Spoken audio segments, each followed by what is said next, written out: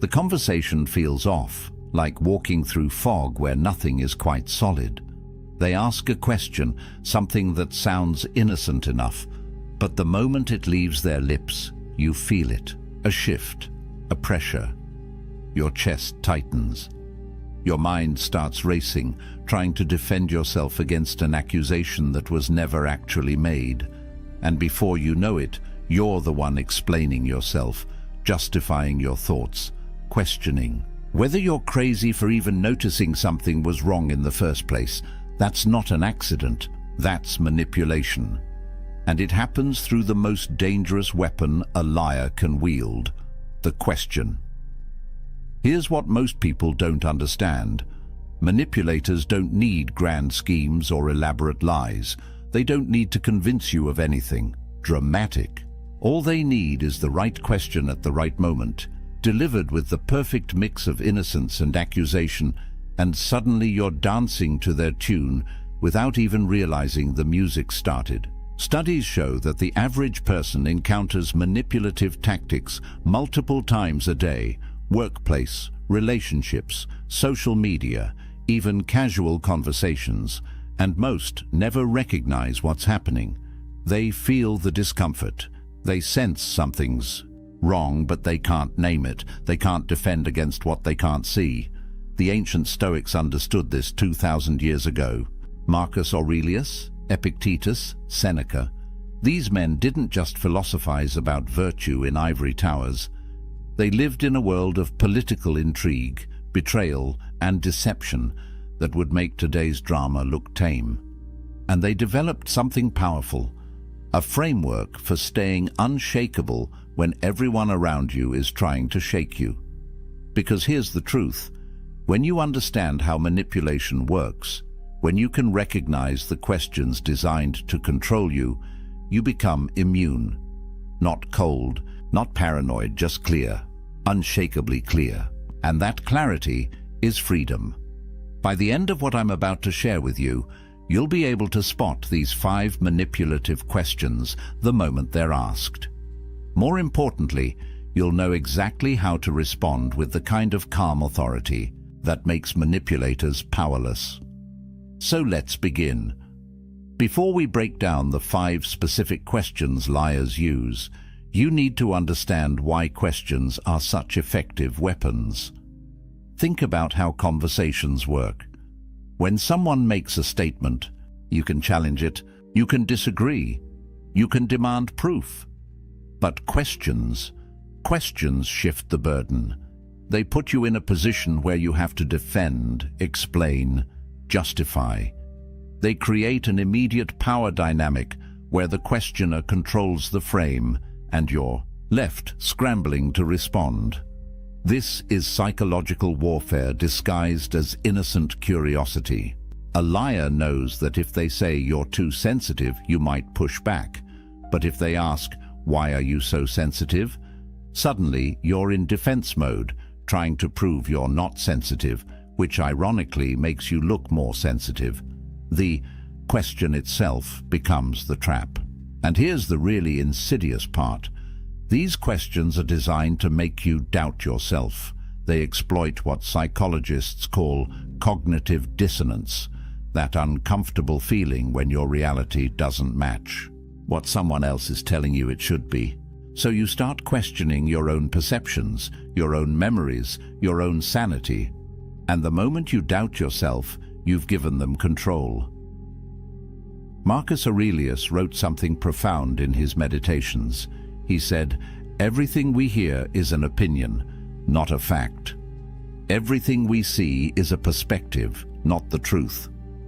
The Stoics understood that external events and external people have no power over your inner fortress unless you grant them that power. And manipulation only works when you forget this fundamental truth. The manipulator's question isn't reality. It's their attempt to shape your reality, but you get to choose whether to accept that frame or stand in your own. So the Stoic principle here is simple but revolutionary. What's within your control? Your perception, your judgment, your response. What's outside your control? their behavior, their questions, their attempts to manipulate. When Epictetus taught his students, he drilled this into them relentlessly. Focus only on what's yours. Let go of the rest. Because the moment you try to control external things, you become a slave to them. But when you master yourself, when you control your reactions and maintain your own frame of reality, you become unshakable.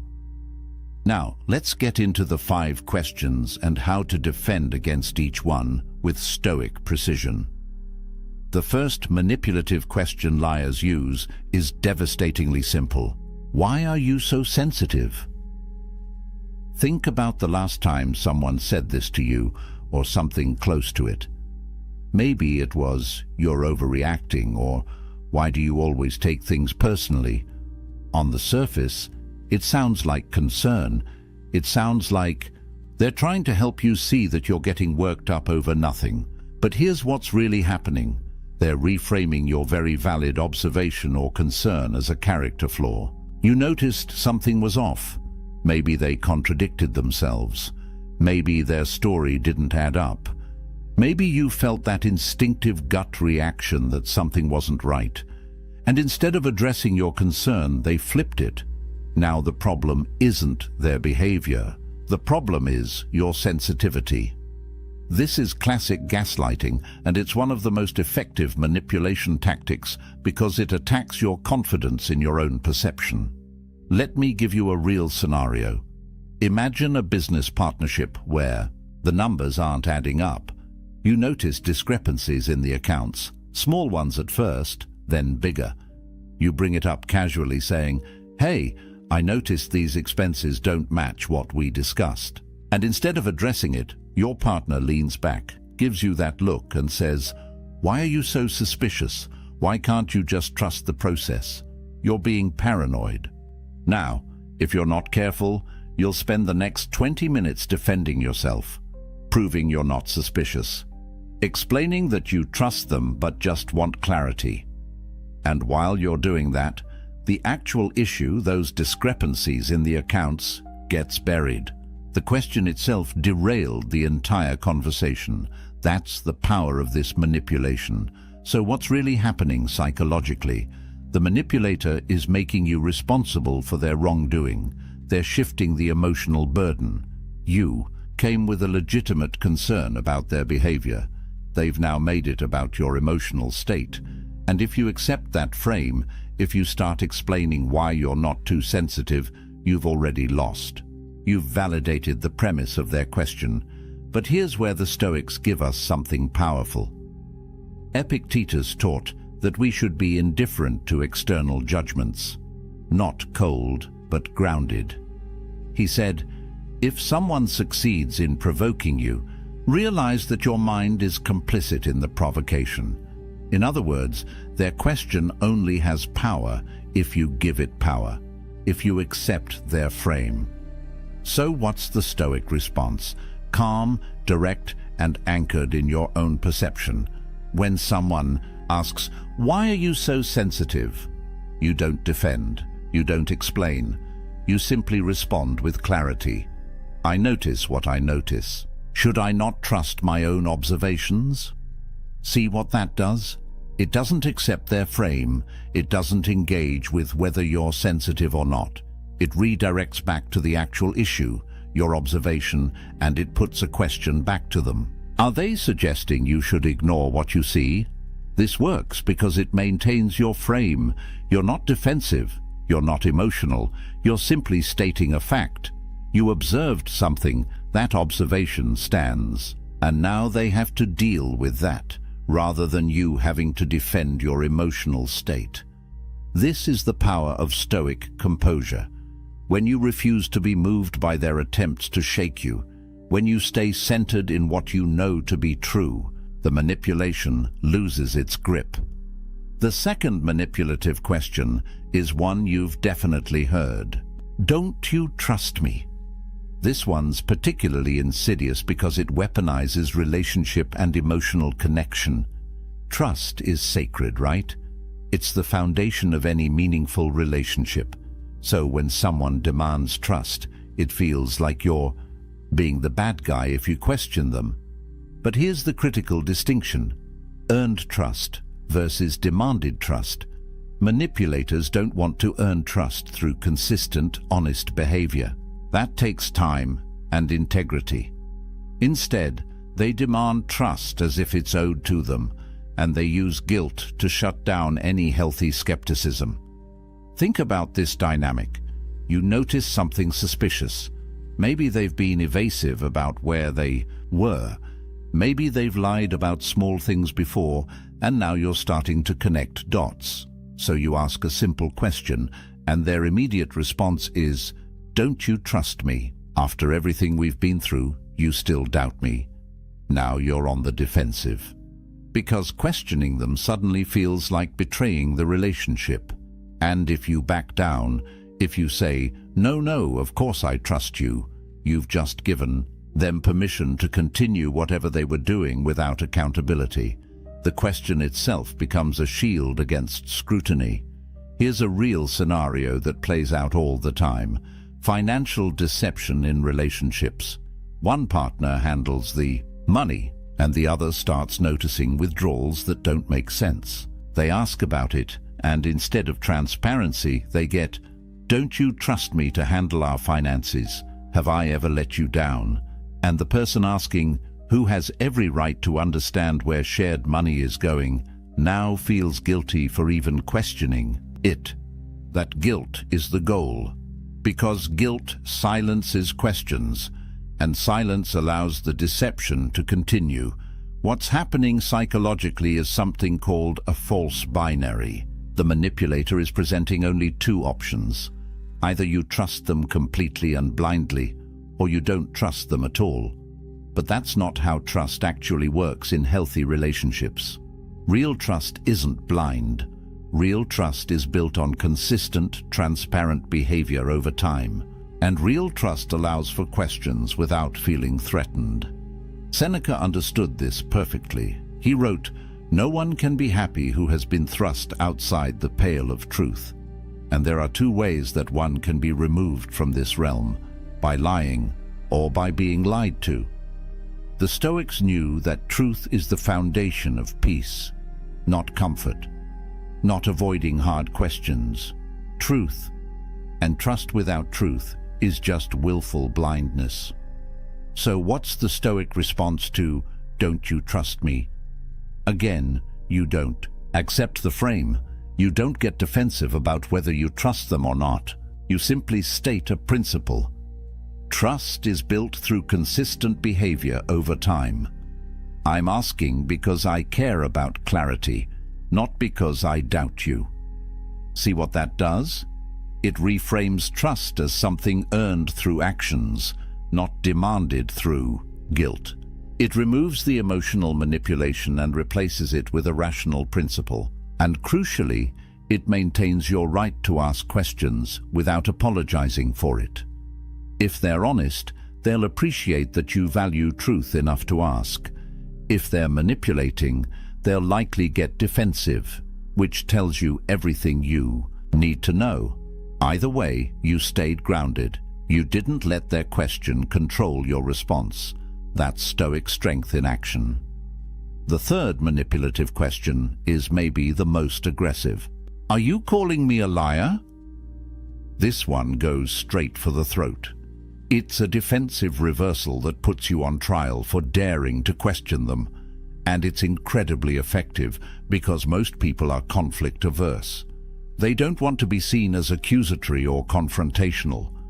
So when someone flips the script and makes you the aggressor, your natural instinct is to backpedal. Let's break down what's happening here. You've noticed inconsistencies. Their story changed between yesterday and today. Details don't line up. So you gently point it out, maybe saying, "I'm confused because you said something different earlier." And their response isn't to clarify, it's to attack. "Are you calling me a liar? Is that what you think of me?" Suddenly, you're no longer talking about their inconsistent story. You're talking about whether you're accusing them of lying, and that's a much more uncomfortable conversation to have. This works because it creates instant fear. fear of confrontation, fear of being wrong, fear of damaging the relationship, so you scramble to soften your position. No, I'm not saying you lied, I'm just confused, maybe I misunderstood. And in that scramble, the actual issue, the inconsistency in their story, gets completely buried. They've successfully redirected the conversation away from their behavior and onto your character. Here's a real scenario. Imagine you have a family member who borrowed money and promised to pay it back by a certain date. That date comes and goes. You bring it up and they get immediately defensive. Are you calling me a liar? You think I'm trying to steal from you? I said I'd pay you back and I will. Why are you attacking me? Now, instead of discussing when you'll get your money back, you're defending yourself against accusations of being accusatory. That's the power of this manipulation. Psychologically, this is a false equivalence. They're equating asking questions with making accusations. But these are not the same thing. Honest people don't fear questions. Honest people welcome clarity. They'll address inconsistencies by explaining them, not by attacking the person who noticed them. But liars can't afford clarity. Clarity exposes them, so they make the act of seeking clarity itself seem like an attack. Marcus Aurelius offers us wisdom here. He wrote, "If someone is able to show me that what I think or do is not right, I will gladly change, for I seek the truth by which no one was ever truly harmed." It is the person who continues in self-deception and ignorance who is harmed. The Stoics valued truth above comfort. They understood that being wrong and correcting course is strength, not weakness, and they modeled this by welcoming examination rather than fearing it. So what's the Stoic response to, "Are you calling me a liar"? You stay calm, you stay factual, and you don't let them make you the villain for seeking truth. A powerful response is simply this: should I be? Because honest people don't fear questions. Let that sink in for a moment. You're not saying they're a liar. You're not defending yourself against the accusation of accusing them. You're simply pointing out a truth. If they're being honest, your questions shouldn't threaten them. This response maintains your composure and flips the frame back to where it belongs. It's not about whether you're accusatory. It's about whether they have anything to hide. And by staying calm, by not getting pulled into emotional defensiveness, you demonstrate something critical. You are not moved by their attempts to intimidate or deflect. You remain grounded in seeking truth. That's Stoic power. The fourth manipulative question is subtle but deadly. Why would I lie to you? This one works by appealing to logic and relationship. History. It's making you feel foolish for even suspecting something might be wrong. Because, right, why would they lie? They have no reason to. Except, of course, they do. But this question makes you second-guess your instincts by making deception seem illogical. Let's think about how this plays out. You've discovered something. Maybe a hidden expense. Maybe they were somewhere they said they wouldn't be. Maybe you found a message that contradicts what they told you. You bring it up, and instead of explaining, they look at you with confusion and hurt. Why would I lie to you? What would I possibly gain from that? After everything we've been through. Together, you really think I'd deceive you? And suddenly, you're in a position where your concern seems absurd. Why would they lie?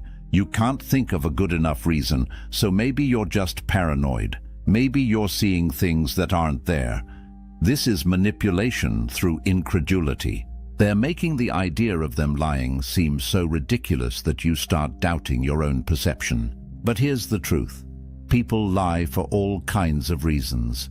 To avoid consequences, to maintain an image, to cover other lies, to get what they want without conflict. The question, why would I lie, isn't actually asking for a reason. It's asserting that no good reason exists, which is a claim, not a question.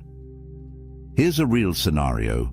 You start noticing your romantic partner has been distant, working late more often, less communicative. You see messages on their phone that seem suspicious. You bring it up, trying to have an honest conversation, and they respond with, "Why would I lie to you? I love you. If something was wrong, don't you think I'd tell you?" And in that moment, it's easy to feel foolish. Maybe you're being paranoid. Maybe you're creating problems where none exist. But psychologically, what's happening is a logical fallacy wrapped in emotional appeal. Just because you can't immediately articulate why someone would lie doesn't mean they're not lying. And more importantly, your observation, the thing that triggered your concern in the first place, doesn't disappear just because you can't explain their motive. The facts don't change based on whether you understand their reasoning. Epictetus taught his students to focus on what's actual, not on assumptions. About why, he said, "It is not things themselves that disturb us, but our judgments about those things." The Stoic approach is to separate what you know from what you assume. What do you know? You observed something that doesn't add up. That's a fact. What? You don't know their motivation, but you don't need to understand their motivation to trust your observation. So what's the Stoic response to, "Why would I lie to you"? You don't justify your concern. You don't try to explain their possible motives. You simply state what triggered your question. "I'm asking because something doesn't add up. Can you help me understand?" This response does something powerful. It acknowledges that you noticed a discrepancy. It invites them to provide clarity. And it doesn't accept the premise that your concern is baseless just because their motive isn't obvious. You're staying in the realm of facts, not getting lost in speculation about why. If they're being honest, they'll explain the discrepancy. If they're manipulating, they'll likely continue trying to make you feel foolish for asking. And that reaction, in itself, tells you what you need to know. The Stoic remains unmoved by attempts to confuse or shame. You stay anchored in what you observed. That's your power. The fifth and final manipulative question is perhaps the most frustrating. Can't we just move on? This is the escape hatch, the premature closure. The attempt to avoid accountability by making resolution seem like the mature thing to do. But here's the problem. You can't truly move on from something you haven't actually addressed. And that's exactly what the manipulator is counting on. This question usually comes after they've been caught in something they can't easily explain. You've confronted them. You've presented evidence. They've tried deflection, denial, maybe even some of the other questions we've already covered. And when none of that works, when you don't back down, they pivot to, "Can't we just move on? Why? Do we have to keep dwelling on this? I thought we were past this." What makes this so effective is it appeals to your desire for peace. Nobody wants to live in constant conflict. Nobody wants to be the person who won't let things go. So when someone frames moving forward as healthy and addressing the issue as dwelling, it's tempting to agree. You don't want to be difficult. You don't want to be the problem. So you agree to move on. Except you haven't resolved anything. You've just agreed to stop talking about it, and the manipulator gets exactly what they wanted: escape without consequence. Let me give you a real scenario. You discover your business partner has been taking money from the company account for personal expenses without discussing it with you. You confront them, and after some initial defensiveness, they finally admit it, but minimize it. "Okay, fine, I used some company funds for personal stuff. It wasn't that much. I'll pay it back. Can't we just move on? Why are we still talking about this?" And you're left feeling like if you push for more, a clear repayment plan, an understanding of why it happened, assurance it won't happen again, you're being unreasonable.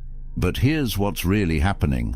They want the discomfort of the conversation to end, without the discomfort of actual accountability. They want resolution without understanding. They want forgiveness without change. And the question, can't we just move on, is designed to make you feel like continuing the conversation is the problem, not their behavior that started the conversation. Psychologically, this is about comfort over truth. And the Stoics were very clear on this point. Seneca wrote, "No one can be happy who has been thrust outside the pale of truth." Moving on without truth isn't peace, it's avoidance. And avoidance breeds resentment, mistrust, and the conditions for the same behavior to happen again. Real resolution requires understanding. It requires acknowledgement. It requires often a plan for how things will be different moving forward. The Stoic perspective is that premature peace is no peace at all. Marcus Aurelius constantly reminded himself to stay committed to truth, even when it was uncomfortable, even when it would be easier to just accept things as they are and move on, because the price of false peace is living in a false reality. And eventually, that reality collapses. So what's the Stoic response to, "Can't we just move on?"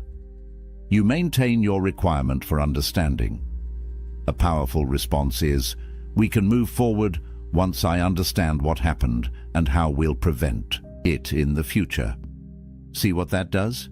It's not refusing to move forward. It's clarifying what moving forward actually requires. It's insisting on truth as the foundation for peace. And it makes clear that you're not going to accept performative resolution that doesn't address the actual issue. If they're sincere about moving forward, they'll engage with that. They'll provide the understanding and assurance you're asking for. If they're manipulating, they'll get frustrated that you won't just drop it. They'll likely try to frame you as difficult or unforgiving. But the Stoic doesn't need their approval. The Stoic needs truth. And once you have that, genuine moving forward becomes possible. Now let's bring all of this together into a unified Stoic framework that makes you untouchable when it comes to manipulation. Because recognizing the 5 questions is important, but understanding the underlying principles that make you immune is what transforms you. The Stoics built their entire philosophy on 3 fundamental pillars, and when you embody these, manipulation becomes powerless against you. The first pillar is self-control, not suppression, not coldness, but the ability to govern your emotional reactions so they don't govern you. When someone asks, "Why are you so sensitive?" and you feel that spike of defensiveness, that's normal, that's human. But the Stoic practices the pause, that space between stimulus and response where you choose how you'll react. Epictetus said, "No man is free who is not master of himself." This is what he meant. Your emotions will arise. That's not in your control. But what you do with those emotions, that's entirely yours. Manipulators target emotional reactivity. They want you flustered, defensive, confused, guilty, because in that emotional state, you're not thinking clearly, you're just reacting. But when you've trained yourself to maintain composure, when you can feel the emotion without being controlled by it, suddenly their tactics don't work. You can hear, "Don't you trust me?" and recognize it as manipulation without getting swept into guilt. You can hear, "Are you calling me a liar?" and stay grounded in your observation without getting defensive. That's power, real power, not over them, over yourself. The second pillar is clear judgment. Marcus Aurelius wrote, "Everything we hear is an opinion, not a fact. Everything we see is a perspective, not the truth." This is crucial. The manipulator's questions are their opinion about what you should think or feel, but they're not facts. When they ask, "Why would I lie to you?" that's not actually an argument. It's an attempt to shape your judgment. And the Stoic separates what's factual from what's opinion. What's factual? You observed an inconsistency. That's real. What's opinion? Their claim that observing inconsistencies means you're suspicious or untrusting, that's their framing. You don't have to accept it. This clarity of judgment means you stay focused on what's actual, not what they want you to believe is actual, not what would be more comfortable to believe, what is. And when you operate from that foundation of clear judgment, their attempts to distort your reality fail. They can ask manipulative questions all day, but if you're grounded in what you know to be true, those questions lose their power to move you. The third pillar is maintaining your frame. This is about psychological sovereignty. It's about recognizing that you are the author of your internal reality. Others can offer their perspectives, their questions, their frames for how you should interpret things, but you choose whether to adopt those frames or maintain your own. When someone asks, "Can't we just move on?" they're trying to impose their frame, moving on without understanding. But you can reject that frame and maintain your own. Understanding first, then moving forward. This isn't stubbornness, it's integrity. It's refusing to let other people's manipulation of language and emotion pull you off center. Seneca understood this when he wrote, "A gem cannot be polished without friction, nor a man perfected without trials." These manipulative questions are tests, and every time you stay grounded, every time you refuse to be moved from your center, you become stronger, not harder, not more defensive. Stronger in your ability to remain yourself regardless of external pressure. Here's what this looks like in practice. You're not trying to win arguments. You're not trying to prove you're right. You're simply unmoved. When they ask their manipulative questions, you respond with calm clarity. You don't accept their frame. You don't get defensive. You simply stay anchored in what you know and maintain your requirements for truth and understanding.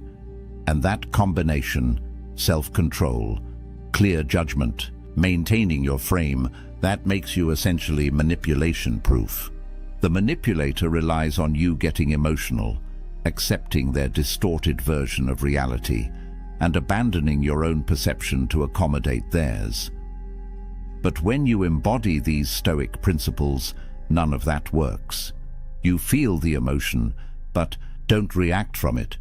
You see through their distortion and stay grounded in facts. You maintain your frame despite their attempts to impose theirs. And in that state, you're free. Not because they stop trying, but because their attempts no longer affect you. This is what Marcus Aurelius meant when he wrote, "You have power over your mind, not outside events. Realize this, and you will find strength." The manipulator is an outside event. Their questions are outside events. You can't control whether they ask, but you have absolute power over how you receive those questions, how you interpret them, and how you respond. That's your domain. That's your fortress. And when you build that fortress strong, nothing external can breach it. Let's be clear about something important. This isn't about being cold. It's not about being suspicious of everyone. It's not about turning into some emotionless robot who questions every interaction. The Stoics weren't advocating for isolation or cynicism. They were advocating for clear-sighted engagement with reality. Being unmanipulatable doesn't mean being unkind. It means being clear. It means trusting your observations. It means maintaining your standards for truth, even when it would be more comfortable not to. You can still be warm, open, trusting, vulnerable. In fact, the Stoics would argue you can only truly be those things when you're grounded in this kind of strength. Because vulnerability without discernment is just naivety. Trust without verification is just wishful thinking. The Stoic is both compassionate and clear, both open and discerning. It's not either or, it's both. You can love people deeply while also recognizing when they're trying to manipulate you. And recognizing it doesn't mean the relationship is over. It means you're addressing reality instead of pretending it doesn't exist. Here's the beautiful paradox. When you become unshakable in this way, when manipulative questions can't move you, you actually improve your relationships. Because you're no longer tolerating lies for the sake of peace. You're no longer accepting distorted versions of reality to avoid conflict. You're insisting on truth as the foundation, and relationships built on truth, even uncomfortable truth, are infinitely stronger than relationships built on comfortable lies. The people in your life who are honest will appreciate this about you. They'll value that you ask direct questions, that you don't accept manipulative deflection, that you maintain high standards for truth and accountability. And the people in your life who rely on manipulation, they'll either change how they interact with you, or they'll remove themselves. Either way, you win, because you're no longer carrying the weight of their deception. So where does this leave us? You now know the 5 manipulative questions liars use. Why are you so sensitive? Don't you trust me? Are you calling me a liar?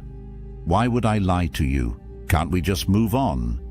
You understand what each question is designed to do, how it shifts power, how it creates doubt, how it deflects accountability, and more importantly, you have the Stoic framework for responding with unshakable clarity. You maintain self-control so you're not reactive. You exercise clear judgment so you're not confused. You hold your frame so you're not manipulated. And from that place of strength, you can engage with the world, with relationships, with difficult conversations, without losing yourself in the process. This is what the Stoics discovered 2,000 years ago and what remains just as true today. Your power doesn't come from controlling others. It comes from mastering yourself. Marcus Aurelius ruled an empire. Epictetus was born a slave and became one of history's greatest teachers. Seneca advised emperors and wrote profound philosophy. These men lived through political intrigue, betrayal, war, loss, everything you can imagine. And what they all concluded was this: external circumstances cannot rob you of your internal fortress unless you let them. Lies cannot control you unless you accept them as truth. Manipulation cannot move you unless you abandon your center. So be unmoved, not unfeeling, not cold, just clear. Clear about what you observe, clear about what you know, clear about your standards and your boundaries. Let manipulative questions bounce off that clarity like waves against a rock. Because that's what you are when you embody these principles. Immovable, not because you're stubborn, but because you're grounded in truth. And truth, unlike lies, never needs to manipulate. It simply is. If this resonated with you, if you recognized yourself in any of these scenarios, or you've dealt with these manipulative questions before, hit that like button. It tells me this content is serving you, and it helps more people find it. Subscribe to this channel for more Stoic wisdom that cuts through the noise and gives you practical tools for living with strength and clarity. These aren't just philosophical ideas. They're weapons you can use every single day to protect your peace, your truth, and your power. And drop a comment below. Which of these 5 questions have you encountered most? Which one hit closest to home? I read every comment, and I want to hear your experiences, because that's how we learn together. We share what we've been through. We recognize the patterns, and we support each other in standing firm. Remember this: a man who controls his mind cannot be controlled by lies. A man who knows his truth cannot be shaken by manipulation. And a man who embodies Stoic principles doesn't need to prove anything to anyone. He simply stands in his reality, clear-eyed and unshakable. Be that man. The world needs more people who can't be manipulated. more people who insist on truth, more people who remain themselves no matter what pressure they face. That's the path. That's the power. That's the promise of Stoicism. Now go walk it. She's staring at her phone right now, scrolling through old messages, looking at your name in her contacts. Her thumb hovers over the call button, but she doesn't press it. Because you haven't reached out. You haven't texted. You haven't liked her posts. You haven't done any of the things she expected you to do, and that silence is driving her absolutely crazy. Here's what most people don't understand about walking away. They think it's about punishing someone. They think it's about playing games or trying to manipulate a situation. But that's not what this is about at all. What you're about to learn in the next 20 minutes will fundamentally change how you see power dynamics in relationships and, more importantly, how you see yourself. Because the moment someone loses you and you stay silent, something shifts. Not just in them, but in the entire universe around that situation. The ancient Stoics understood this. Marcus Aurelius wrote about the power of restraint. Seneca talked about the strength found in what we don't do. And today, you're going to see exactly why your silence is the most powerful response you could ever give to someone who didn't value you. Most people get this completely wrong. They chase, they explain, they try to make the other person understand what they lost, and in doing so, they give away every ounce of power they had, but not you. By the time we're done here, you'll understand why your absence speaks louder than any words you could ever say. Let's start with something that's going to sound counterintuitive. The weapon they never saw coming isn't your anger. It's not your sadness. It's not even your indifference. It's your complete and total absence from their life. And here's why that's so devastatingly effective. When Marcus Aurelius led the Roman Empire, he dealt with betrayal constantly. Senators who plotted against him, generals who questioned his authority, people he trusted who turned their backs on him. And you know what he did? He didn't rage. He didn't scheme. He withdrew his energy from them entirely. He wrote in his meditations, "The best revenge is to be unlike him who performed the injury." Not to become bitter, not to seek vengeance, but to remove yourself so completely that your absence becomes the statement. Think about what happens in that moment when you stop reaching out. Most people expect you to fight for them. They expect the angry texts at 2 in the morning. They expect you to show up at their door wanting answers. They expect you to post cryptic messages on social media clearly aimed at them. They've written the script in their head for how this is supposed to go. And then you do something they never anticipated. Nothing. That nothing is everything. Because here's what nobody tells you about walking away in silence. Every single day that you don't reach out, you're not just absent from their life, you're absent from their ability to control the narrative. They can't point to your desperate messages and feel justified in their decision. They can't screenshot your emotional outbursts and show their friends. They can't paint you as the crazy one who couldn't let go. You've taken away their ammunition by simply refusing to engage. But there's something even deeper happening here. Something psychological that most people miss entirely.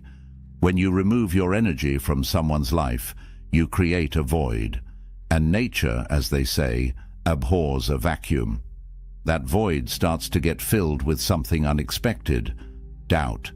They start questioning everything. Not because you're making them question it, but because your silence forces them to sit alone with their decision.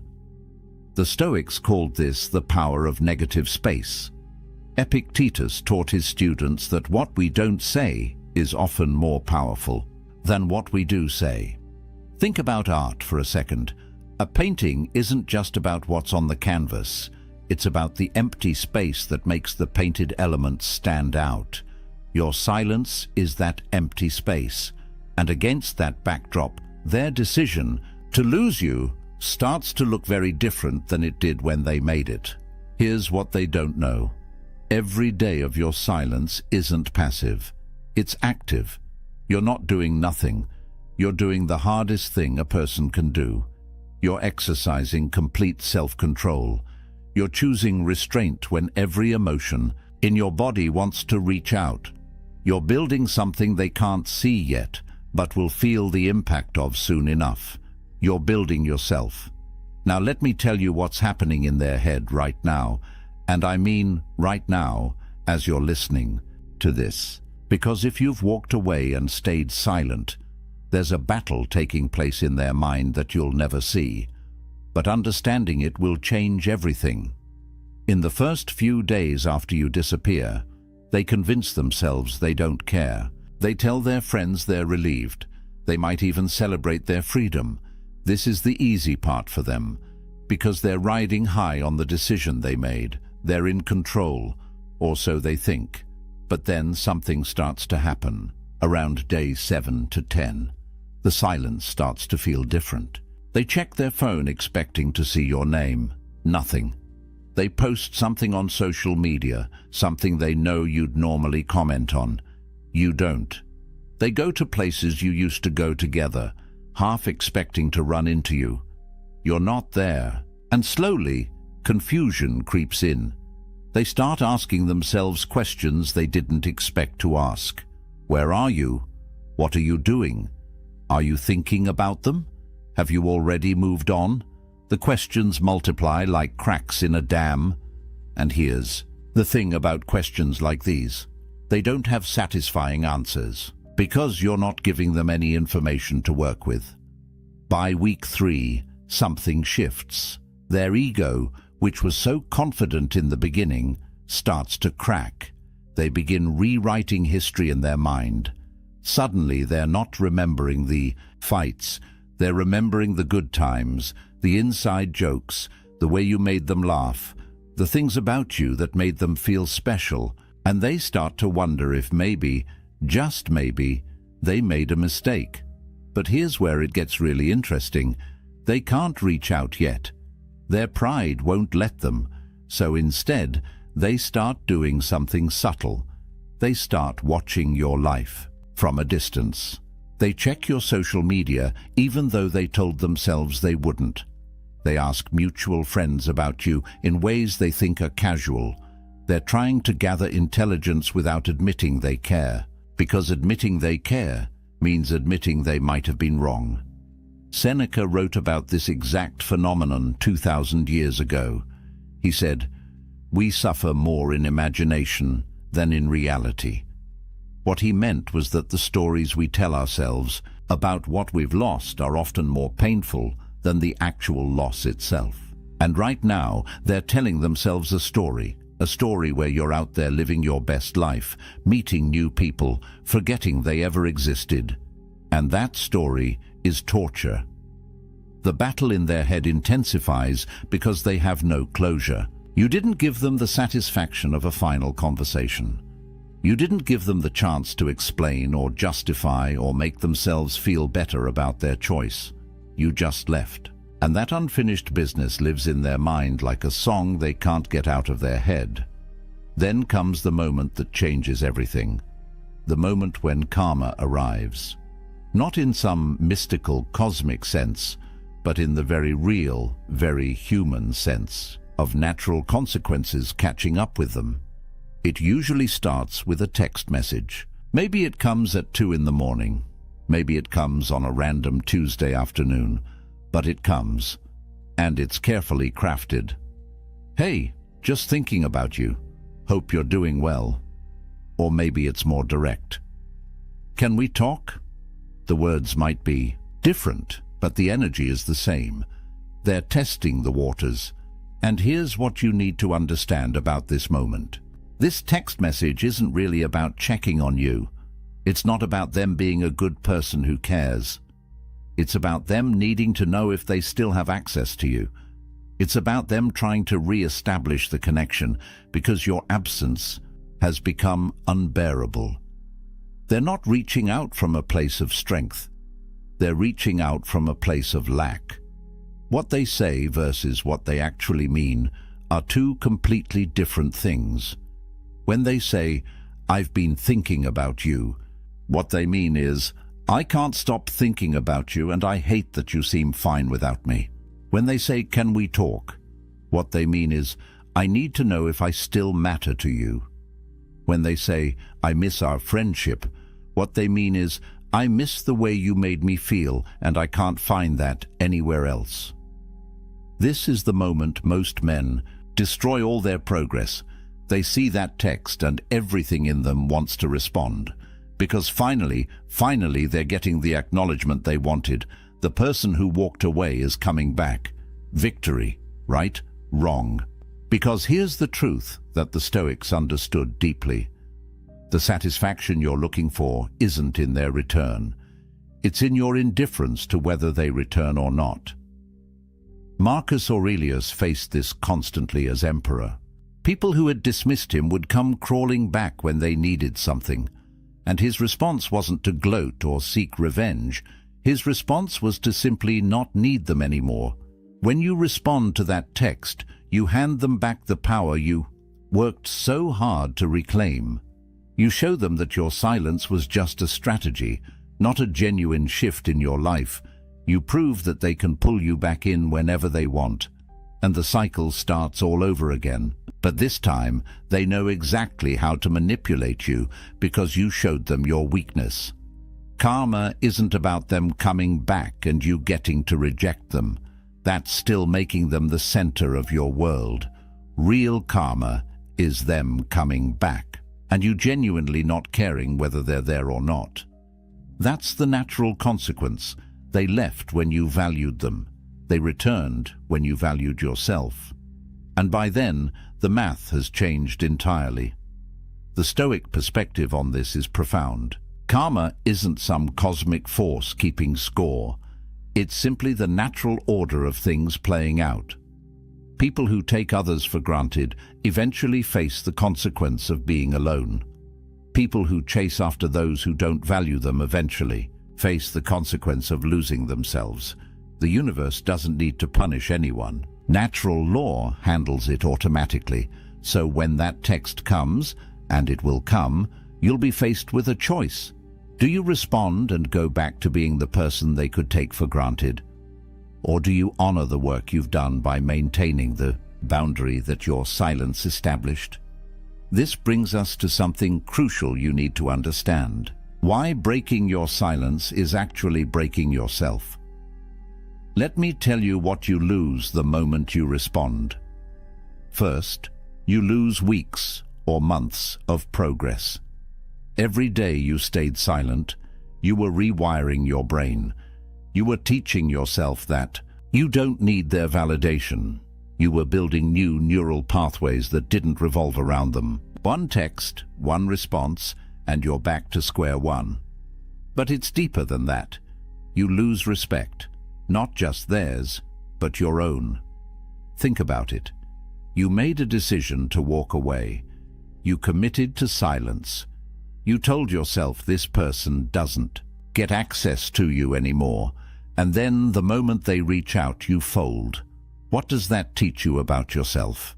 It teaches you that your boundaries are negotiable, that your word to yourself doesn't mean anything, that you'll abandon your standards when tested. Seneca wrote, "The greatest empire is self-command." Not commanding others, not controlling circumstances, but having mastery over yourself. Every time you break your silence, you prove that you don't have that mastery. You prove that they have more power over you than you have over yourself. Here's a hard truth. Real examples of men who broke their silence and regretted it are everywhere. The guy who spent 3 months healing, building himself back up, feeling strong again. Then she texted. He responded. Within a week, they were back in the same toxic pattern. 6 months later, he had to start the healing process all over again. Except this time it was harder because he knew he had betrayed himself, or the man who successfully moved on, started dating someone new, someone who actually valued him. But then the ex reached out. He thought he could just be friends. He thought he was strong enough to handle it, but engaging with her again created confusion. The new relationship suffered. and he ended up alone again, wondering why he couldn't. Just let the past stay in the past. The temptation to respond is real. I'm not going to pretend it isn't. You want to respond because part of you still cares. Part of you wants them to know you're okay. Part of you wants to have the last word. Part of you wants to show them how much you've grown. These are all understandable feelings, but they're also traps, because the moment you respond, the power dynamic shifts instantly. You're no longer the one who walked away with dignity. You're the one who couldn't maintain your boundaries. You're no longer the mystery they couldn't crack. You're the solved puzzle. You're no longer the lesson they needed to learn. You're the backup option they know will always be there. So how? Do you transmute that urge to respond into something useful? You use it as fuel. Every time you want to text them back, you go to the gym instead. You write in your journal. You call a friend who actually values you. You work on the business you've been building. You take that energy and redirect it into something that actually serves your growth. The Stoics practiced this constantly. They called it turning the obstacle into the way. Every challenge, every temptation, every difficulty became an opportunity to practice virtue. Your urge to respond isn't a weakness. It's an opportunity to practice self-discipline. It's a chance to prove to yourself that you're stronger than your impulses. And here's what's beautiful about this. Every time you don't respond, you're not just resisting them, you're building yourself. You're becoming the kind of man who doesn't need external validation, the kind of man who can sit with discomfort and not react, the kind of man who makes decisions based on his values, not his emotions. That's the man you're becoming in the silence, which brings me to the most important part of this entire message. This was never really about them. It was always about you. The man you're becoming while they're wondering where you went is worth more than any relationship you lost. Think about who you were before. You were seeking validation from someone who couldn't give it. You were measuring your worth by whether someone else chose you. You were willing to accept breadcrumbs because you didn't believe you deserved the whole meal. That version of you needed this experience, needed this loss, needed this silence. Because in the silence, something happens. You're forced to sit with yourself, not the version of yourself that performed for them, not the version that tried to be what they wanted. Just you, raw, unfiltered, alone. And at first, that's uncomfortable. But then something shifts. You start to remember who you were before you met them. The interests you had, the dreams you put on hold, the friends you neglected, the version of yourself that didn't need anyone's approval to feel whole. And slowly, you start to rebuild that person, but this time with more wisdom, with more strength, with more self-respect.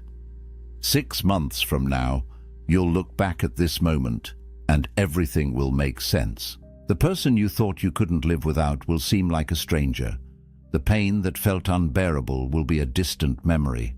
The silence that felt so hard to maintain will feel like the best decision you ever made, because you'll see clearly what you couldn't see in the moment. They didn't leave your life to hurt you. They left your life to make room for who you needed to become. While they're out there wondering what happened to you, you're building. While they're checking your social media looking for signs that you still care, you're too busy creating a life that doesn't revolve around them. While they're telling their friends they made a mistake, you're with people who never made you question your value in the first place. The evidence of your growth is something they'll see from a distance, not because you're trying to show them, but because transformation is impossible to hide. The way you carry yourself changes. The energy you give off shifts. The choices you make reflect a different set of values, and all of it screams one message: I moved on. I evolved. I became someone who doesn't chase people who left. Marcus Aurelius wrote, "The best revenge is not to be like that, not to become bitter, not to seek vengeance, not to hope they suffer, but to become so fundamentally different that their absence doesn't define you anymore. That's the real victory, not them coming back, not them regretting their choice, but you not needing either of those things to feel whole. And here's the final truth that changes everything. They didn't lose you. They lost access to your best self, the version of you that was loyal, caring, present, invested. That person doesn't exist for them anymore. Not because you're trying to punish them, but because you've moved that person to somewhere it's actually valued. The man you become through this process is someone who understands his worth, who sets boundaries and maintains them, who can walk away from anything that doesn't serve his highest good, who knows that silence is sometimes the most powerful thing you can say.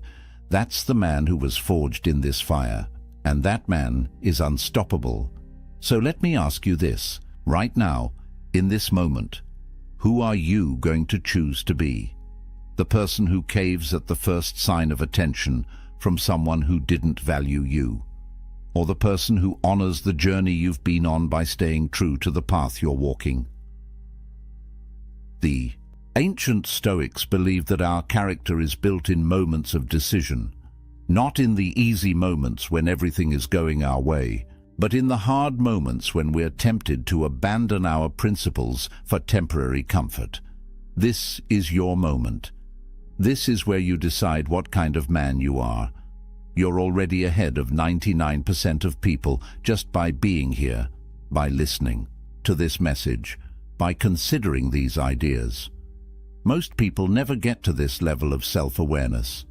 They spend their entire lives reacting to circumstances instead of intentionally shaping who they become. But you're different. The fact that you've made it this far tells me everything I need to know about your potential. Here's what I want you to remember. Your silence isn't a punishment. It's a boundary. It's a statement that says, I value myself too much to accept less than I deserve. It's a commitment to your own growth that supersedes any temporary desire for connection. It's the space you're creating for something better to enter your life. Marcus Aurelius said, "You have power over your mind, not outside events. Realize this, and you will find strength. You can't control whether they come back. You can't control whether they regret losing you. You can't control what they think or feel or do, but you can control your response. You can control whether you maintain your silence.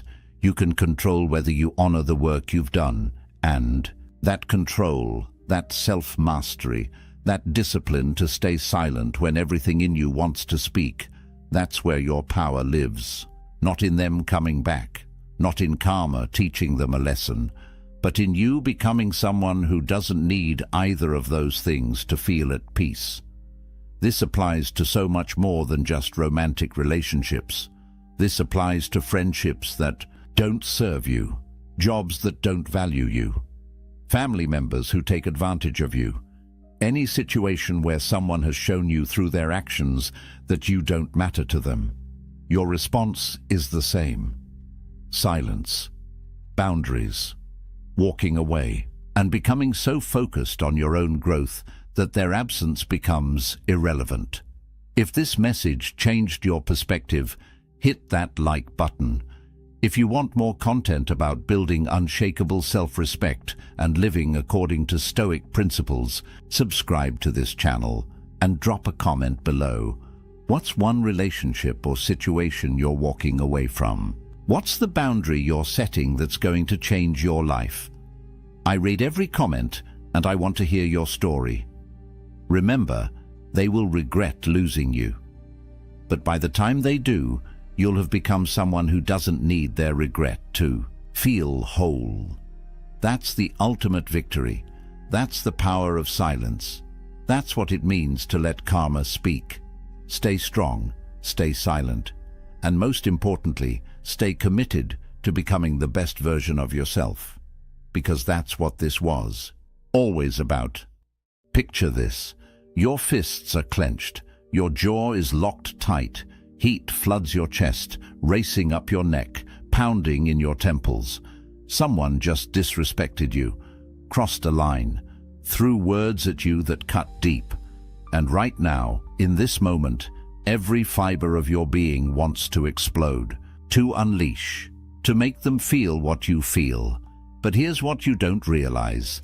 That fury building inside you isn't strength. It's a prison, and you're both the jailer and the prisoner. Every second you spend consumed by rage is a second stolen from your life, your peace, your power, the relationships you've destroyed, the respect you've lost, the things you've said that you can never take back. All because in that moment you thought anger was the answer. But what if I told you that nearly 2,000 years ago, ancient philosophers discovered something that modern psychology is only now confirming? A truth so powerful that once you understand it, anger becomes almost impossible, not suppressed, not hidden, actually impossible, because they found the secret that most men never discover. The reason you get angry has nothing to do with what's happening out there, and everything to do with a choice you're making inside your own mind without even realizing it. Stay with me for the next 15 minutes, and I'll show you exactly how to break free from anger forever.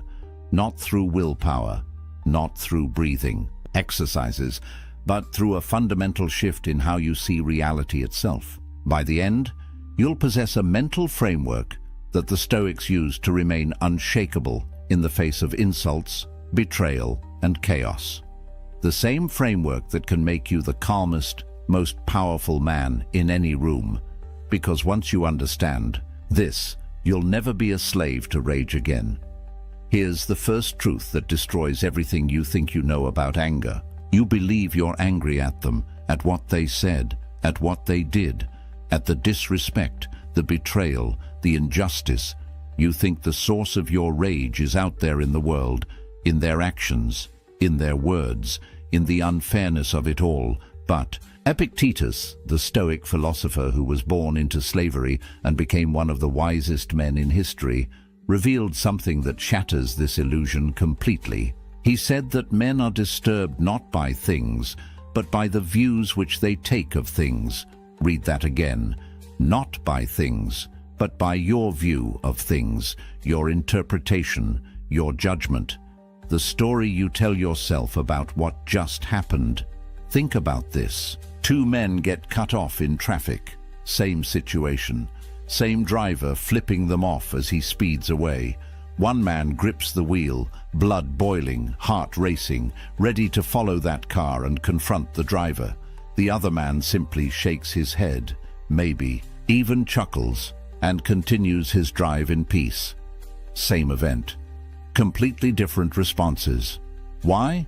Because the event itself has no power. The power lies entirely in the judgment they make about it. The first man tells himself a story. This is disrespect. This is an attack on me. I need to defend myself. I need to make him pay. And with that judgment, with that interpretation, he creates his own prison. His body floods with cortisol. His rational mind shuts down. His entire day, maybe his entire week, is now ruined by a stranger he'll never see again. The second man makes a different judgment. That driver is probably having a terrible day, or he's late, or he's just reckless. Either way, it has nothing to do with me, and with that judgment, he remains free. This is the revolution that the Stoics handed us. You're never fighting them, you're always fighting your own mind. The battle isn't out there, it's between your ears.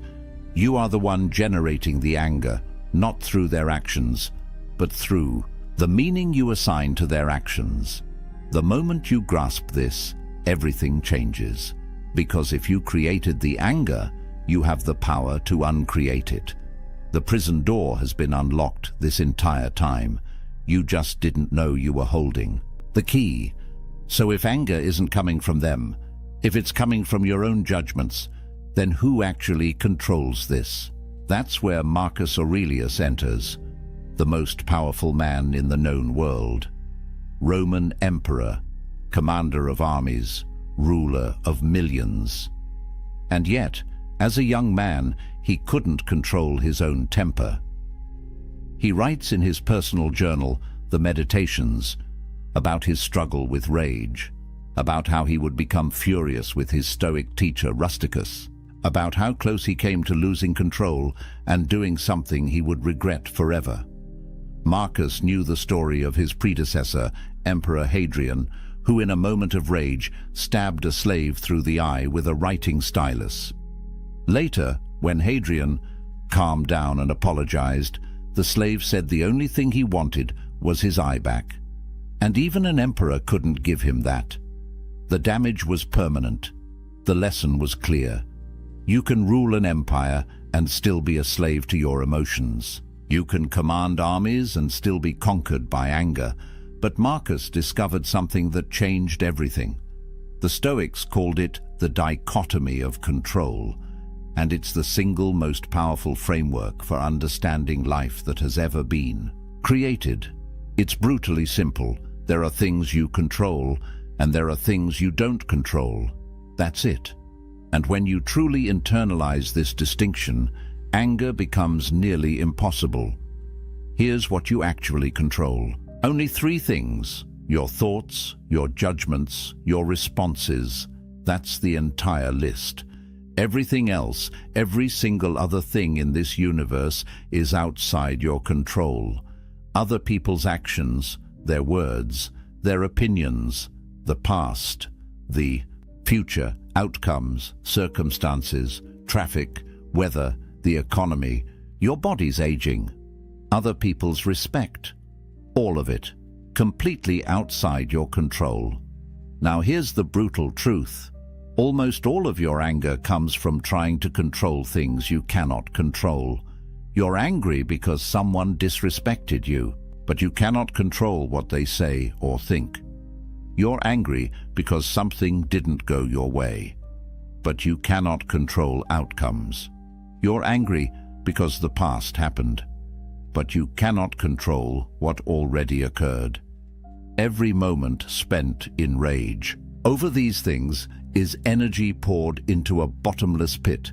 It's trying to move a mountain by shouting at it. It's absolute insanity. But look what happens when you shift your focus to what you actually control. Someone insults you.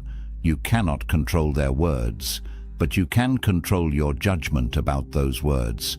You can choose to interpret them as the ravings of someone having a bad day, or the opinion of someone whose opinion doesn't matter, or the behavior of someone who simply doesn't understand. The event stays the same, but your judgment transforms your entire experience. Your project fails. You cannot control the outcome, but you can control what you do next, how you learn from it, how you adapt, how you rebuild. The failure stays the same, but your response determines whether it destroys you or strengthens you. This isn't resignation. It's not giving up. It's the opposite. It's radical empowerment. Because when you stop wasting energy on what you can't control, you suddenly have enormous power for what you can. You're no longer fighting a war on 1,000 fronts.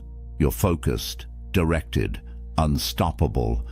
The Stoics understood something profound. Accepting powerlessness over externals gives you ultimate power over yourself. And power over yourself is the only power that actually matters. Because the man who masters himself can never be conquered. The man who tries to master the world will always be at war. Marcus wrote that you have power over your mind, not outside events. Realize this, and you will find strength, not the strength to control others. The strength to remain unshaken no matter what others do. That's freedom. That's power. That's the dichotomy of control. Now here's where most men fail. They understand this intellectually. They nod along. They think they get it. But when the moment comes, when someone disrespects them, when something goes wrong, they explode anyway. Why? Because they didn't meet anger at the gate. They let it in. and once it's inside, it's nearly impossible to control. Seneca, another Stoic philosopher, wrote an entire essay called On Anger, and in it he gives us a metaphor that's absolutely brutal. He says that anger is like an invading army, and the best plan, the only plan that works, is to resist it at the very beginning, to stop it at the frontier before it crosses into your territory. Because once anger enters the city, once it passes through the gates, it doesn't allow you to set limits. It does whatever it wants. It burns everything. And by the time you realize what's happened, the damage is already done.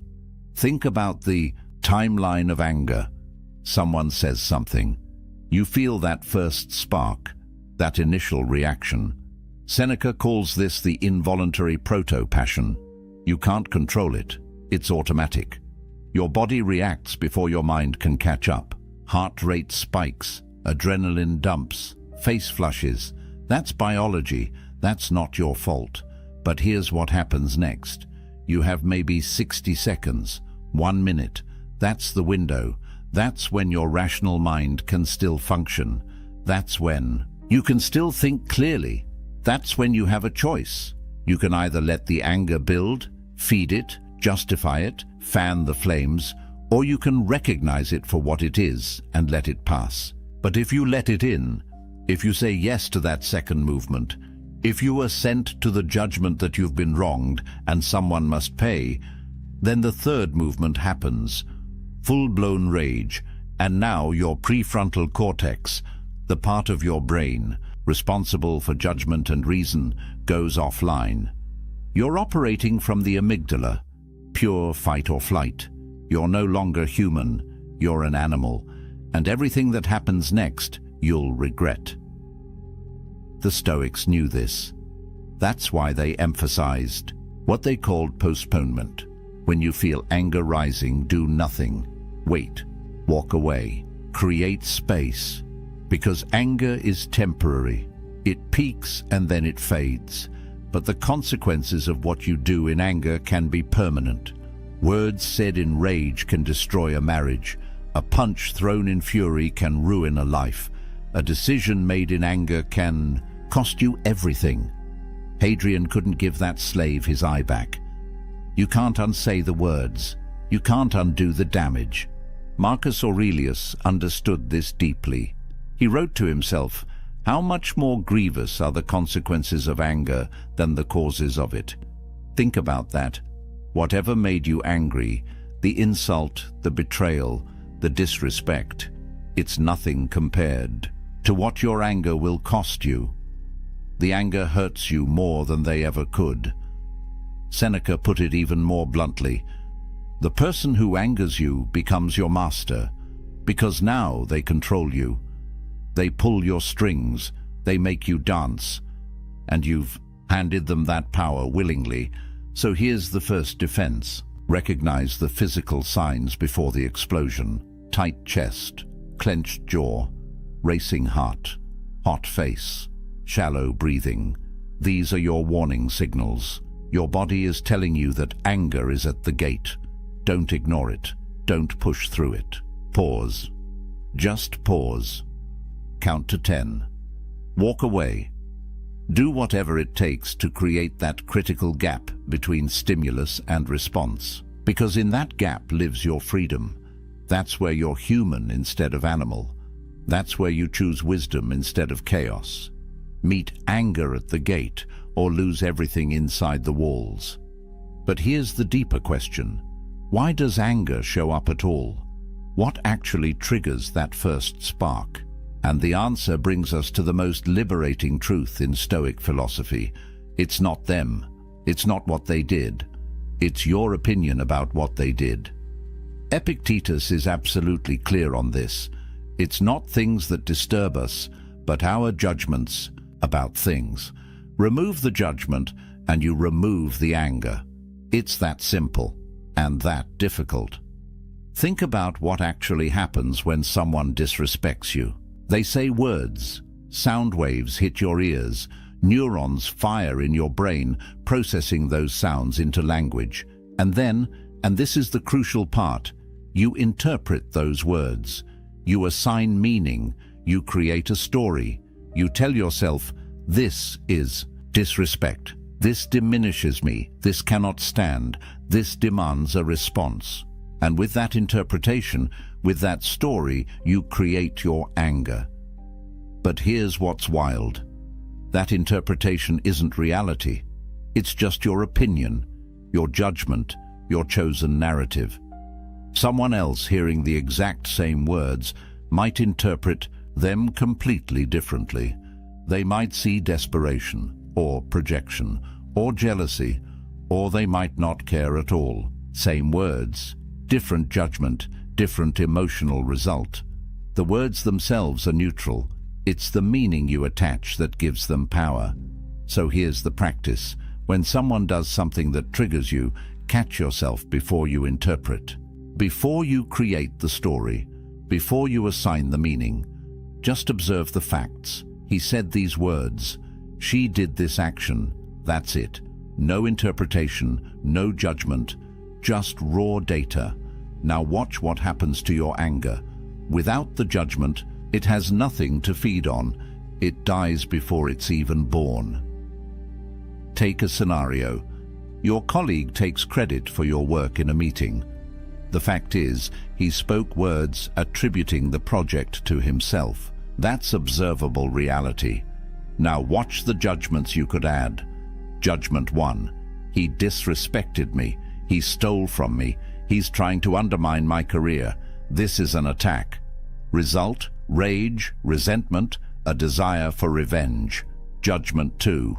He's insecure about his own abilities. He needs validation. This says more about his weakness than anything about me. Result: pity, maybe mild annoyance, but no real anger. Judgment 3. In the long run, truth comes out. Good work speaks for itself. My reputation will be built on consistent results, not one meeting. Result: complete calm, strategic thinking about how to address it professionally. Same event. 3 completely different emotional results, based entirely on the judgment you choose. And make no mistake, it is a choice. It doesn't feel like a choice because you make it so quickly, so automatically, that it seems like the anger just happens to you. But the Stoics are telling you that there's always a gap, always a moment where you choose the interpretation. And once you start paying attention to that gap, once you start catching yourself in the act of judging, you realize you've been the author of your own suffering this entire time. This is what the Stoics mean when they say that the obstacle is not the thing itself, but your view of the thing. Change your view, and the obstacle disappears. Someone insults you? Only if you agree that it's an insult. Someone betrays you? Only if you judge that as a betrayal worth your energy. Someone treats you unfairly? Only if you believe that your worth comes from how others treat you. Strip away your judgments, and you're left with neutral events. And neutral events can't make you angry. Only you can do that to yourself. But the Stoics have one more tool to make this even easier. When you're in the middle of it, when you're triggered, when you can feel that anger rising, Marcus Aurelius gives you a visualization that changes everything. He calls it the view from above. And it's simple but devastatingly effective. Zoom out, pull back, see yourself from outside. Imagine you're looking down at this moment from 30,000 feet. From orbit, from the perspective of the cosmos. From that height, how important is this moment? This insult, this slight, this frustration, will it matter in a year? In 5 years? In 50? When you're on your deathbed looking back at your life, will you remember this? Will you care? The brutal answer is almost always no. It's completely insignificant. It's a tiny ripple in an endless ocean. And yet, you're about to sacrifice your peace, your dignity, your relationships over it. You're about to let it steal your day, your week, maybe more. Marcus would remind himself constantly about the shortness of life. He wrote, "You could leave life right now. Let that determine what you do and say and think. You have a limited number of days, a finite amount of time, and every moment you spend angry is a moment wasted. A moment you'll never get back. Stolen not by them, but by your own reaction to them." The cosmic perspective reveals the absurdity of anger. You're a brief flash of consciousness in an infinite universe. A few decades if you're lucky, and you're going to spend those precious moments raging over someone's opinion, over circumstances you can't control, over events that won't matter tomorrow. Here's another angle Marcus used: the impermanence of everything. That person who just disrespected you, they'll be dead soon. So will you, both forgotten, both dust. The Roman Empire seemed eternal. It fell. Your career, your reputation, your pride, all temporary, all fleeting, all ultimately meaningless in the grand scale. So why give them the power to disturb your inner tranquility? Why hand over your peace for something so temporary? And here's the final piece of the cosmic view. Recognize your shared humanity. Marcus would remind himself every morning that today he would meet people who are meddling, ungrateful, violent, treacherous, envious. But he would also remind himself that they act this way out of ignorance. They don't know good from evil. They're doing the best they can with the understanding they have. Just like you mess up sometimes. Just like you've hurt people. Just like you've been ignorant. They're human, flawed, struggling. Just like you. When you see it from this perspective, anger transforms into something closer to compassion, or at least indifference. Because how can you stay angry at someone you pity? How can you rage at someone whose entire existence is a brief, confused stumble toward death, same as yours? The view from above doesn't make you weak. It makes you wise. It shows you what actually matters, and anger almost never actually matters. All right, you understand the theory. Anger comes from your judgments. You can only control your own mind. You need to catch it at the gate. You need the cosmic perspective. But how do you actually do this? How do you turn philosophy into practice?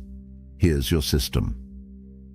The Stoic protocol for remaining unshakable no matter what life throws at you. Start every morning with what Marcus called the morning meditation. Before you check your phone, before you start your day, sit for 5 minutes and prepare yourself. Remind yourself that today you will encounter difficult people, people who are angry, selfish, ungrateful.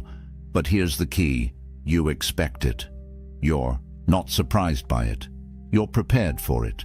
When you expect challenges, they lose their power to upset you. You've already mentally rehearsed the moment. So when someone cuts you off in traffic or snaps at you in a meeting, you don't react with shock and anger. You think, ah yes, just as I expected.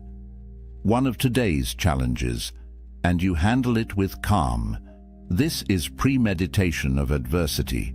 The Stoics would visualize worst-case scenarios not to be negative, but to be prepared. If you spend time each morning imagining someone disrespecting you and practicing how you'll respond with dignity instead of rage, then when it actually happens, you've already trained for it. Athletes visualize performance before competition. Stoics visualize challenges before daily life. Same principle. You're training your mind to respond with wisdom instead of emotion.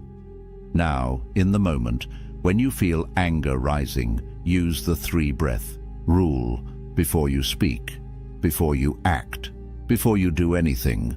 Take 3 slow, deep breaths. Count them. Feel the air moving in and out.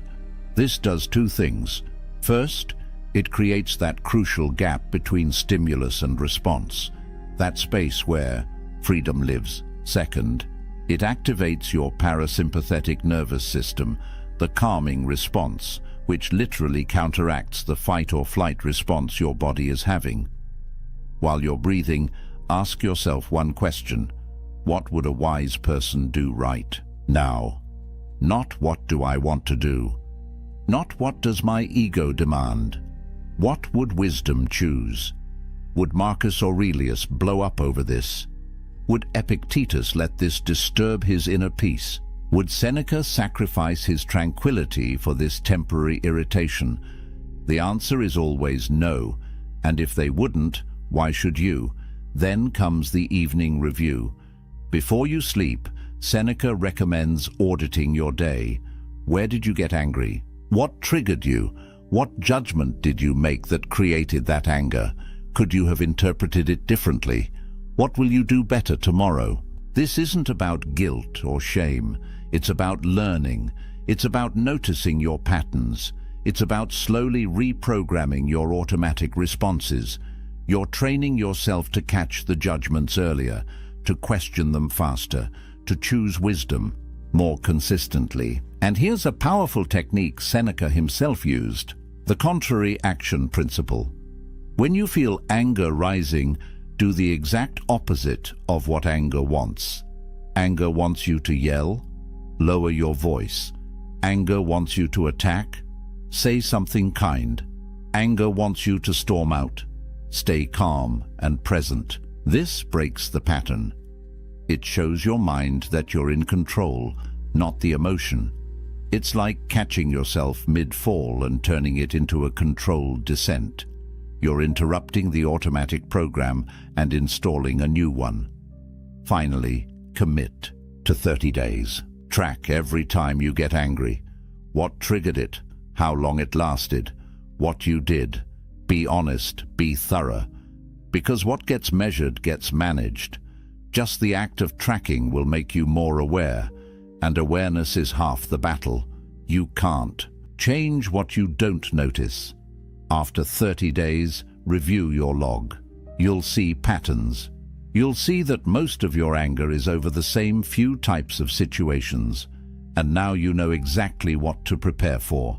Progress isn't perfection. You're not trying to become an emotionless robot. You're building the skill of emotional command, the ability to feel anger arise, recognize it, and choose not to act on it. To let it pass through you like a wave instead of becoming the wave.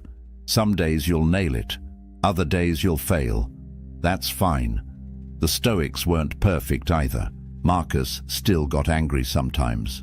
But over time, with practice, with consistency, the gap between trigger and explosion gets longer.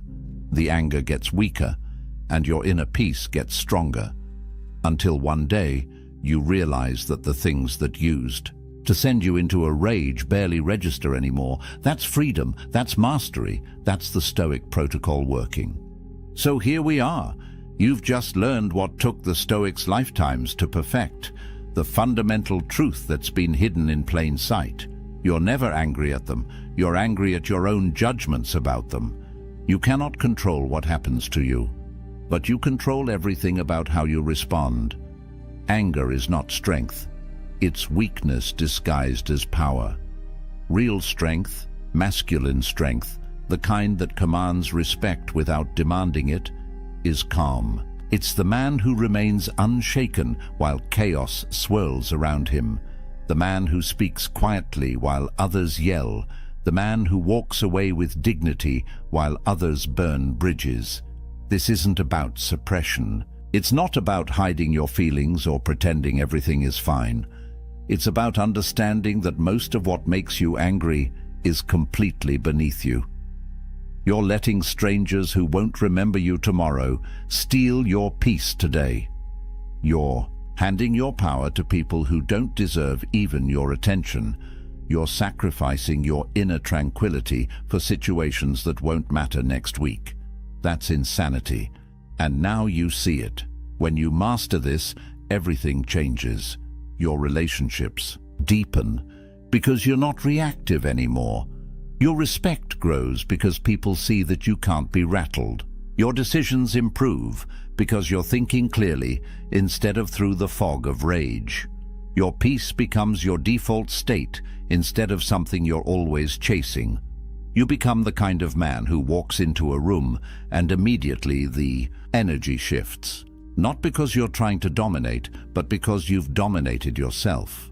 Marcus Aurelius, the most powerful man in the world, knew this. He wrote, "The nearer a man comes to a calm mind, the closer he is to strength.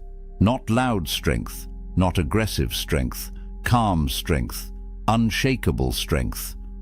The strength that doesn't need to prove itself because it's already proven. That's what's waiting for you on the other side of anger. A version of yourself you haven't met yet. The version who's free." So here's your challenge. For the next week, commit to this. Every time you feel anger rising, pause. Recognize the judgment you're making. Ask if it's actually true. Ask if it actually matters. Choose a different interpretation. Meet the anger at the gate and turn it away. Keep track.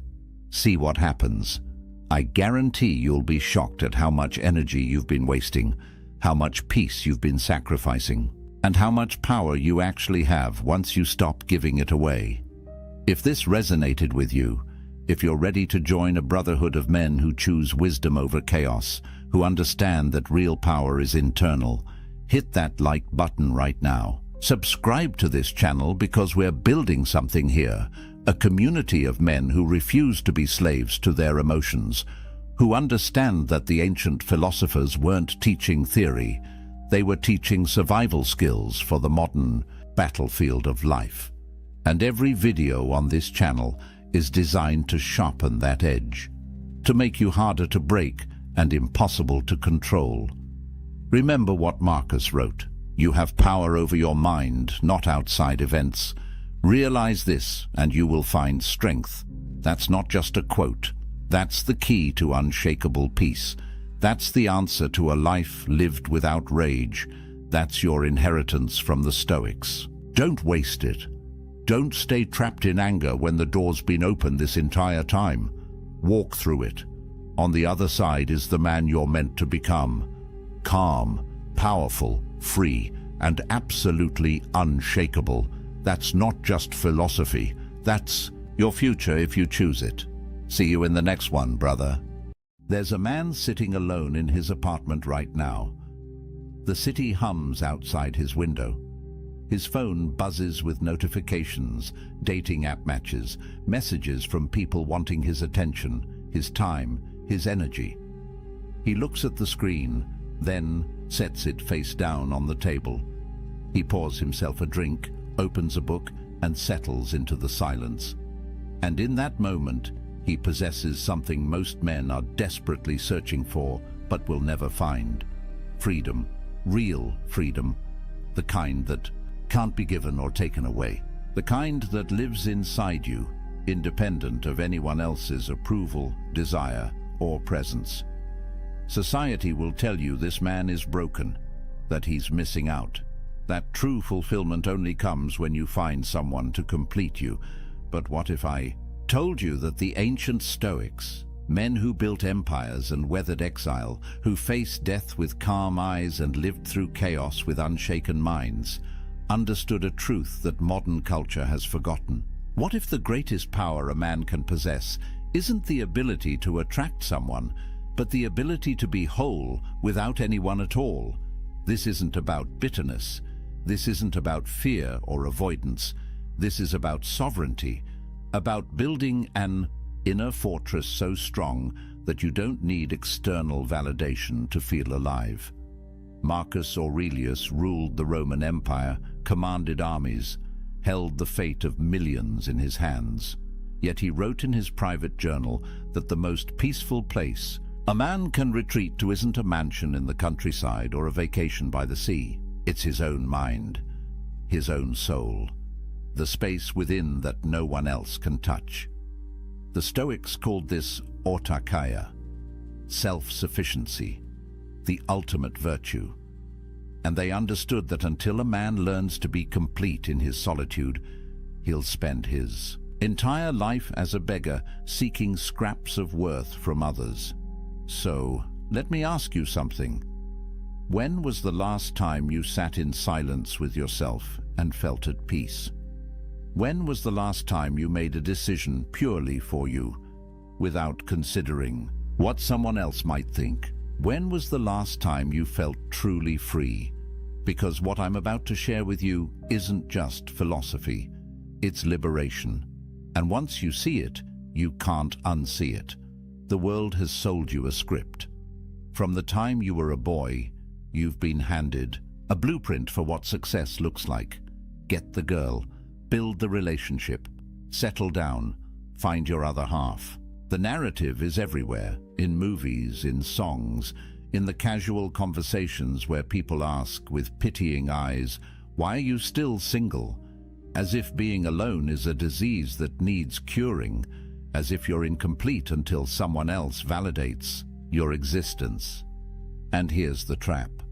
Most men spend their entire lives chasing this script without ever questioning whether it's true. They measure their worth by their relationship status.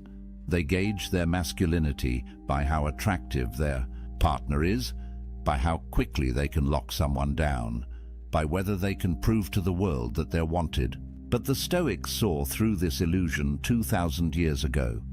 Epictetus, who spent years as a slave before becoming one of history's greatest philosophers, taught that true freedom has nothing to do with external circumstances. A man can be chained in a prison cell and be free. A man can live in a palace and be enslaved. The difference isn't what surrounds you, it's what lives within you. He wrote that when you attach your happiness to anything outside your control, you become a slave to that thing.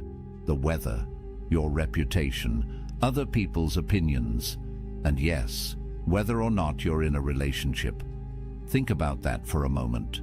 Every time you check your dating app, hoping for a match, you're giving away your power. Every time you change who you are to be more appealing to someone else, you're surrendering your sovereignty. Every time you measure your day by whether she texted back, you're living as a prisoner. And the cruelest part is that society applauds this slavery. It calls it love. It calls it devotion. It calls it being a good partner. But here's what nobody tells you. 63% of men between 18 and 29 are single right now. That's not a statistic from ancient Rome. That's from 2025. And it's rising. Meanwhile, only 34% of women in that same age group are single. What does that tell you? It tells you that the dating landscape has fundamentally shifted. It tells you that the old rules don't work anymore. And it tells you something even more important. You're not alone in feeling like the game is rigged. But here's where most men make their fatal mistake. They look at these numbers and feel inadequate.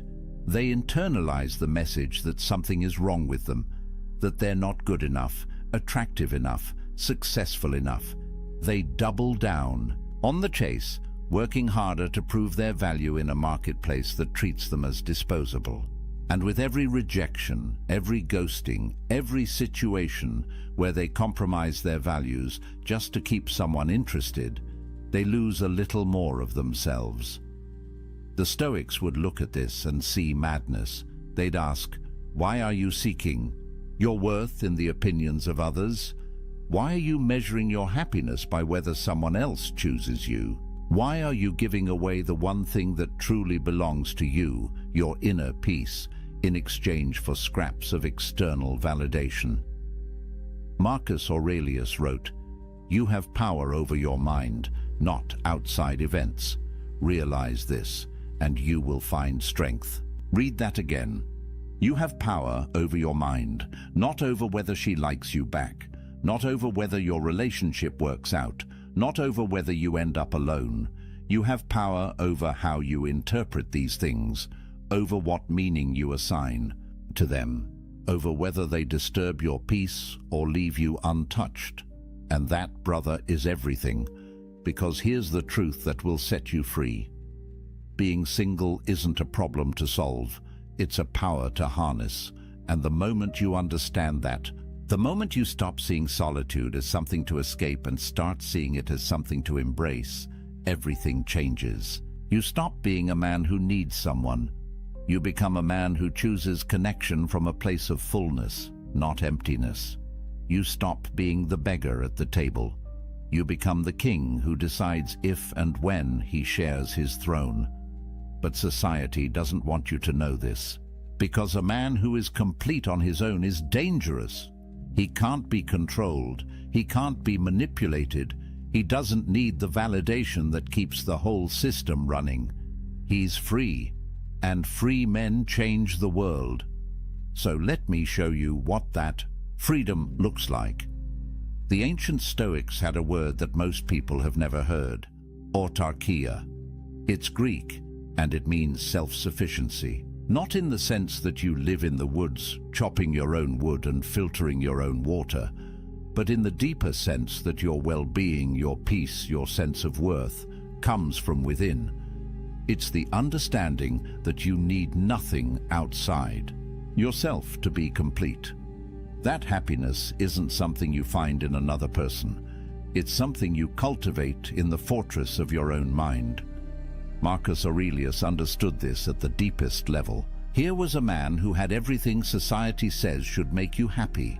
Emperor of Rome, immense wealth, beautiful family, power that stretched across the known world. Yet he wrote in his meditations, "Nowhere can man find a quieter or more untroubled retreat than in his own soul, not his palace, not his empire, his own soul." And he added, "It is in your power to retire into yourself whenever you choose." Think about what he's saying. The greatest sanctuary you'll ever know isn't a place. It's a practice. It's the ability to withdraw into your own mind, to find peace there regardless of what's happening around you, whether you're surrounded by chaos or sitting in silence, whether you're with someone or alone. The peace isn't circumstantial, it's constitutional. It's built into who you are. And once you develop this capacity, you become unstoppable.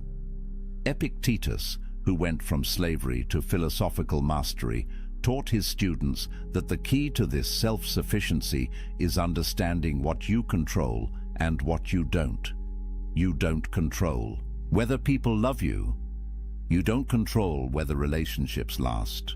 You don't control the economic factors that make dating harder, the cultural shifts that change the rules, or the fact that modern technology has turned human connection into a swipe-based marketplace.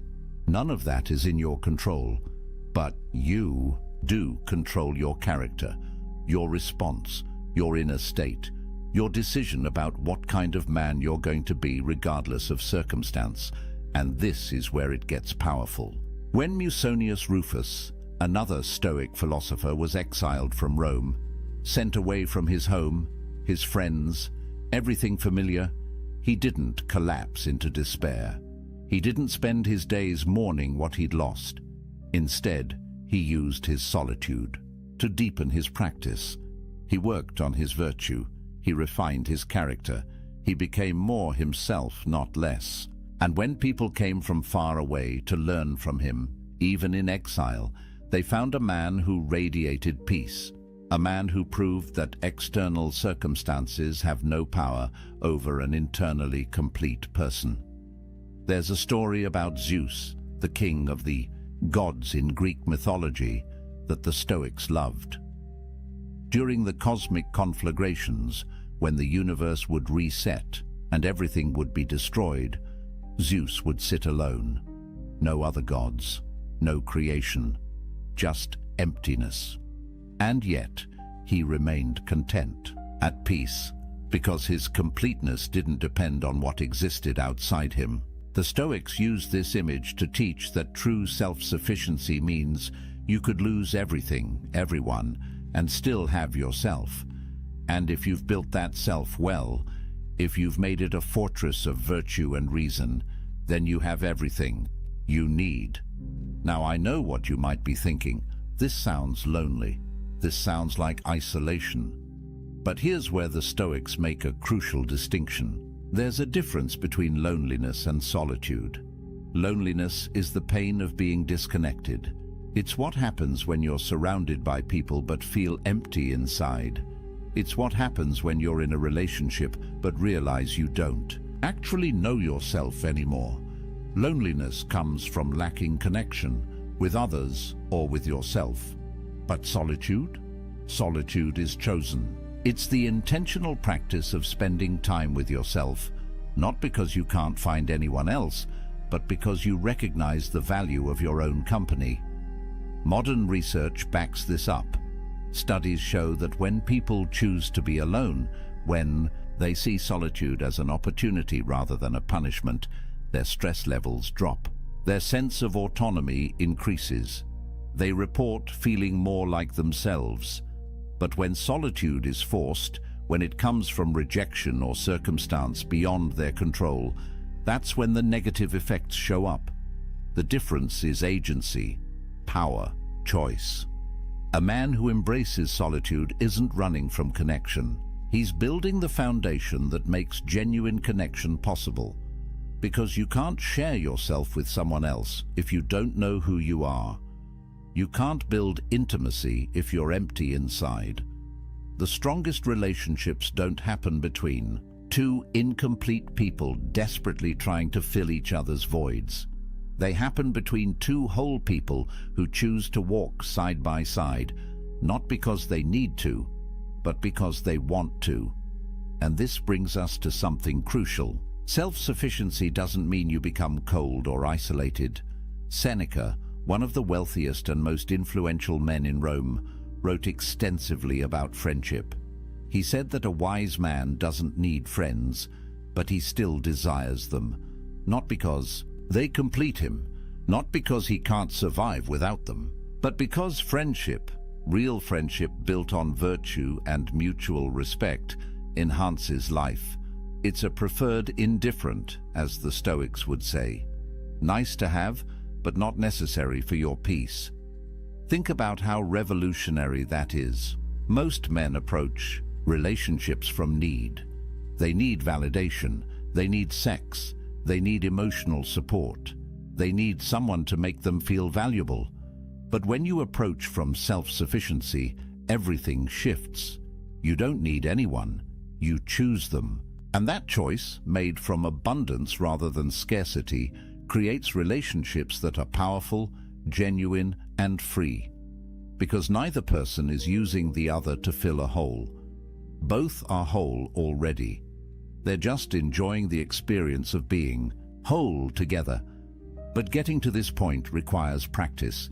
It requires you to spend time alone and actually work on yourself. Not just scroll social media or numb out with entertainment. Real inner work. And that's uncomfortable, because when you sit in silence with yourself, when you remove all the distractions and external validations, you're forced to confront who you actually are. The thoughts you've been avoiding, the patterns you've been running from, the ways you've been living someone else's script instead of your own. Marcus Aurelius faced this daily. In his journal, he wrote reminders to himself. Wake up in the morning and remember who you are. Remember your principles. Don't let the chaos of the day pull you away from yourself. He understood that the greatest battle isn't against external enemies. It's against the internal tendency to lose yourself in the noise, to give away your power piece by piece until you wake up one day and realize you don't recognize the person you've become. But when you build self-sufficiency, when you develop autarkia, something remarkable happens. You stop being reactive. You stop living at the mercy of circumstance. Whether someone texts you back or doesn't, whether people approve of your choices or judge them, whether you spend Friday night with someone or alone with a good book, none of it disturbs your peace. You're grounded, centered, free. And that freedom, brother, is more valuable than any relationship could ever be. Because here's the paradox. The man who needs no one is the man everyone wants to be around. Strength attracts.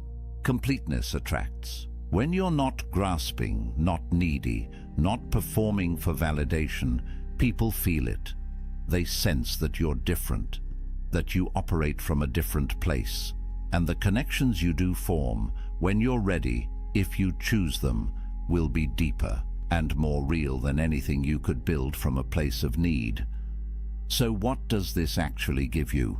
What changes when you embrace solitude instead of running from it?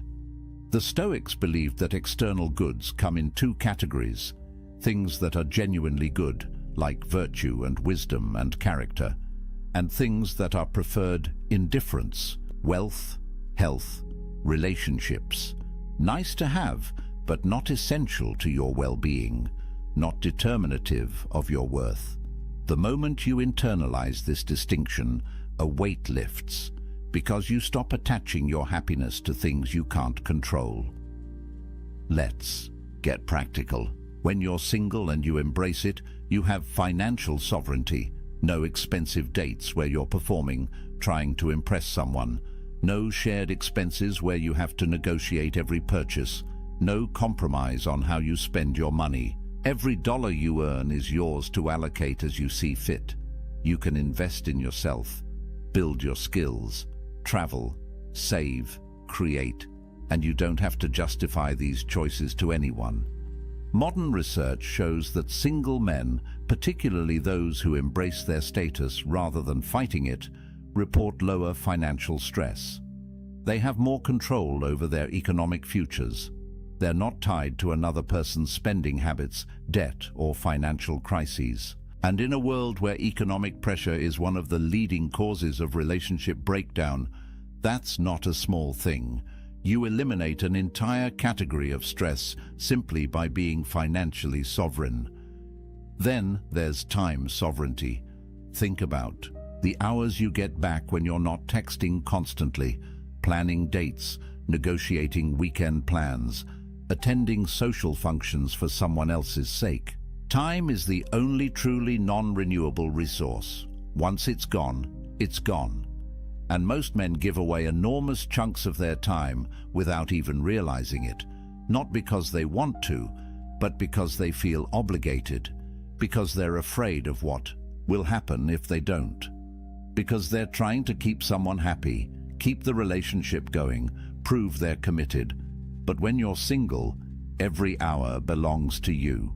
Want to wake up early and work on that business idea? Do it. Want to spend Saturday learning a new skill? You can. Want to sit in complete silence for an afternoon and just think? Nobody's going to text you asking where you are or why you're being distant. This isn't selfishness, it's self-ownership. And the Stoics believed that a man who doesn't own his time doesn't own his life. Marcus Aurelius, again, the busiest man in the empire, wrote about guarding his time like a fortress. He knew that every hour given to someone else's priorities was an hour stolen from his own development, his own contemplation, his own practice of virtue. He wasn't antisocial, he fulfilled his duties, but he was ruthless about protecting the time he needed to be alone with his own mind, because he understood that without that time, he'd lose himself in the chaos of external demands. Then there's mental sovereignty. This might be the most important one. When you're in a relationship, especially one built on neediness rather than choice, you carry enormous emotional labor. You're managing someone else's feelings, anticipating their needs, walking on eggshells to avoid conflict, constantly adjusting yourself to maintain harmony. And over time, this erodes you. You start to forget what you actually think, what you actually want, because you've spent so much energy managing the relational dynamics. But when you're alone, your mind is your own. You can think clearly, process your own emotions, develop your own worldview. Make decisions based on your values, not on what will keep the peace. There's a reason why great thinkers throughout history, from philosophers to scientists to artists, often did their best work in solitude, because the mind needs space to wander, to connect ideas, to see things from new angles, and you can't do that when you're constantly reactive, constantly managing relationship dynamics, constantly split between your own needs and someone else's. Research in neuroscience shows that solitude activates what's called the default mode network in your brain. This is the network responsible for self-reflection, for integrating experiences, for creative thinking. It's the mode your brain enters when you're not responding to external stimuli, and it only activates when you're truly alone, not just physically but mentally. When you're not checking your phone every 5 minutes to see if she responded, when you're not running through conversations in your head, analyzing what you said wrong, when you're just present with yourself. And this is where creativity and insight emerge. Every major breakthrough you've had, every moment of clarity, probably came when you were alone. In the shower, on a walk, lying in bed before sleep. Because your brain needs that downtime to process, to connect, to see patterns. But if you're constantly engaged with others, constantly stimulated, constantly performing, you never give your brain that space. You stay on the surface, reactive, never truly creative or deeply thoughtful. The Stoics understood this intuitively.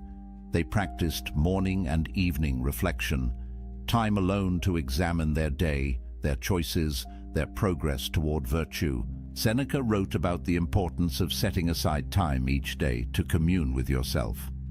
Not to judge yourself harshly, but to observe, to understand, to refine your character away from the eyes and opinions of others.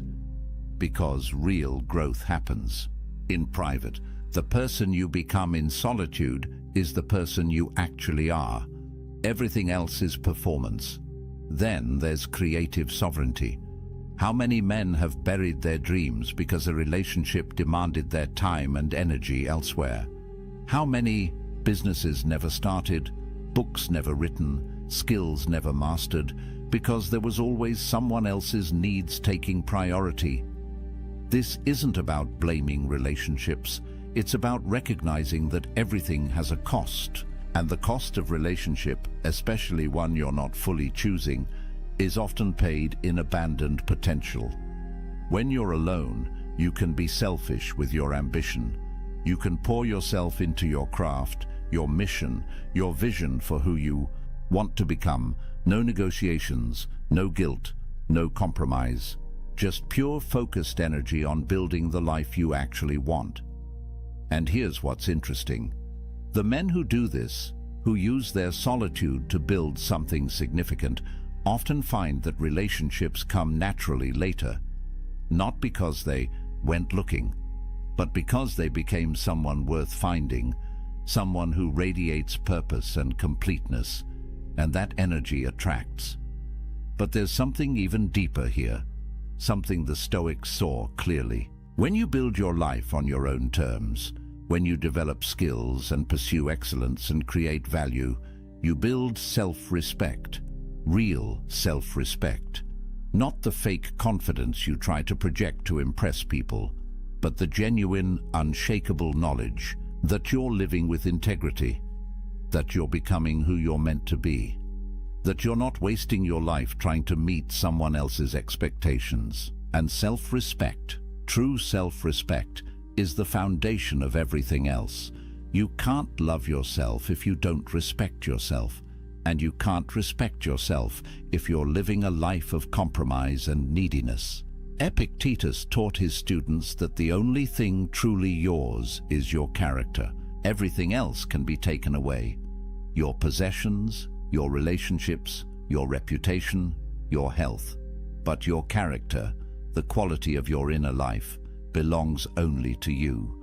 And it's built in solitude, in the choices you make when nobody's watching, in the discipline you maintain when there's no external reward, in the integrity you hold when it would be easier to compromise. This is why the Stoics saw self-sufficiency as the ultimate virtue, not because they were antisocial, but because they understood that a man who can't be happy alone will never be truly happy with anyone else. He'll always be grasping, always be insecure, always be dependent on external validation to feel okay. And that's not freedom. That's slavery with extra steps. So when you hear that 63% of young men are single, don't see it as a crisis. See it as an opportunity to build yourself without distraction, To develop the kind of inner strength that most men never discover because they jump from relationship to relationship, never spending time alone, never doing the deep work. You have time, you have space, you have sovereignty. Use it, but let me be clear about something. This isn't about avoiding relationships forever. This isn't about becoming some isolated hermit who thinks he's better than everyone. The Stoics didn't advocate for that. Seneca had a wife and family. Marcus Aurelius had a wife and children. They participated fully in social life, but they did it from a place of inner completeness. They engaged with others not because they needed to, but because they chose to. And there's all the difference in the world between those two positions. The goal isn't to stay single forever. The goal is to become the kind of man who doesn't need to be in a relationship to feel complete. And once you're that man, if you choose to be with someone, it will be from a place of strength, not weakness, from abundance, not scarcity, from sovereignty, not desperation. And those kinds of relationships, rare as they are the only ones worth having. But here's what most men miss. They think being single means they're incomplete. They've internalized the message that they're only half a person until they find their other half. And this belief, more than anything else, keeps them trapped. Because when you believe you're incomplete, you'll do anything to feel whole. You'll compromise your values. You'll tolerate disrespect. You'll lose yourself piece by piece trying to hold on to someone, anyone, who makes you feel less empty. But the Stoics would tell you this is backward. You're not empty. You never were. You've just been taught to see yourself that way. Society profits from your insecurity.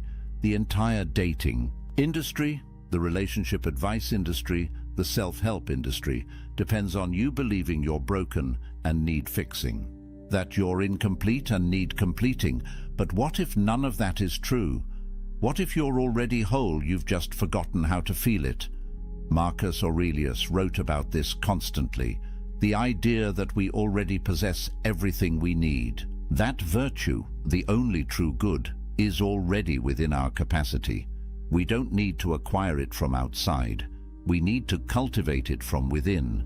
And the best place to do that cultivation is in solitude, away from the noise, away from the opinions, away from the endless pressure to be something other than what you are. In solitude, you can be honest.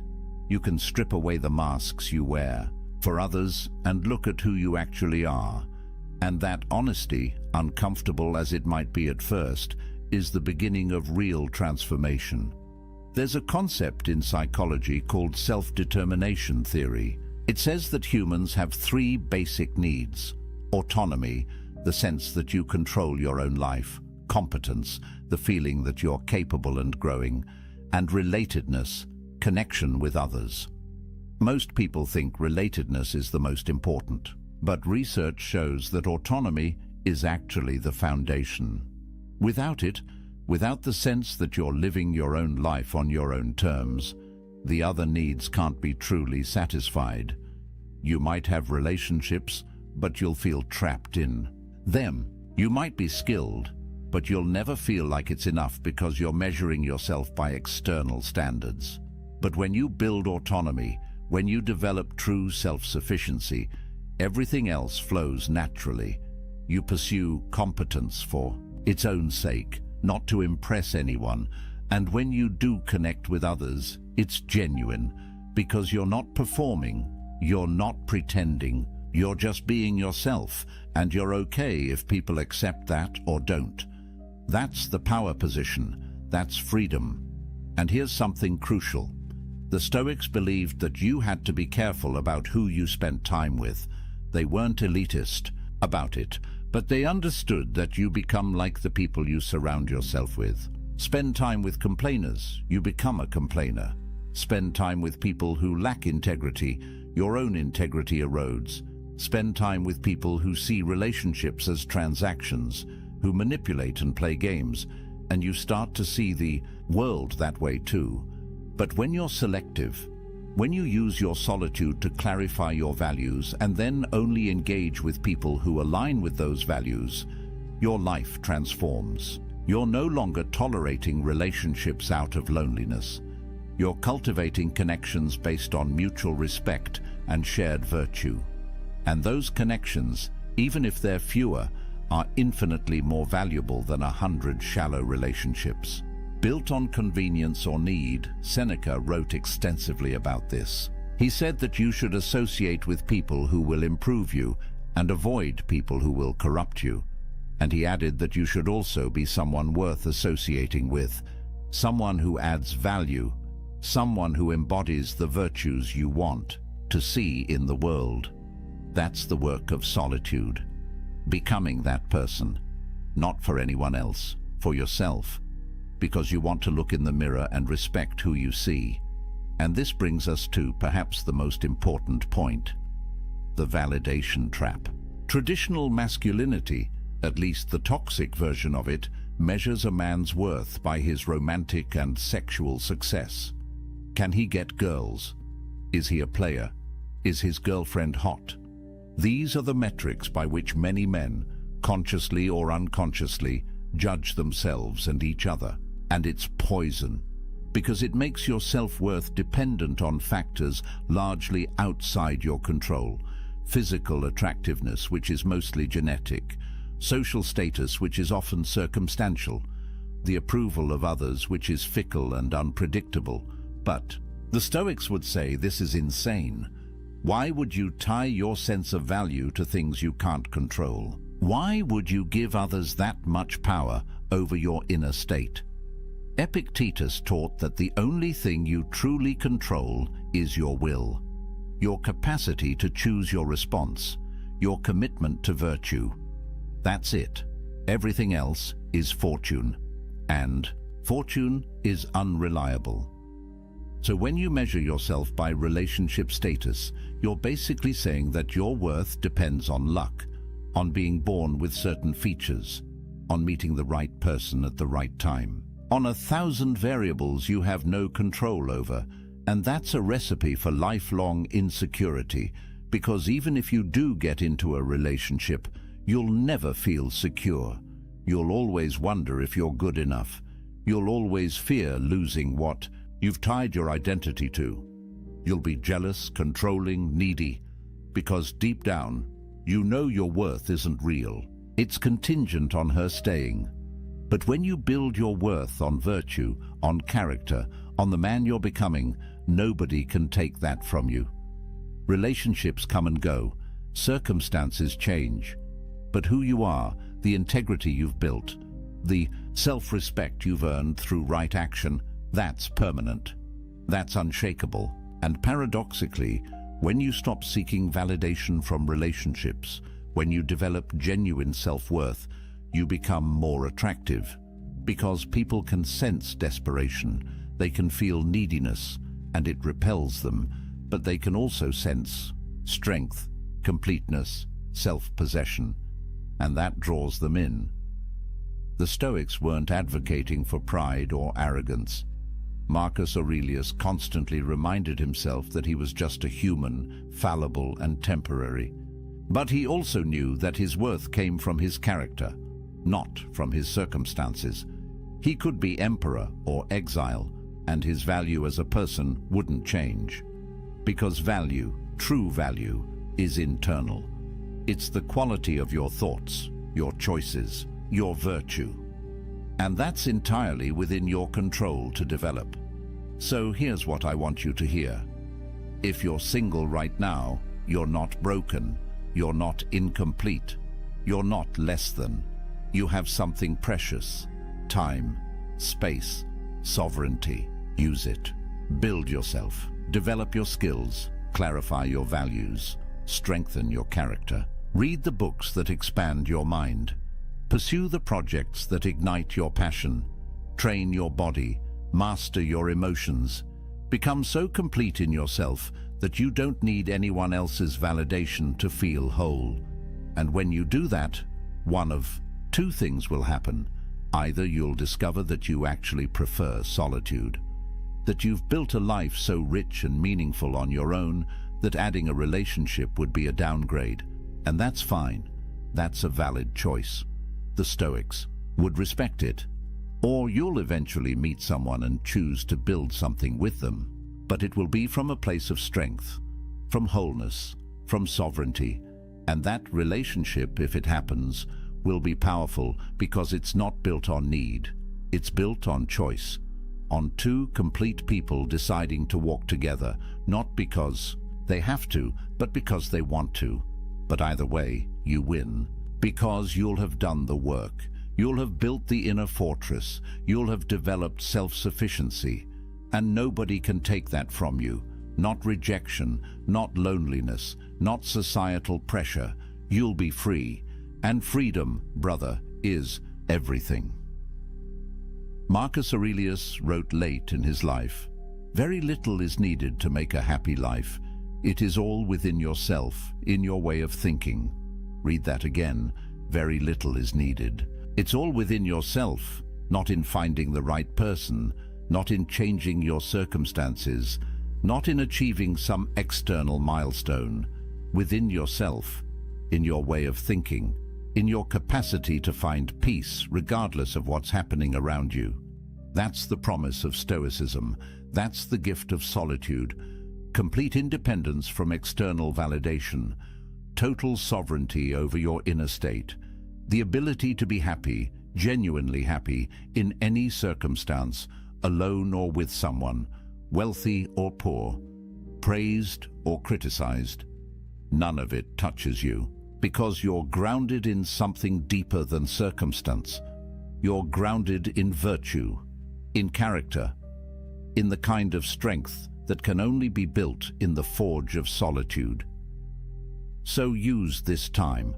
Don't waste it wishing you were somewhere else, with someone else. Don't spend your days scrolling dating apps or feeling sorry for yourself.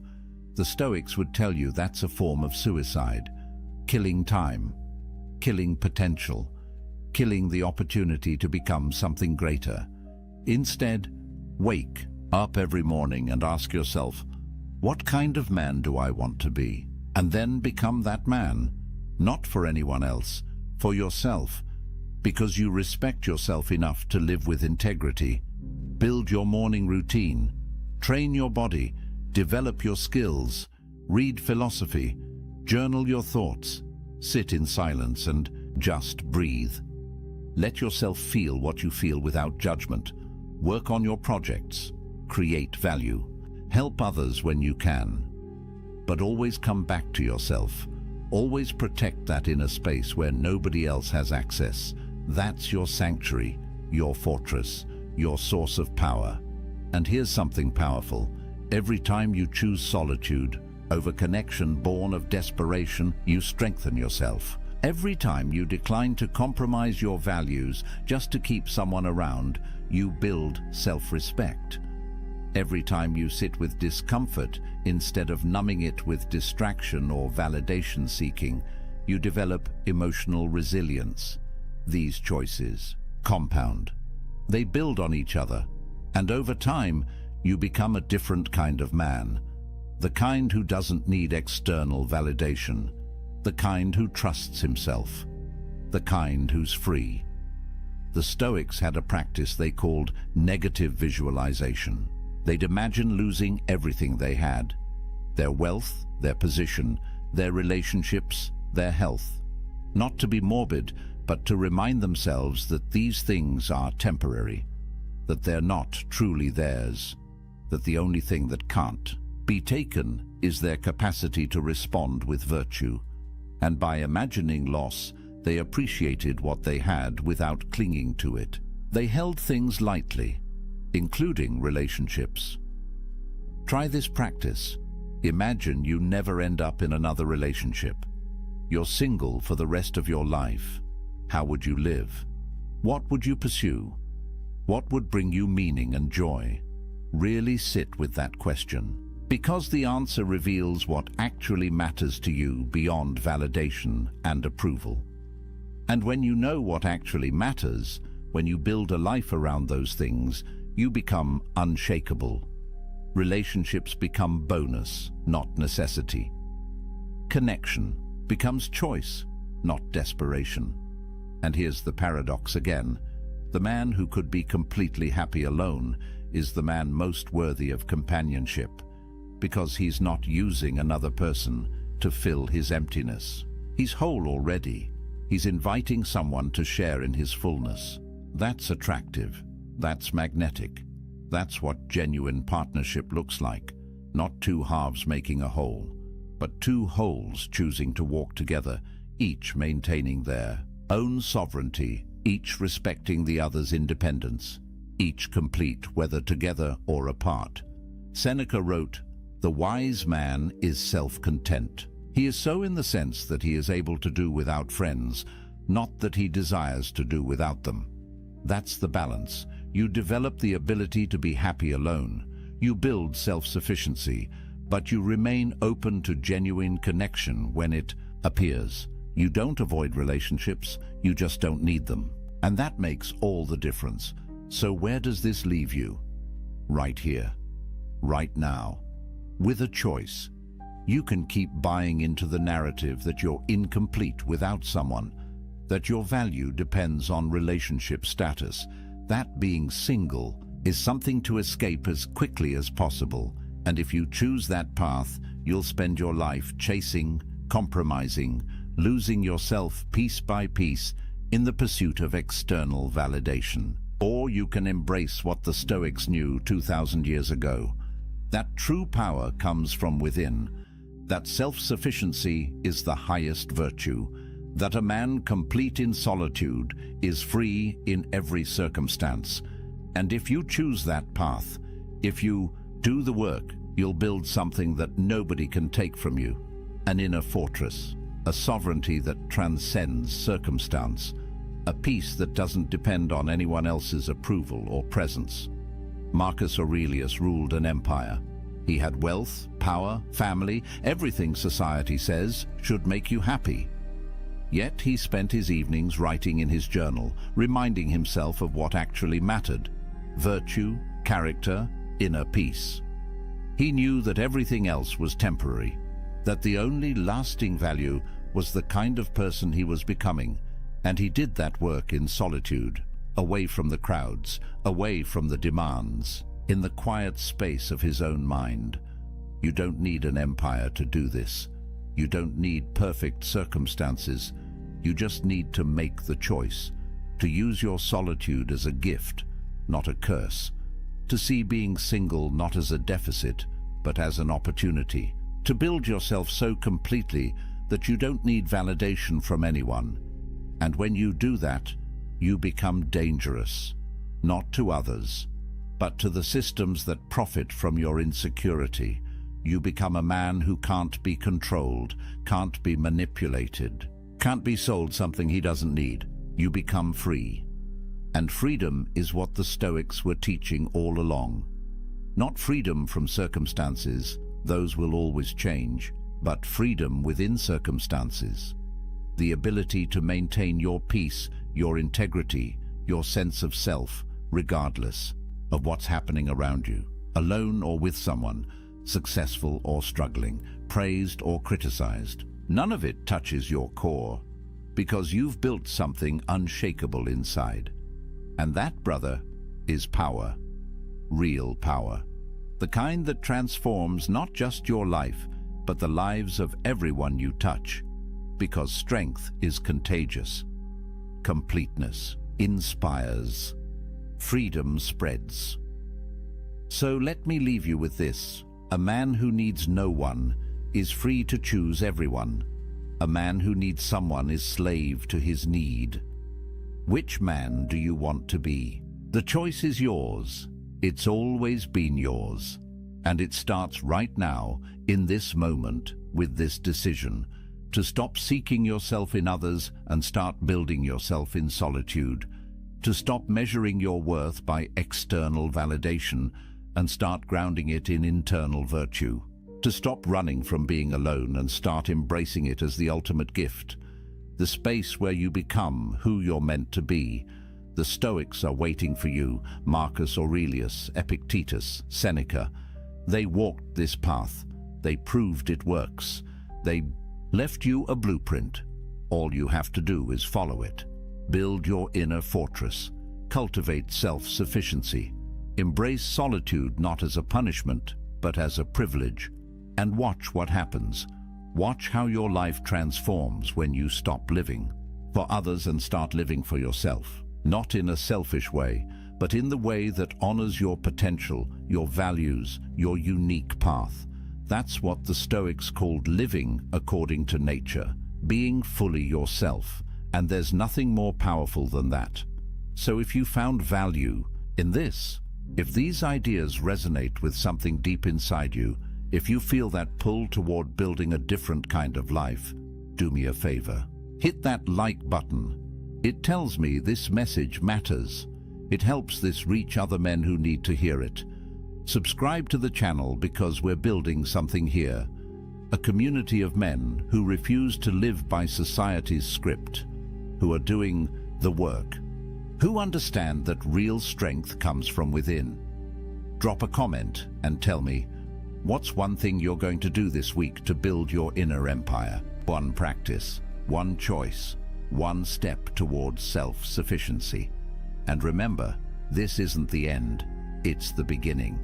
Every journey toward freedom starts with a single step, a single decision. The decision to stop seeking worth in external validation and start building it through internal virtue. You've taken that step by being here, by listening, by opening your mind to a different way. Now keep walking, keep building, keep becoming. The man you're meant to be is waiting in the silence. Go find him. Until next time, stay strong, stay sovereign, stay free. There's a man in every room who never raises his voice, never competes for attention, never performs. He stands still while others fidget. He speaks last while others rush to fill the silence. And somehow, without trying, without effort, without the desperate energy that radiates from men who are starving for validation, he becomes the center of gravity. The room bends toward him. Conversations pause when he speaks. Eyes find him when he moves. Women notice him not because he's chasing their attention, but because his presence whispers something most men have forgotten how to communicate. I don't need you to complete me. I'm already whole. This isn't charisma. This isn't charm.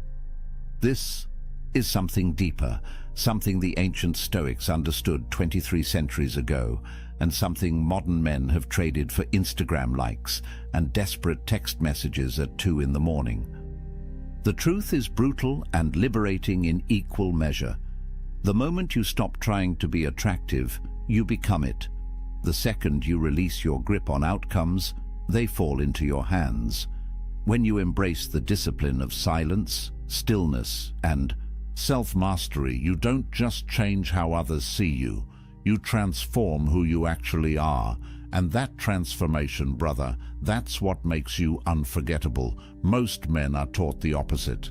They're told to be loud, to take up space, to dominate conversations, to prove their worth through constant performance.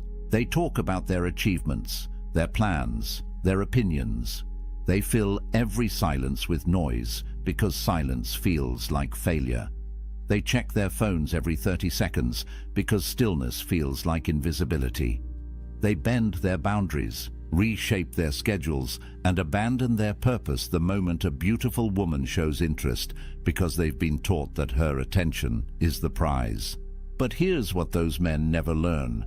The prize isn't her attention. The prize is becoming the kind of man who doesn't need it. This isn't a game. This isn't manipulation. This is the ancient art of self-mastery applied to modern life. Marcus Aurelius didn't write his meditations to attract women. He wrote them at night, alone in his military tent, trying to become a better man. Epictetus didn't teach the dichotomy of control so his students could get dates. He taught it so they could build unshakable character. Seneca didn't practice voluntary discomfort to impress anyone.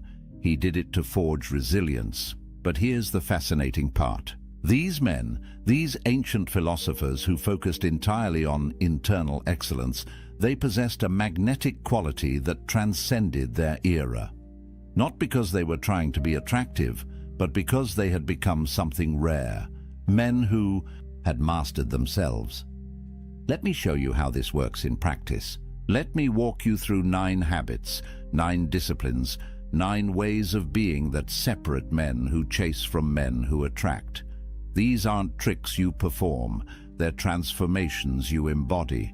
And once you integrate them, once they become part of who you are rather than things you do, everything changes.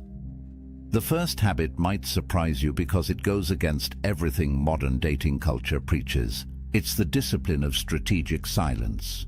Not the awkward silence of someone who doesn't know what to say. Not the cold silence of someone playing games. The intentional silence of someone who understands that words lose power when you waste them. Most men are terrified of pauses. They fill every gap in conversation with nervous chatter, with jokes, with stories designed to prove how interesting they are. They think silence is failure, that if they're not talking, they're losing. But silence is a weapon, and most men have no idea how to wield it. When you ask a woman a question and she answers, "What do you do?" most men immediately respond. They're already thinking about what they'll say before she finishes talking. They're performing, not listening. But a man who understands strategic silence does something different. He waits. 2 seconds, 3 seconds. He holds her gaze. He processes what she actually said, and he lets that pause create weight. In those seconds, something profound happens. Her mind begins to work. She wonders what you're thinking. She replays her words. She becomes aware of your attention in a way she never is when someone rushes to fill the space. That pause creates cognitive tension, and cognitive tension creates fascination. The neuroscience backs this up. When you create a pause, you're forcing her brain to complete a loop. Humans are pattern recognition machines. We need closure. An unanswered question, an unfilled silence, it gnaws at us. And the person who creates that tension, who can sit comfortably in that space, they become magnetic. Because silence signals something most men can't fake: self-sufficiency. A man who needs her validation can't tolerate silence. A man who's complete within himself can let it breathe. Epictetus taught that we have 2 ears and 1 mouth, so we can listen twice as much as we speak. This wasn't just about being polite. It was about power. The man who speaks less controls more, not through manipulation, but through presence. When your words are rare, they carry weight. When you're comfortable in silence, you communicate something that transcends language. I don't need to fill this space because I'm not afraid of it. And fear, brother, fear is the scent that kills attraction faster than anything else. But silence alone isn't enough. You can be quiet and still radiate anxiety through every muscle in your body.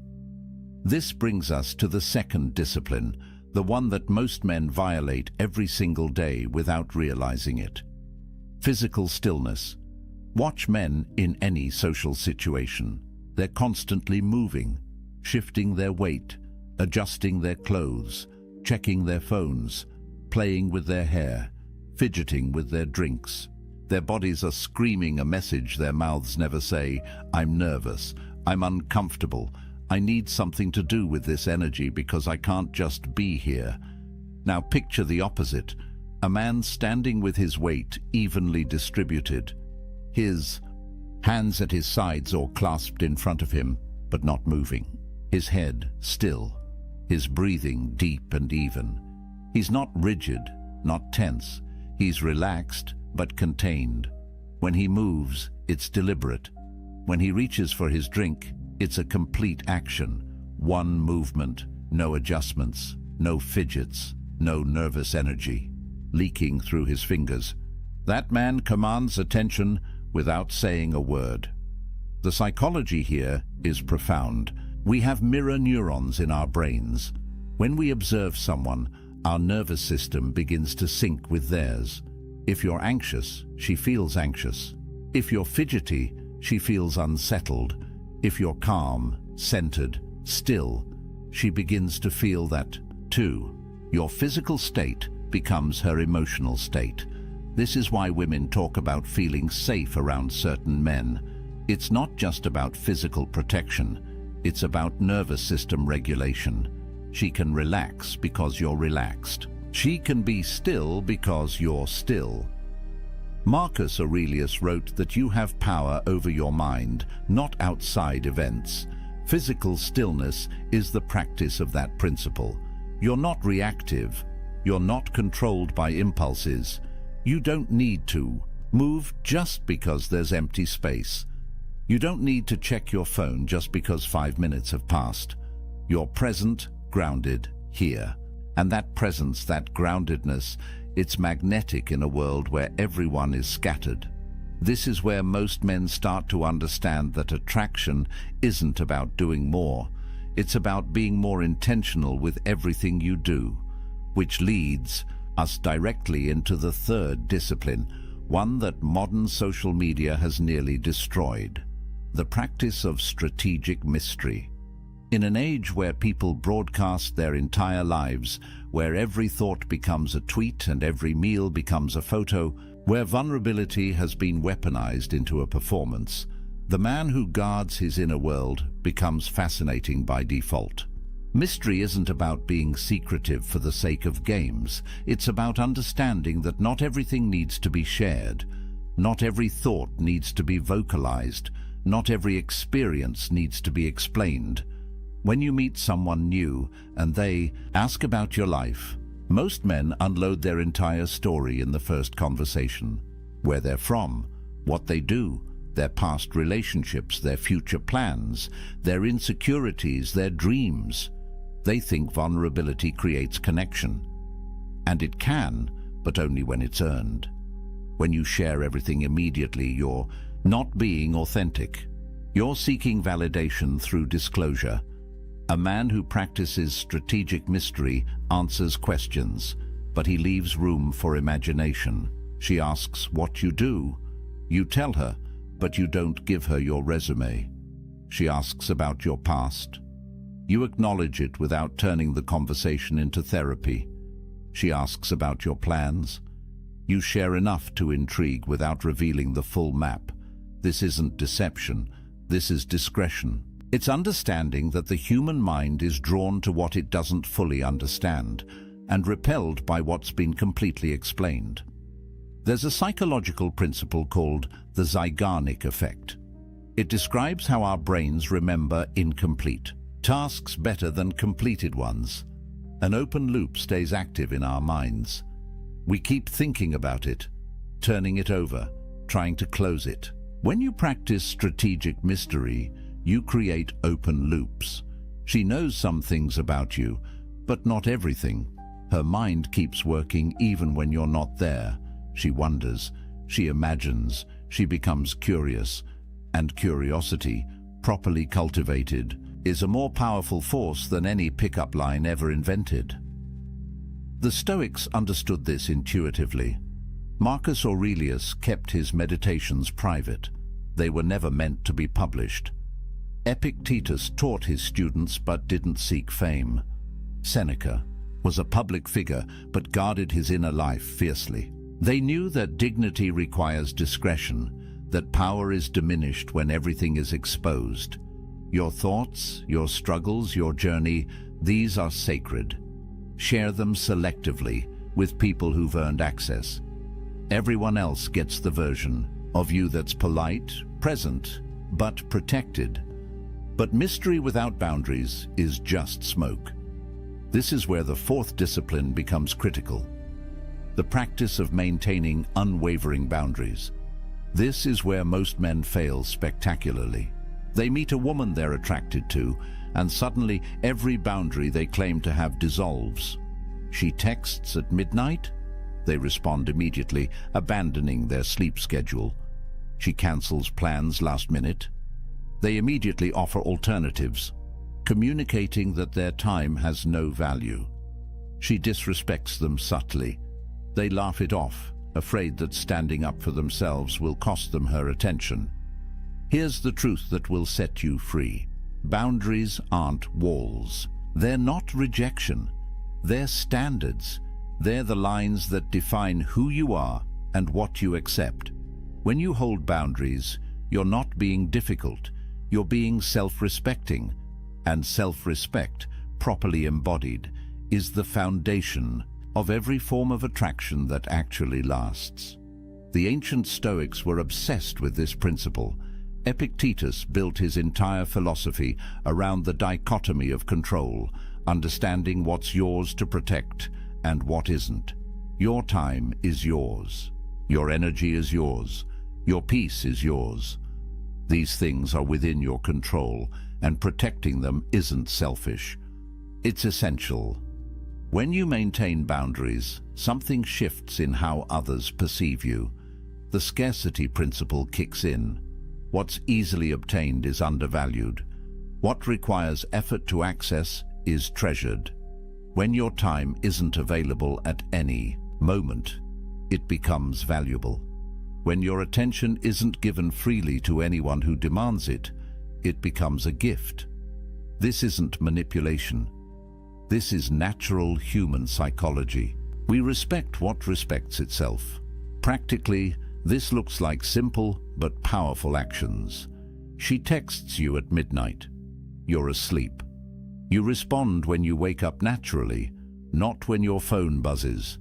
She cancels plans with short notice. You acknowledge it, but you don't immediately rearrange your life to accommodate her. You had plans. You keep them. She tests your frame with a comment designed to make you defensive. You don't react. You stay centered. Your boundaries aren't negotiable, but they're also not aggressive. They're just there, quietly communicating, I value myself and I expect you to value me too. This discipline flows directly into the fifth habit, the one that underlies all the others. Outcome independence. This is the core Stoic principle applied to modern attraction, and it's the one that most men find impossible to embody because it requires you to genuinely not need the result, not pretend, not fake it, actually release your attachment to whether she likes you, whether she texts back, whether this interaction leads anywhere. You engage fully, you're present completely, but you're not invested in controlling the outcome. The paradox is brutal and beautiful. The less you need it to happen, the more likely it happens. The more you release your grip, the more naturally things flow to you. But you can't fake this. You can't perform outcome independence. She'll smell the neediness underneath whatever game you're playing. Outcome independence has to be real, which means you have to genuinely be fulfilled without her. Your life has to actually be complete. Your purpose has to actually sustain you. Your identity has to actually be stable. Otherwise, every interaction becomes a test of your worth, and tests create anxiety, and anxiety creates the desperate energy that repels everyone around you.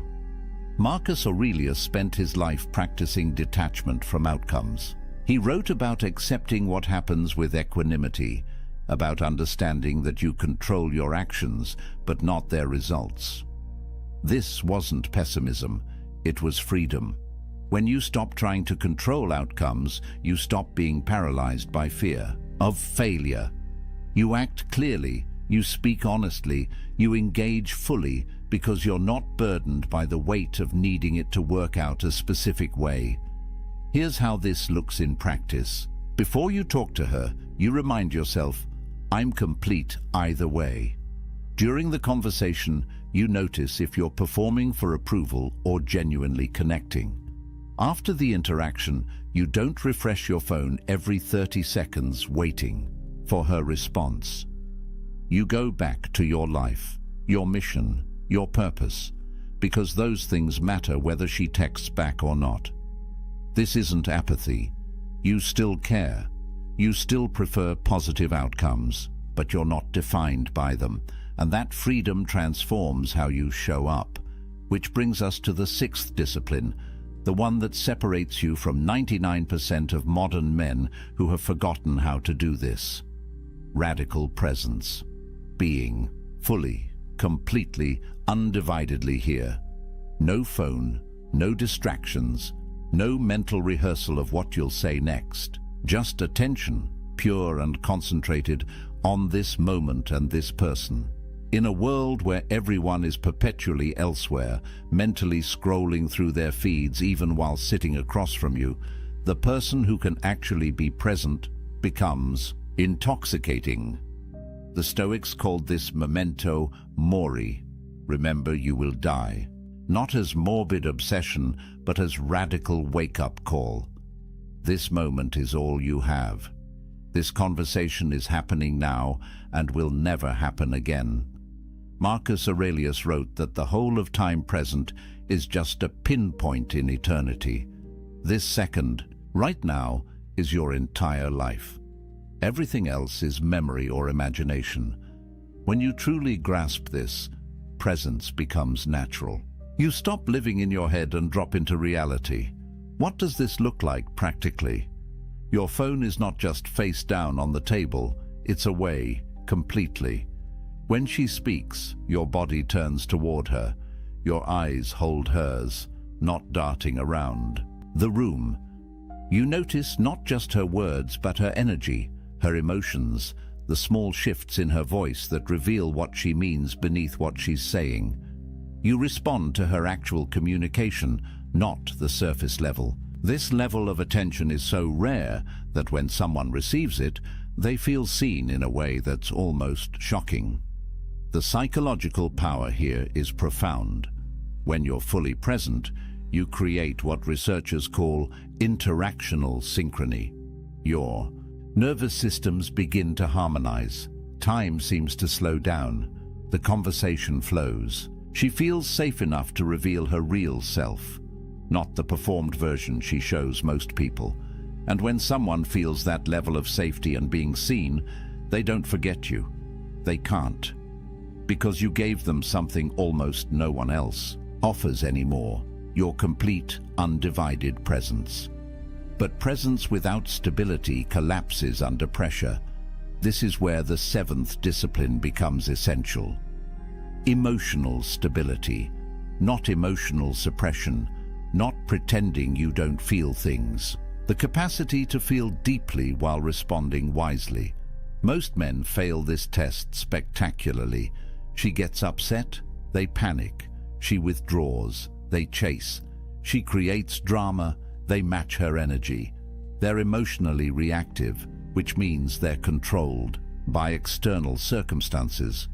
And being controlled, being reactive, being emotionally volatile, it destroys attraction faster than almost anything else. The Stoic view of emotions is misunderstood. They didn't advocate for becoming unfeeling. They advocated for not being controlled by feelings. There's a space, Viktor Frankl later wrote, between stimulus and response. In that space lies your power. She says something that triggers you.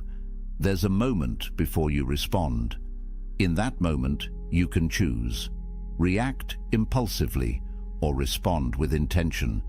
Get defensive or stay grounded. Match her energy or maintain your center.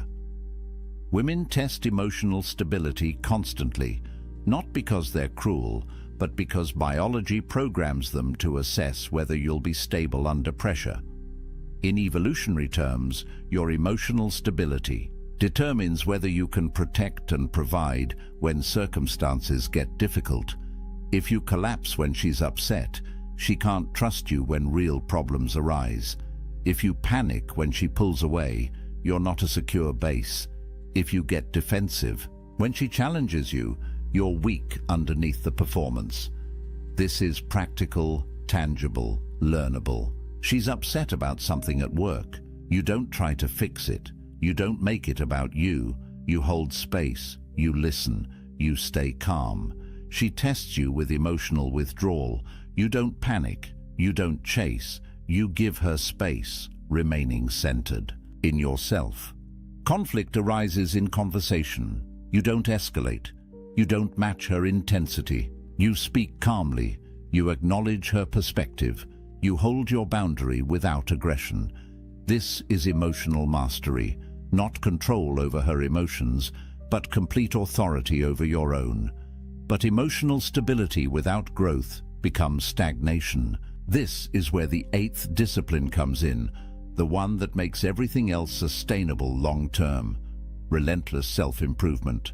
Not improving to get her, not changing yourself to match what you think she wants. The commitment to becoming excellent because that's who you've decided to be.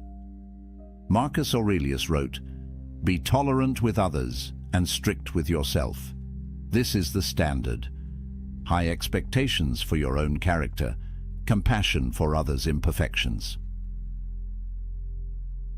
Women are attracted to trajectory, to momentum, to men who are becoming something, not because they want a project to fix, because growth signals potential, and potential is exciting. A man who's stagnant, who's been the same person doing the same things for years, he's safe but boring. A man who's actively developing, who's reading, training, learning, building, he represents a future worth being part of. But here's the critical distinction. You improve because your standards demand it, not because her approval requires it. This looks like discipline across every domain. Physically, you train not for aesthetics, but for strength, resilience, capability. Mentally, you read widely, think deeply, expand your understanding of the world. Emotionally, you do the work. Therapy if needed. Meditation, journaling, facing your shadows instead of projecting them onto others. Professionally, you build competence. You contribute value. You become someone who solves problems rather than creates them. Spiritually or philosophically, you clarify your values and live by them, even when it's difficult. This compounds over time. The man who commits to improvement for 1 year is interesting. The man who commits for 5 years is formidable. The man who makes it a lifelong practice becomes rare, valuable, magnetic.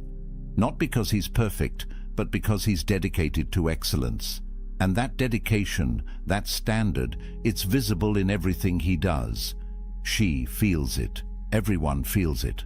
But all of this, every single discipline we've discussed, collapses without the ninth and final habit. The foundation that makes everything else possible. Operating from authentic purpose. Having a reason to exist that transcends pleasure, comfort, or validation. Something you're building, serving, creating, becoming. A mission that gives your life direction and meaning. Without this, every other habit becomes performance. With this, every habit flows naturally because it serves your greater aim. Marcus Aurelius ruled an empire. Epictetus taught philosophy. Seneca wrote and counseled. They had purposes larger than themselves.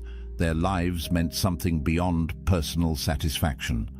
Modern men often avoid this work because it's difficult, because it requires confronting hard questions. What am I here to do? What's worth sacrificing for? What will my life have meant when it's over? It's easier to make women the purpose, to let relationships become the point. But when you do that, you become needy, desperate, without center. Because no person can be your purpose without crushing both of you under that weight. Purpose creates everything attractive about a man. It generates natural confidence because you know why you're here. It establishes boundaries automatically because you protect what serves your mission. It creates outcome independence because your purpose sustains you regardless of any single relationship. It makes presence easy because you're grounded in meaning. It provides emotional stability because you're not blown around by circumstances. It demands improvement because your purpose requires you to grow. It generates mystery because your life has depth beyond what anyone sees on the surface. When you have purpose, Silence comes naturally. You're not desperate to fill space because you're not desperate for validation. Stillness emerges organically. You're centered in something real. Mystery exists without effort. Your life has dimensions she's only beginning to discover. Everything we've talked about, every discipline, every habit, they all flow from this foundation. A man on a mission doesn't chase attraction. It follows him, not because he's using techniques, but because he's become someone genuinely worth following. Here's what this means practically. You wake up every day with something to do that matters. Not just a job, though work can be part of it. Something you're building, creating, serving. Maybe you're developing a skill, starting a business, creating art, serving a community, raising a family with intention. Whatever it is, it's yours. It gives you direction. It makes you someone with somewhere to go, and women want to walk beside. Men who are going somewhere. The irony is perfect and inescapable. When you stop making women your purpose, they become more attracted. When you build your life around something meaningful, they want to be part of it. When you're not trying to be attractive, you become it. Because attraction, real attraction, that lasts beyond the first conversation, it's not about tactics. It's about substance. It's about becoming a man who has mastered himself, who has built something real, who stands for something beyond his own comfort. These 9 habits work together. Each reinforces the others. Practice strategic silence, and you naturally develop stillness. Cultivate mystery, and boundaries become obvious. Build outcome independence, and presence flows naturally. Master emotional stability, and improvement becomes inevitable. Do all of this from genuine purpose, and you're not performing attraction. You're embodying it. This isn't easy. None of it is easy. Anyone who tells you there's a shortcut is selling you something. The Stoics were clear about this. Excellence requires discipline. Character requires practice. Becoming admirable requires becoming someone worth admiring, and that's daily work. But it's the only work that actually creates lasting results. You can learn all the pickup lines, all the texting strategies, all the psychological tricks. They might get you short-term results, but they won't make you into someone you respect. They won't build a life you're proud of. They won't create the kind of attraction that sustains a real relationship.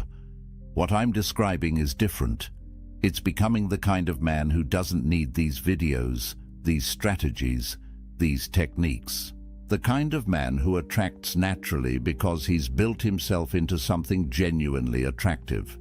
Not attractive because he's playing a role, but attractive because he's become someone valuable, someone centered, someone purposeful, someone who has done the work. Try this for 30 days. Pick one habit and make it yours. Practice strategic silence in every conversation. Notice what happens when you hold your body still in social situations. Guard your inner world for a month and watch how curiosity builds. Hold your boundaries without apologizing and feel the shift in how people treat you. Release your attachment to outcomes and notice how much lighter everything becomes. Give your complete presence to every interaction. Stay emotionally stable when everyone around you is reactive. Commit to genuine improvement in one specific area. Clarify your purpose and let it guide your decisions. One habit. 30 days. See what changes. Because I promise you, when you stop performing and start becoming, when you stop chasing and start building, when you release the desperate energy of needing validation and step into the quiet power of being complete, everything shifts. Not just with women, with everyone, with yourself. You become the kind of man you actually respect. And that respect, that self-possession, that groundedness, it's magnetic in a way that no technique ever could be. The most attractive man in any room isn't the one trying to be.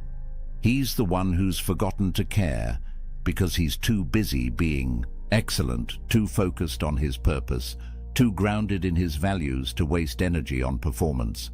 Be that man. Do the work. Build the life. Master yourself. The attraction will follow, not because you chased it, but because you became worth chasing. If this resonated with you, if you felt something shift in how you understand attraction and masculinity, hit that like button. Subscribe to this channel because we're building a community of men who are committed to excellence, who understand that the ancient wisdom still works, who are willing to do the difficult work of becoming someone genuinely valuable. Drop a comment below and tell me which of these 9 habits you're starting with today. Which one challenges you most? Which one are you ready to master? Remember, the Stoics have been waiting 23 centuries to teach you this. Marcus Aurelius faced battles, plagues, betrayals, and he never lost his center. Epictetus was born into slavery and died free in every way that matters. Seneca counseled emperors and faced death with equanimity. These weren't men who had easy lives. They were men who built unshakable character. You have the same capacity, the same potential, the same choice every single day to become stronger, wiser, more centered. The most attractive man in the room isn't the one trying to be. Be that man. There was a man named David who did everything right, or so he thought. He texted back within seconds, every single time. He explained his feelings in paragraphs. He shared his deepest childhood wounds on the 3rd date because someone told him, vulnerability creates connection. He was always available, always accommodating, always trying to prove his worth through words. And after 6 months of this exhausting performance, she told him something that shattered his entire understanding of relationships. You're too much. I need space. I don't think this is working. He was devastated, confused, angry even. He'd given her everything, total transparency, constant availability, emotional honesty. How could that be wrong? Here's what David didn't know. Marcus Aurelius, the most powerful man in the Roman Empire, never felt the need to over-explain himself. Yet empresses, senators, and common people hung on his every word. Epictetus, who started his life as a slave, commanded rooms without raising his voice. Seneca, despite immense wealth and influence, understood that true power came from what you didn't say, not what you did. These men understood something profound about human psychology, about attraction, about respect, that our modern world has completely backwards. Today, I'm revealing 7 Stoic secrets that rewire how people respond to you, not manipulation, not games. Ancient masculine wisdom about presence, restraint, and the magnetic pull of a man who doesn't need constant validation. These aren't the secrets your dating coach told you. These are the principles that built empires and commanded respect for thousands of years. By the end of this video, you'll understand why silence is more powerful than explanation, why absence creates more attraction than presence, and why the less you need her approval, the more she'll seek yours. But here's the warning. The 7th secret is the one most men violate without even realizing it. And once you cross that line, attraction dies. Not slowly, instantly. If you've ever wondered why she pulled away after you opened up, why your honesty seemed to backfire, why the more you tried, the less she cared, stay with me. Because what the Stoics understood about women, about power, about human nature, is about to change everything. Let's start with the first secret. Jake made a simple mistake that cost him everything. He was 20 minutes late to dinner. Traffic was insane, his boss had kept him late, and his phone had died, so he couldn't text ahead. When he finally arrived, breathless and apologetic, she asked one question: "Where were you?" And then Jake did what most men do. He explained, in detail. He described the traffic pattern on the freeway. He mentioned his boss's last-minute request. He showed her his dead phone. He provided timestamps, locations, a complete reconstruction of his evening like he was testifying in court. He thought he was being honest, transparent, proving he had nothing to hide. What he didn't see was her face change, not with anger, with something worse, disinterest. By the time he finished his 5-minute explanation, she'd already checked out mentally. 3 weeks later, she ended it. Her reason? "You're exhausting. I feel like you're always trying to prove something." Here's the first secret the Stoics understood. The best men don't defend themselves. They don't need to. Marcus Aurelius wrote, "The best revenge is to be unlike your enemy." In modern terms, when chaos comes at you in the form of a question, an accusation, a test, matching it with frantic explanation drags you into her frame. You become the defendant, she becomes the judge, and you've already lost. The Stoic path is calibrated brevity. When she asked where he was, Jake could have said 7 words. "Traffic was terrible. I apologize for being late." Then stop. Complete stop. No elaboration, no justification, no desperate attempt to be understood. That silence after his statement isn't weakness. It's a declaration of self-possession. Here's what happens in her brain when you do this. Humans are wired for narrative. That intentional gap, that unexplained space, creates mystery. And mystery creates engagement. Her mind begins working, filling in blanks, wondering about your calm confidence. You transform from the man seeking her approval into the puzzle she wants to solve. This isn't about being evasive or dishonest. It's about understanding that over-explanation broadcasts insecurity. It screams, "I need you to believe me. I need your validation. I'm afraid of your judgment." That fear? She can smell it from across the table. The Stoics called this handing your peace to fortune.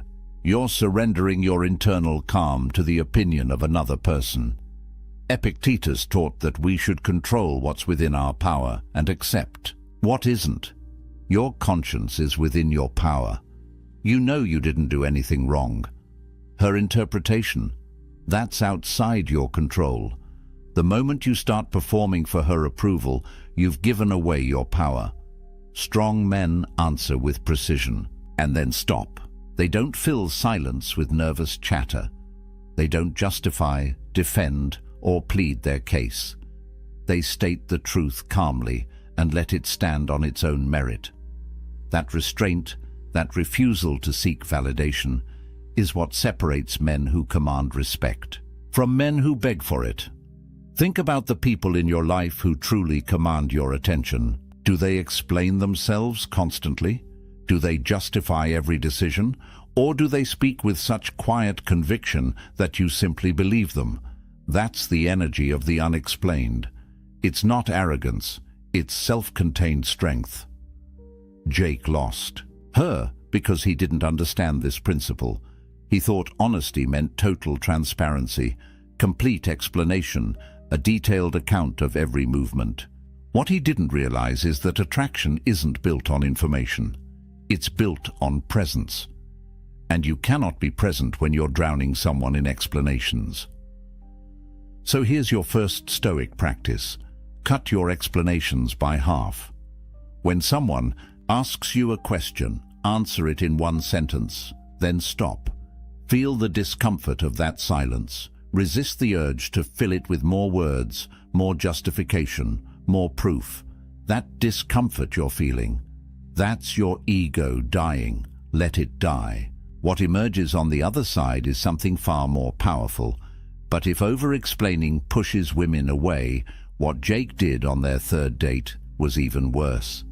The second secret is about a specific type of honesty that destroys attraction faster than anything else.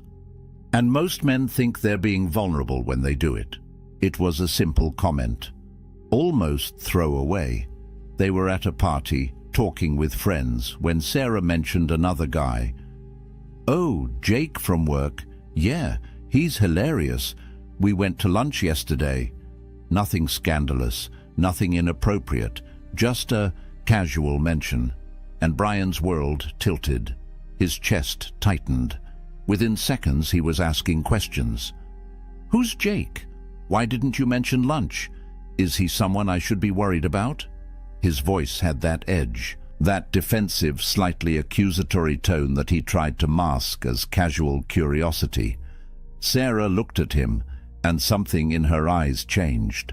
Not guilt, disappointment. 2 months later she ended it.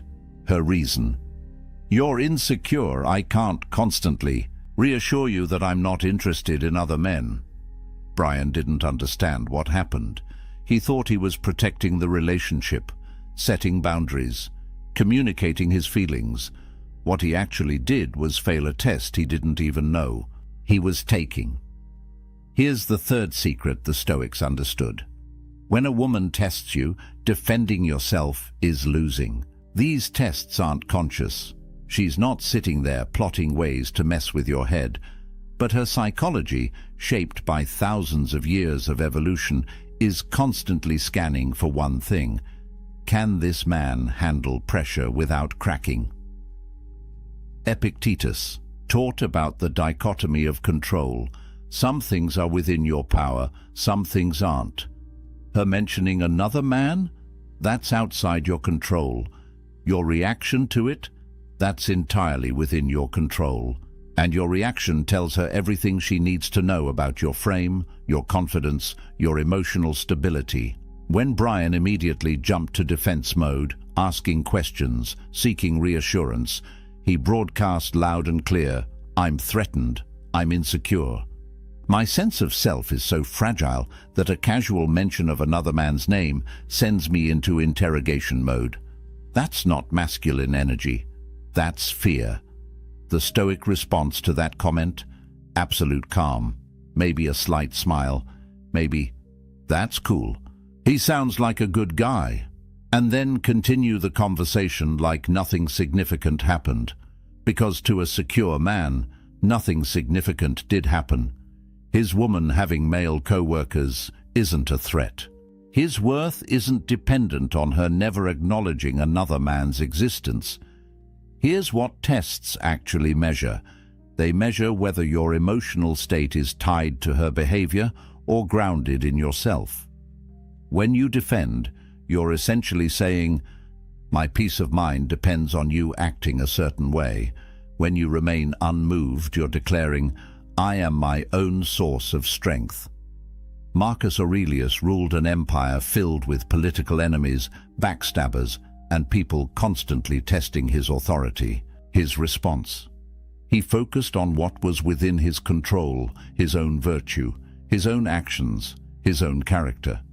He didn't chase down every rumor, didn't defend against every slight, didn't justify himself to people questioning his decisions.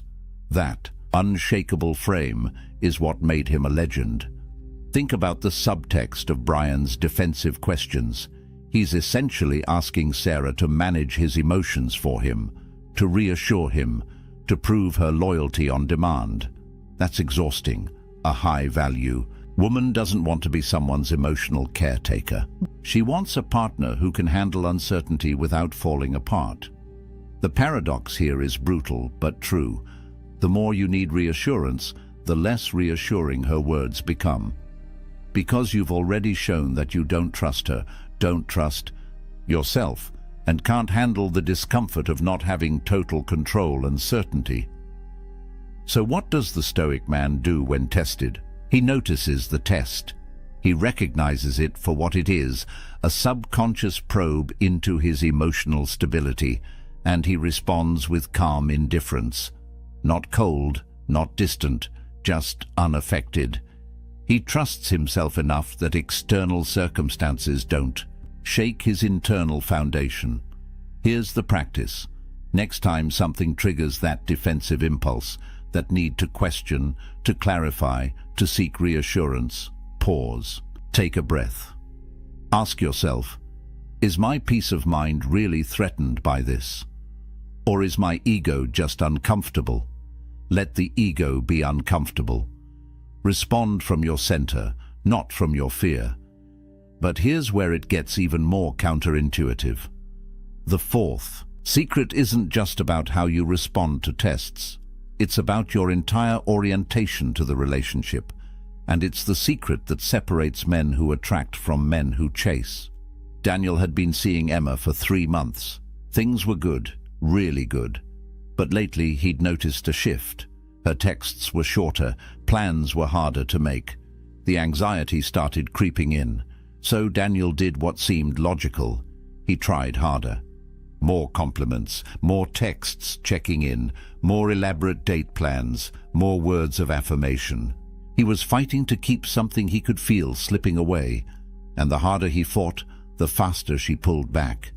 Until one evening, she sat him down and said words that destroyed him. "I need space. This feels too intense. I think we should take a break." Daniel spent the next week in agony. He texted her long messages about how much he cared. He explained that he'd give her space, but he'd be waiting. He essentially communicated, "My happiness depends on you coming back. Without you, I'm not okay." She never came back.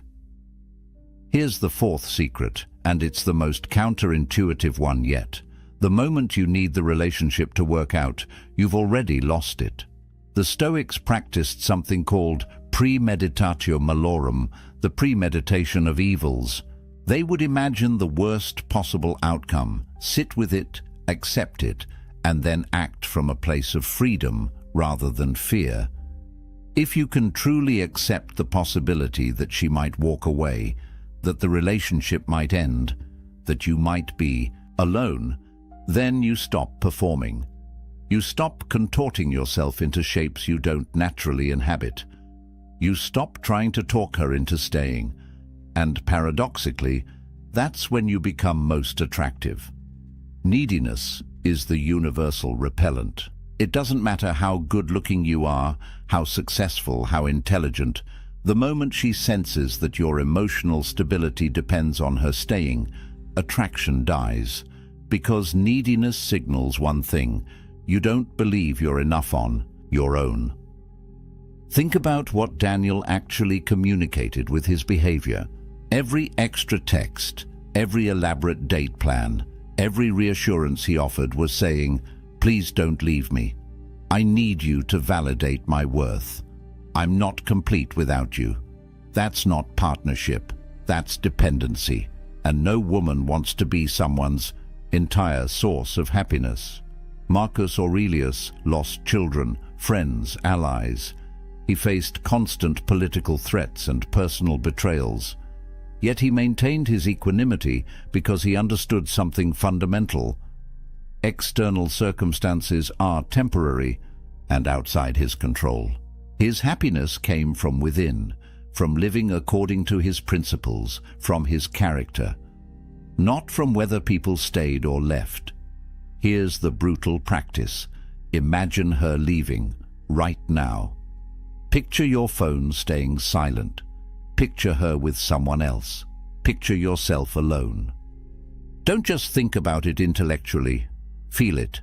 Sit with that discomfort until your breathing steadies, until you realize, deep in your bones, that you would survive, that you would adapt, that you would eventually be okay. Only when you've truly accepted that worst-case scenario can you enter the relationship from a place of genuine strength, because now your actions aren't motivated by fear of loss. They're motivated by authentic desire to connect. There's a massive difference. When you're detached from the outcome, something magical happens. You speak only when your words genuinely improve the silence. You contribute value, not seek validation. You're present when you're together, but you're equally fulfilled when you're alone. That energy, that self-sufficiency, is magnetic. Women have incredible intuition. They can sense when a man's happiness is contingent on their response. They can feel the weight of being someone's everything, and that weight kills desire. But they can also sense when a man is whole on his own, when he's choosing to be with her rather than needing to be with her. That's the energy that creates lasting attraction. Epictetus, who spent his early life as a slave, understood freedom better than most. He taught that true freedom comes from wanting what you have, not having what you want. Applied to relationships. Be with someone because you genuinely enjoy their company, not because you need them to complete you. Daniel lost Emma the moment he made his happiness dependent on her staying. If he had accepted the possibility of loss, if he had remained grounded in his own worth, if he had continued living his purpose regardless of her distance, there's a good chance she would have come back. Because detachment isn't coldness, it's confidence, and confidence is the ultimate aphrodisiac. Here's your practice. Every morning, remind yourself that you are whole, complete, valuable, with or without her. Let that truth sink into your bones. Act from that place of fullness, not from a place of lack. But detachment is only half the equation. The fifth secret is about what you choose to reveal about yourself. And it's where most men make a fatal mistake. First date. The conversation was flowing. Alex felt the connection building. So when she asked about his past relationships, about his dreams, about his childhood, he opened up. Completely. He told her about his failed business venture, his complicated relationship with his father, his travel plans for the next 5 years, his insecurities about his career, his workout routine, his favorite books, his political views, everything. By the end of the night, she knew more about Alex than some of his closest friends. He thought he was building intimacy through honesty. He drove home feeling good, confident he'd made a real connection. She never texted back. Alex couldn't understand it. The conversation had been great. They'd talked for hours. He'd been totally authentic, holding nothing back. What went wrong? Here's the fifth secret the Stoics understood. Scarcity creates value. When everything is immediately available, nothing is precious. Seneca, despite his immense wealth, chose to live simply for periods of time.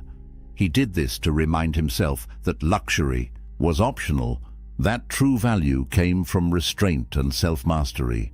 He understood that abundance without scarcity breeds contempt. Apply this to personal disclosure. When you reveal everything about yourself on the first date, you eliminate mystery, you remove intrigue, you give her brain nothing to work with, nothing to imagine, nothing to wonder about. The story is complete.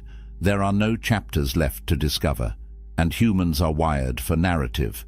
We're drawn to stories that unfold over time, not stories that are dumped on us all at once. Think about your favorite TV series. What keeps you watching? The slow reveal, the mysteries that build, the questions that get answered gradually.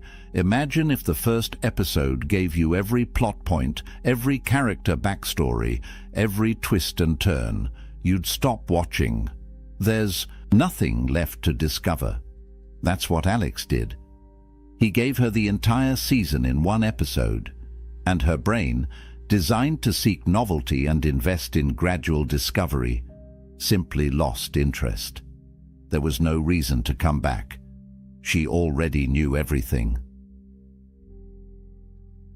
The Stoic man parcels out his story strategically, not because he's playing games, but because he understands that connection is built on gradual investment. One meaningful childhood memory per month. One significant life challenge revealed when trust has been earned. One dream shared when the relationship has proven its worth. Marcus Aurelius, despite being emperor, remained private about many aspects of his life. His meditations, the closest thing we have to his inner thoughts, weren't meant for public consumption. They were private, Reflections. He understood that maintaining some level of mystery, some unrevealed depth, was essential to maintaining respect and authority. When you ration your personal narrative, something powerful happens. She begins to invest her imagination. She wonders what else you've experienced. She creates stories about your character based on limited information. And once she's invested mental and emotional energy into understanding you, she values you more. That's basic psychology. We value what we work for, not what's freely given. This isn't about being secretive or dishonest. It's about being selective. It's about recognizing that your life story has value, and value requires scarcity. When someone asks about your past, you don't lie, but you also don't unload your autobiography. You give them a chapter, not the whole book. Here's what this looks like practically. She asks about your childhood. Instead of a 30-minute monologue, you say, "It was complicated, but those challenges taught me resilience." There's a lot there, but that's a conversation for another time when we know each other better. That response does three things. It acknowledges the question, it hints at depth without revealing everything, and it creates anticipation for future conversations. Every relationship that lasts is built on layers. First dates cover surface-level interests. Third dates explore values and perspectives. 6 months in, you share meaningful vulnerabilities. A year in, you reveal deep insecurities. That pacing honors the natural progression of trust and intimacy. Alex robbed the relationship of that progression. By revealing everything immediately, he collapsed all the layers into one overwhelming dump. And the human brain, overwhelmed and understimulated at the same time, simply checked out. But there's something even more powerful than what you reveal. It's about what you do when you're not around. The sixth secret is the most counterintuitive of all. They'd been on 3 incredible dates. The chemistry was undeniable. The conversation flowed effortlessly. Kevin felt like he'd finally found something real. So naturally, he texted her every day. Good morning messages, check-ins throughout the day, funny memes, articles he thought she'd like. By the end of week 2, they'd exchanged hundreds of messages, and then something strange happened. Her responses got shorter, less enthusiastic. The spark that had been so electric in person seemed to fade over text. Kevin panicked and did what felt natural. He increased his efforts. More messages, more attempts to engage, more trying to recreate that initial connection. She ghosted him.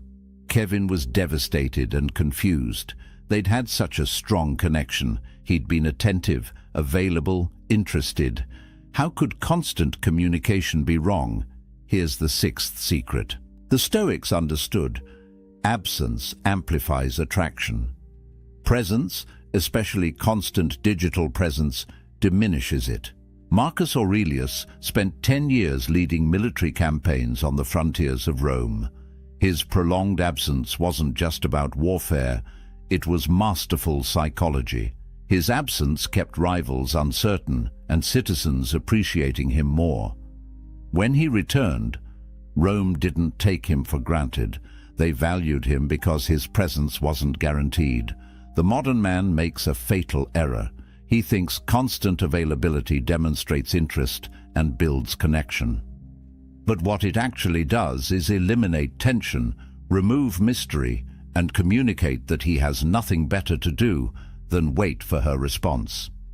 Think about what Kevin's constant texting communicated. It said, "I'm always available. My life isn't full, enough to occupy my attention. I'm waiting for you to validate my existence with your responses. I don't have a purpose beyond this connection. That's not attractive. That's suffocating." Contrast that with strategic absence. After those 3 great dates, imagine if Kevin had sent one text. "Had a great time. I'm heading out of town this weekend with friends. Talk to you next week." Then complete radio silence. No breadcrumb texts, no social media updates, just absence. What happens in her mind during that vacuum? She replays the dates. She wonders what he's doing. She notices the space where his attention used to be.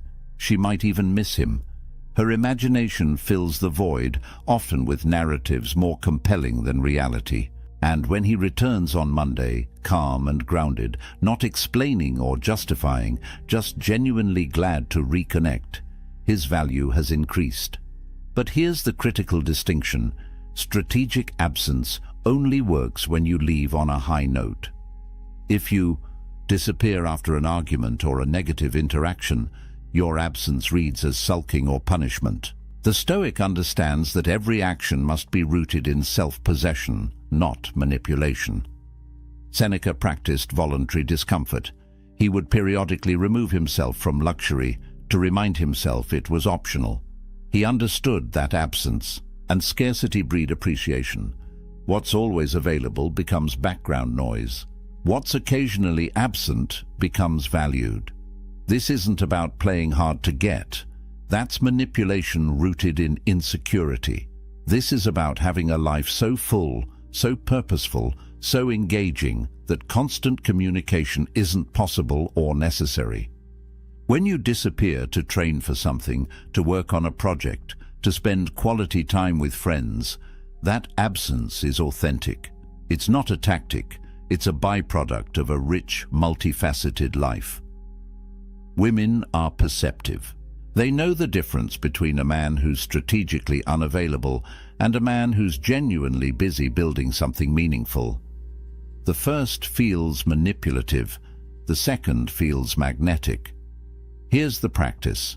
After meaningful in-person time, together take intentional breaks from digital communication, not as punishment, not as a game, but because you have other priorities, other pursuits, other aspects of life that deserve your attention.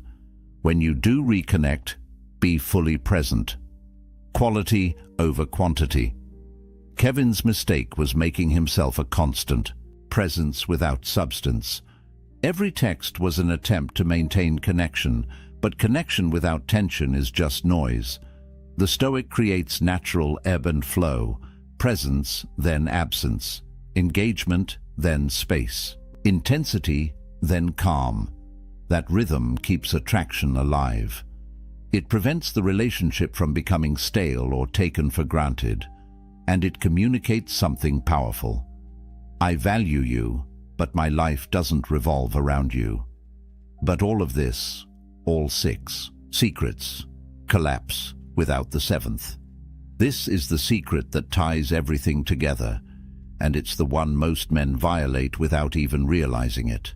The 7th secret isn't just about women, it's about your entire existence. Tom had everything going for him: a decent job, good friends, hobbies he enjoyed. Then he met Rachel, and slowly, imperceptibly, everything else faded into the background. He stopped going to the gym because she didn't work out. He cancelled plans with friends to be available for her. His side business project sat untouched because evenings were for her. His dreams, his goals, his identity, all of it gradually dissolved until his entire world revolved around one person. For the first few months, Rachel seemed to appreciate the attention. But then something shifted. She started making comments. "Don't you have your own things to do? You should hang out with your friends more. What happened to that business you were starting?" Tom didn't understand. He'd made her his priority. He'd shown her she was the most important thing in his life. Isn't that what women want? 6 months in, she ended it. Her reason gutted him. "I fell in love with someone who had a life. Now you're just someone who revolves around mine. I don't want to be your whole world. It's too much pressure." Here's the 7th and most critical secret the Stoics understood. The moment you make another person your life's purpose, you become a burden to them and a stranger to yourself. The Stoics lived for virtue, for contribution, for mastery of their craft. External relationships were valuable, but they were additions to an already complete life, not the foundation of it. Marcus Aurelius was emperor of Rome, but his purpose transcended any single relationship. He was committed to philosophy, to justice, to the well-being of the empire. His wife was important, but she wasn't his reason for existence. That independence, that self-sufficiency, that internal purpose is what made him worthy of respect and attraction. Think about what Tom communicated when he abandoned everything for Rachel. He essentially said, "I don't have anything meaningful in my life beyond you. My dreams aren't compelling enough to pursue. My friendships aren't valuable enough to maintain. My purpose isn't strong enough to command my attention. You are all I have." That's not love. That's dependency. And dependency is suffocating. When you make someone your entire world, you place an impossible burden on them. They become responsible not just for their own happiness, but for yours as well. Every time they want space, they're denying you your sole source of fulfillment. Every time they prioritize something else, they're essentially destroying your world. No person can carry that weight, and more importantly, no person wants to. Women are drawn to men who are building something. Men who have a mission that transcends the relationship. Men whose days are structured around compelling goals and meaningful pursuits. Not because these men are emotionally unavailable, but because they're fundamentally engaged with life itself. When Rachel met Tom, he was working on a business. He had friends he valued. He had a gym routine that grounded him. He was a complete person inviting her into an already vibrant life. That version of Tom was attractive because he had substance, direction, purpose. He wasn't looking for someone to complete him. He was looking for someone to complement an already fulfilling existence. But the Tom who emerged 6 months later was hollow, an empty vessel waiting to be filled by her presence, and that transformation from self-possessed to dependent killed her attraction faster than any other mistake he could have made. Epictetus taught that we should focus on what's within our control. Your purpose, your growth, your contribution to the world, these are within your control. Her feelings, her decisions, her level of investment, these are not. When you make her your purpose, you've oriented your entire life around something you cannot control. That's not just unattractive, it's psychologically devastating. Here's the brutal truth. The version of you she fell for had a life, passions, goals, friends, commitments. That version was attractive because he was already whole. The moment you abandon all of that to focus solely on her, you become someone else, someone needier, someone smaller, someone less interesting, and she didn't sign up for that person. The Stoic path is to build your life around virtue and purpose. Relationships are beautiful additions, but they're not the foundation. You train your body not to impress her, but because physical excellence is a virtue. You build your business not to provide for her, but because creation and contribution are meaningful. You maintain friendships not to show her you're social, but because deep connections with other humans enrich your life. When your life is structured this way, something powerful happens. You're not inviting her to be your everything. You're inviting her to be part of something already extraordinary. The pressure is off. She's not responsible for your happiness. She gets to add to it, not create it from nothing. And paradoxically, that's when relationships thrive, when both people are complete on their own, choosing to share their lives rather than needing to merge them. When you have a silent purpose, a mission that commands your attention and energy, her presence becomes a beautiful bonus, not a desperate necessity. Tom lost Rachel the day he made her his world. If he had maintained his business, his friendships, his gym routine, his identity, she would have felt drawn to be part of that world, not burdened by being all of it. Here's your practice. Identify your mission. What are you building? What are you mastering? What legacy are you creating? If the honest answer is nothing beyond this relationship, then you've already lost. Start today. Pick one thing that matters to you beyond any romantic connection. Commit to it. Build it. Let it occupy your time and attention. When you're busy forging yourself into something greater, silence isn't a tactic. It's your natural state. Your focus is elsewhere, and women notice. They see a man engaged with life itself, and they want to be part of that life. Not the center of it, part of it. The seventh secret is the foundation for all the others, because when you have purpose, you don't over-explain. You don't trauma dump seeking validation. You don't defend yourself against tests. You're detached from outcomes. You naturally reveal yourself slowly. Your absence is genuine. All of it flows from this one truth. Your life has meaning beyond any single relationship. Now let me show you what happens when you combine all 7 secrets. Now imagine this version of yourself. She asks why you were late. You answer in 7 words and stop. No defense, no justification, just calm statement and silence. She mentions another man's name. You smile slightly, completely unmoved, because your worth isn't threatened by her acknowledging other humans exist. She hasn't texted back in 6 hours. You don't panic because your emotional state isn't tied to her response time. You're busy with your purpose. When you do see her, you're fully present, engaged, interested, but you're not performing. You're not trying to prove anything.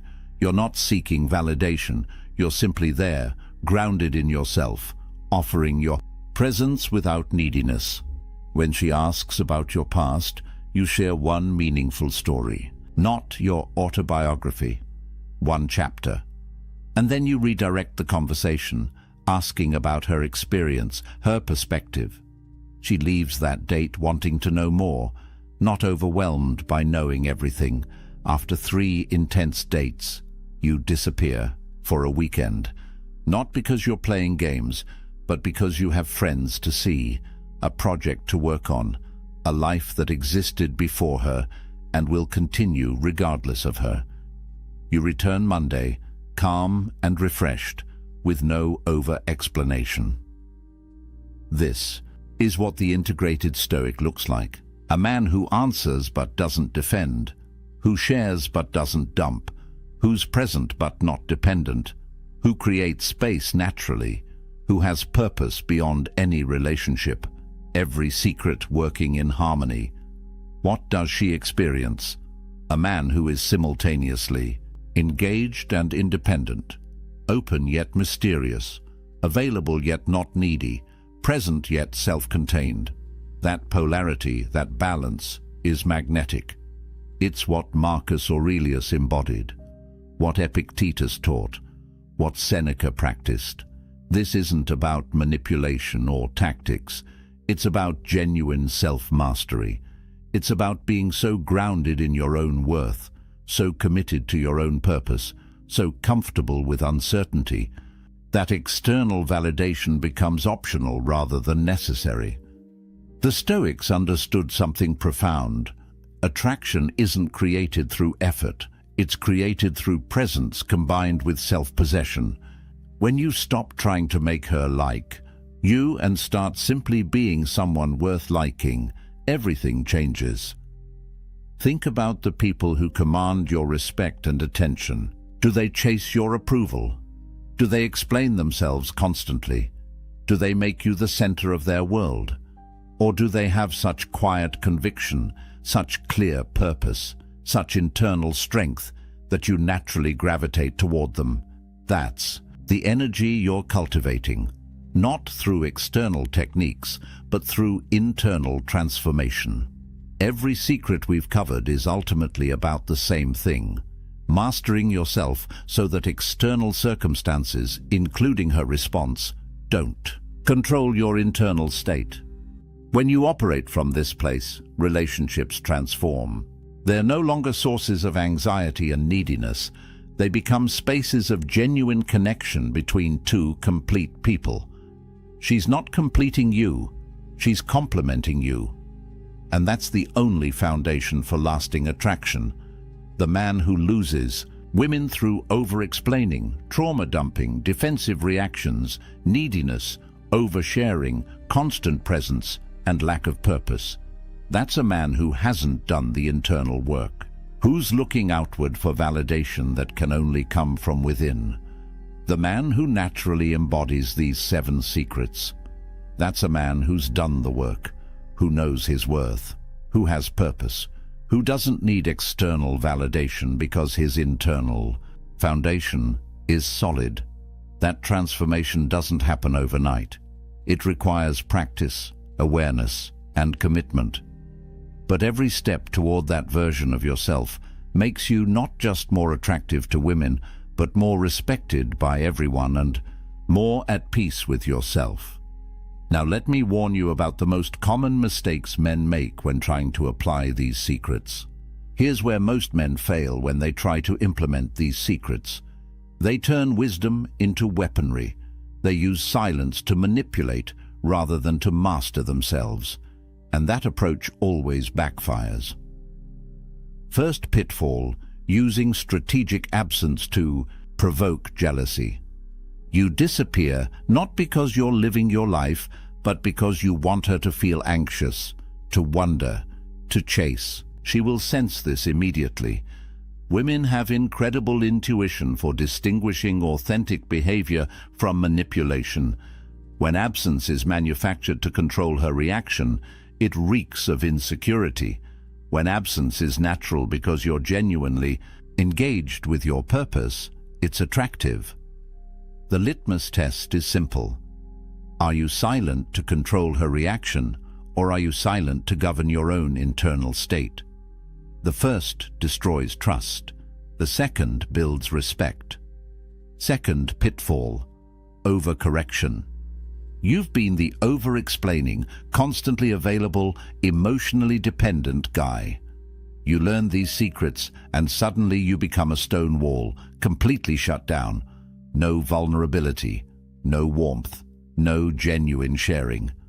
You've gone from one extreme to the other. Mystery needs windows, or people assume the house is abandoned. The Stoic isn't emotionally unavailable. He's emotionally selective. He shares, but with intention. He's vulnerable, but at appropriate times with earned trust. There's a massive difference between being measured and being closed off. Balance is the key. Offer one genuine compliment per date. Not a barrage of flattery, but one specific, observed appreciation. Share one meaningful thought or experience, but not your entire psychological history.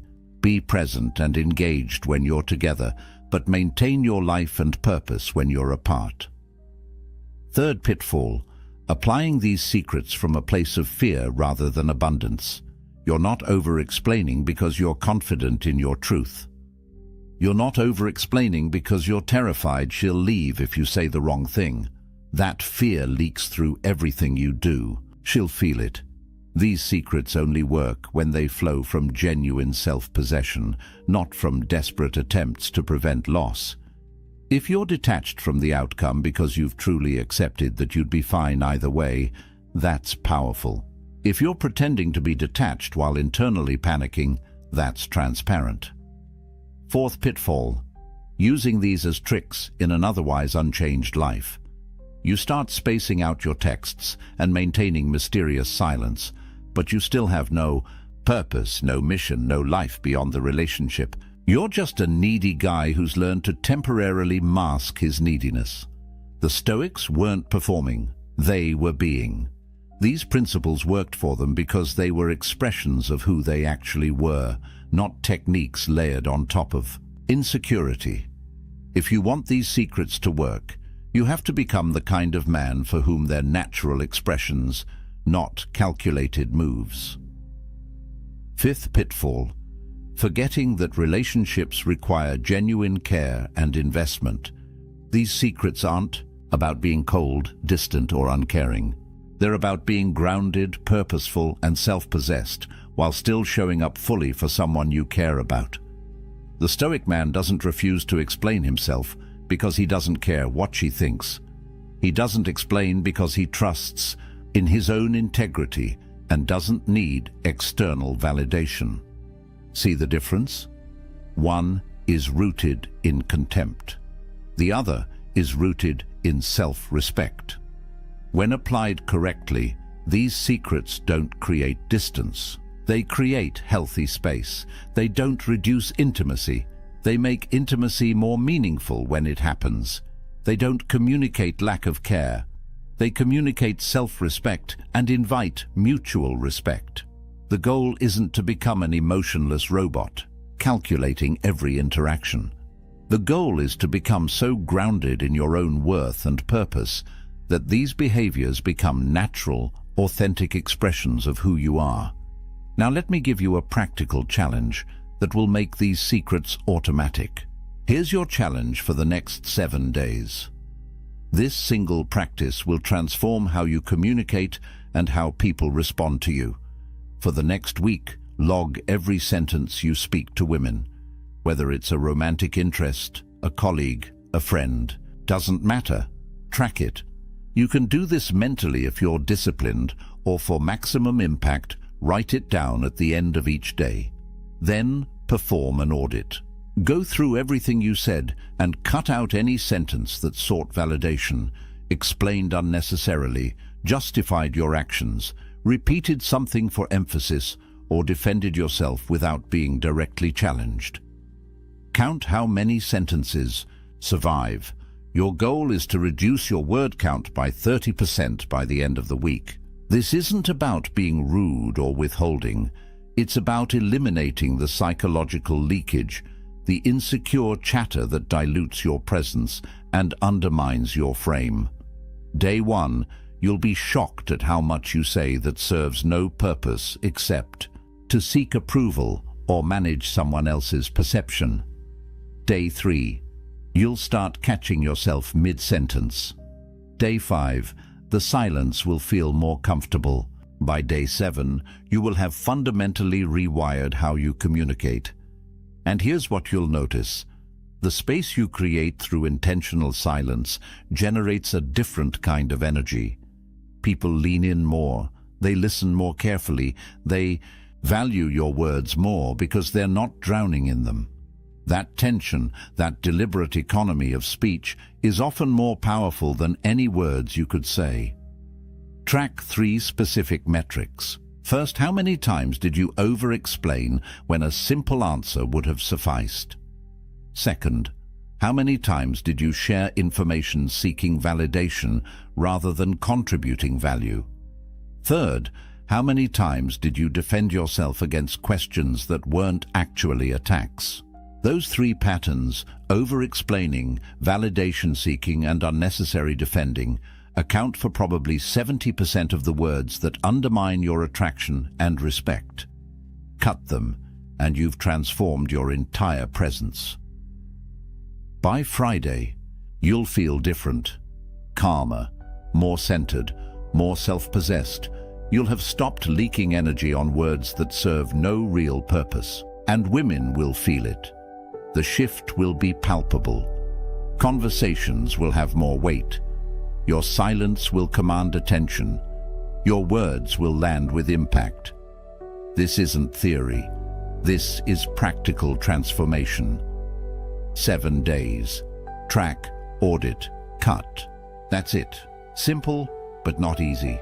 Because you'll be fighting every conditioning you've received about communication, about sharing, about proving yourself through words. But here's the truth the Stoics understood. Most talk is noise. Most explanation is insecurity. Most words dilute rather than amplify. The man who speaks less but means more commands the room. The man who can sit in silence without discomfort projects strength. The man whose words are scarce becomes someone people actually listen to. So take the challenge. 7 days, 30% reduction. and watch how everything changes. But there's one more thing. One single sentence that will make this magnetic silence automatic and effortless. Here is the single sentence that makes everything we've covered automatic. Every morning, before you engage with the world, before you pick up your phone, before you interact with anyone, recite this. My worth is non-negotiable. Explanations are optional. Say it out loud. Put it in your phone as a daily reminder. Write it on a card you see every morning. Let it sink into your subconscious. Because when you truly internalize that your value is inherent, not contingent on external validation, the compulsive need to justify yourself simply quiets down.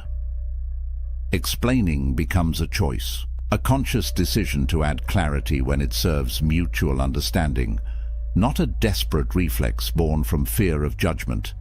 That single shift, that one reframe, rewires every interaction that follows. Your worth is non-negotiable. You don't have to earn it through perfect explanations. You don't have to prove it through constant availability. You don't have to defend it against every test. It simply is. And explanations? Optional. You can offer them when appropriate, but you don't owe them to anyone as proof of your value. Let's bring this full circle. Remember David from the beginning? The man who texted back instantly, explained everything in paragraphs, shared his deepest wounds early, and made her his entire world. He lost her because he violated every single secret we've covered. But imagine a different David, one who answers questions briefly and calmly, who processes his pain privately before sharing it intentionally, who remains unmoved by tests because his frame is solid, who's detached from outcomes because he knows he's complete on his own, who shares his story gradually, creating intrigue, who disappears naturally because he's building something meaningful, who has a purpose that transcends any relationship. That David doesn't lose her, because the David isn't performing for her approval. He's living from a place of genuine self-mastery, and that energy, that quiet strength, that self-contained power is what attraction is actually built on. You now have the blueprint, 7 Stoic secrets that ancient men understood and modern men have forgotten, the strength of the unexplained. Never trauma dumping early, stopping defensive reactions, detaching from outcomes, revealing yourself slowly, using strategic absence, building purpose beyond relationships. These aren't tricks. They're pillars of character that people instinctively recognize as solid. When you embody them, you stop chasing attraction and start commanding it. You stop seeking respect and start earning it naturally. You stop performing and start simply being someone worth knowing. Speak less, mean more, live with purpose, and watch as women, respect, and genuine connection flow toward you rather than away from you. The next move is yours. This isn't theoretical philosophy. This is practical transformation. Apply just one of these secrets this week. Choose the one that hit hardest. Put it into practice. Then come back and tell me what happened in the comments. If this video shifted something in you, share it with a friend who's still stuck in the cycle of over-explaining and under-living. Comment below which secret resonated most. I read every early comment because your engagement fuels this mission. Subscribe for weekly Stoic wisdom on relationships, purpose, and masculine development. The next video breaks down the specific words that destroy attraction and the exact phrases that build it. You won't want to miss it. Until next time, remember what the Stoics knew. True power doesn't announce itself. It doesn't explain itself. It doesn't defend itself. It simply is. Choose silence. Choose self-mastery. Choose strength. Now close this video, put down your phone, and go build something that matters. Rome wasn't built by men who double-texted. Neither is the life you actually want. There was a man who lost the woman he loved because of one sentence. Just one. They'd been dating for 2 months. Everything was perfect. The chemistry was undeniable. She laughed at his jokes. Her eyes lit up when she saw him, and he felt like he'd finally found something real. Then, one night over dinner, he said something. 5 words. And everything changed in that moment. Her smile faded. Her energy shifted. Within 2 weeks, she was gone. He spent months replaying that night, trying to understand what happened. The truth. He violated a fundamental law of attraction that the ancient Stoics understood thousands of years ago. Now, I'm going to share something with you that might sting a little. This isn't about being fake. This isn't about playing games or manipulating women. This is about understanding ancient masculine wisdom that modern men have completely forgotten. Marcus Aurelius, the most powerful man in Rome, never begged for anyone's approval. Epictetus, who started life as a slave, never chased validation. These men understood something profound about human nature, about power, about attraction. Today, I'm revealing 5 specific phrases that destroy attraction instantly. Not slowly, not over time, instantly. Each one breaks a fundamental principle of Stoic masculinity. Each one broadcasts weakness directly to her subconscious mind. And by the end of this video, you're going to understand exactly why these words repel women at a primal biological level. If you've ever wondered why she pulled away, why the spark died, why she suddenly seemed less interested, there's a very good chance you said one of these 5 phrases. Stay with me until the end, because the 5th one is what most men say when they're desperate, and it's the most damaging of all. But first, before I reveal what that man said at dinner that night, you need to understand something the Stoics knew about female psychology that modern dating advice completely misses. Something that will change how you see every interaction with women from this moment forward. Let's talk about control. Epictetus, one of the greatest Stoic philosophers, taught something radical. He said, there are things within your control and things outside your control. That's it. That's the line. Your thoughts, your actions, your character, within your control. Other people's opinions, their feelings, whether they choose you, completely outside your control. He called this the dichotomy of control, and it's the foundation of everything I'm about to tell you. Here's where it gets interesting. You cannot control whether she likes you. You cannot control whether she finds you attractive. You cannot force chemistry, manufacture desire, or negotiate attraction. But here's what you can control: your dignity, your frame, your self-respect, and how you show up in this world. When you understand this deeply, not just intellectually but in your bones, everything changes. Now let me connect this to something most men don't understand about female psychology. Women are biologically wired to detect neediness, not as a conscious choice. This is evolutionary programming that goes back hundreds of thousands of years. In ancient times, a needy man was a survival threat. A man who couldn't stand on his own, who depended on others for his emotional stability, who collapsed without approval. That man couldn't protect, couldn't provide, couldn't survive when things got hard. So her subconscious brain, the part that's been evolving for millennia, is constantly scanning for signs of neediness. And the moment she detects it, attraction dies. Here's the brutal truth.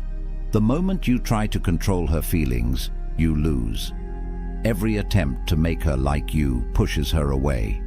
Every strategy to secure her approval broadcasts insecurity. It's a paradox that drives most men insane.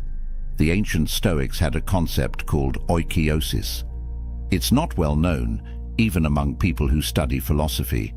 It means natural affinity, the way things are drawn together when they're aligned with their true nature.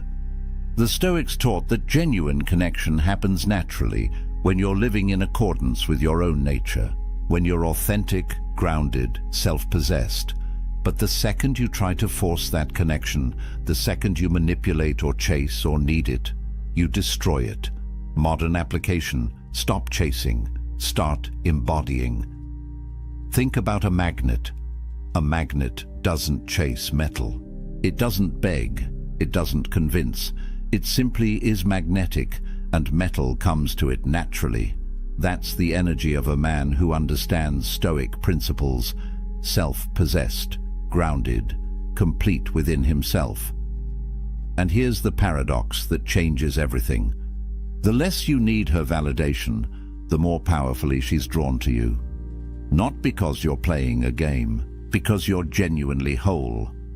So when a man says the first phrase I'm about to reveal, he's violating this ancient principle in the worst possible way. He's announcing to her subconscious mind that he doesn't understand the dichotomy of control, that he's placed his happiness outside himself, that he needs her approval to feel valuable. The first phrase seems harmless. Most men say it thinking they're being honest, being vulnerable, being real. But to her subconscious mind, it's a red flag that screams one thing: this man is not enough on his own. Let me tell you what it is. The first phrase that kills attraction: confessing your feelings too early. I really like you. I'm falling for you. I think about you all the time. Said too soon, these words are poison. Let me tell you about James. He met a woman at a coffee shop. They exchanged numbers, went on a first date, then a second. The chemistry was electric.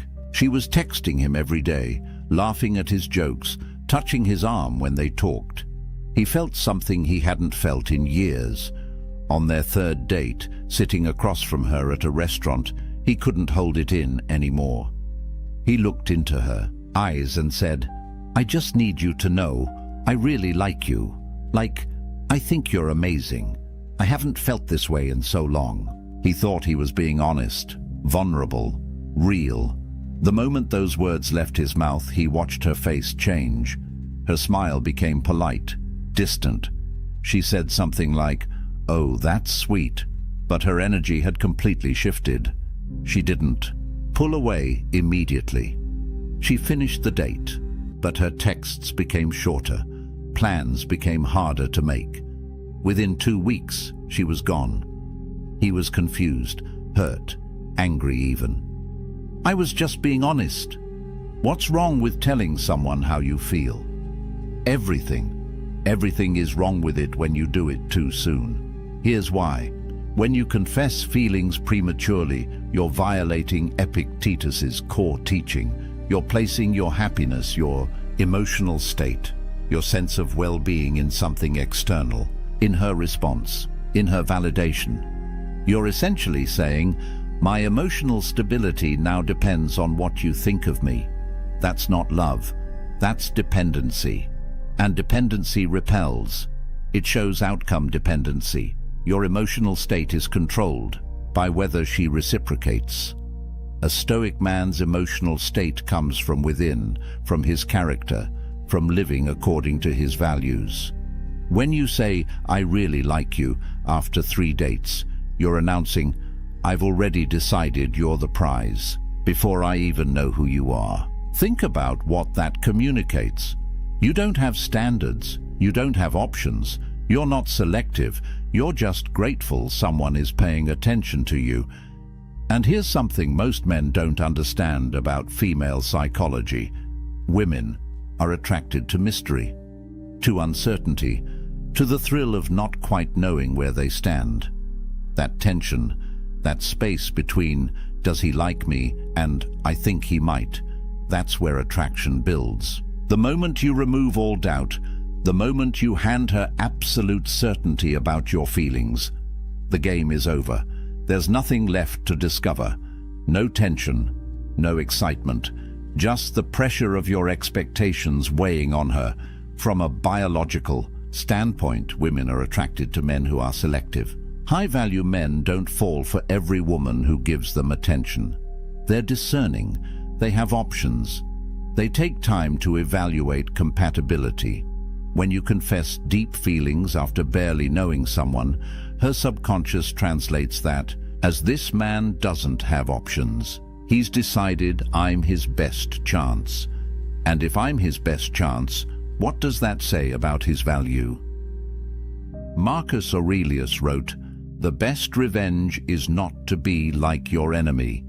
In the context of attraction, the enemy is desperation, neediness, the desperate chase for validation. Don't seek it. Don't announce your feelings, hoping she'll reciprocate and make you feel secure. That's weakness disguised as honesty. Let your actions show interest. Show up consistently. Invest time. Be present when you're together. Plan thoughtful dates. Listen. But don't hand over your power by verbally declaring your emotional investment before she's earned it, before enough time has passed, before genuine depth has developed between you. The Stoics had a practice called amor fati, love of fate. Love the process itself, not just the outcome. Enjoy getting to know her. Appreciate the uncertainty. Embrace the journey of discovering whether she's actually compatible with you, not just whether she'll validate your feelings. When you're outcome-focused, you're needy. When you're process-focused, you're grounded. One repels, one attracts. So if you're dating someone right now and you feel that urge to confess, to tell her how much you like her, to seek reassurance that she feels the same way, pause, breathe. Remember the dichotomy of control. You cannot control her feelings, but you can control your dignity. Keep it. But here's what's even worse than confessing too early. The second phrase actually makes you the problem in her eyes. It makes you a burden she has to carry. And that weight? It crushes whatever attraction existed. The second phrase that destroys attraction. You make me so happy. You complete me. I need you. Any variation of making her responsible for your emotional state. David had been with his girlfriend for 6 months. Things were good, really. Good. He was head over heels. Every morning he'd text her, "You make me so happy." During dates, he'd look into her eyes and say, "I don't know what I'd do without you. You're everything to me." He thought he was being romantic, thought he was showing her how much she meant to him. He'd seen it in movies, heard it in love songs. This is what you're supposed to say when you love someone, right? Wrong. She started pulling back around month 7, became less available, less affectionate. When he asked what was wrong, she'd say, "Nothing, I'm just tired." But he could feel her slipping away. Finally, she sat him down and said something that gutted him. "You're too much. I feel like I can't breathe. It's like your entire happiness depends on me, and that's not fair. I can't be responsible for that. I feel suffocated." He was devastated, confused. How could loving her too much be the problem? Here's what David didn't understand. Seneca, the Roman Stoic philosopher, wrote something profound. "The person who depends on another for happiness is a slave." Read that again. When you tell a woman, "You make me happy," you're not declaring love. You're announcing slavery. You're saying, "I'm incomplete without you. My emotional well-being is in your hands. If you leave, I collapse." That's not masculine energy. That's not strength. That's dependency. And dependency is the opposite of what creates attraction. Think about it from her perspective. Women are biologically attracted to the oak tree, not the ivy. The oak tree stands tall and strong on its own. Storms come, seasons change, but the oak remains. The ivy, on the other hand, needs something to cling to. It can't stand alone. It wraps around the tree, dependent on it for structure, for support, for survival.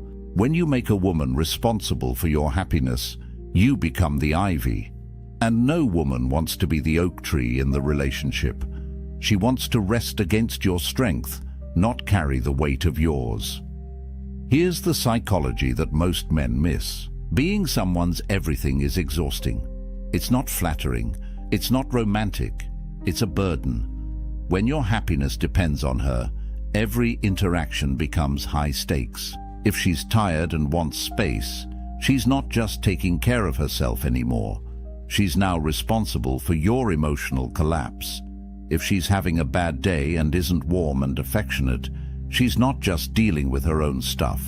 She's also managing your need for reassurance. That pressure kills desire faster than almost anything else. She doesn't want to be your life. She wants to add to your life. She wants to enhance an already fulfilling existence, not be the only source of your joy. When you're complete within yourself, when your happiness comes from your purpose, your growth, your values, your friendships, your passions, then her presence becomes a beautiful addition, not a desperate necessity. The Stoics called this apatheia. It doesn't mean being emotionless or cold. It means freedom from destructive passions. It means emotional self-sufficiency.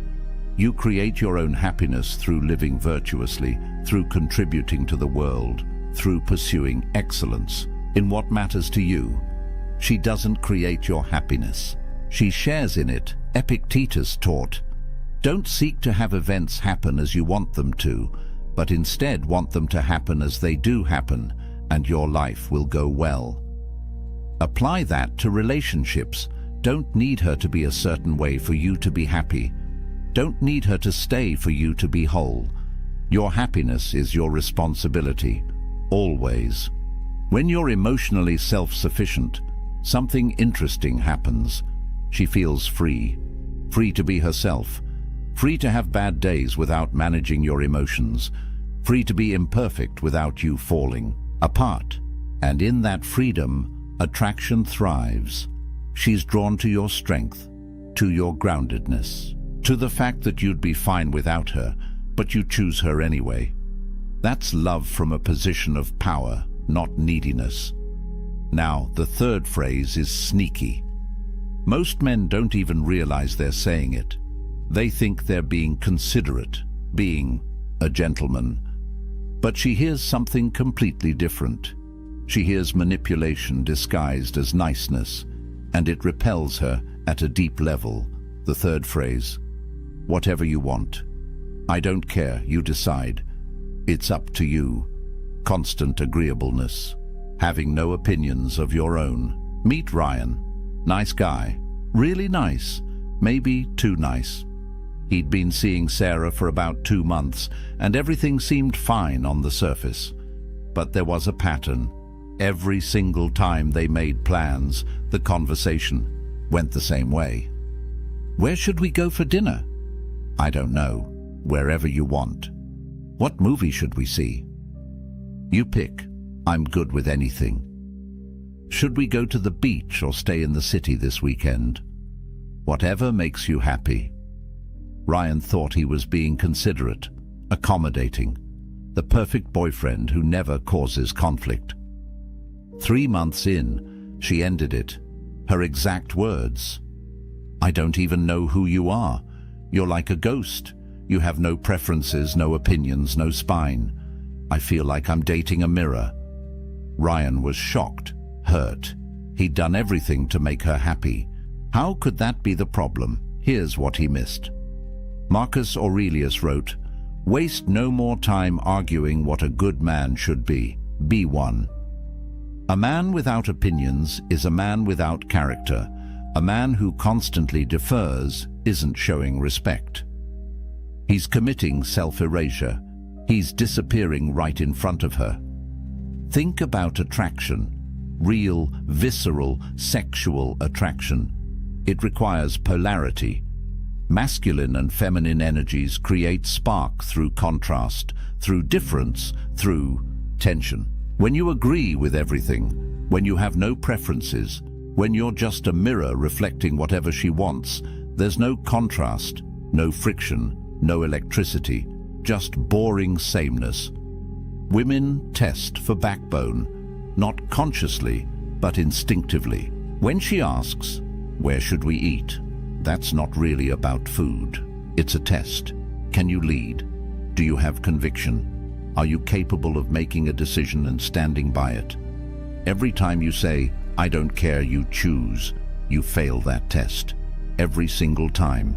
Here's the covert contract that nice guys operate under. They think, if I agree with everything she wants, if I never challenge her, if I'm always accommodating, she'll like me more. She'll see how easy I am to be with. But the opposite happens. She loses respect with every "whatever you want," because deep down, she knows what you're doing. You're not being agreeable because you genuinely don't have preferences. You're being agreeable because you're afraid. Afraid of conflict, afraid she'll disagree, afraid she'll leave if you're not perfect. That fear, she can smell it. The Stoics practiced something called premeditatio malorum, negative visualization. They'd imagine the worst outcomes to prepare themselves mentally. Apply that here. Imagine what happens if you please everyone. The answer, you please no one, especially not yourself. When you have no opinions, no preferences, no boundaries, you become invisible, forgettable, replaceable. Epictetus taught, if you wish to be good, first believe that you are bad. In this context, it means acknowledge the people-pleasing tendency. Recognize that your constant agreeableness isn't kindness, it's avoidance. It's fear-based behavior disguised as consideration. Here's what women actually want. They want to feel your presence, your direction, your masculine certainty, not arrogance, not domination, just the simple confidence to say, "I'd prefer Italian tonight," or "I'm not really into action movies, let's do the thriller instead," or "I want to go to the mountains this weekend." Simple preferences, stated calmly. That's it. That's all it takes to show you're a real person with real opinions. And here's the secret. She doesn't even need to agree with your preferences. She just needs to know they exist. Disagreement is fine, healthy even. What kills attraction is the void where your personality should be. Be willing to have opinions. State them without apology. And be equally willing to hear hers and find compromise when it matters. That's partnership. That's polarity. That's attractive. The fourth phrase is what men say when they're losing her. And instead of slowing the decline, it accelerates it. If you've said this next one, you know exactly how she responded, and it wasn't good. The fourth phrase that kills attraction, seeking constant reassurance. Are we okay? Do you still like me? Are you mad at me? Did I do something wrong? Michael couldn't handle silence, couldn't handle space, couldn't handle uncertainty. He'd been dating Lisa for about 4 months when the pattern started. Anytime she seemed quiet, anytime she didn't respond to a text within an hour, anytime her tone seemed even slightly different, he'd panic. "Hey, are we good? You seem distant. Is everything okay? I feel like something's off. Did I do something?" At first, Lisa would reassure him. "No, babe, we're fine. I'm just tired. Everything's good, I promise. You didn't do anything wrong. I'm just busy at work." But the questions kept coming. Every week. Sometimes multiple times a week. Eventually, her reassurances became shorter, less convincing. Until finally she stopped responding to his "Are we okay?" text altogether. 2 days later, she sent him a long message. "I can't be your therapist. This constant need for reassurance is exhausting. I feel like I'm managing your anxiety instead of being in a relationship. I'm done." Michael was crushed. He thought he was just communicating, being open about his feelings, addressing issues. Before they became problems, what he didn't realize, he was creating the very problem he feared. The Stoics taught amor fati, love of fate. It means accepting what is, exactly as it is, without resistance.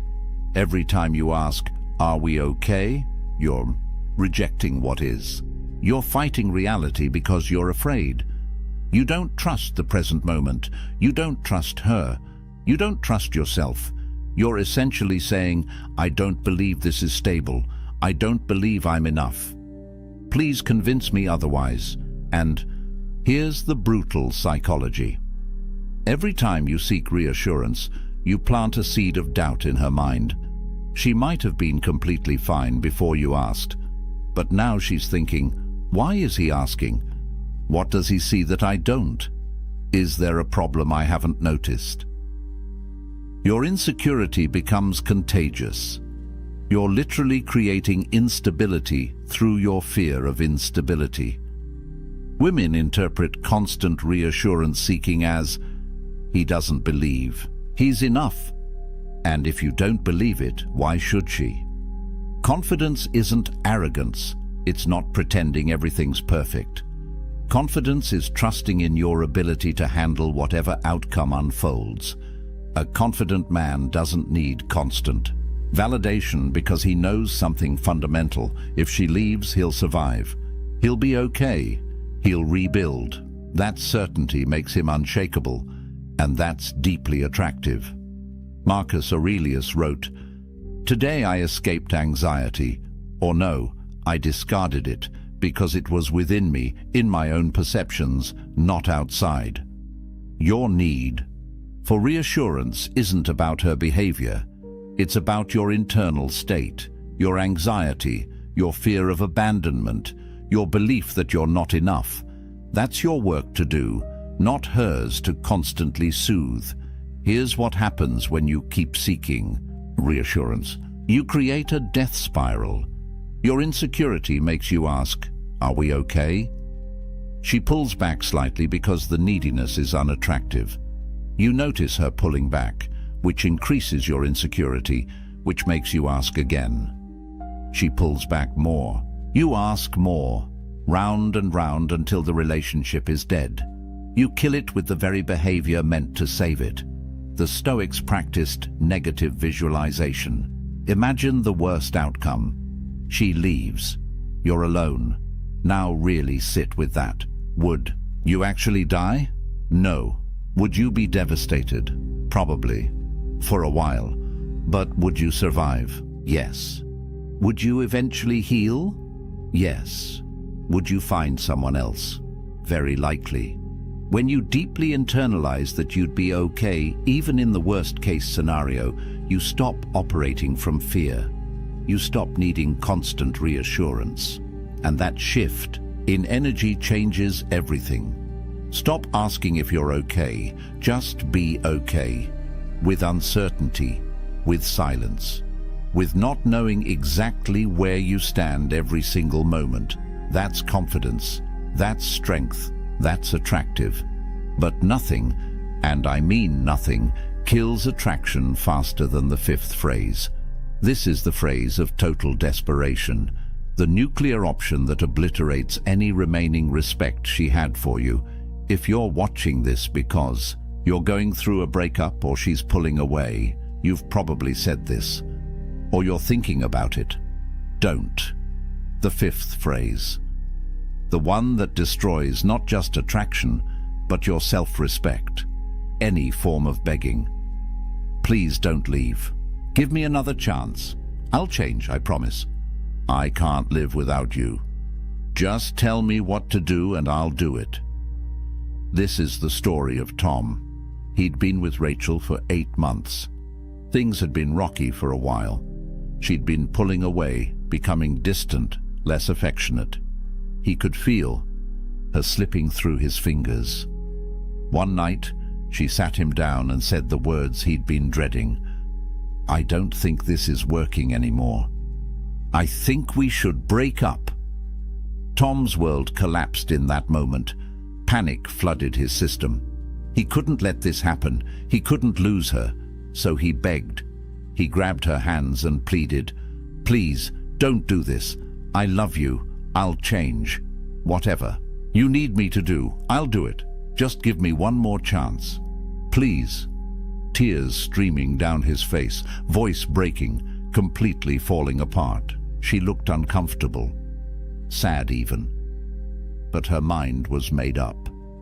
She left that night.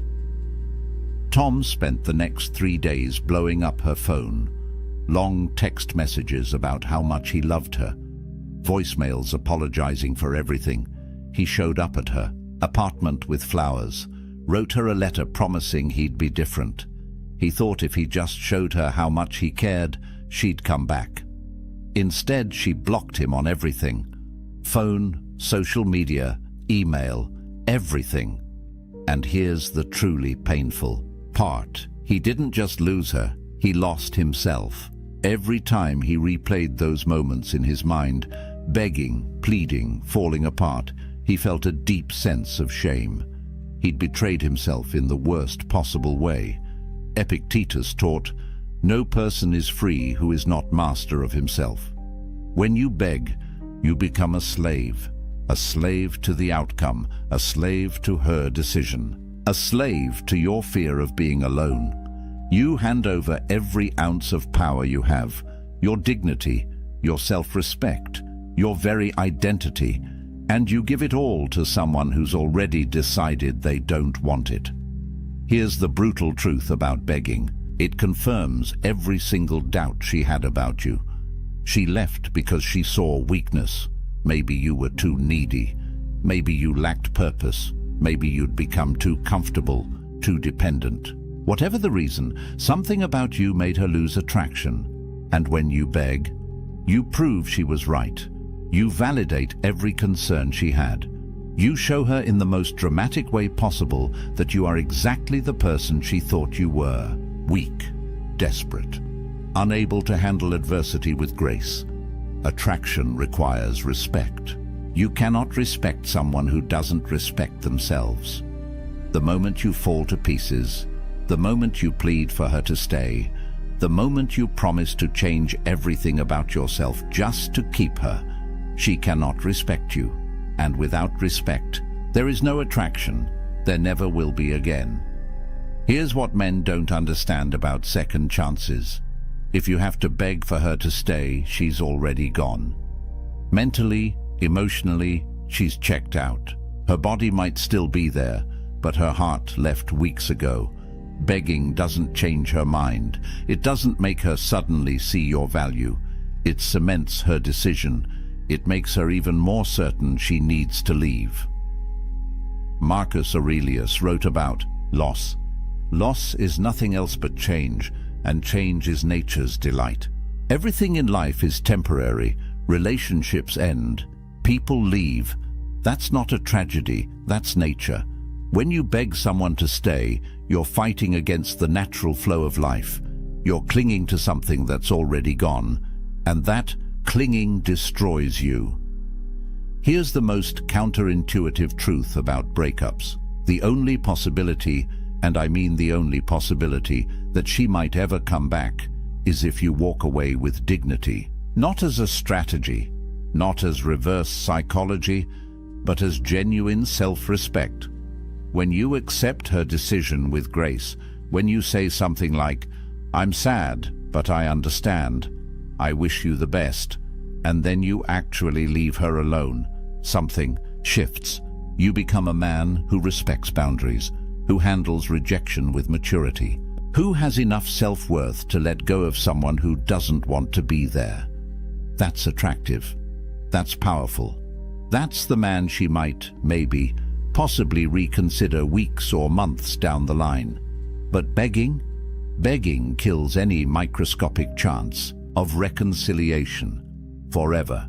The Stoics had a practice called Pre-Socratic, mindfulness, attention to your values in every moment, especially difficult ones. When you're facing loss, when she's walking away, when everything in you wants to collapse and beg, that's when your character is tested. Stay present to your values. Your dignity matters more than any relationship. Your self-respect is not negotiable, not for her, not for anyone. If you've already begged, if you've already fallen apart, stop right now. Stop texting, stop calling, stop showing up. Reclaim whatever dignity you have left through silence. Begin the hard work of rebuilding yourself, not for her, for you. Seneca wrote, "A gem cannot be polished without friction, nor a man perfected without trials." This pain you're feeling, it's the friction. It's polishing you into someone stronger, someone who will never beg again, someone who understands that his value doesn't come from her staying, it comes from within. So what happens when you stop saying these 5 phrases? What does life look like on the other side? Let's bring this together. 5 phrases that kill attraction. Confessing feelings too early, making her responsible for your happiness, having no opinions or preferences, constantly seeking reassurance, and begging when she pulls away. 5 phrases. One common thread running through all of them. They all violate Stoic self-possession. Every single one places your power outside yourself. They broadcast neediness directly to her subconscious mind, and they kill attraction at a biological level because they signal one thing: this man cannot stand on his own. But here's what gives me hope about all of this. These aren't personality flaws. They're not permanent character defects. They're learned behaviors, and anything learned can be unlearned. You can change this, starting today. Let me tell you about Marcus. Not Marcus Aurelius, just Marcus, a regular guy who made every mistake in this video. He'd confessed feelings too early and watched women pull away. He'd made his girlfriend responsible for his happiness until she felt suffocated. He had no opinions because he was terrified of conflict. He sought constant reassurance until she called him exhausting. And yes, when she finally left, he begged. He fell apart completely, hit rock bottom, felt like he'd never recover. But then, something shifted. He started reading Stoic philosophy, started understanding the dichotomy of control, started building a life that didn't revolve around female validation. He focused on his purpose, his career, his friendships, his physical health, his personal growth. He stopped chasing, stopped trying to convince anyone of his value, started simply being valuable, living according to his principles, building genuine self-respect. 6 months later, he barely recognized himself. He'd become selective with who he spent time with. He had strong opinions and wasn't afraid to express them. He could sit in uncertainty without panicking, and women noticed, not because he was playing games, because he'd genuinely transformed into a man who didn't need external validation to feel whole. Here's your path forward. 4 Stoic principles to live by. First, cultivate internal validation. Your worth is not determined by whether she likes you, whether she texts back, whether she stays. Your worth comes from living according to your values, from being a man of character. That's it. Second, practice amor fati. Love your journey, including the rejections, including the heartbreaks. Every failure is teaching you something essential about yourself. Third, embody apatheia, emotional self-sufficiency, not coldness, not being unavailable, but being complete within yourself, so that relationships enhance your life rather than define it. Fourth, live with Pre-Socratic. Stay mindful of your principles in every interaction, especially when you're triggered, when you want to seek reassurance, when you feel the urge to confess feelings prematurely. Pause. Return to your values. Marcus Aurelius said it perfectly. Very little is needed to make a happy life. It is all within yourself, in your way of thinking. Build a life so fulfilling that a woman's presence is a bonus, not a necessity. Pursue work that matters. Cultivate deep friendships. Develop your body. Feed your mind. Contribute to something larger than yourself. When you do this, when you become genuinely whole, attraction happens naturally. not because you're using techniques, because you've become the kind of man who doesn't need validation to feel valuable. The promise is this: when you stop saying these 5 phrases, when you stop operating from neediness, everything changes. You become selective instead of desperate, grounded instead of anxious, present instead of outcome-focused.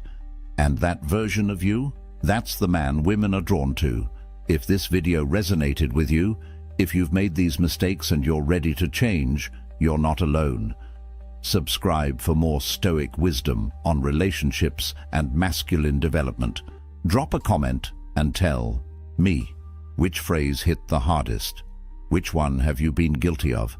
Let's build a community of men who choose dignity over desperation.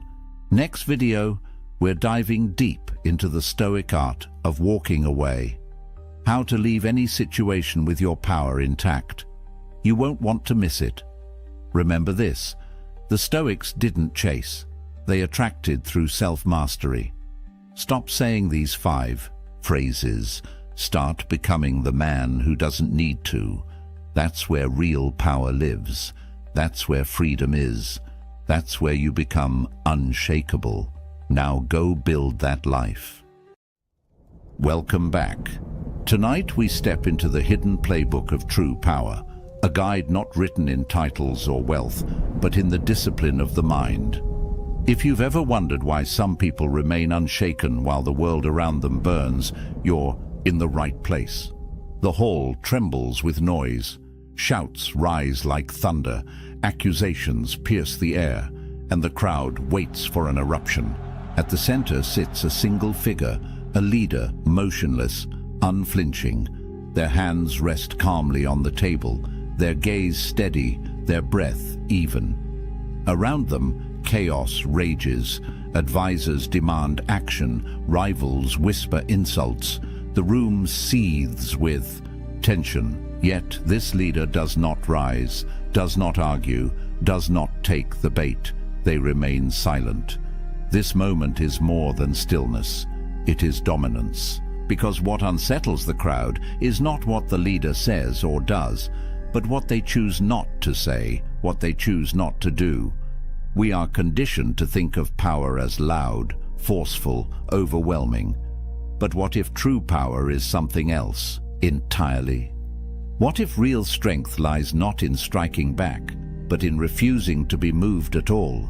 So I ask you, what makes someone truly powerful? It's not the battles they win, it's the battles they refuse to fight. The greatest strength does not always come from the sword or the shout. It comes from the discipline to withhold reaction when every fiber of the world demands you explode. Tonight, we're going to explore 6 things powerful people never react to. Not sometimes, not occasionally, never. 6 moments that would make the average person boil with anger, break down in despair, or lose themselves in temptation, yet the powerful stay calm, grounded, and unshaken. Each one is a test of composure, each one a crucible of strength. We'll journey through history, where Stoic philosophers like Marcus Aurelius and Seneca held their ground against ridicule and ruin.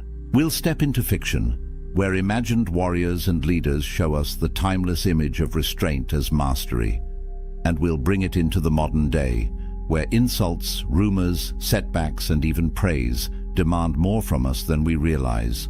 Along the way, you'll see how philosophy, discipline, and perspective intertwine to create an armor thicker than steel. The ability to control your own mind when the world loses control around you. Because the battlefield of life isn't fought only with armies, money, or politics, it's fought within, in the split-second decision of whether you react or remain still. So as we begin, I want to ask you something. Think about your own life for a moment. What is one thing you wish you could stop reacting to? Maybe it's criticism, maybe it's gossip, maybe it's failure, or the sting of loss. Whatever it is, imagine how much freer, stronger, and calmer you would feel if it no longer had power over you. Hold on to that thought, because by the end of this journey, you may discover that the path of Stoic mastery isn't about controlling the world. It's about controlling yourself, and it all begins here, with silence in the middle of chaos. Picture this: a crowded marketplace in ancient Rome. A senator shouts across the forum, hurling insults at a rival. The crowd leans in, waiting for a fiery response, hungry for drama. Yet the rival does something unexpected. He doesn't shout back. He doesn't flinch. He simply continues walking, as if the insult had never been spoken. The crowd murmurs in confusion. Was this weakness, or was it something far greater?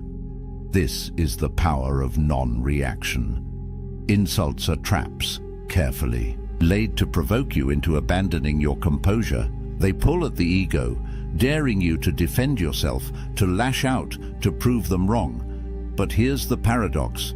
The moment you react, you've already lost. You've given control to the other person. You've let their words dictate your state of mind. And that is exactly what the powerful never allow. Stoic philosophy teaches us that insults only sting if we grant them permission. Epictetus once said, "If someone reviles you, it is his own action. You can choose to interpret it as harm or not." Think about that. The insult doesn't carry inherent power. It's our reaction that breathes life into it. Without your consent, the insult withers, hollow and harmless. Consider Marcus Aurelius, Emperor of Rome. He faced endless criticism from politicians, generals, even his own people. Yet in his private writings, the Meditations, he constantly reminded himself not to be disturbed by words. He wrote, "If an insult from another stirs you, it is your own opinion that has provoked you." He knew the truth. The insult itself is powerless. It's our attachment to reputation that causes the pain. Now imagine a modern version of this scenario. You post something online and suddenly the comments flood in. Someone mocks you. Someone twists your words. You feel the heat rise in your chest, your fingers itching to strike back. But what happens if you don't?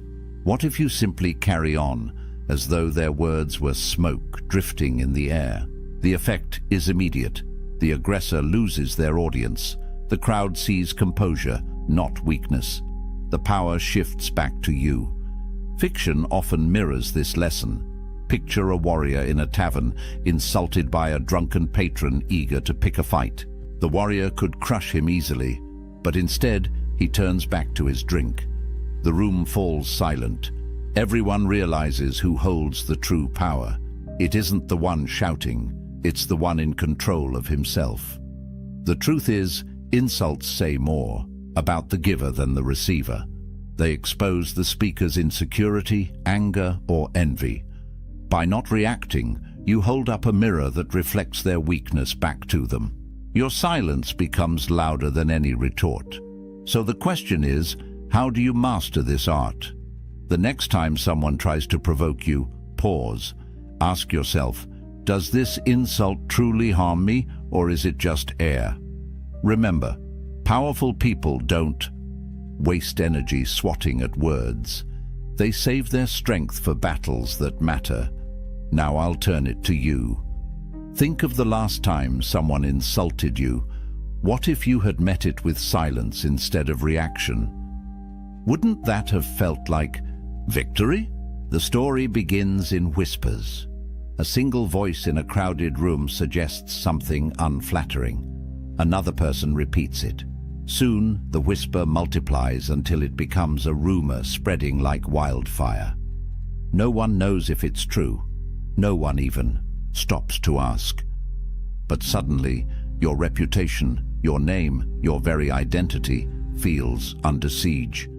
This is the world of rumors and lies, an invisible battlefield where words, not weapons, can destroy legacies. Most people panic in this moment. They scramble to explain themselves, to fight back, to stamp out every falsehood before it takes root. But here's where powerful people stand apart. They don't chase lies. They don't waste their energy wrestling with shadows. They let the truth reveal itself in time. History gives us countless examples. Consider Marcus Aurelius, the philosopher emperor. During his reign, enemies accused him of weakness, of being too contemplative to lead Rome's armies. Yet Marcus did not call for trials or proclamations to defend himself. Instead, he focused on what he could control, leading with virtue, acting with integrity, and ensuring his deeds spoke louder than gossip. Centuries later, he's remembered as one of the greatest emperors in history, not because he silenced lies, but because he outlived them with action. Seneca, too, knew this battle well. As a tutor to the young Emperor Nero, he was accused of greed, corruption, and treachery. Some of the accusations may have been exaggerated, others entirely fabricated, but Seneca's writings show us his response. He refused to let slander dictate his peace of mind. He reminded himself, and us, that reputation is not within our control. Our character, however, always is. Fiction helps us see the same truth in sharper relief.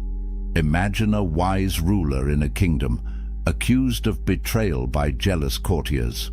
The people murmur, the nobles circle.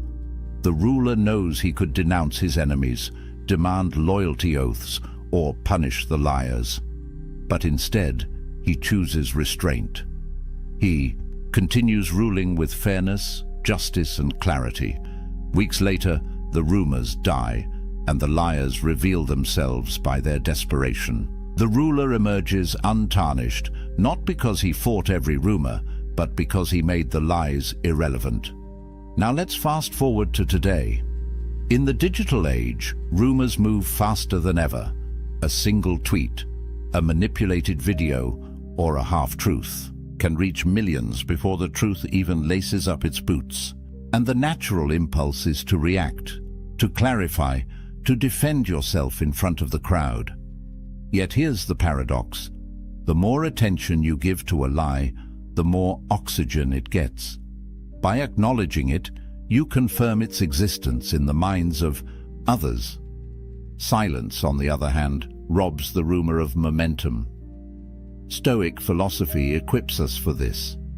Epictetus taught that we are disturbed not by events, but by our judgments about them. A rumor is only as harmful as the weight we give it. If we anchor ourselves in virtue, living with honesty, acting with fairness, staying aligned with our values, then rumors become like waves crashing against a rock, loud but ultimately powerless. There's also a deeper psychological effect at play. When you don't react to lies, you flip the script on your accusers. Their intent is to provoke you into desperation, to watch you scramble and sweat. But if you remain calm, composed, and unmoved, they are the ones left unsettled. The crowd begins to question the liars. If the rumor mattered, wouldn't he have reacted? Maybe there's nothing to it after all. Your restraint becomes proof of your strength. That doesn't mean ignorance. Powerful people don't simply bury their heads in the sand. Instead, they redirect their energy toward what builds resilience. Their work, their actions, their consistency. Over time, the pattern of your deeds silences lies more effectively than any speech ever could. Think about the people you respect most in life. Chances are, it's not those who rush to defend their names at every insult. It's those whose character is so steady, so undeniable, that lies bounce off them like arrows against armor. Their power lies in patience, in letting the truth reveal itself slowly but surely. So here's a question for you. What rumor or falsehood in your own life have you been tempted to fight? What if, instead of burning your energy in defense, you chose to rise above it, to let your actions over time write the story for you? Could you allow silence to be your greatest rebuttal? The Stoics remind us that reputation is a fickle thing, never fully in our control. But character, that is always ours to guard. And it is through character, not reaction, that we outlast rumors, dismantle lies, and prove ourselves truly powerful. Failure, the very word, makes the heart tighten. We are taught to fear it, to hide it, to run from it. Yet every powerful figure, real or imagined, has walked through the fire of failure and emerged transformed. The difference is not that they never stumble. The difference is how they respond when the ground gives way beneath them. Picture a Roman general on campaign. His strategy collapses, his soldiers scatter, and the banners of Rome fall into enemy hands. The camp is heavy with shame, the whispers of defeat crawling through the night air. Most leaders would rage, panic, or break down in despair. But imagine instead a general who sits quietly by the fire, studying the maps again, adjusting, recalculating. To his men, his calm is unsettling. To his enemies, it is terrifying. They see not a broken man, but someone already planning the next victory. This is the Stoic way. Failure is not the end, it is information. Marcus Aurelius captured this beautifully when he wrote, "The impediment to action advances action. What stands in the way becomes the way." In other words, the setback is not a barrier, it's the path itself. For the Stoic, failure isn't shameful, it's raw material for growth. Take Seneca, advisor to emperors and one of the richest men in Rome. Despite his wealth and influence, he endured exile, political disgrace, and ultimately an order to take his own life. Yet through all this, he kept writing, turning his misfortunes into teachings that still inspire us today. Seneca understood that external circumstances, loss, disgrace, even death, could not rob him of the inner power to choose his response. His failures became his legacy. Epictetus went even further. Born a slave, crippled from abuse, he might have seemed destined for a life defined by failure. Yet he transformed his suffering into wisdom, teaching that setbacks are not punishment, but training. He compared life to a wrestling school, where every hardship is a sparring partner, shaping you into something stronger. Fiction often illustrates this vividly. Picture a warrior in a story who loses a great battle. He returns home in shame, mocked, and diminished. Yet instead of retreating into bitterness, he trains harder, studies his mistakes, and grows into a leader greater than before. His eventual triumph is not despite his failure, it is because of it. The very setback that once defined him becomes the foundation of his future power. Now think about how failure shows up today. Maybe it's a project collapsing at work, a business that never took off, or a personal relationship that fell apart. The temptation is to see these moments as permanent scars, but powerful people see them as stepping stones. They don't dwell in the rubble, they build something new with it. The modern Stoic practice here is simple but profound. Reframe. Instead of asking, "Why did this happen to me?" ask, "How is this useful to me?" Failure reveals blind spots. It humbles arrogance. It forces adaptation. And those who learn to reframe setbacks, not as dead ends but as detours, discover that failure is not their enemy, it is their teacher. Here's the deeper truth. Reacting emotionally to failure, rage, despair, self-pity, only prolongs the suffering. It burns energy without creating solutions, but non-reaction, calm reflection, and steady adjustment allow you to transform failure into fuel. The Stoics remind us that fortune can take away everything except one thing: your ability to decide how you respond. There is also a subtle power in the way others perceive your handling of failure. People expect collapse. They expect excuses. When you respond instead with composure, with a clear head and quiet resilience, you inspire trust. You become the unshakable center others can rely on. Failure, in this way, becomes not just personal growth, but leadership itself. So here is your challenge. Think of your last failure. Maybe it still stings. Maybe it still feels unresolved. What if you could go back and reframe it, not as an end, but as preparation? What skills did it force you to learn? What strength did it secretly build? What future success might still be hidden inside that apparent defeat? The Stoics would tell you, stop fearing failure. Fear never learning from it, because every setback is a forge, and you are the iron, heated, hammered, shaped, not broken. And that is why powerful people never react to failure with despair. They transform it into the very source of their strength. The crowd roars. In the theater, in the Senate, in the stadium, voices rise not in praise but in scorn. Boos, hisses, jeers, criticism delivered not by one voice but by thousands. Imagine yourself standing there, every eye fixed on you, the tide of disapproval pressing in like a storm. Most of us would crack under such weight. Anger, defensiveness, embarrassment, these are the natural reactions. But for the powerful, for those who live by Stoic mastery, there is a different path. They don't break, they don't rage, they don't even flinch. They listen, or they simply remain unmoved. This isn't passivity, it's control. And it unnerves people more than any shouted rebuttal ever could. In Rome, emperors faced this test constantly. Marcus Aurelius, though revered by history, was not always loved in his lifetime. He endured public criticism, whispers in the Senate, and discontent among the masses. Yet in his meditations he reminded himself, "If anyone can prove me wrong, I will gladly change, for I seek the truth, which never harmed anyone. But the one who persists in his error and ignorance harms himself." Notice the dual wisdom here. Marcus stayed open to truth hidden in criticism, but he refused to be ruled by the crowd's judgment. He took what was useful, ignored the rest, and kept walking forward. Seneca echoed this resilience. He argued that criticism is inevitable for anyone who dares to live differently.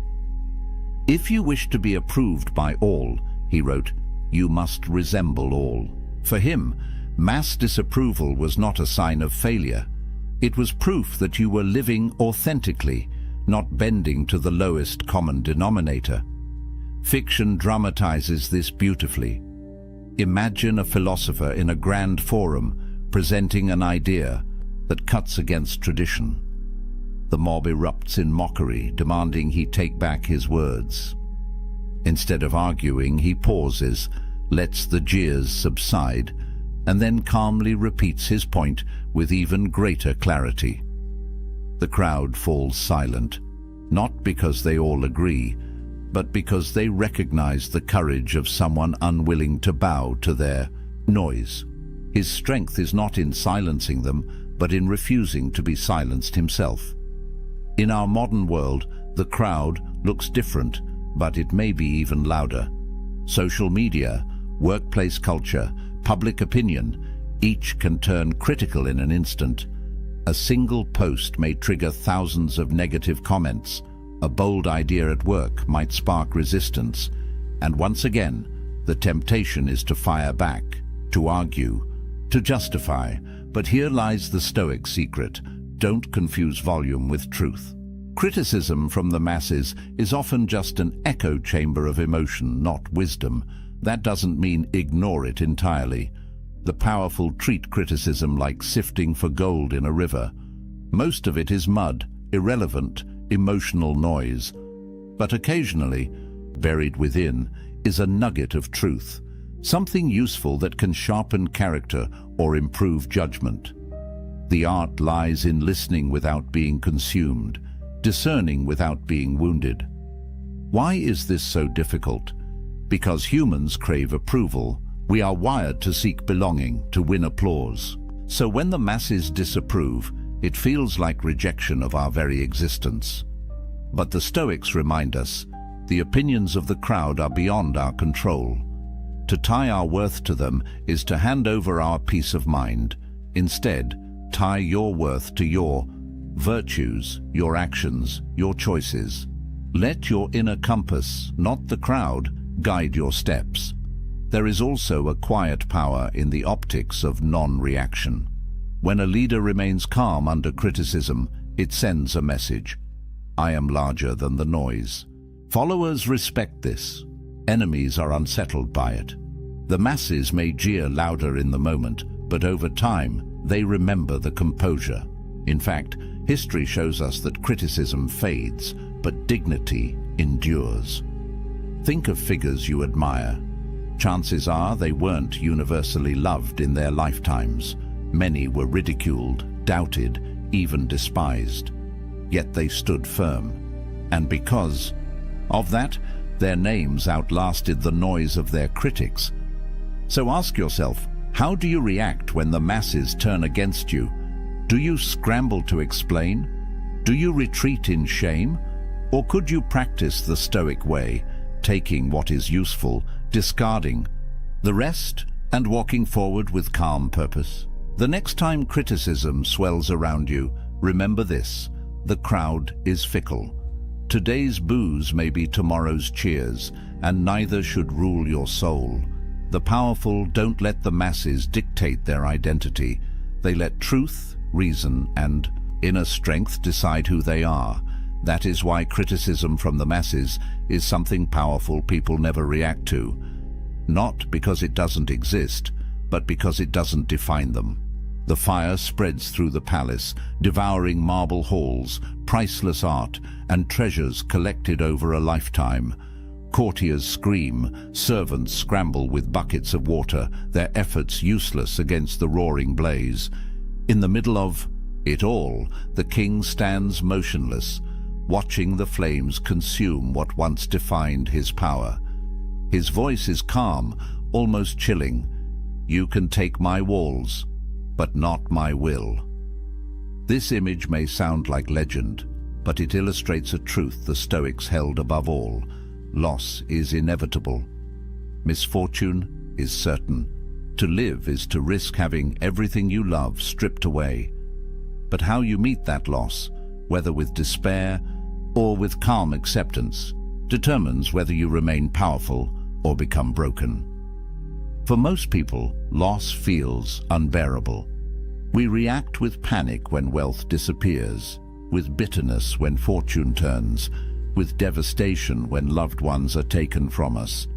Misfortune presses against our deepest fears, reminding us how little we control.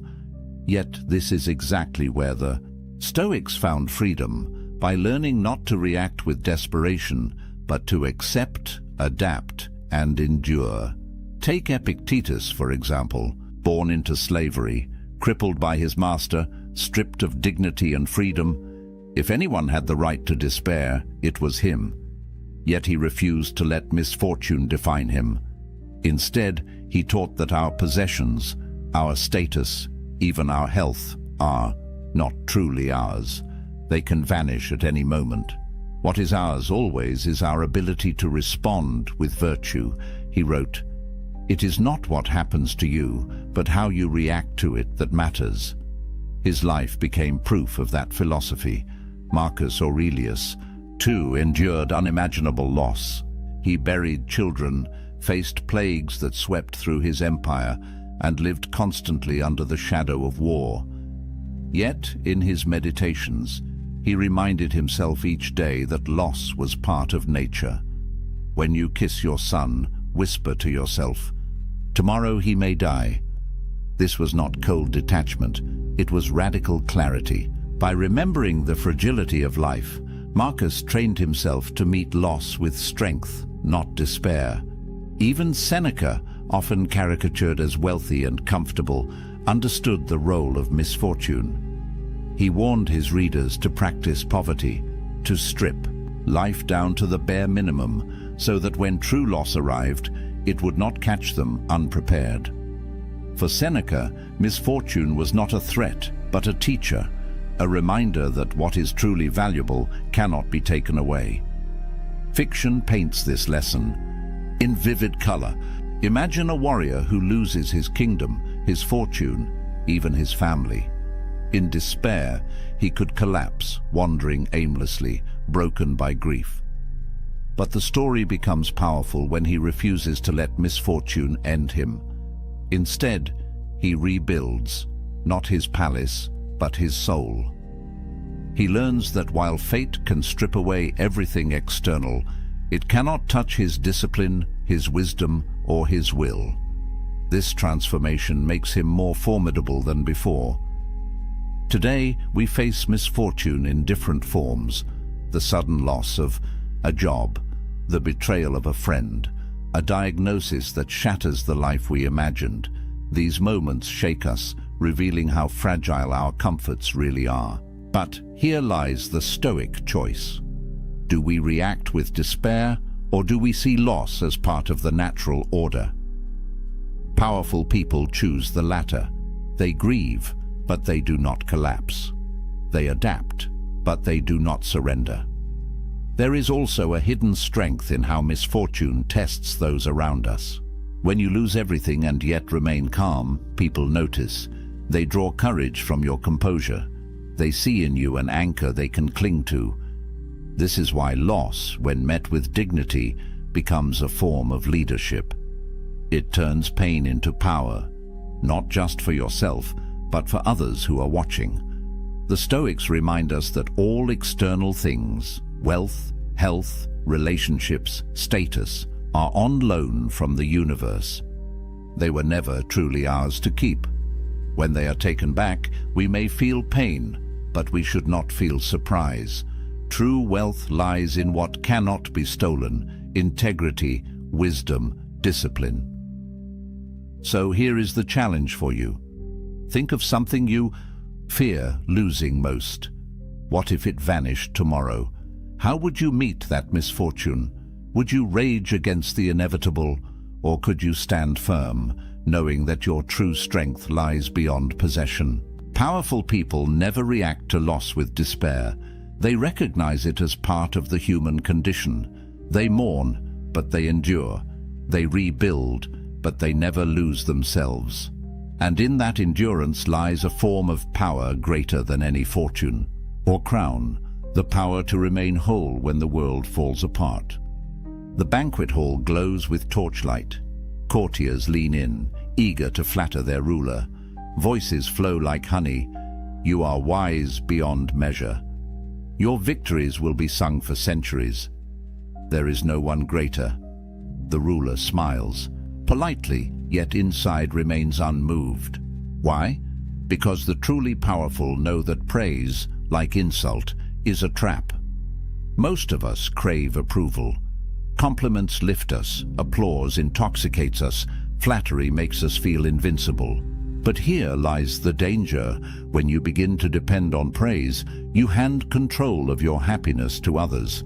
You let their approval dictate your sense of worth. The Stoics saw this as just as dangerous as reacting to insults, because both are chains that bind the soul. Marcus Aurelius wrestled with this constantly. As emperor, he was surrounded by sycophants, yet in his private writings, he reminded himself daily, "Do not be intoxicated by applause. Remember how quickly all things are forgotten." He urged himself to see praise for what it was, fleeting noise, no different from criticism. What mattered was whether he lived according to reason and virtue, not whether the crowd cheered or booed. Seneca was even sharper on this point. He warned that flattery was poison, crafted to weaken judgment and feed ego. It is a great man who can treat applause as he would treat criticism. In other words, if you become too attached to being praised, you lose the ability to stand alone. You become a slave not to insults, but to approval. Consider the fictional image of a warrior, offered endless songs of glory. His ego swells, and soon he grows careless, reckless, overconfident. Praise blinds him to his flaws. His downfall comes not from his enemies, but from his own intoxication with flattery. Contrast this with another figure, a quiet general who accepts recognition with humility, then returns to his work unshaken. His power grows not from applause, but from discipline. In our modern world, this lesson is more urgent than ever. Social media thrives on likes, shares, and approval. Entire careers rise and fall on public praise.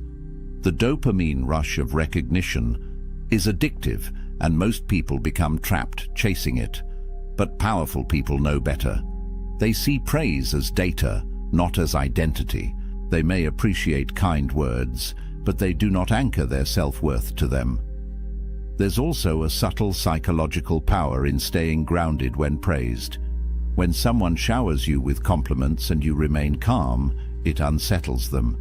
They expect eagerness, a rush of gratitude, even vanity. But your composure signals something else: strength. You are not dependent on their words, you are complete without them. The Stoics practiced a kind of mental training here. When praised, they reminded themselves of their flaws, their mortality, the fleeting nature of fame. Marcus Aurelius often reflected on how quickly even the greatest names fade into obscurity. To him, glory was dust on the wind. Why then should he allow flattery to cloud his judgment? It's not about rejecting kindness or gratitude. It's about perspective. Powerful people accept praise with humility, but they do not let it inflate them. They treat it the same way they treat criticism, as an opinion, not as truth. They know that applause and insult are two sides of the same coin, both outside their control, both ultimately irrelevant to their inner compass. So here is the challenge for you. Think about the last time someone praised you. Did you feel a surge of pride? Did you cling to that feeling, replay it in your mind, let it define you? What if you could accept the compliment gracefully but remain unmoved within, knowing your worth doesn't rise or fall with another person's opinion? The Stoics would say, let neither flattery nor insult shake you. Stay steady in virtue, and you will never be a prisoner to the crowd. Powerful people never react to praise with intoxication because they know it can be just as dangerous as insult, failure, or loss. They remain grounded, centered, and free. And that is the final secret, to master yourself so completely that neither insult nor praise has power over you. To be unshaken in criticism and uncorrupted in applause. That is Stoic mastery. That is true power. The battlefield is quiet after the storm. Insults have been hurled, lies whispered, failures endured, criticism shouted, losses suffered, praises sung. And yet the powerful figure remains, still, calm, unshaken. This is the paradox of non-reaction. It looks like weakness from the outside, but in truth, it is the ultimate expression of strength. To remain unmoved in the face of attack, temptation, or loss is to wield a power greater than any army or crown. It is the power to control oneself when the world loses control. Think of it this way. When you react, you hand over your energy. Every outburst, every desperate defense, every emotional collapse feeds the forces against you. But when you choose not to react, you conserve your strength. You make your enemies look small, your critics irrelevant, your flatterers impotent. You show the world that you cannot be controlled from the outside. You only move by your own inner compass. History proves this. Marcus Aurelius ruled through plague and war, yet never allowed panic or praise to alter his steady hand. Epictetus was enslaved, abused, and maimed, yet remained freer in spirit than his masters. Seneca faced disgrace and death with the calm of a man who knew that fortune could take everything but his will. Their legacies endure not because they conquered others, but because they mastered themselves. Fiction tells us the same story in another language. Heroes who ignore the baited insult. Leaders who refuse to fight rumors with anger. Warriors who stand in silence as their enemies shout, only to win not with words, but with patience. Their strength lies not in what they do, but in what they refuse to do. So why does it matter today? Because our lives are filled with provocations. Social media demands reaction. Work pressures test our composure. Relationships tug at our emotions. The world constantly dares us to lose ourselves in the noise. But the Stoic lesson is timeless. The person who can remain calm when others panic becomes unshakable. They inspire trust. They command respect. They walk through chaos as though untouchable. This is the fallout of non-reaction, power. Not the noisy kind, not the flashy kind, but the quiet, enduring power that bends the world around it. Return now to the image we began with. A leader sitting in silence while chaos erupts around them. At first, the crowd mistakes it for weakness, but slowly they realize the truth. The silence is not emptiness, it is control. The refusal to react is not surrender, it is mastery. And so I ask you again, what would your life look like if you mastered this art? If insults rolled off you like rain, if lies lost their grip, if failure became fuel, if criticism sharpened you, if loss could not break you, if praise could not corrupt you. This is the promise of Stoic philosophy. Not a life free from pain or misfortune, that is impossible, but a life where no external force can dictate your inner state. A life where you remain steady, resilient, and powerful, no matter what storms surround you. Now, I want to turn this question toward you.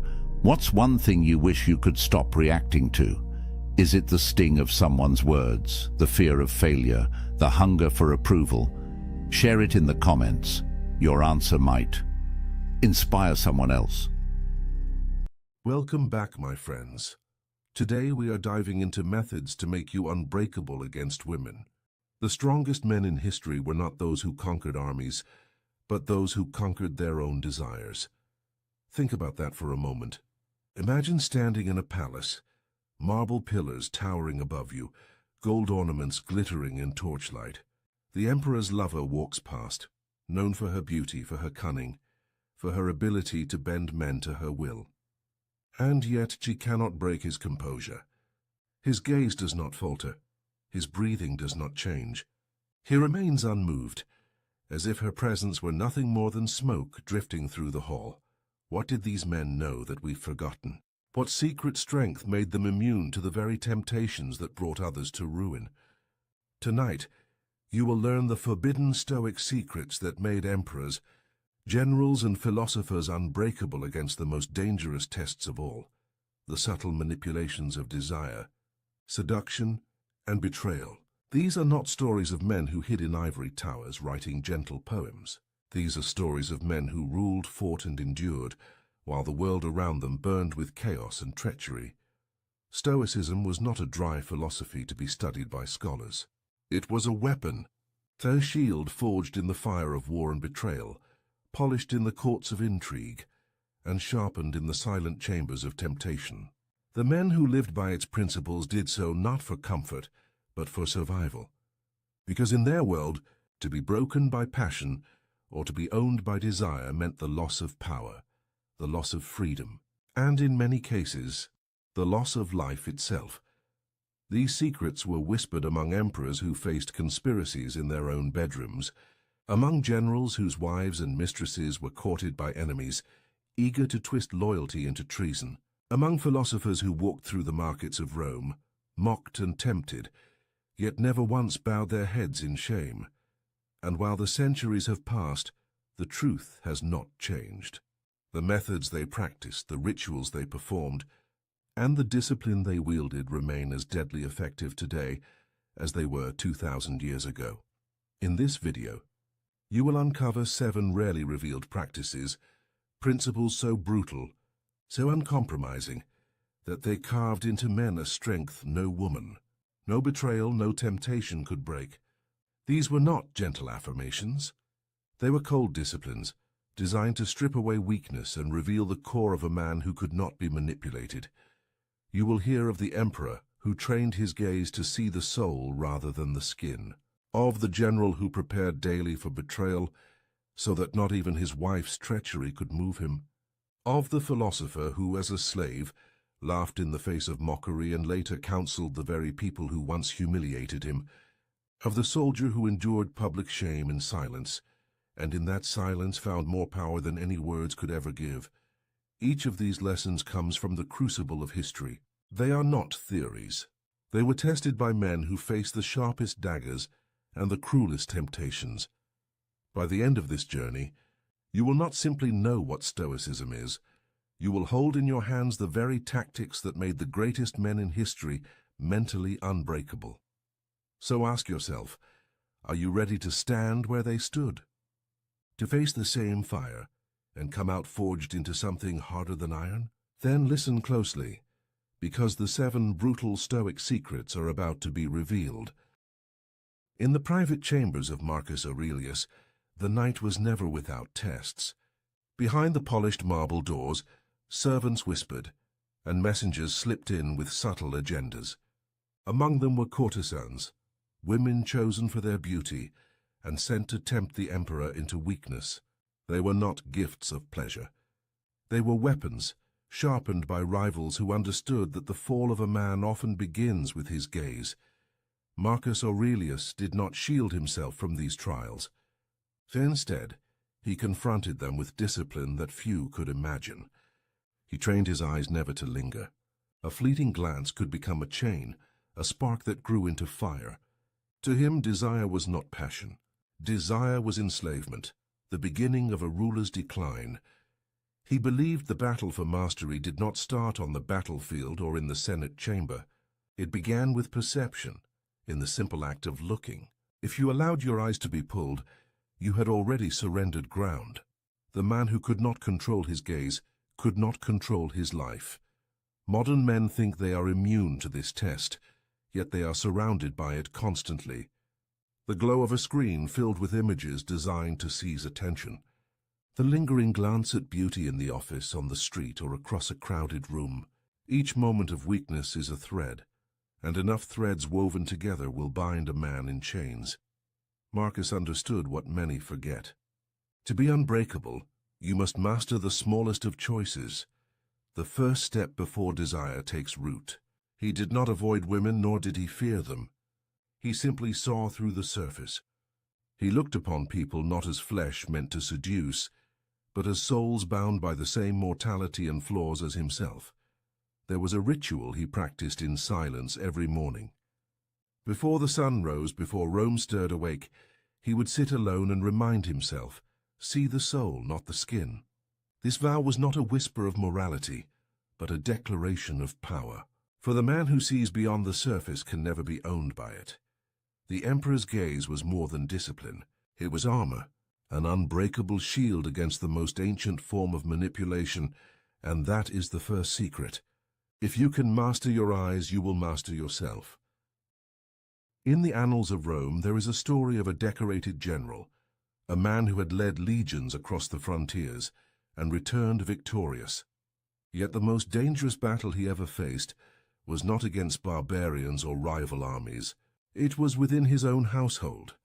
Whispers reached him that his wife, a woman of noble birth, had been conspiring with his political rivals.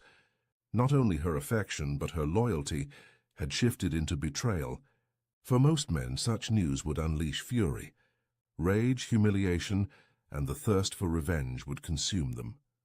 Many leaders before him had executed wives, lovers, even friends for less. But this general did something different.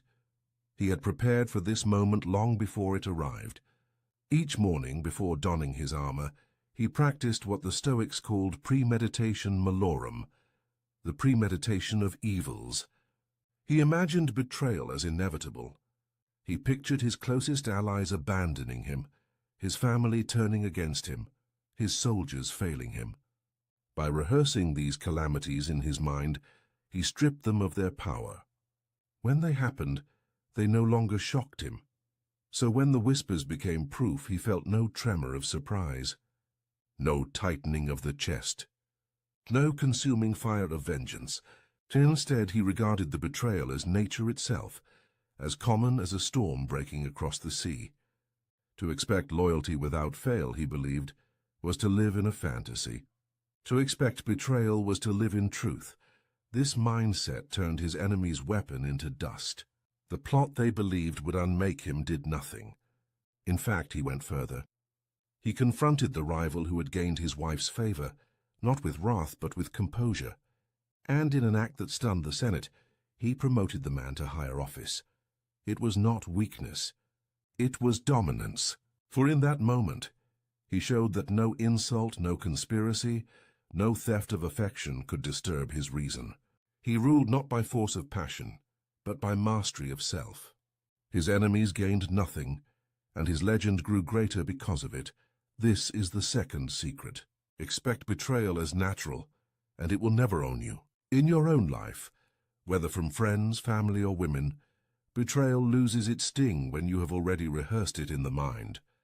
Emotional immunity makes you untouchable. The general's legacy endures for one reason. When others sought to wound him through his heart, he proved that his heart was beyond their reach. Among the most famous Stoics of Rome was a man who began life not in wealth or honor, but in chains. His name was Epictetus. He was born a slave, treated as property, subjected to the cruelty of his master, and yet, from this lowly station, he rose to a level of authority that even free men envied. One story tells of his humiliation in the presence of noble guests. His master, eager to entertain, mocked him openly, forcing him to perform degrading tasks and endure ridicule. Among the spectators were women of the court, who laughed at his condition, jeering at his weakness. For most men, such shame would cut deeper than any blade. Anger, desperation, or despair would spill out uncontrollably. But Epictetus did not flinch. Instead, he stood in calm silence. His mind was untouched.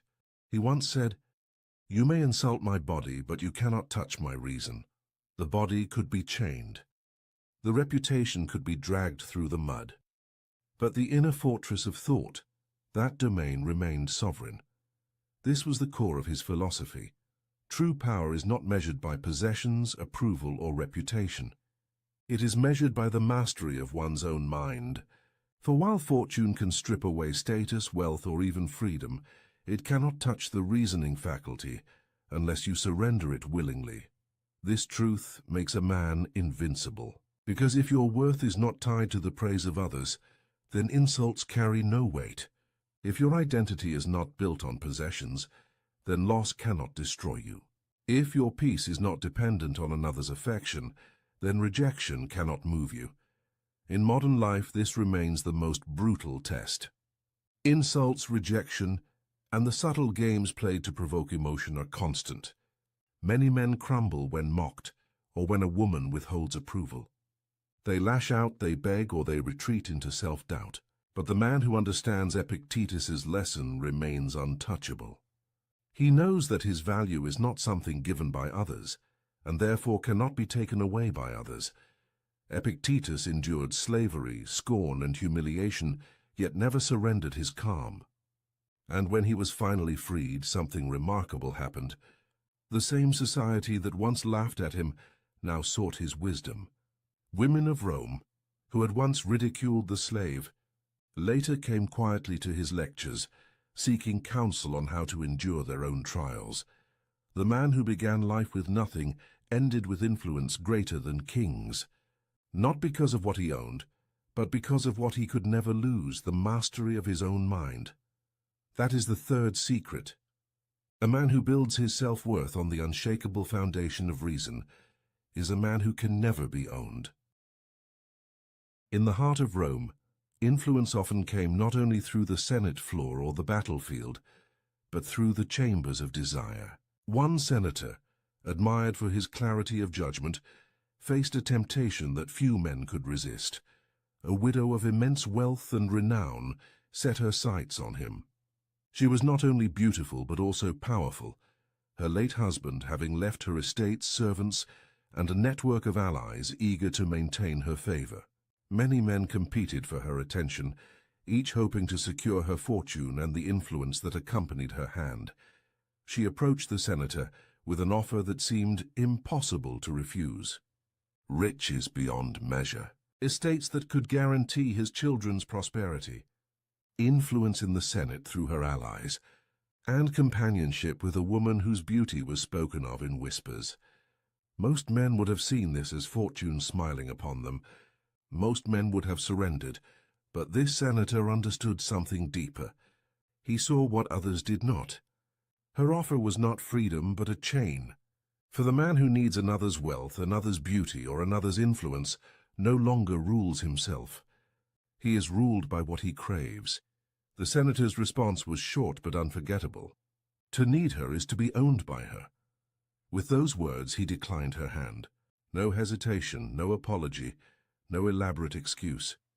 Just the clarity of a man unwilling to trade freedom for comfort. The widow was astonished. Accustomed to bending men with her offers, she turned her attention to others, and indeed other men fell. One senator accepted her wealth, and soon found himself a puppet, his every vote in the Senate dictated by her will. Another sought her beauty, and when she withdrew her affection, he crumbled in disgrace. She destroyed them not with daggers or poison, but with chains of desire. The man who walked away remained unbroken. His independence became a legend, whispered as both a warning and a lesson. While others gained temporary pleasure and quick ruin, he preserved something far more valuable: sovereignty over himself. The Stoic principle here is brutal in its simplicity. Freedom means desiring nothing that enslaves you. It is not wealth itself that corrupts, nor beauty, nor influence, but the need for them. Once you believe you cannot live without these things, you have already surrendered your will. In modern life, the trap is no less common. Many men trade their freedom for transactional relationships, where wealth and beauty become bargaining chips. They accept terms that bind them, mistaking golden chains for fortune. Yet chains are chains, no matter how they glitter. The senator's refusal remains the lesson. To be unbreakable, you must walk away from anything that seeks to own you, no matter how tempting it appears. For what is gained in dependence will always cost more than it is worth. That is the fourth secret. The man who needs nothing cannot be owned by anyone. There is a tale from the late days of the Roman Republic, when intrigue flowed more freely than wine. A philosopher of great renown was invited to a banquet hosted by a woman whose beauty was matched only by her reputation for manipulation. She was known to ensnare men of power, drawing secrets from them under the influence of desire, and then using those secrets as weapons. At the feast, she presented the philosopher with a jeweled goblet of wine. The aroma was sweet, the color deep, but the cup was laced with herbs said to cloud the mind and inflame the body. It was not meant to honor him, but to bind him. Once weakened by passion, he could be blackmailed, controlled, even ruined. Most men in his position would have accepted without question. To refuse a drink in such company was an insult. To deny her was to risk offense, and perhaps even political retaliation. Yet the philosopher knew the truth. Pleasure that costs freedom is poison.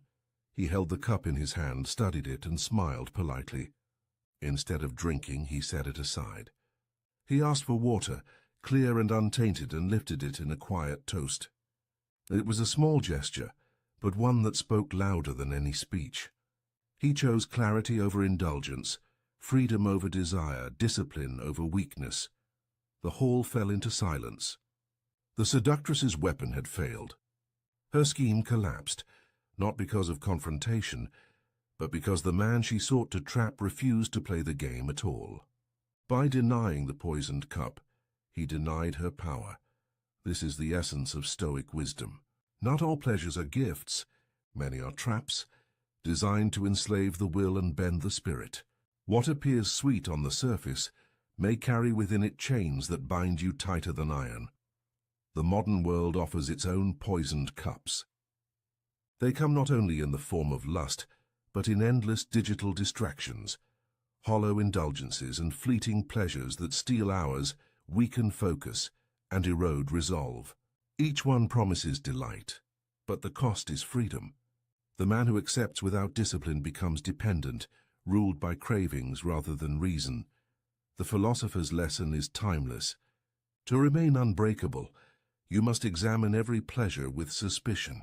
Ask not only what it offers, but what it demands in return. If it demands your freedom, your focus, or your self-respect, then it is no gift at all.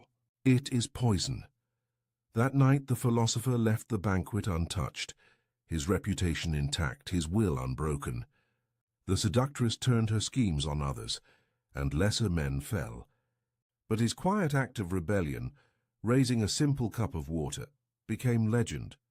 That is the fifth secret. The man who refuses the poisoned cup can never be mastered.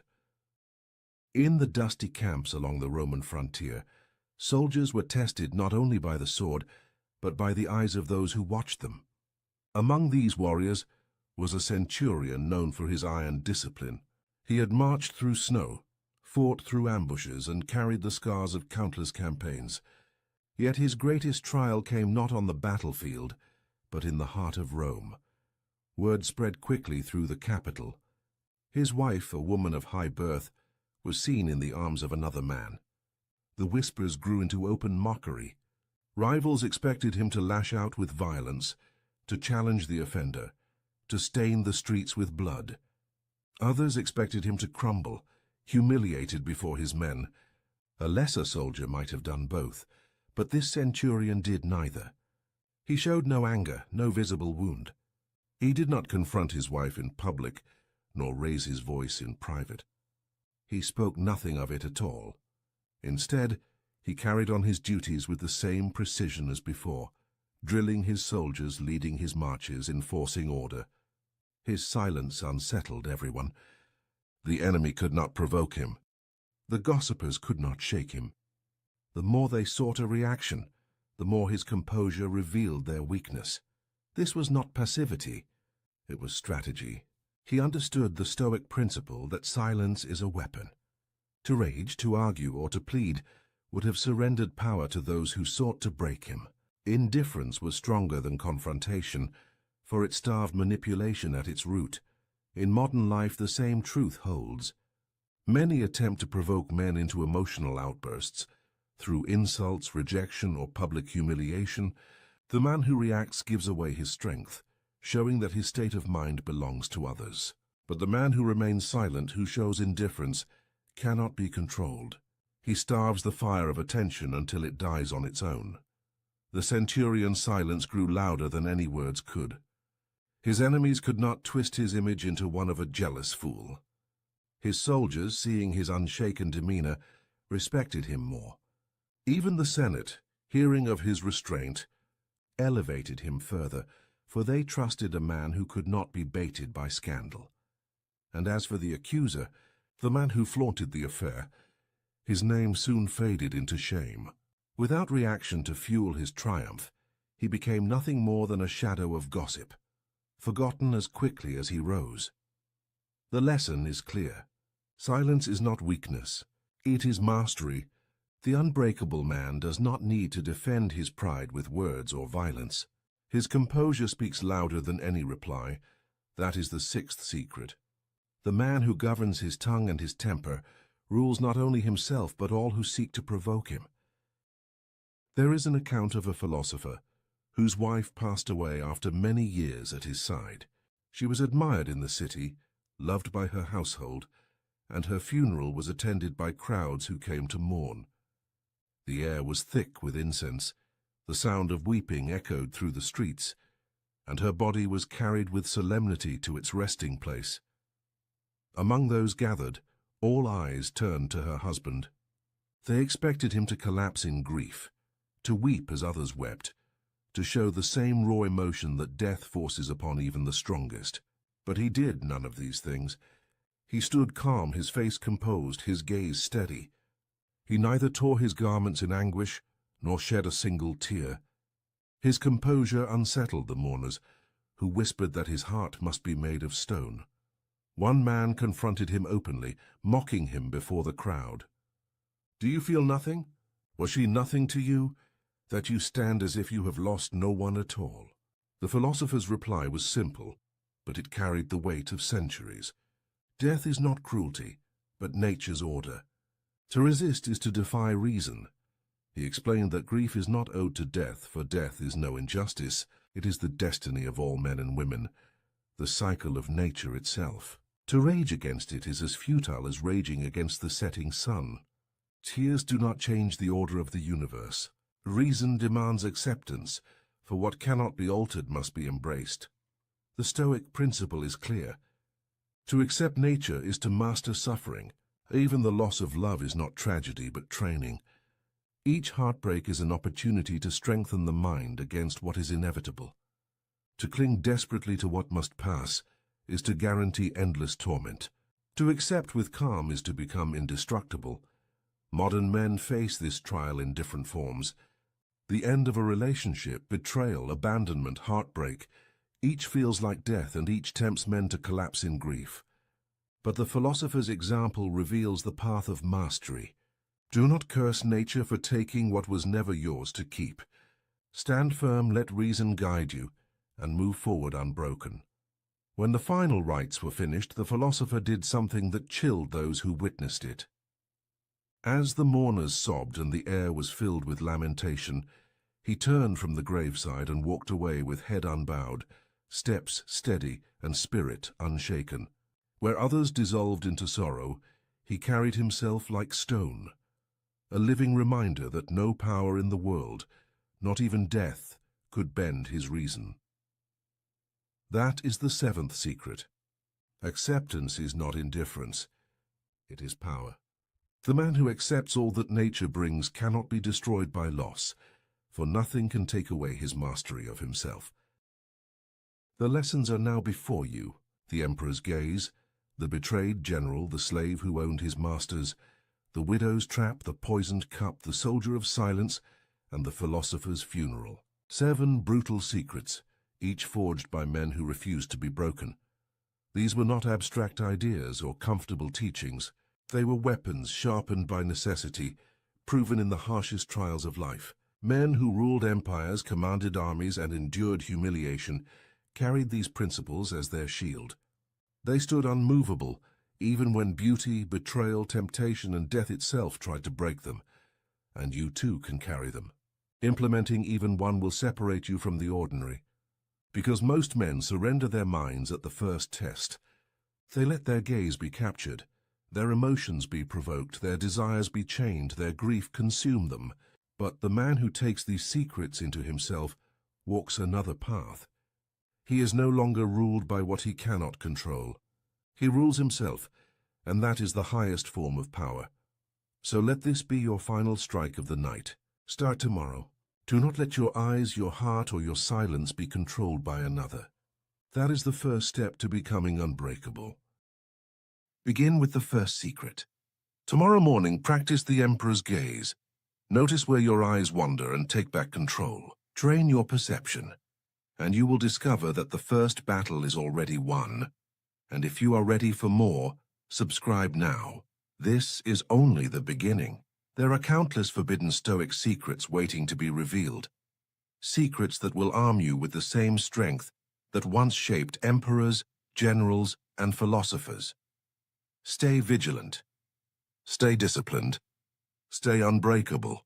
73% of men admit they stayed in a relationship far longer than they should have because they missed the signs, not because the signs weren't there, but because they chose not to see them. And here's the brutal truth. While you were hoping, planning, and investing your time, she had already made her decision. You just weren't ready to accept it.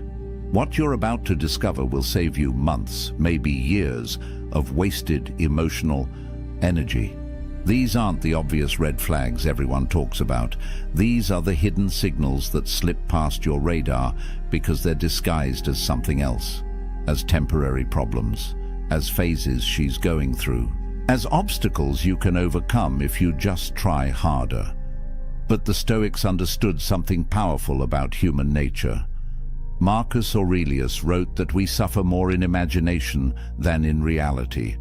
And nowhere is this more true than when a man refuses to see that a woman has no intention of committing to him. The pain isn't in the truth. The pain is in the years spent avoiding it. Now, before we dive into these 7 signs, I want you to understand something.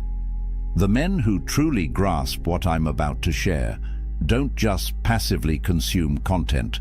They take what they learn and transform their entire approach to relationships. They stop wasting time. They start seeing clearly. And that clarity, that's what separates the men who get chosen from the men who get strung along. So pay attention, because sign number 4 is the one even your closest friends won't have the courage to tell you about. Let's talk about why intelligent, successful men miss these signs in the first place. Here's what nobody wants to admit. Your desire is lying to you, right now, in this moment. If you're involved with a woman and questioning her commitment level, your brain is actively working against your ability to see the truth. It's not your fault. It's biology mixed with psychology, and it's incredibly powerful. Epictetus, one of the great Stoic philosophers, taught a fundamental principle. We don't control external events, but we absolutely control our perceptions and responses. The problem? Most men aren't controlling their perceptions. They're letting hope control their perceptions. They're letting attachment dictate what they're willing to see. Think about it this way. You meet a woman, there's chemistry, things start developing, and somewhere in your mind you begin constructing a future. You imagine scenarios, you plan possibilities, and once that mental investment is made, your brain has a vested interest in protecting that investment. So when signs appear that contradict your desired outcome, your mind doesn't objectively analyze them. It rationalizes them. It explains them away. It tells you stories that keep hope alive. She cancels plans last minute. She's just stressed with work. She's vague about the future. She's been hurt before and needs time. She doesn't introduce you to her friends. She's private and protective of her personal life. Every sign gets reframed. Every signal gets reinterpreted. And months pass, then years, and you're still telling yourself the same stories. But here's the brutal reality that the Stoics would force you to confront. She's already decided. Women know very early whether they see long-term potential with a man, not on the first date necessarily, but within the first few months she knows. The confusion isn't hers, it's yours. She's acting consistently with her decision. You're just not accepting what her actions are telling you. Marcus Aurelius wrote, "The object of life is not to be on the side of the majority, but to escape finding oneself in the ranks of the insane, and refusing to see obvious signs because they're painful. That's a form of insanity. It's choosing comfortable delusion over uncomfortable truth."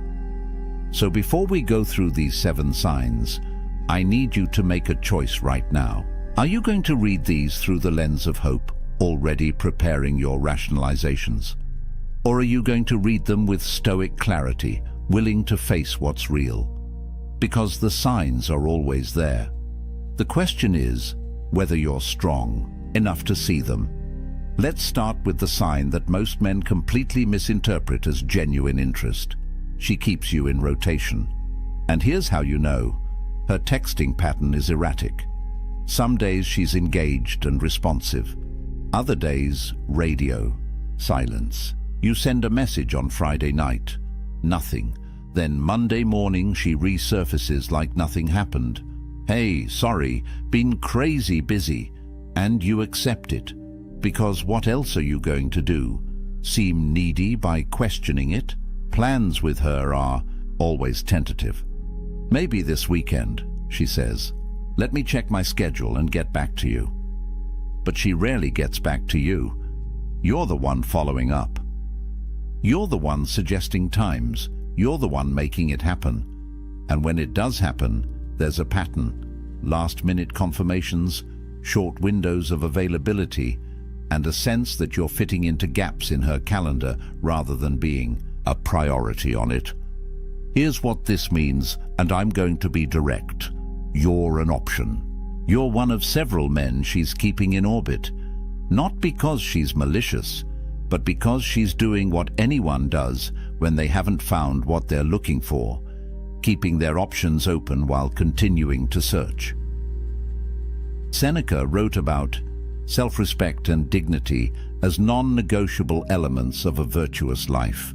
He would tell you that accepting scraps of attention is beneath you, that settling for sporadic interest is an insult to your own value.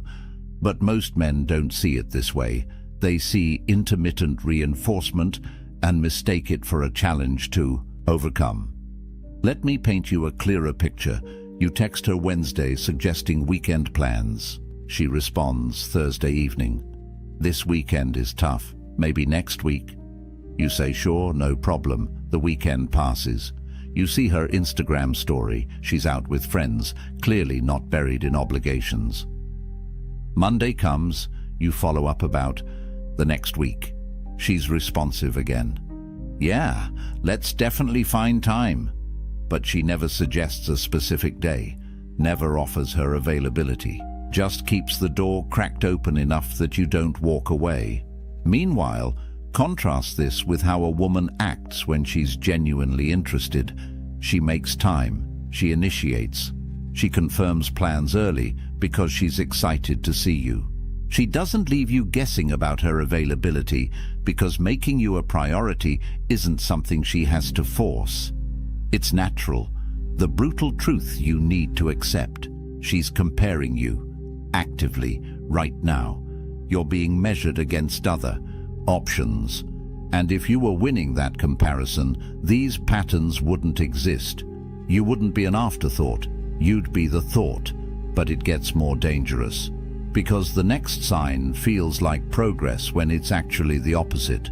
She talks about the future, but the future never arrives. Pay attention to this carefully, because this is where men lose years of their lives. She says things like, "We should definitely take a trip together sometime," or "I'd love to meet your family eventually," or "Maybe next year we could think about moving in together." Notice the pattern? Sometime, eventually, maybe. These are fog words. They create the illusion of forward movement while committing to absolutely nothing. You bring up Thanksgiving, plans in October. "Oh, I don't know. My family situation is complicated." You mention a concert 3 months away. "Let's see how things are going then." You suggest planning a weekend away. "That sounds amazing, but work is crazy right now. Let's revisit it in a few weeks." Here's what's happening. She's keeping you invested without actually investing herself. She's discovered that vague future promises are enough to keep you around, so she deploys them strategically. And here's the insidious part. You interpret this as her wanting a future with you. Look, she's talking about trips. She mentioned meeting family. She's thinking long-term. No. She's thinking about how to manage your expectations without actually meeting them. Marcus Aurelius had a simple test for this. Judge people by their actions, not their words. Words are cheap. Words cost nothing. Anyone can paint verbal pictures of possible futures. But actions? Actions reveal true intentions, and when someone's actions consistently contradict their words, you don't have a communication problem. You have a truth problem. Let me show you the difference. A woman who genuinely sees a future with you doesn't speak in hypotheticals. She makes plans, real plans, with dates, with confirmations. "Let's go to that concert. I'll buy tickets for December 15th. Does that work for you? Or I want you to meet my parents. They're having dinner next Sunday. Can you make it?" See the difference? Specificity, commitment, action. Not "someday we should," but "here's when, let's do it." But when you're getting vague future talk. What's really being communicated is this: I need to keep you emotionally invested enough that you don't leave, but I'm not ready to commit to you as my definite future. She's buying time. Time to keep looking, time to keep her options open, time to see if something better comes along. And the worst part, the longer you accept vague promises, the more you're training her that you'll settle for them. You're demonstrating that words without action are sufficient for you, that you don't require follow-through. That hope is enough. Epictetus taught that we should focus only on what's within our control. Her commitment isn't within your control, but your standards are. Your willingness to accept indefinite vagueness is entirely within your control, and every day you accept it, you're choosing it. Which brings us to the third sign. And this one is painful because it's so obvious once you see it. You're not part of her real life. You're separate, compartmentalized, isolated. How long have you been seeing her? 3 months? 6 months? A year? Now answer this. How many of her friends have you met? How many of her family members know you exist? When she posts on social media, are you ever in the frame? If the answer is none, and no, you're not in a relationship heading toward commitment. You're in a situationship that she's deliberately keeping isolated from her actual life. Here's what people don't understand about integration. When a woman sees you as her future, she naturally wants to integrate you into her present, not because she's following some relationship rulebook, but because humans naturally bring the people they value into their social circles. We want our friends to meet the person we're excited about. We want our family to know them. We want to share our joy with the people we love. So when she's actively preventing that integration, it's not because she's private or her friends are judgmental or the timing isn't right. It's because she doesn't see you as permanent. And she knows that integrating you would send a message to everyone in her life and to herself that she's not ready to send. Think about what integration actually signals. When she introduces you to her best friend, she's saying, "This person matters to me." When she brings you around family, she's saying, "I see this going somewhere serious." When she includes you in her social media, she's saying, "I'm proud to be associated with this person publicly." All of those statements require a level of commitment she hasn't made, so she keeps you separate. The relationship exists in a bubble, just the two of you. No external validation, no social proof, no permanent record. And when you bring it up, watch the excuses. "My friends are so judgmental, I don't want them to scare you off." Translation: I'm not ready to deal with their questions about where this is going. I don't really do social media with my relationships. Translation: I don't want to appear unavailable to other options. My family is complicated. I'm protecting you from drama. Translation: I'm not ready to signal to them that I'm off the market. Epictetus would tell you to observe what people do when they think no one is watching, but I'll modify that. Observe what people do with their real lives when you're not around. Because that's where the truth lives. A woman who's committed to you doesn't hide you. She showcases you. Not in some performative way, but naturally. Because you're part of her life. So of course you're around when she's with friends. Of course family knows about you. Of course there's evidence of your existence in her world. But when you're kept separate, when months go by and you're still her secret, you're not her future. You're her present convenience. And the longer you accept that role, the longer you'll stay in it. Now, this next sign is so subtle that even relationship experts miss it. But once you see it, you can't unsee it. She deflects every conversation about the relationship itself. You try to have the "what are we" conversation. She makes a joke. "Why do we need to label things? We're having fun, aren't we?" You try to discuss where things are heading. She gets slightly irritated. Why are you being so serious? Can't we just enjoy what we have? You express that you'd like more clarity about exclusivity. She deflects. I thought we were on the same page. Do we really need to have this talk? Notice what's happening here. She's not answering your questions. She's questioning why you're asking them. She's reframing your need for clarity as a problem, as pressure, as you being needy or insecure or rushing things. This is intentional avoidance, and it's incredibly effective because it makes you feel like you're the one creating an issue by wanting basic relationship clarity. Here's the psychology behind this. She knows that having an explicit conversation about commitment would force her to either commit or be honest that she doesn't want to. Both options are uncomfortable for her. If she commits, she's closing doors she wants to keep open. If she's honest that she doesn't want to commit, you might leave.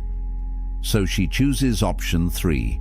Avoid the conversation entirely and hope you stop asking. Marcus Aurelius wrote extensively about courage as one of the 4 cardinal virtues. And this situation requires courage from both people. It requires courage from you to ask difficult questions, but it also requires courage from her to answer them honestly. When she deflects instead of answers, she's revealing a lack of courage, a lack of respect for you, and a lack of genuine commitment to anything beyond the present moment. Let me show you what this looks like in practice. You say, I really like you, and I'd love to know where you see this going. She responds with, I like you too.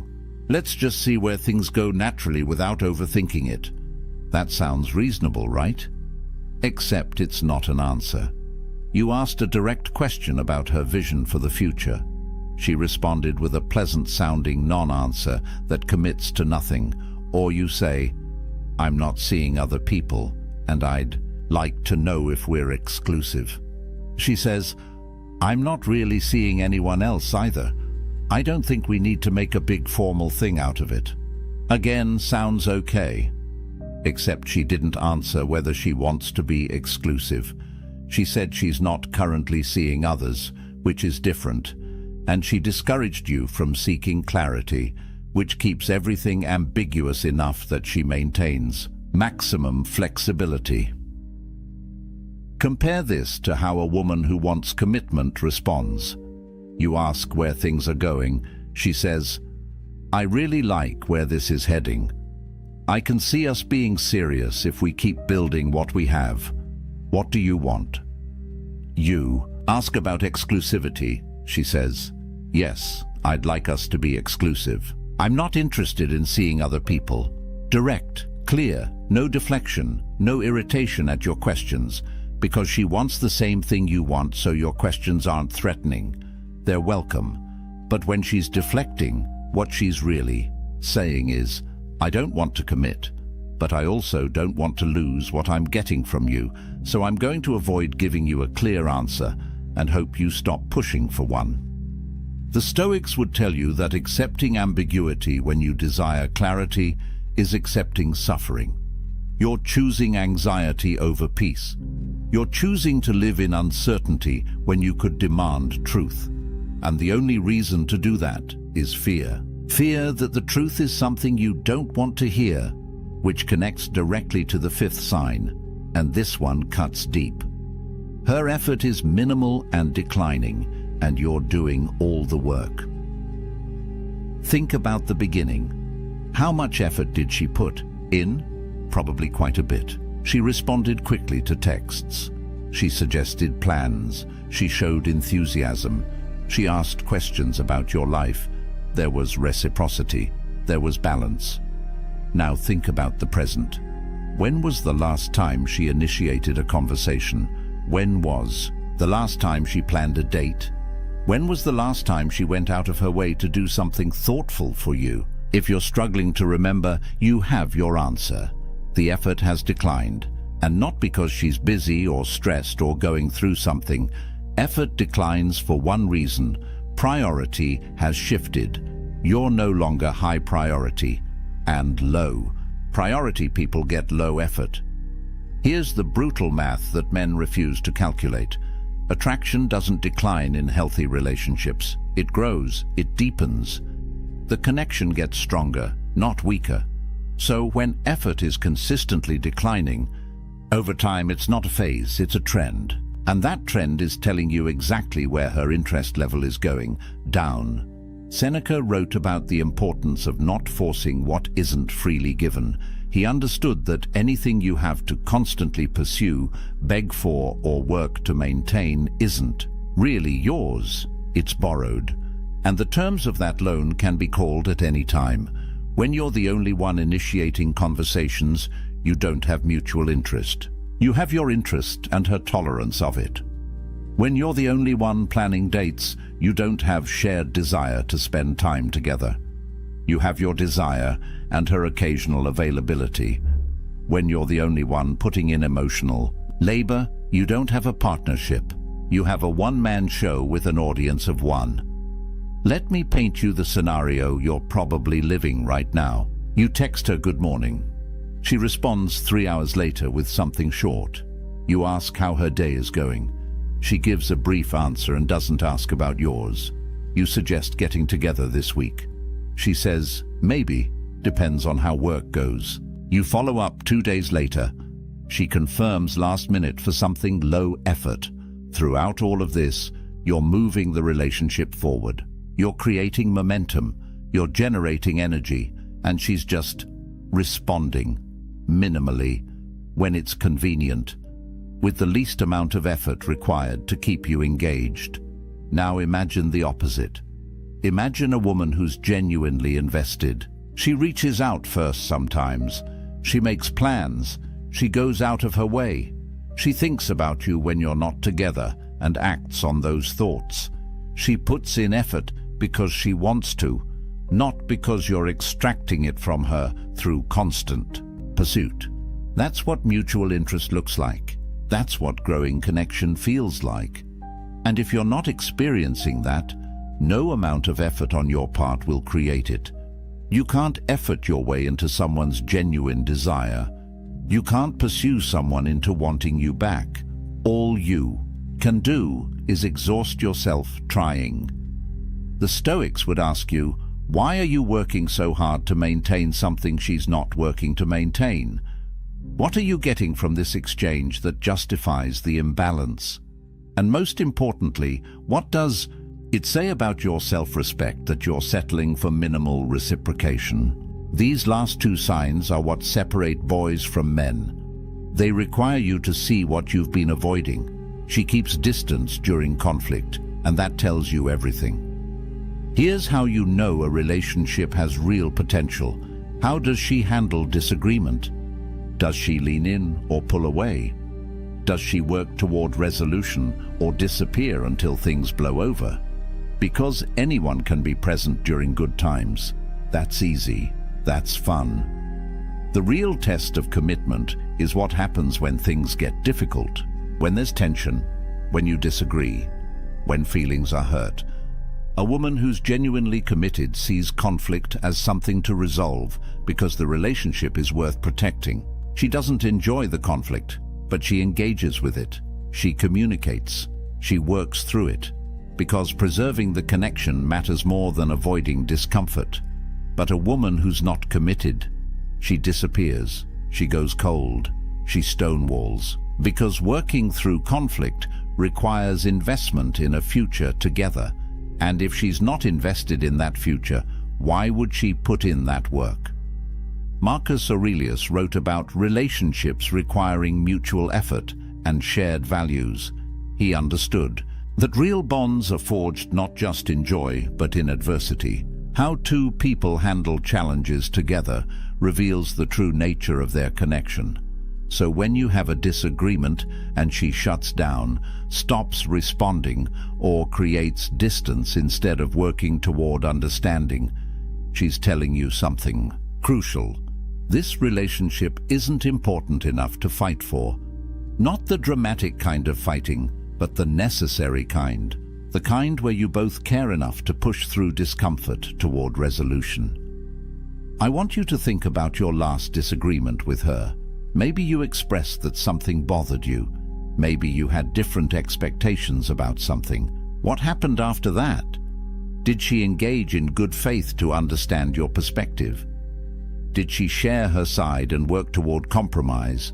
Or did she withdraw? Did she minimize your concerns? Did she frame you as being too sensitive or dramatic or demanding? And more importantly, how long did it take to get back to normal? A few hours of honest conversation, or days of cold distance until you finally let it go and pretended everything was fine? Here's the pattern.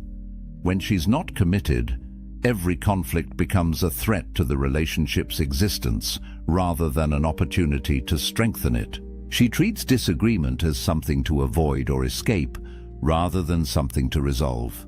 And over time, you learn not to bring things up. You learn to swallow your concerns. You learn to accept less than you need because you're afraid that asking for more will make her leave. And that's not a relationship. That's walking on eggshells. Epictetus taught about maintaining dignity even in difficult circumstances, but there's no dignity in suppressing your legitimate needs because someone can't handle basic relationship communication. There's no virtue in staying small to make someone else comfortable. A partner who can't or won't work through conflict with you isn't capable of long-term commitment, because long-term anything includes challenges, includes disagreements, includes moments where you both have to choose the relationship over your individual comfort. And if she's choosing distance over resolution now, she'll choose distance over commitment later. Actually, she already has, which brings us to the final sign, the one that encompasses all the others. She tells you, she's been telling you all along, just not with words. Here's what you need to understand. Everything we've covered, the sporadic availability, the vague future talk, the social isolation, the deflection, the declining effort, the conflict avoidance, these aren't separate issues. They're not individual problems to solve. They're coordinated messages forming one clear communication. I'm not committing to you. Her body language tells you. The way she creates physical distance. The way her energy shifts when you talk about the future. The way she's less affectionate than she was in the beginning. Her enthusiasm tells you, or rather, the lack of it. The absence of excitement when you make plans. The muted response when you share good news. The sense that she's going through motions rather than genuinely engaging. Epictetus taught that people show you who they are through their actions, and your only job is to believe them. Not who you hope they'll become, not who they could be if circumstances were different. Who they're showing you they are right now, and right now, through every sign we've discussed, she's showing you that she's not choosing commitment with you. She might be choosing convenience. She might be choosing companionship until something better comes along. She might be choosing the ego boost of being desired, but she's not choosing permanent partnership. She's not choosing future building. She's not choosing you. This is the hardest truth to accept because it requires you to stop telling yourself stories, stop rationalizing, stop hoping, stop waiting for her to suddenly transform into someone ready to commit. She's not going to, not to you, not in this dynamic. Because the pattern is established and people don't break established patterns, they follow them. Marcus Aurelius wrote about accepting reality as it is, not as we wish it to be. And the reality is this: if a woman wants to commit to you, she makes it obvious. She removes doubt. She creates security. She builds toward a future. There's no confusion. There's no mixed signals. There's no wondering where you stand. If you're confused, you have your answer. Confusion exists when someone is deliberately keeping things unclear. And people keep things unclear when clarity would force them to admit something they don't want, to admit that they're not all in. So what's the lesson here? What did the Stoics know that modern men have forgotten? They knew that self-respect requires seeing truth, even when truth is painful. They knew that dignity means not accepting scraps of attention and calling it love. They knew that wisdom is being able to walk away from what doesn't serve you, even when walking away is hard. You can't negotiate desire. You can't logic someone into commitment. You can't earn your way into being chosen. Either she chooses you or she doesn't. And if she hasn't by now, if these signs are present in your relationship, she's already made her choice. You're just refusing to accept it. But here's where this gets powerful. The moment you accept reality, the moment you stop fighting against what is and start dealing with what is, you reclaim your power. You stop being a victim of hope. You stop being trapped by potential. You start making decisions based on reality. And reality-based decisions always lead to better outcomes than fantasy-based ones. So what do you do with this information? First, you get honest, brutally honest, about which of these signs you're experiencing, about how long you've been experiencing them, about what you've been telling yourself to avoid facing the truth.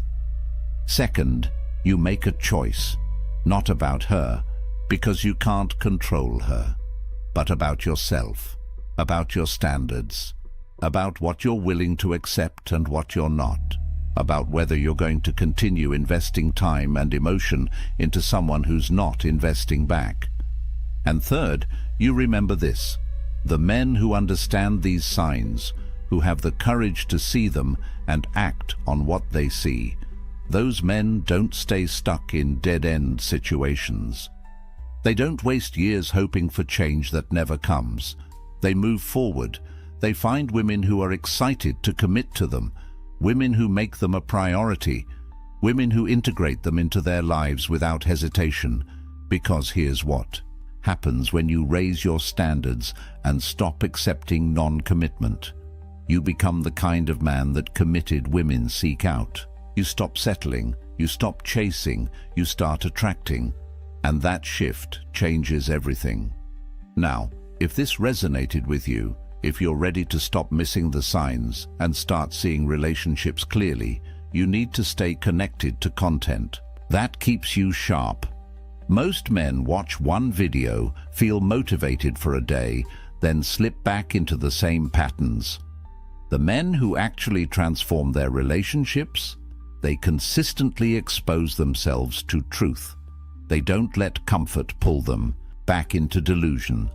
Next week, we're breaking down exactly how to walk away with dignity when you've recognized these signs, how to reclaim your power, how to detach without bitterness, how to use Stoic principles to turn this pain into growth. Because seeing the truth is step one. Acting on it with wisdom is step two. And most men never make it to step two. So here's what I need you to remember. A woman who wants to commit to you makes it obvious. She doesn't make you guess. She doesn't keep you uncertain. She doesn't give you mixed signals to decode. If you're analyzing, questioning, seeking clarity from a video like this, you already have your answer. You just needed permission to accept it. The Stoics taught that freedom comes from accepting what you cannot control and acting decisively on what you can. You can't control whether she commits, but you can control whether you continue accepting non-commitment. You can control your standards. You can control your next move. That's your power. That's your freedom. Use it. The ancients believed that one question could set a person free or drive them into despair. It was not asked in the open squares of Rome, nor carved into the laws of Athens. It lived quietly in the minds of philosophers, whispered in private, written in fragile lines that survived only because someone dared to copy them again and again. The question is simple, and yet it is dangerous. What if the worst thing that could happen to you has already happened in your mind? To the Stoics, This was no game. They believed that fear feeds on surprise, that pain grows sharper when it catches us unprepared. So they trained themselves to walk willingly into imagined ruin, to see their fortunes lost, their loved ones gone, their own lives ended. Not because they were morbid, but because they believed freedom begins where fear ends. Consider the Emperor Marcus Aurelius. He ruled the greatest empire of his age, commanded vast armies, and held the power of life and death. Yet at night, by candlelight, he wrote words not of conquest, but of surrender. You may leave this life at any moment. Let that determine what you do, say, and think.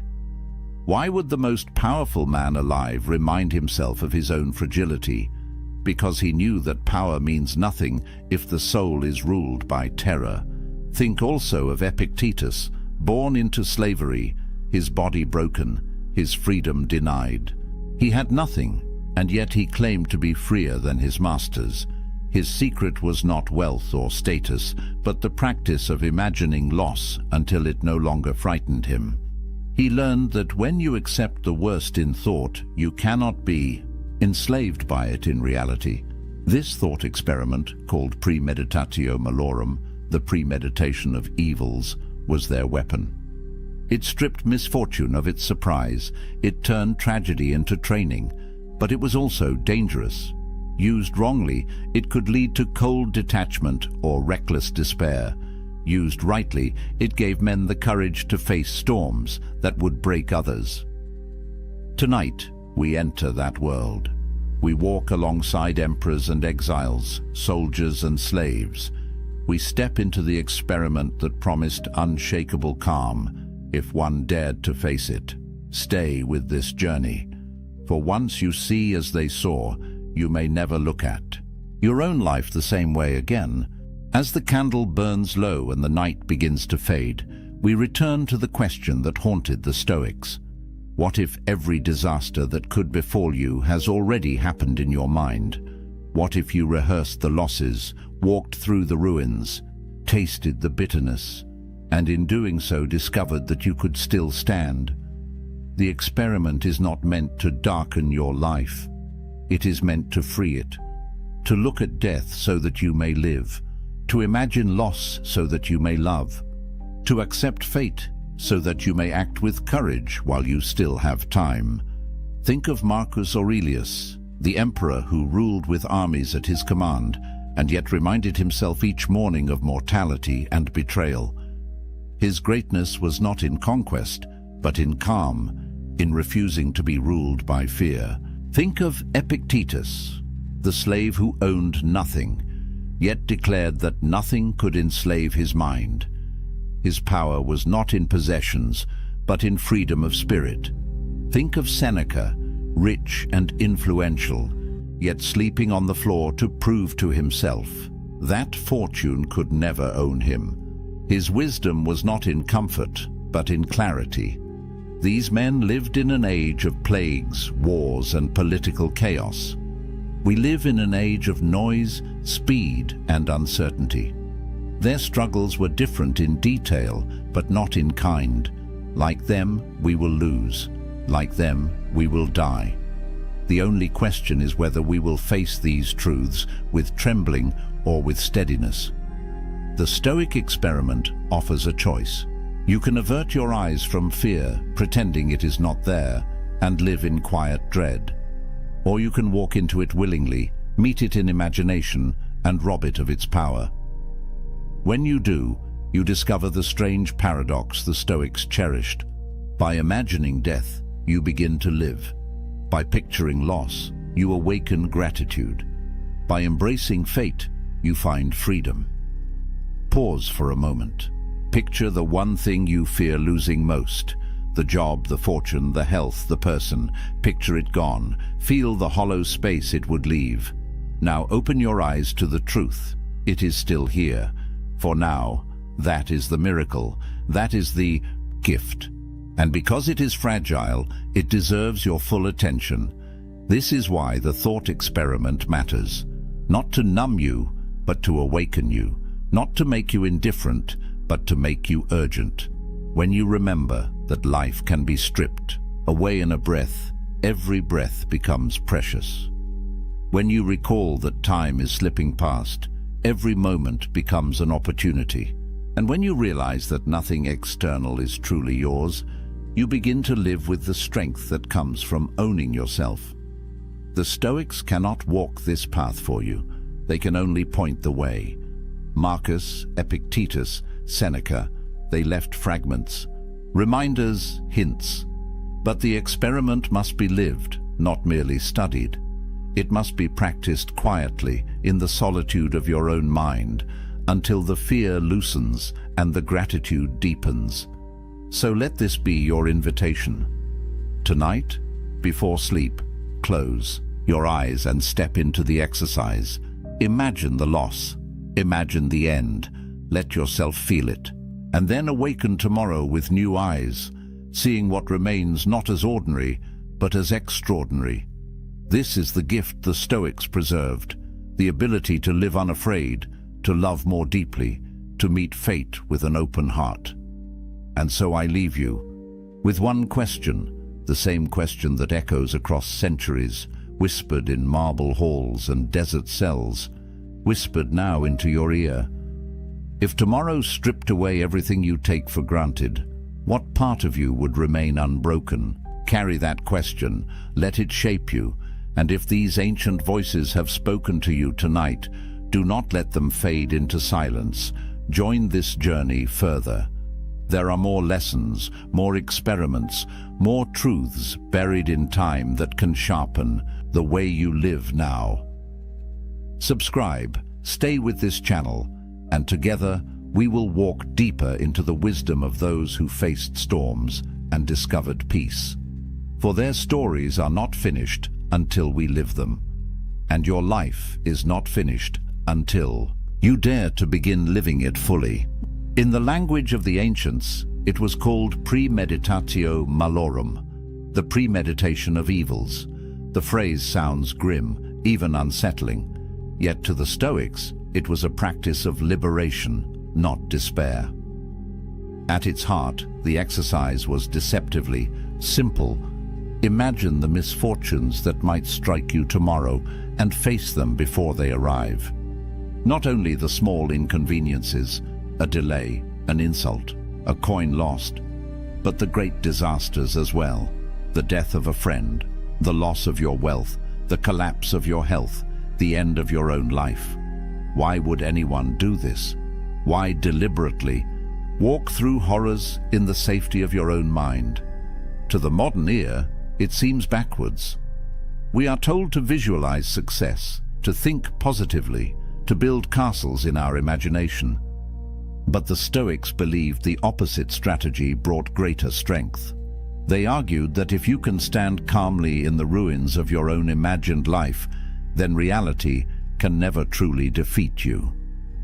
Seneca, the Roman statesman and philosopher, put it plainly: he robs present ills of their power who has perceived their coming beforehand. When we rehearse misfortune, its arrival no longer shocks us. Pain may still visit, but its sharpest weapon, surprise, has been blunted. To understand this better, picture an archer at practice. He does not wait for the chaos of battle to test his skill. He fires arrow after arrow in quiet fields, so that when the storm of war comes, his movements are steady, automatic, unshaken. The Stoics believed the mind required the same discipline.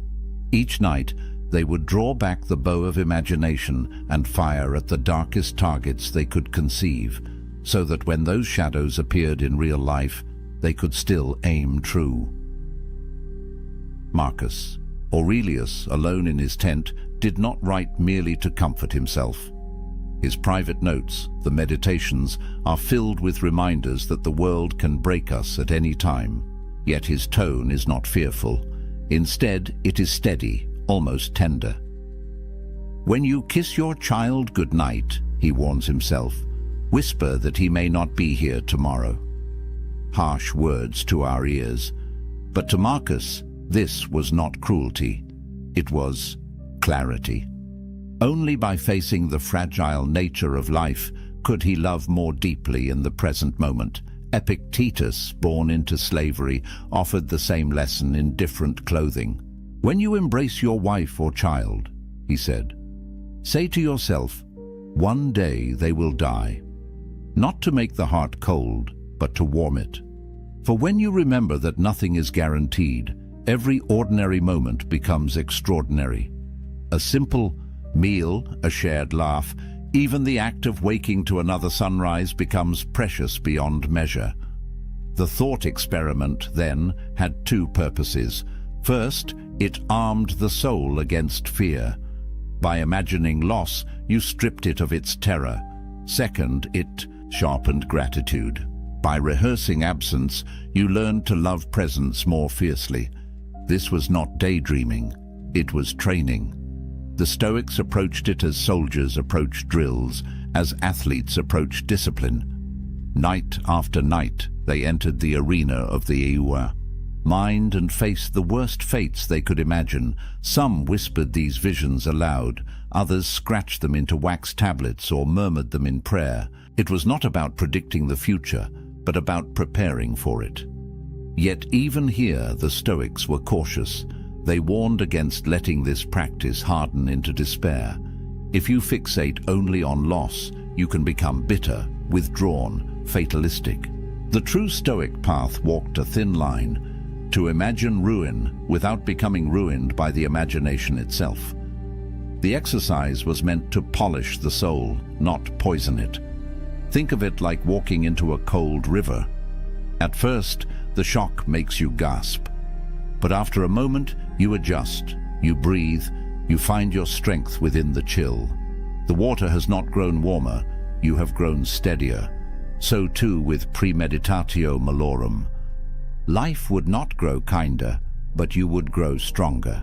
This is the experiment, to step willingly into suffering before it comes, to live through loss in the theater of the mind, so that when the curtain rises on reality, you are ready. To many, it sounded bleak. To the Stoics, it was the most hopeful act of all. For when you have rehearsed the worst, you discover a strange secret.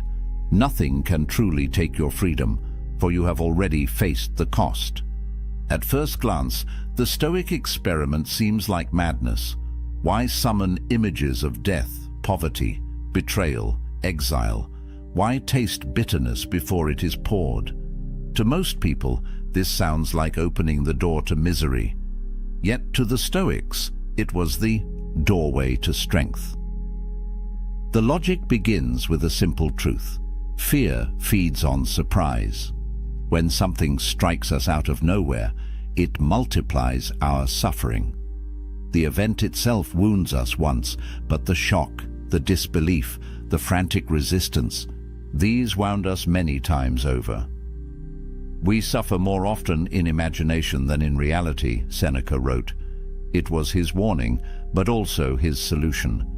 If imagination can magnify our pain, then imagination can also train us to endure it. Consider the man who never thinks of loss. He convinces himself the roof will never leak, the market will never fall, the friends he loves will always remain. When life proves otherwise, he collapses under the weight of broken illusions. Compare him with the man who each night rehearses these possibilities. He wakes each day already at peace with their chance of arrival. To him, a cracked roof or lost coin is no ambush. It is familiar terrain. The Stoics believed this was the essence of philosophy, not endless speculation, but preparation for the blows of fate. Epictetus, whose leg was shattered by his master, said plainly, "When you are going to undertake anything, remind yourself what kind of thing it is." He meant, if you go to bathe, expect to be splashed, jostled, insulted. If you go to war, expect blood and loss. If you live, expect death. Nothing that arrives will then feel foreign to you. This practice also served a deeper function. By imagining misfortune, the Stoic learned to separate what was truly his from what was only lent. Wealth, health, reputation, Even the love of others, all of these could vanish. What remained? Only the ruling center of the soul, judgment, intention, choice. In rehearsing the loss of externals, the Stoic discovered the core that no power could strip away. Modern people might call this pessimism, but to the Stoics, it was the opposite. It was optimism at the deepest level, the faith that even when stripped of everything, a person could still stand upright. To them, practicing disaster was like inoculating the mind, a small taste of poison to prevent the full sickness of despair. Imagine two sailors caught in a sudden storm. One has only sailed on calm waters, imagining endless sunshine. The other has trained in foul weather, has studied the stars in darkness, has prepared for broken masts and torn sails. Which sailor panics? Which one acts? The storm is the same, but the soul inside the storm is different, and there was more. Premeditatio malorum was not only a shield against fear, but also a lens-sharpening gratitude. For when you spend a moment imagining your child gone, your fortune stolen, your health declined, and then open your eyes to see them still present, you taste joy more vividly than before. Seneca urged his readers, "He who has anticipated the coming of troubles takes away their power when they arrive, and he who has learned to look upon what he has as if it might be lost, has learned to enjoy it truly." This dual power, resilience and gratitude, made the practice irresistible to the Stoics. By rehearsing loss, they not only grew unafraid of tomorrow, but more alive to today. Marcus Aurelius captured it when he reminded himself, "Do not act as if you were going to live 10,000 years. Death hangs over you. While you live, while it is in your power, be good." The awareness of mortality did not paralyze him. It pushed him toward kindness, urgency, presence. So why imagine the worst? Because the worst will come sooner or later in some form. To pretend otherwise is to live in fragile denial.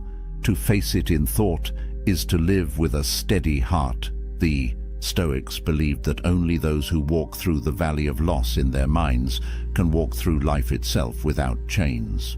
If the Stoics asked their students to imagine misfortune, it was not to dwell in gloom. The exercise was meant to unlock a set of hidden treasures, the kind of treasures that cannot be stolen by thieves or burned by fire. What then were the fruits of this strange discipline? 3 stand above the rest: freedom from fear, gratitude for the present, and resilience in the storms of life. The first and most immediate benefit was liberation. Fear has always been one of humanity's fiercest chains. It bends kings, humbles warriors, and leaves ordinary people trembling at shadows. Yet the Stoics discovered that fear depends on uncertainty. When we do not know what will come, our imagination torments us with endless possibilities. By rehearsing disaster, the Stoics removed the sting of surprise. They learned to say, "Yes, this too may happen, and if it does, I am prepared." Seneca observed that misfortune becomes lighter when anticipated. What is quite unlooked for is more crushing in its effect, and unexpectedness adds to the weight of a disaster. For him, the act of imagining stripped calamity of its mystery. And once the unknown was known, fear lost its teeth. Imagine waking each morning with the knowledge that no loss, no insult, no illness could shake the foundation of your soul. This is not cold indifference, it is strength. It is the quiet courage of someone who has already rehearsed the worst in the theater of the mind, and thus walks calmly through the world. The second treasure hidden in this exercise is gratitude. At first, this seems paradoxical. How could picturing death or poverty make life more joyful? Yet the Stoics believed the shadow of loss makes the light of presence burn brighter. Marcus Aurelius urged himself, "Think of yourself as dead. You have lived your life. Now take what's left and live it properly. By imagining that the day was already his last, he found renewed urgency to savor its moments. Epictetus taught his students to practice detachment, not to strip love away, but to make it purer. When you remind yourself that the friend you embrace or the child you tuck into bed may not be there tomorrow, you do not love them less. You love them more fiercely, knowing the hour is fragile. Seneca carried this practice into action. Once a month, he would strip away comfort deliberately, sleeping on the hard ground, eating coarse bread, wearing the simplest clothing. When asked why, he replied, "Is this the condition that I feared?" By practicing loss, he turned ordinary comfort into extraordinary pleasure. A warm meal, a soft bed, a friend's laughter, all glowed brighter when contrasted against their imagined absence. Gratitude, then, was not a luxury to the Stoics. It was a form of armor. A grateful man, they argued, is untouchable, for he sees every small gift as fortune and every misfortune as training. The final benefit of premeditatio malorum was resilience. Life will strike. That much the Stoics never denied. No amount of philosophy can erase pain, illness, or death. What philosophy can do is decide how we meet them. Epictetus said, "Circumstances don't make the man, they only reveal him to himself." A storm reveals whether a house is built on sand or stone. In the same way, a crisis reveals whether a soul has been prepared. By imagining hardships beforehand, Stoics built their inner foundation. When the blow finally landed, they did not crumble. Think of Marcus Aurelius, who ruled in a time of plague, war, and betrayal. He faced repeated disaster, yet his writings do not drip with despair. They show a man who had already met these enemies in thought, and thus could endure them in reality. His empire might crack, his health might fade, his friends might betray him, but his mind, trained by philosophy, remained firm. This resilience was not arrogance. The Stoics did not claim invincibility. They claimed preparedness. They taught that a blow is lighter when the soul has braced itself. And just as a soldier trains with heavy armor so that he is swift on the battlefield, so too does the philosopher train with imagined burdens so that he is light when real ones arrive. Yet the true brilliance of the practice lay in balance. Was not about endless brooding on death and ruin. That would be morbid and destructive. The goal was moderation. Enough rehearsal to soften the sting, enough reflection to deepen gratitude, but never so much that one drowned in despair. The Stoics believed philosophy was a medicine. Too little, and the illness of fear returns. Too much, and the medicine itself becomes poison. But the right measure, taken daily, transforms life. Thus, the Stoics found in this strange exercise a triad of power: freedom from fear, gratitude for the present, and resilience in crisis. They believed that any man or woman who practiced it would stand differently in the world, not as someone immune to loss, but as someone no longer enslaved by it. This was the reward of imagining the worst: not darkness, but light; not despair, but a soul sharpened into strength. Every powerful practice carries its shadow. The Stoics knew this well. A thought experiment capable of freeing the soul could also twist into something harmful if misunderstood. The same exercise that sharpened resilience could harden into coldness or slide into despair. This is why the Stoics insisted that premeditatio malorum, the rehearsal of misfortune, must be approached with wisdom and balance. The first danger is mistaking preparation for pessimism. Some people, hearing the Stoics speak of imagining death, ruin, or betrayal, believed the philosophers were advocating endless worry. To live in constant dread of loss is not Stoic strength, but weakness in disguise. Seneca warned against this. Confusion. He urged his students not to shackle themselves with anxiety masquerading as foresight. He who suffers before it is necessary suffers more than is necessary. If you imagine disasters without purpose, you bleed twice, once in fear and once in reality. Stoic practice is not about drowning in scenarios, but about tasting them briefly to build immunity. The second danger lies at the other extreme: nihilism. A careless student might hear the Stoics say, "All things are fleeting, wealth and health and life itself," and conclude, "Then nothing matters." This is the dark abyss the Stoics fought to avoid. Marcus Aurelius himself confronted this temptation. Surrounded by plague, betrayal, and endless war, he reminded himself daily that all things pass. Yet he added a crucial command: "While you live, while it is in your power, be good." The awareness of mortality was not meant to drain meaning, but to intensify it.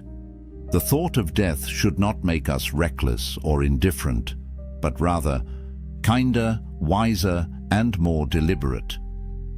Another danger is the loss of warmth. Practicing detachment, some grew rigid, mistaking numbness for strength.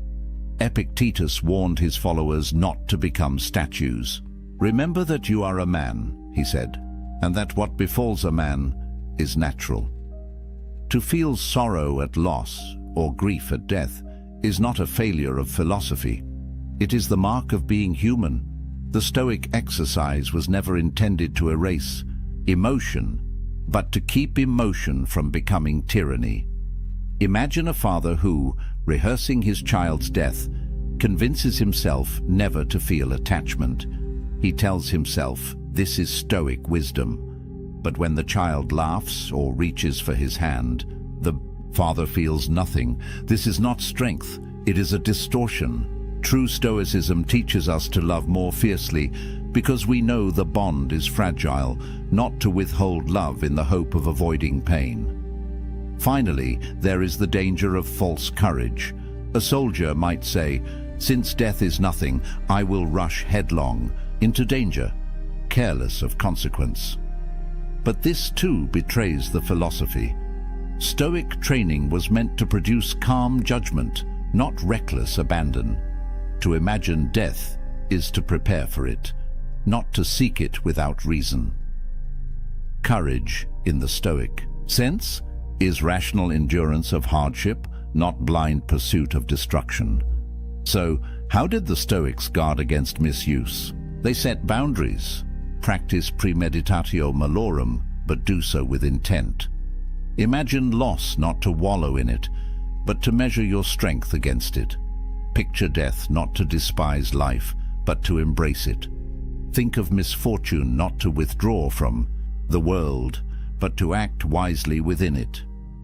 Seneca gave his students a rhythm, a few days each month spent in poverty, eating coarse food, wearing rough clothes. Not every day, lest life become joyless, but enough to remind the soul of its power. Marcus wrote nightly of death and impermanence, but by day he ruled with justice, fought wars with patience, and tried to act for the common good. Epictetus trained his mind against loss, but also urged compassion, laughter, and friendship. In other words, Stoic foresight was never meant to extinguish humanity. It was meant to free it.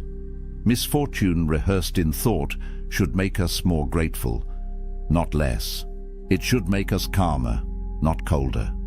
The Stoics knew the temptation to misuse their philosophy would always remain. It is easier to become numb than to remain balanced, easier to collapse into dread than to face hardship calmly. But the true Stoic way demands vigilance. The practice is a knife. In skilled hands, it carves strength. In careless hands, it wounds the one who wields it, and so they left us this warning. Do not let the experiment become your prison. Let it be your training ground. Walk through imagined ruin, not to despair of life, but to return to it with greater clarity, gratitude, and resolve. The Stoic exercise of rehearsing misfortune did not appear in isolation. It was part of a much older current of thought, flowing through many cultures, carried in different words but shaped by the same recognition. Life is fragile, uncertain, and brief, and only by facing this truth can we learn to live with strength. Long before the Stoics, the Greek philosopher Heraclitus declared, "All things flow." To him, the universe was not fixed but ever-changing, like a river in constant motion. He reminded his listeners, "You cannot step into the same river twice. The waters have moved on, and so have you." This vision of ceaseless change influenced the Stoics deeply. If all things are in flux, then clinging to stability is an illusion. Loss is not a possibility, it is a certainty. To imagine loss, then, is simply to imagine reality unfolding as it must. In this way, premeditatio malorum was not pessimism, but alignment with the nature of the cosmos. By practicing misfortune, one harmonizes with the river instead of fighting against its current. Across the world in India, Buddhist monks were practicing something strikingly similar. They meditated on impermanence and death, often contemplating their own bodies as subject to decay. Far from being morbid, this awareness produced compassion and detachment. One well-known Buddhist reflection instructs, "Of all the footprints, that of the elephant is supreme. Of all contemplations, that on death is supreme." By facing mortality daily, monks stripped away illusion and attachment, finding peace in the fleeting nature of life. The Stoic reminder to whisper to yourself, "You may die tomorrow," is a cousin to the Buddhist practice of maranasati, mindfulness of death. Both traditions sought not despair, but clarity. When death is no longer hidden, life becomes luminous. Even in early Christianity, echoes of this practice resound. The phrase memento mori, remember that you will die, became a spiritual discipline. Monks carried skulls into their cells, not to frighten themselves, but to recall the brevity of earthly existence. The goal was not coldness, but urgency, a reminder that every act mattered, every choice carried eternal weight. Like the Stoics, these Christians saw death not as an end to dread, but as a teacher to revere. Marcus Aurelius would have recognized their spirit, even if their theology diverged. For both, mortality was a compass, orienting the soul toward what truly matters.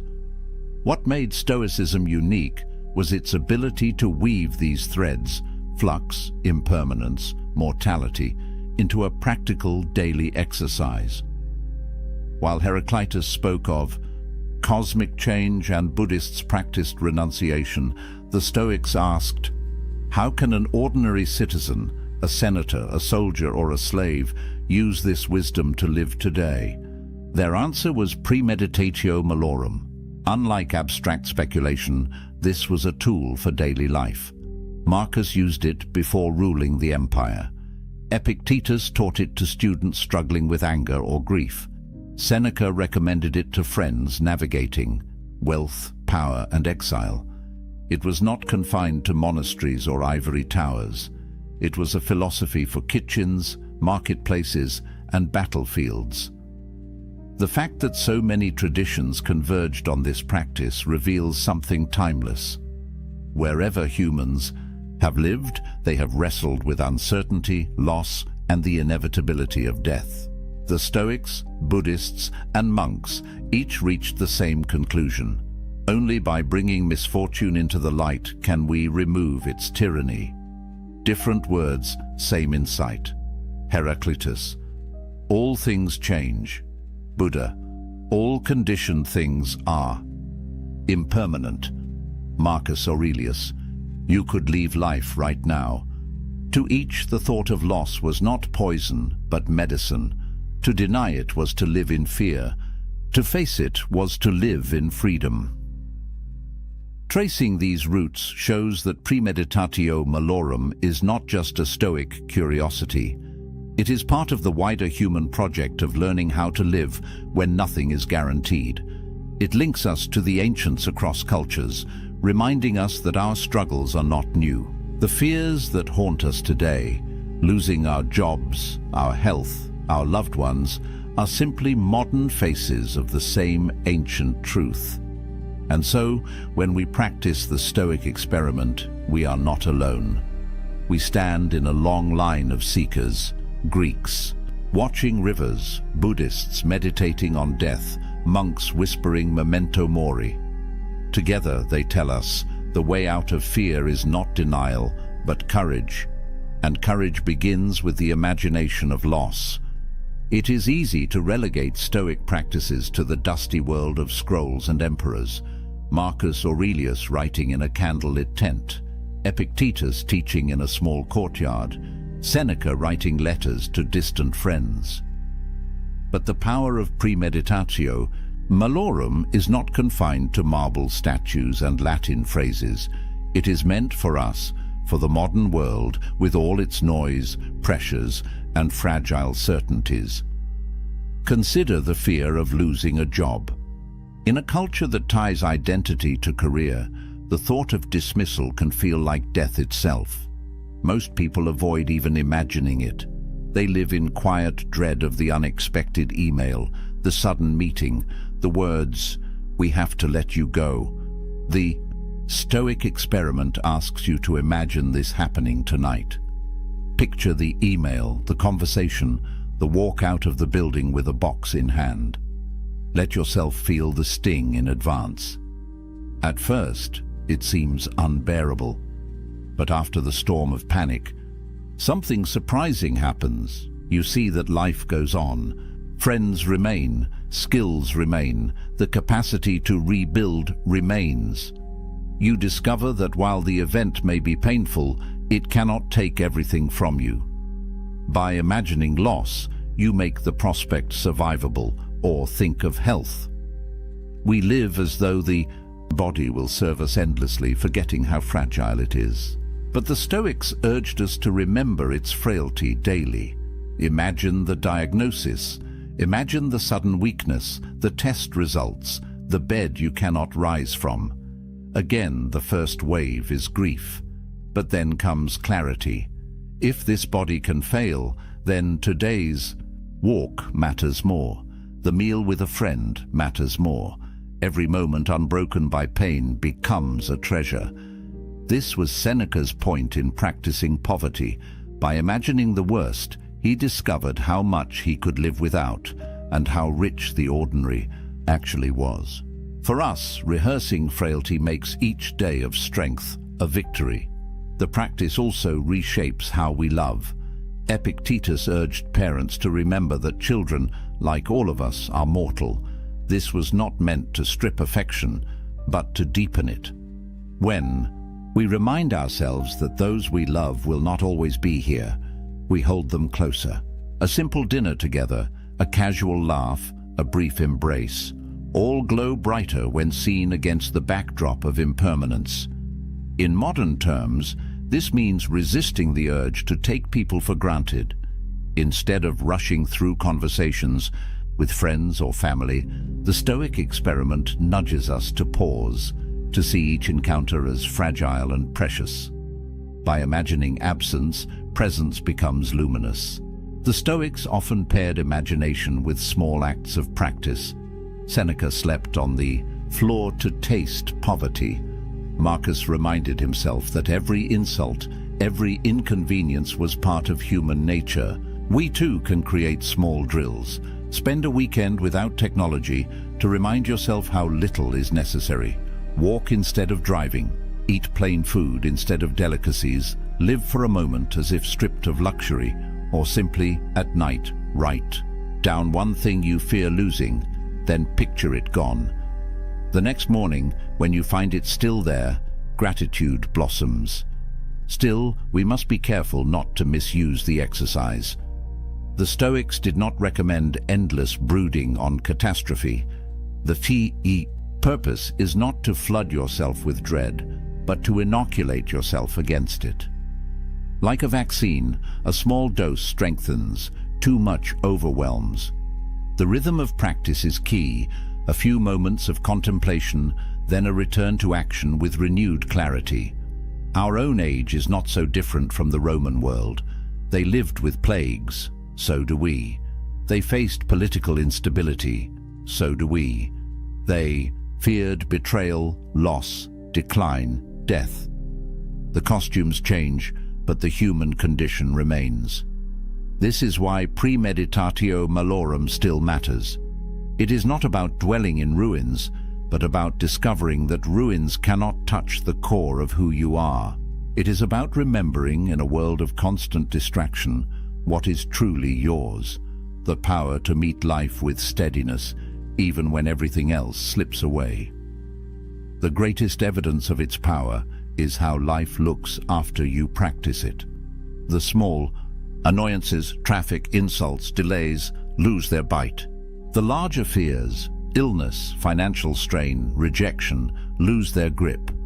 You still feel them, but they do not rule you. You carry within you a kind of invisible armor, forged not by denial, but by rehearsal. And in that space where fear once lived, something else enters, joy. Not shallow joy, dependent on luck or comfort, but deep joy born of clarity. The joy of realizing that today, in this fragile moment, you are alive, you are breathing, and nothing else is guaranteed. The Stoics did not stop at merely imagining misfortune. To them, endurance alone was not enough. A soldier can grit his teeth through pain. A prisoner can resign himself to chains. But philosophy sought something higher, not only to accept what fate delivered, but to love it. This deeper transformation was called amor fati, the love of fate. To love fate means more than bearing it without complaint. It means seeing even the hardest blows as threads in a larger tapestry. What others call tragedy, the Stoic calls instruction. What others call accident, the Stoic calls design. Life ceases to be a sequence of random disruptions and becomes a coherent whole, stitched together by necessity. Marcus Aurelius wrote often of this. In his private meditations he urged himself, "Accept the things to which fate binds you, and love the people with whom fate brings you together, but do so with all your heart." These words are not the tone of resignation. They are the words of a man who believed that the very shape of his hardships was part of a greater order, one he might not see, but one he could honor. Epictetus too pressed this lesson. He had no illusions about life's cruelty. He had known slavery, injury, ridicule. Yet his counsel was not to curse what happened, but to align himself with it. "Do not seek for things to happen the way you want them to," he said. "Rather, wish that what happens happen the way it happens, and you will be happy." The freedom he taught was not freedom from suffering, but freedom from resistance. This subtle shift marks the difference between Stoic endurance and Stoic joy. To endure is to carry a burden. To love is to transform the burden into meaning. When you love fate, even disaster becomes a teacher, even pain becomes a sculptor of the soul. The image is of a craftsman's hand. The hammer that strikes the iron may feel like violence, but in truth it is shaping the blade. So too with fate. Each blow that falls is part of the forging of character. To curse the hammer is to misunderstand the art. To accept it is wisdom.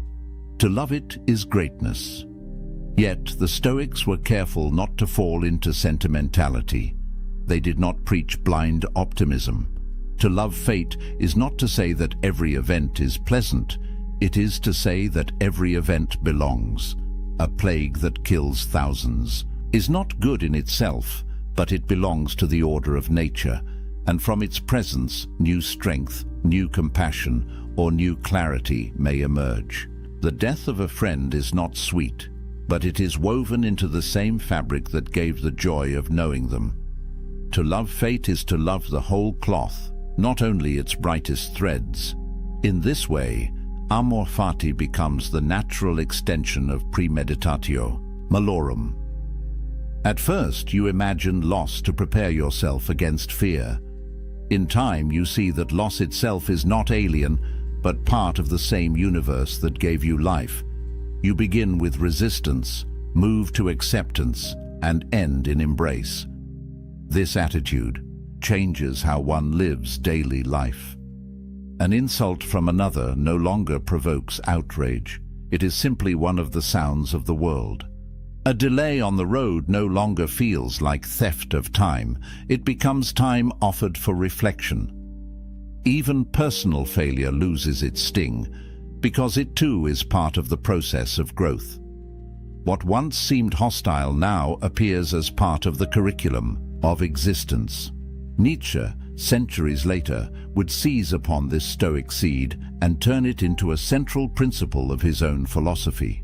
He declared, "My formula for greatness in a human being is amor fati, that one wants nothing to be different, not forward, not backward, not in all eternity, not merely to bear what is necessary, but to love it." Though Nietzsche's voice was not Stoic in every sense, he grasped the same fire. That freedom is not only to endure fate, but to delight in its unfolding. For the Stoics, this delight was not a hollow smile forced in tragedy. It was a deep current of harmony flowing beneath every event. If all is nature, and if we ourselves are part of nature, then what happens to us is not an invasion, but an unfolding. To reject it is to reject reality. To embrace it is to be at one with it. Here lies the highest lesson of their thought experiment.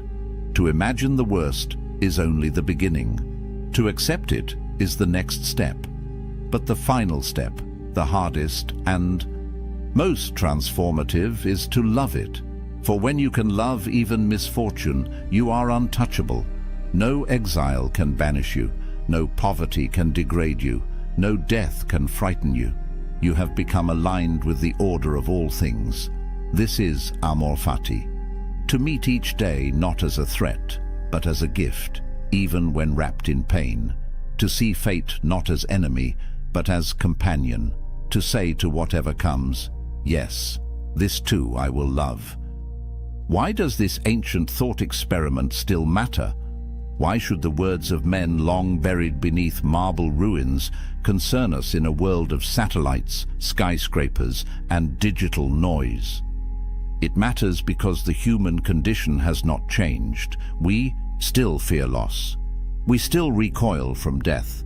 We still tremble when the future is uncertain. The Stoics remind us that these fears, left unchecked, shape the course of our lives more than any external chain. Fear makes us cautious when boldness is needed. It silences us when truth must be spoken. It binds us to comforts that rot us slowly, because we cannot imagine life without them. To live in fear is to live half a life. And so the Stoics taught that to free oneself from fear is to recover one's humanity. Imagine what it means to walk into each day knowing that nothing can truly take away the essence of who you are. Jobs may vanish, reputations crumble, fortunes evaporate, but your mind, your choices, your capacity to meet events with dignity, these remain untouched. That knowledge is not abstract. It changes how one breathes, how one speaks, how one acts. It replaces panic with clarity and hesitation with calm resolve. This is why Marcus Aurelius, even as emperor, did not surround himself only with soldiers and senators. He surrounded himself with reminders. He whispered to himself each morning, "You will meet with arrogance, deceit, ingratitude, treachery." He rehearsed these encounters not to grow bitter, but to remain steady. He knew that expecting betrayal made him less vulnerable to its sting, and that remembering mortality gave urgency to his duties. In a life of unimaginable pressure, it was this practice that kept him human. It matters because in our own age, we too are emperors of small realms. We govern households, careers, friendships, the fragile empire of our own days. And like Rome itself, our empires are temporary. The Stoics teach us not to cling to their permanence, but to govern them with justice while we can, and to release them when they pass. It also matters because premeditatio malorum sharpens gratitude in a world drowning in abundance. We have more possessions, more food, more comfort than the ancients could dream of, yet we often feel restless and unsatisfied. Why? Because we mistake more for enough. By imagining loss, the Stoic experiment corrects the eye. Suddenly, the meal before us is precious. The roof above us is wealth. The laugh of a friend is treasure. Gratitude, born of imagined absence, turns the ordinary into the extraordinary. But perhaps most of all, it matters because this experiment teaches us how to face the one certainty that shadows every life: death. We do not speak of it. We push it to the margins, bury it beneath entertainment and distraction. Yet it waits, patient, inevitable. The Stoics refused to avert their eyes. They taught that the man who rehearses death lives differently. He wastes less time. He forgives more quickly. He chooses his words carefully because he knows they may be his last. This is not about morbidity. It is about intensity. When you accept death, life becomes urgent. Each sunrise is no longer routine, but a miracle. Each breath is no longer unnoticed, but a gift. By facing the end, the Stoic finds the beginning of true living. The experiment also matters for how it reshapes our relationships. To remember that everyone we love is mortal is to see them more clearly. The anger that felt urgent softens. The grievance we clung to dissolves. What remains is tenderness, because we know the hour is brief. Epictetus urged parents not to avoid this truth, but to embrace it, so that their love would be fiercer, not weaker. We too can let this practice remind us that the people in our lives are temporary companions, and that each moment with them is sacred. And finally, it matters because it returns us to ourselves. In rehearsing the loss of all externals, we discover what cannot be lost. Wealth, health, reputation, family, even life itself, all may fall away. But the ability to judge wisely, to choose with integrity, to act with courage, remains until the final breath. This is the core of the Stoic creed, that no one can steal your soul's freedom unless you surrender it. So why does it matter? Because the world will continue to change, but our hearts will continue to wrestle with fear, attachment, and the fragility of time. The Stoic experiment is not an artifact. It is a compass. It points us back to what is essential: courage in the face of loss, gratitude in the presence of life, clarity in the shadow of death. And once you have walked through that experiment, once you have looked into the darkness and discovered that it does not own you, something fundamental shifts. You no longer cling so tightly. You no longer panic so quickly. You no longer waste so much time. You begin, perhaps for the first time, to live. There's a man sitting alone in his apartment right now. The city hums outside his window. His phone buzzes with notifications, dating app matches, messages from people wanting his attention, his time, his energy. He looks at the screen, then sets it face down on the table. He pours himself a drink, opens a book, and settles into the silence.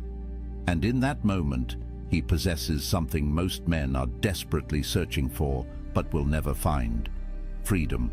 Real freedom, the kind that can't be given or taken away, the kind that lives inside you, independent of anyone else's approval, desire, or presence. Society will tell you this man is broken, that he's missing out. That true fulfillment only comes when you find someone to complete you. But what if I told you that the ancient Stoics, men who built empires and weathered exile, who faced death with calm eyes and lived through chaos with unshaken minds, understood a truth that modern culture has forgotten? What if the greatest power a man can possess isn't the ability to attract someone, but the ability to be whole without anyone at all? This isn't about bitterness. This isn't about fear or avoidance. This is about sovereignty, about building an inner fortress so strong that you don't need external validation to feel alive. Marcus Aurelius ruled the Roman Empire, commanded armies, held the fate of millions in his hands. Yet he wrote in his private journal that the most peaceful place a man can retreat to isn't a mansion in the countryside or a vacation by the sea. It's his own mind, his own soul, the space within that no one else can touch. The Stoics called this autarkia, self-sufficiency, the ultimate virtue. And they understood that until a man learns to be complete in his solitude, he'll spend his entire life as a beggar seeking scraps of worth from others. So, let me ask you something. When was the last time you sat in silence with yourself and felt at peace? When was the last time you made a decision purely for you, without considering what someone else might think? When was the last time you felt truly free? Because what I'm about to share with you isn't just philosophy, it's liberation. And once you see it, you can't unsee it. The world has sold you a script. From the time you were a boy, you've been handed a blueprint for what success looks like. Get the girl, build the relationship, settle down, find your other half. The narrative is everywhere, in movies, in songs, in the casual conversations where people ask with pitying eyes, "Why are you still single?" As if being alone is a disease that needs curing, as if you're incomplete until someone else validates your existence. And here's the trap.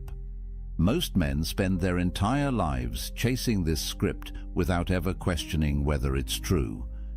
They measure their worth by their relationship status. They gauge their masculinity by how attractive their partner is, by how quickly they can lock someone down, by whether they can prove to the world that they're wanted.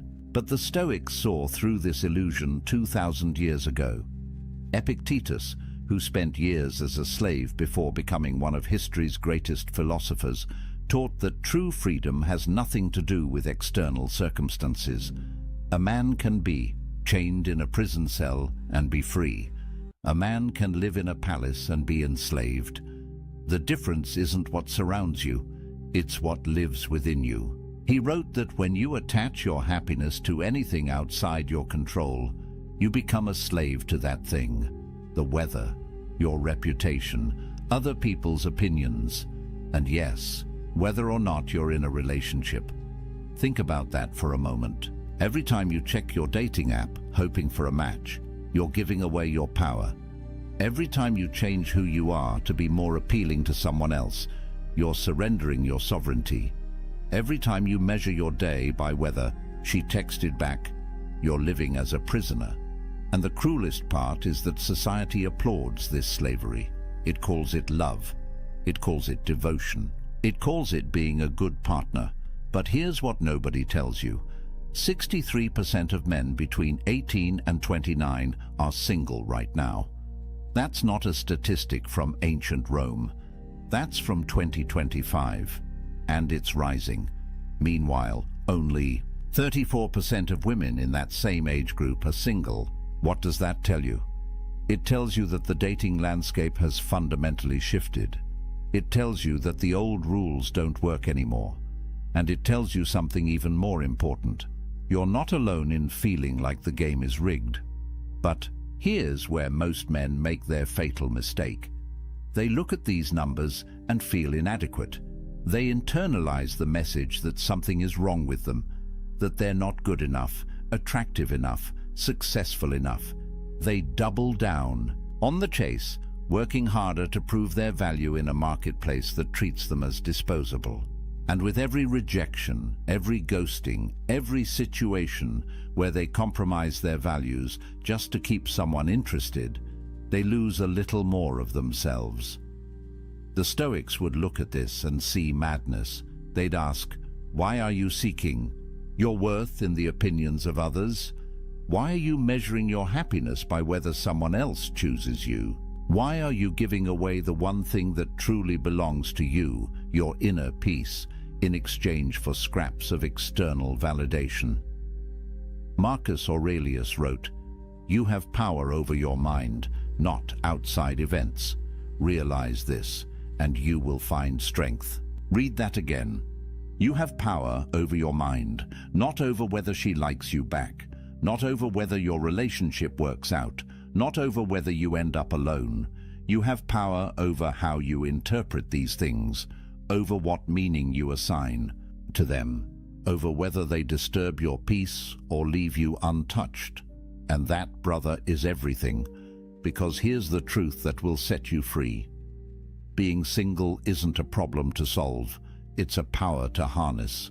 And the moment you understand that, the moment you stop seeing solitude as something to escape and start seeing it as something to embrace, everything changes. You stop being a man who needs someone. You become a man who chooses connection from a place of fullness, not emptiness. You stop being the beggar at the table. You become the king who decides if and when he shares his throne.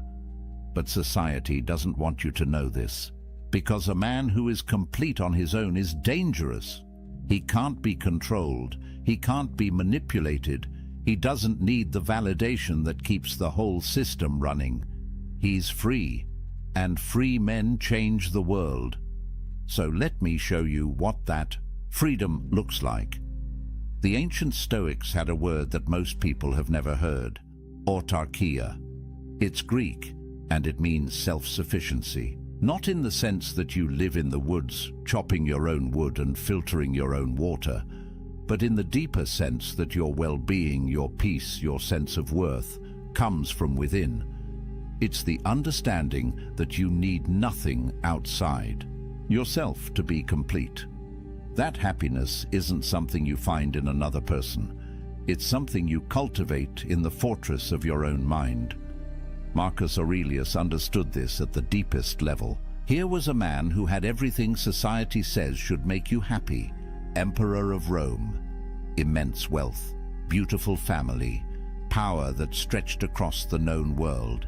Yet he wrote in his meditations, "Nowhere can man find a quieter or more untroubled retreat than in his own soul, not his palace, not his empire, his own soul." And he added, "It is in your power to retire into yourself whenever you choose." Think about what he's saying. The greatest sanctuary you'll ever know isn't a place. It's a practice. It's the ability to withdraw into your own mind, to find peace there regardless of what's happening around you, whether you're surrounded by chaos or sitting in silence, whether you're with someone or alone. The peace isn't circumstantial, it's constitutional. It's built into who you are. And once you develop this capacity, you become unstoppable. Epictetus, who went from slavery to philosophical mastery, taught his students that the key to this self-sufficiency is understanding what you control and what you don't. You don't control whether people love you. You don't control whether relationships last. You don't control the economic factors that make dating harder, the cultural shifts that change the rules, or the fact that modern technology has turned human connection into a swipe-based marketplace. None of that is in your control, but you do control your character, your response, your inner state, your decision about what kind of man you're going to be regardless of circumstance. And this is where it gets powerful. When Musonius Rufus, another Stoic philosopher, was exiled from Rome, sent away from his home, his friends, everything familiar, he didn't collapse into despair. He didn't spend his days mourning what he'd lost. Instead, he used his solitude to deepen his practice. He worked on his virtue. He refined his character. He became more himself, not less. And when people came from far away to learn from him, even in exile, they found a man who radiated peace, a man who proved that external circumstances have no power over an internally complete person. There's a story about Zeus, the king of the gods in Greek mythology, that the Stoics loved.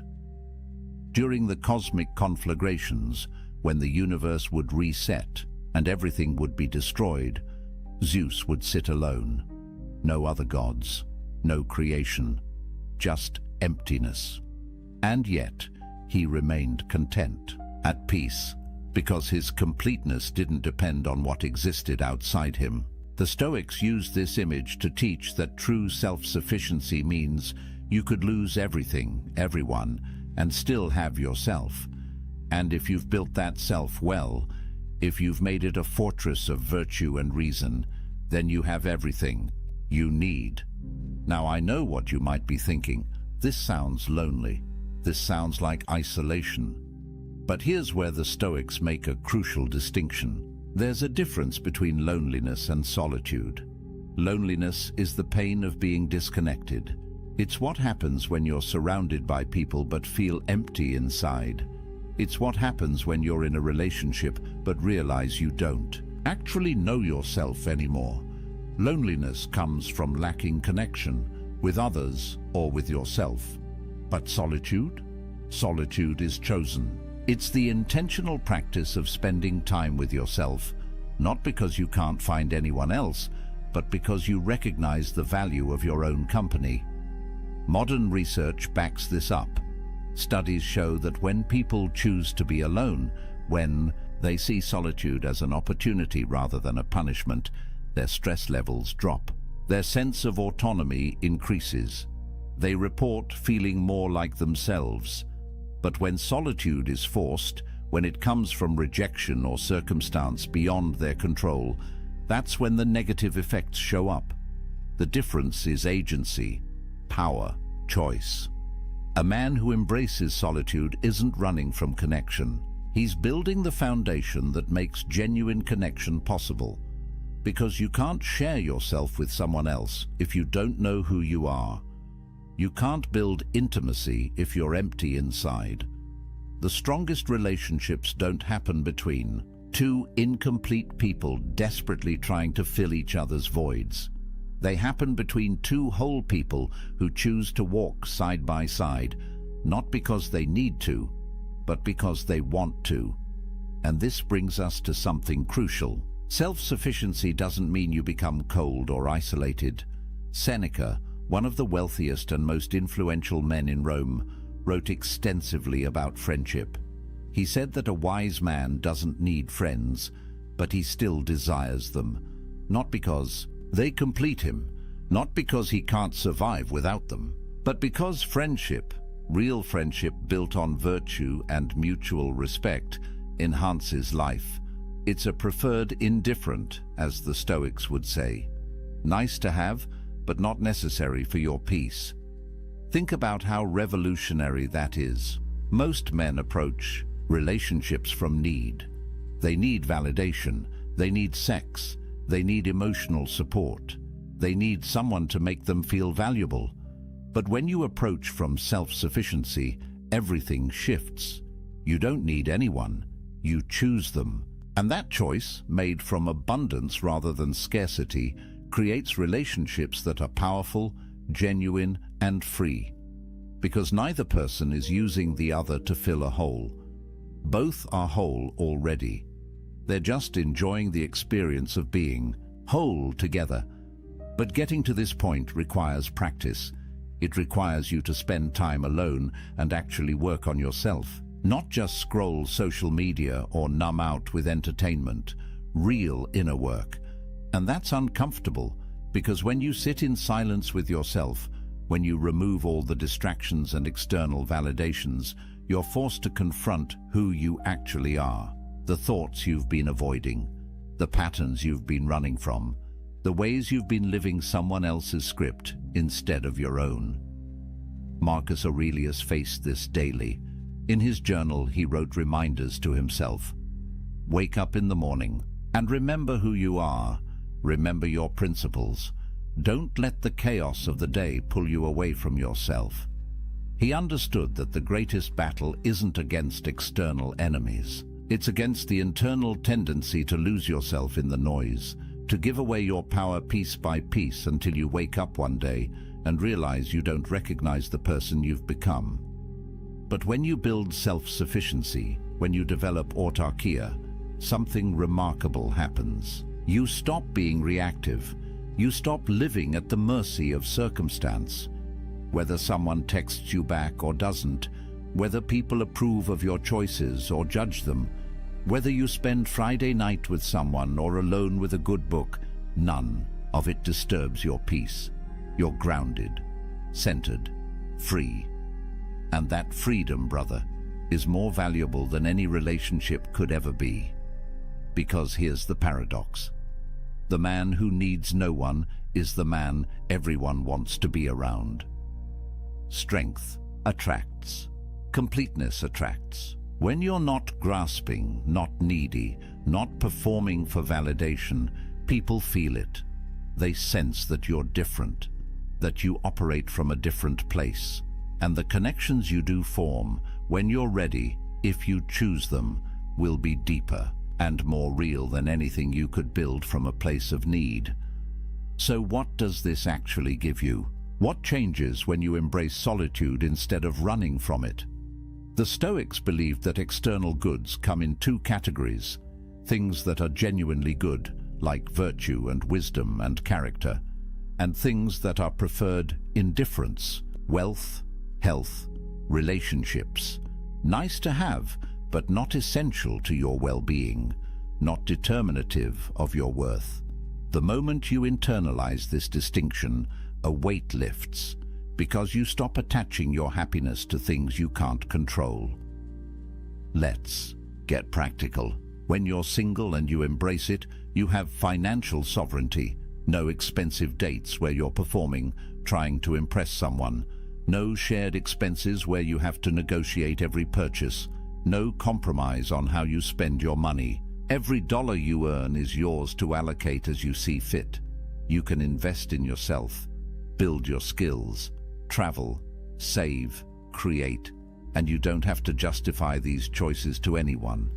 Modern research shows that single men, particularly those who embrace their status rather than fighting it, report lower financial stress. They have more control over their economic futures.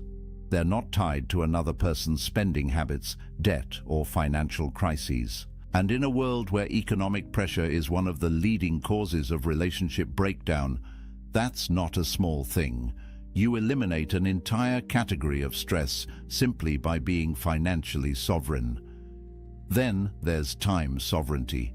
Think about the hours you get back when you're not texting constantly, planning dates, negotiating weekend plans, attending social functions for someone else's sake. Time is the only truly non-renewable resource. Once it's gone, it's gone. And most men give away enormous chunks of their time without even realizing it, not because they want to, but because they feel obligated, because they're afraid of what will happen if they don't, because they're trying to keep someone happy, keep the relationship going, prove they're committed. But when you're single, every hour belongs to you. Want to wake up early and work on that business idea? Do it. Want to spend Saturday learning a new skill? You can. Want to sit in complete silence for an afternoon and just think?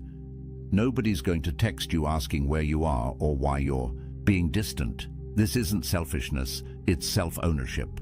And the Stoics believed that a man who doesn't own his time doesn't own his life. Marcus Aurelius, again, the busiest man in the empire, wrote about guarding his time like a fortress.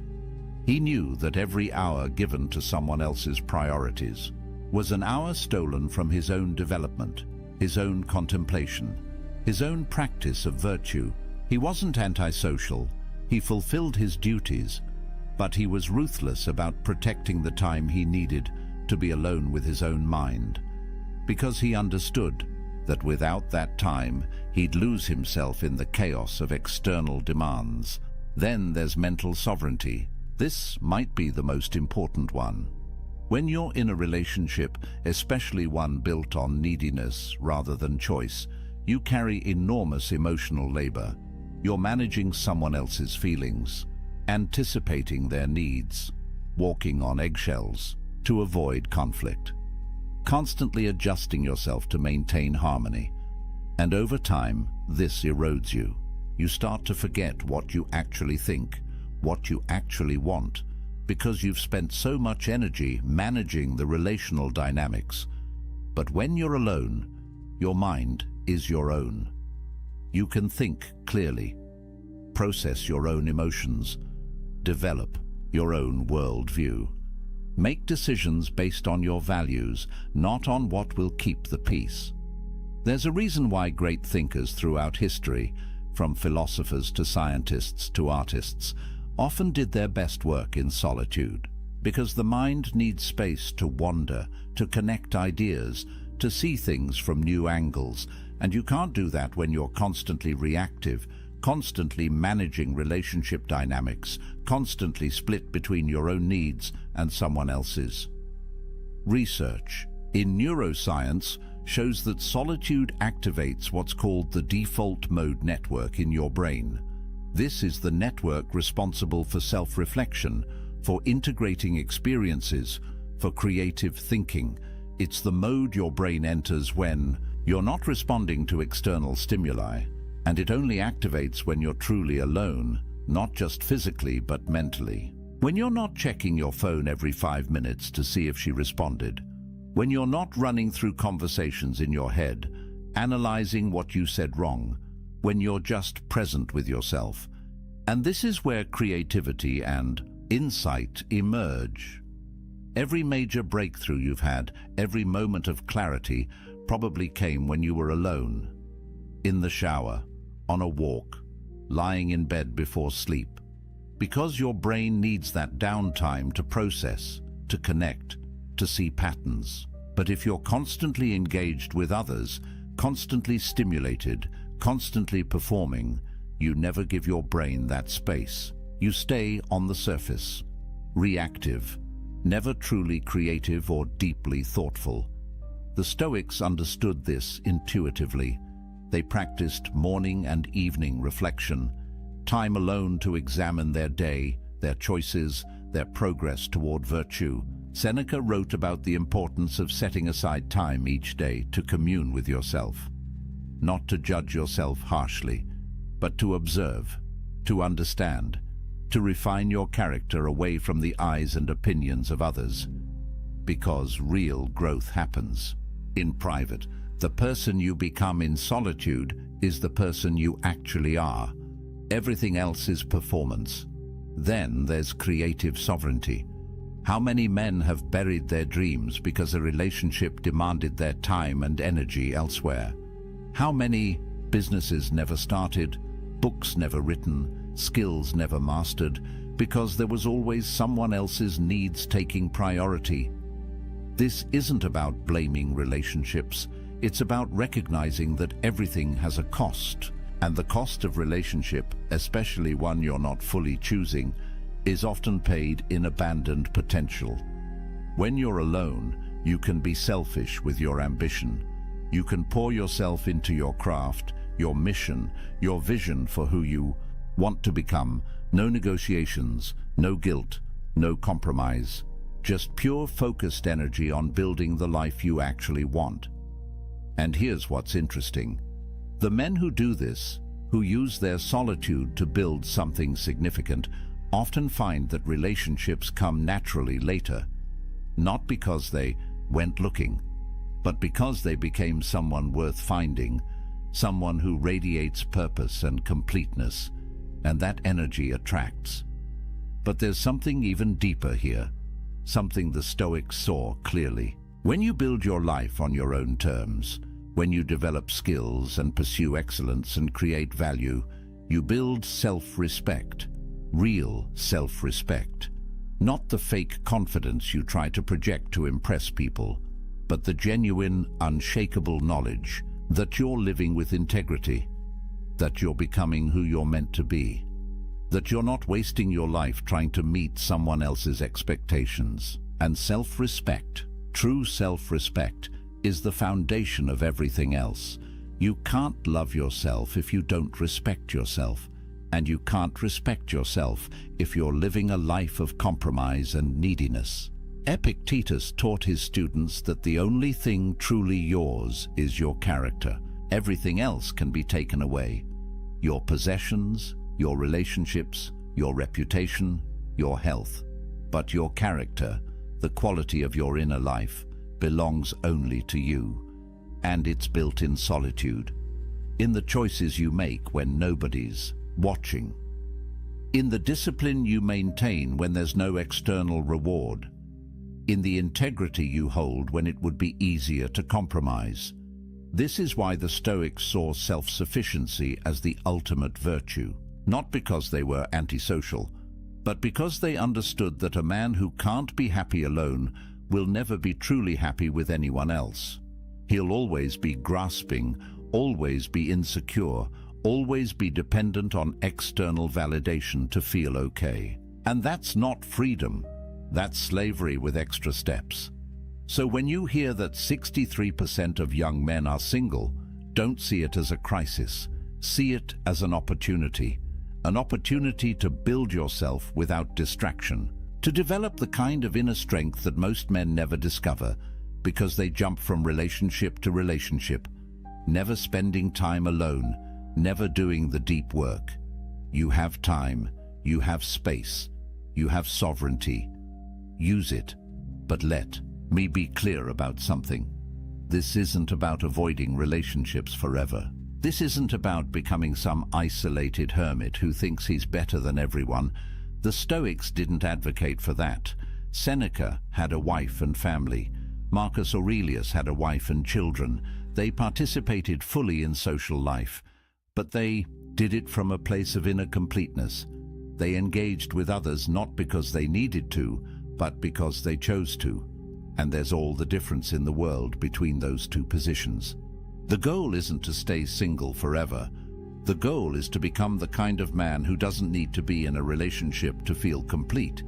And once you're that man, if you choose to be with someone, it will be from a place of strength, not weakness, from abundance, not scarcity, from sovereignty, not desperation. And those kinds of relationships, rare as they are the only ones worth having. But here's what most men miss. They think being single means they're incomplete. They've internalized the message that they're only half a person until they find their other half. And this belief, more than anything else, keeps them trapped. Because when you believe you're incomplete, you'll do anything to feel whole. You'll compromise your values. You'll tolerate disrespect. You'll lose yourself piece by piece trying to hold on to someone, anyone, who makes you feel less empty. But the Stoics would tell you this is backward. You're not empty. You never were. You've just been taught to see yourself that way. Society profits from your insecurity. The entire dating industry, the relationship advice industry, the self-help industry depends on you believing you're broken and need fixing, that you're incomplete and need completing. But what if none of that is true? What if you're already whole, you've just forgotten how to feel it? Marcus Aurelius wrote about this constantly, the idea that we already possess everything we need. That virtue, the only true good, is already within our capacity. We don't need to acquire it from outside. We need to cultivate it from within. And the best place to do that cultivation is in solitude, away from the noise, away from the opinions, away from the endless pressure to be something other than what you are. In solitude, you can be honest. You can strip away the masks you wear for others and look at who you actually are. And that honesty, uncomfortable as it might be at first, is the beginning of real transformation. There's a concept in psychology called self-determination theory. It says that humans have 3 basic needs: autonomy, the sense that you control your own life; competence, the feeling that you're capable and growing, and relatedness, connection with others. Most people think relatedness is the most important, but research shows that autonomy is actually the foundation. Without it, without the sense that you're living your own life on your own terms, the other needs can't be truly satisfied. You might have relationships, but you'll feel trapped in them. You might be skilled, but you'll never feel like it's enough because you're measuring yourself by external standards. But when you build autonomy, when you develop true self-sufficiency, everything else flows naturally. You pursue competence for its own sake, not to impress anyone, and when you do connect with others, it's genuine, because you're not performing, you're not pretending, you're just being yourself, and you're okay if people accept that or don't. That's the power position, that's freedom. And here's something crucial. The Stoics believed that you had to be careful about who you spent time with. They weren't elitist about it, but they understood that you become like the people you surround yourself with. Spend time with complainers, you become a complainer. Spend time with people who lack integrity, your own integrity erodes. Spend time with people who see relationships as transactions, who manipulate and play games, and you start to see the world that way too. But when you're selective, when you use your solitude to clarify your values and then only engage with people who align with those values, your life transforms. You're no longer tolerating relationships out of loneliness. You're cultivating connections based on mutual respect and shared virtue. And those connections, even if they're fewer, are infinitely more valuable than 100 shallow relationships. Built on convenience or need, Seneca wrote extensively about this. He said that you should associate with people who will improve you and avoid people who will corrupt you. And he added that you should also be someone worth associating with, someone who adds value, someone who embodies the virtues you want to see in the world. That's the work of solitude. Becoming that person, not for anyone else, for yourself, because you want to look in the mirror and respect who you see. And this brings us to perhaps the most important point, the validation trap. Traditional masculinity, at least the toxic version of it, measures a man's worth by his romantic and sexual success. Can he get girls? Is he a player? Is his girlfriend hot? These are the metrics by which many men, consciously or unconsciously, judge themselves and each other. And it's poison, because it makes your self-worth dependent on factors largely outside your control. Physical attractiveness, which is mostly genetic, social status, which is often circumstantial, the approval of others, which is fickle and unpredictable. But the Stoics would say this is insane. Why would you tie your sense of value to things you can't control? Why would you give others that much power over your inner state? Epictetus taught that the only thing you truly control is your will, your capacity to choose your response, your commitment to virtue. That's it. Everything else is fortune, and fortune is unreliable. So when you measure yourself by relationship status, you're basically saying that your worth depends on luck, on being born with certain features, on meeting the right person at the right time, on 1,000 variables you have no control over. And that's a recipe for lifelong insecurity, because even if you do get into a relationship, you'll never feel secure. You'll always wonder if you're good enough. You'll always fear losing what you've tied your identity to. You'll be jealous, controlling, needy, because deep down, you know your worth isn't real. It's contingent on her staying. But when you build your worth on virtue, on character, on the man you're becoming, nobody can take that from you. Relationships come and go, circumstances change, but who you are, the integrity you've built, the self-respect you've earned through right action, that's permanent. That's unshakable. And paradoxically, when you stop seeking validation from relationships, when you develop genuine self-worth, you become more attractive, because people can sense desperation, they can feel neediness, and it repels them, but they can also sense strength, completeness, self-possession, and that draws them in. The Stoics weren't advocating for pride or arrogance. Marcus Aurelius constantly reminded himself that he was just a human, fallible and temporary. But he also knew that his worth came from his character, not from his circumstances. He could be emperor or exile, and his value as a person wouldn't change.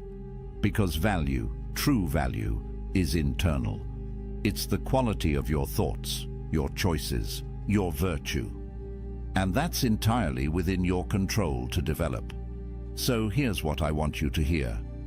If you're single right now, you're not broken, you're not incomplete, you're not less than. You have something precious: time, space, sovereignty. Use it. Build yourself. Develop your skills. Clarify your values. Strengthen your character. Read the books that expand your mind. Pursue the projects that ignite your passion. Train your body. Master your emotions. Become so complete in yourself that you don't need anyone else's validation to feel whole. And when you do that, one of two things will happen. Either you'll discover that you actually prefer solitude, that you've built a life so rich and meaningful on your own that adding a relationship would be a downgrade. And that's fine. That's a valid choice. The Stoics would respect it. Or you'll eventually meet someone and choose to build something with them. But it will be from a place of strength, from wholeness, from sovereignty. And that relationship, if it happens, will be powerful because it's not built on need. It's built on choice, on two complete people deciding to walk together, not because they have to, but because they want to. But either way, you win, because you'll have done the work. You'll have built the inner fortress. You'll have developed self-sufficiency. And nobody can take that from you. Not rejection, not loneliness, not societal pressure. You'll be free. And freedom, brother, is everything. Marcus Aurelius wrote late in his life, "Very little is needed to make a happy life. It is all within yourself, in your way of thinking." Read that again. Very little is needed. It's all within yourself, not in finding the right person, not in changing your circumstances, not in achieving some external milestone.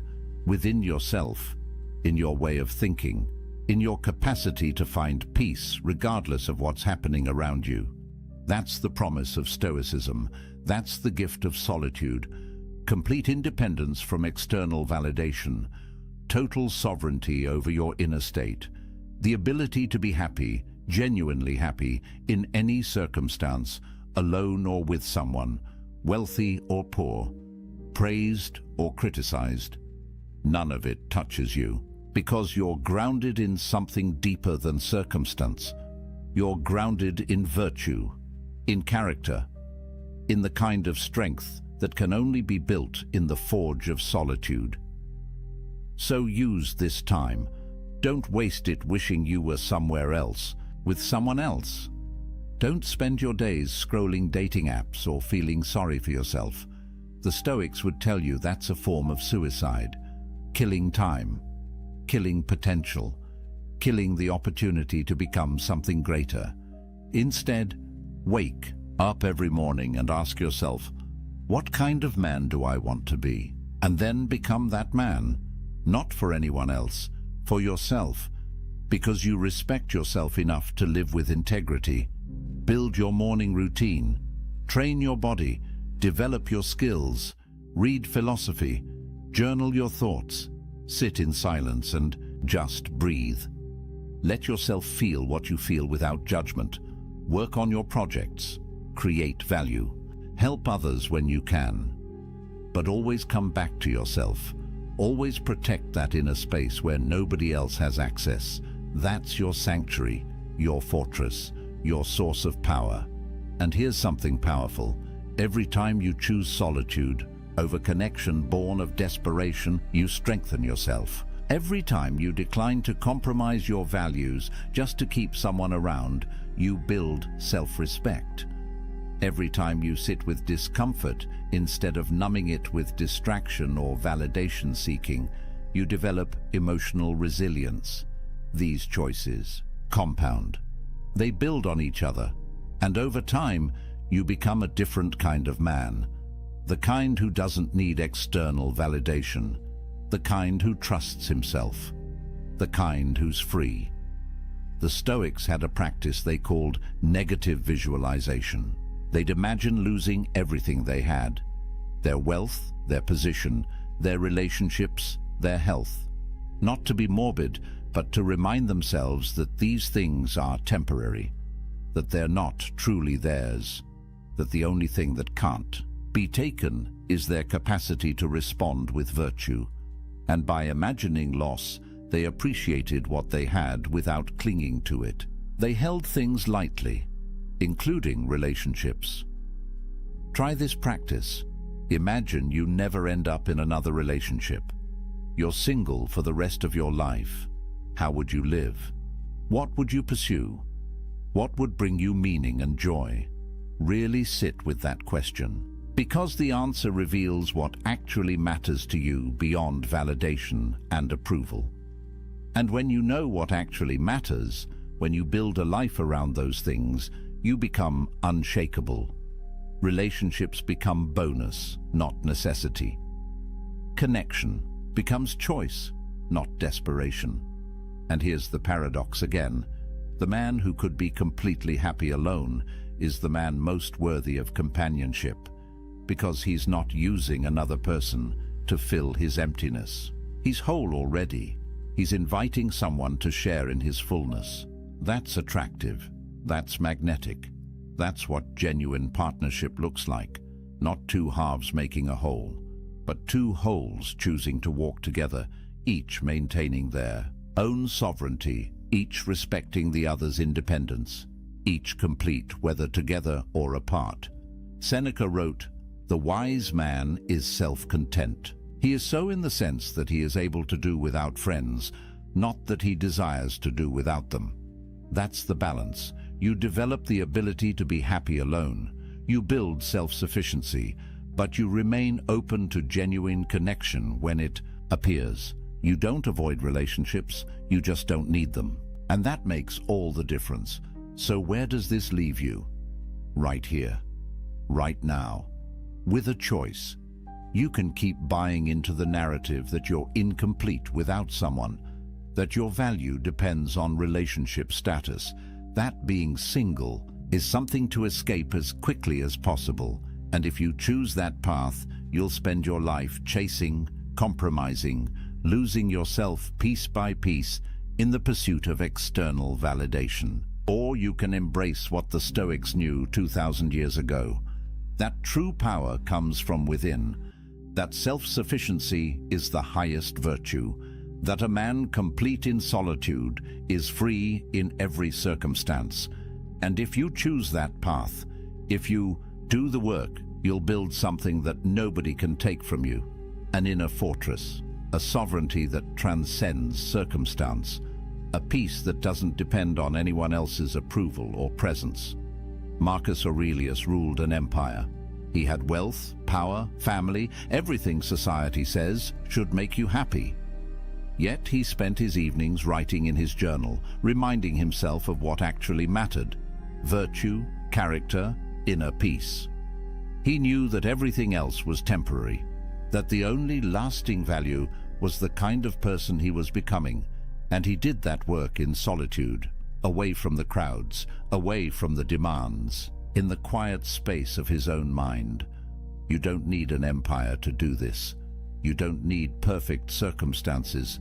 You just need to make the choice, to use your solitude as a gift, not a curse, to see being single not as a deficit, but as an opportunity, to build yourself so completely that you don't need validation from anyone. And when you do that, you become dangerous, not to others, but to the systems that profit from your insecurity. You become a man who can't be controlled, can't be manipulated, can't be sold something he doesn't need. You become free. And freedom is what the Stoics were teaching all along. Not freedom from circumstances, those will always change, but freedom within circumstances. The ability to maintain your peace, your integrity, your sense of self, regardless of what's happening around you, alone or with someone, successful or struggling, praised or criticized. None of it touches your core, because you've built something unshakable inside. And that, brother, is power. Real power. The kind that transforms not just your life, but the lives of everyone you touch. Because strength is contagious. Completeness inspires. Freedom spreads. So let me leave you with this. A man who needs no one is free to choose everyone. A man who needs someone is slave to his need. Which man do you want to be? The choice is yours. It's always been yours. And it starts right now, in this moment, with this decision, to stop seeking yourself in others and start building yourself in solitude, to stop measuring your worth by external validation and start grounding it in internal virtue, to stop running from being alone and start embracing it as the ultimate gift, the space where you become who you're meant to be. The Stoics are waiting for you, Marcus Aurelius, Epictetus, Seneca. They walked this path. They proved it works. They left you a blueprint. All you have to do is follow it. Build your inner fortress. Cultivate self-sufficiency. Embrace solitude not as a punishment, but as a privilege. And watch what happens. Watch how your life transforms when you stop living for others and start living for yourself. Not in a selfish way, but in the way that honors your potential, your values, your unique path. That's what the Stoics called living according to nature, being fully yourself. And there's nothing more powerful than that. So if you found value in this, if these ideas resonate with something deep inside you, if you feel that pull toward building a different kind of life, do me a favor. Hit that like button. It tells me this message matters. It helps this reach other men who need to hear it. Subscribe to the channel because we're building something here. A community of men who refuse to live by society's script, who are doing the work, who understand that real strength comes from within. Drop a comment and tell me, what's one thing you're going to do this week to build your inner empire? One practice, one choice, one step towards self-sufficiency. And remember, this isn't the end, it's the beginning. Every journey toward freedom starts with a single step, a single decision. The decision to stop seeking worth in external validation and start building it through internal virtue. You've taken that step by being here, by listening, by opening your mind to a different way. Now keep walking, keep building, keep becoming. The man you're meant to be is waiting in the silence. Go find him. Until next time, stay strong, stay sovereign, stay free. There's a moment when a woman realizes she'll never forget you. Not because of your looks, your money, or your smooth words, but because of something far more powerful, something that reaches past her defenses and plants itself in her mind like an ancient oak tree, growing stronger with each passing day. Most men will never experience this moment. They'll remain footnotes in her story, blurred faces in old photos, names she struggles to remember. But there exists a rare breed of man who understands something the masses don't. Something Marcus Aurelius knew when he ruled Rome.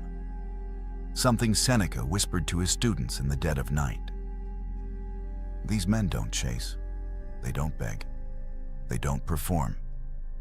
Yet women can't stop thinking about them. Years later, decades later, their presence still echoes. Today, I'm revealing 6 Stoic behaviors that create this permanent psychological imprint.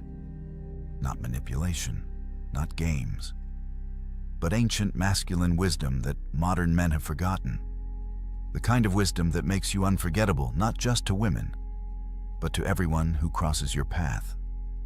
And here's the paradox that will reshape how you see attraction forever. The less you try to be remembered, the more unforgettable you become. The less you chase her mind, the more you occupy it. Because these 6 behaviors don't make you interesting, they make you irreplaceable. Let me tell you about 2 men in a coffee shop. Both successful, both attractive, both interested in the same woman. The first man's phone buzzed during their conversation. Bad news from work. A client pulling out of a major deal. His face flushed red, his jaw clenched. He apologized, excused himself, and spent 10 minutes outside, pacing, making angry calls, letting everyone see his frustration.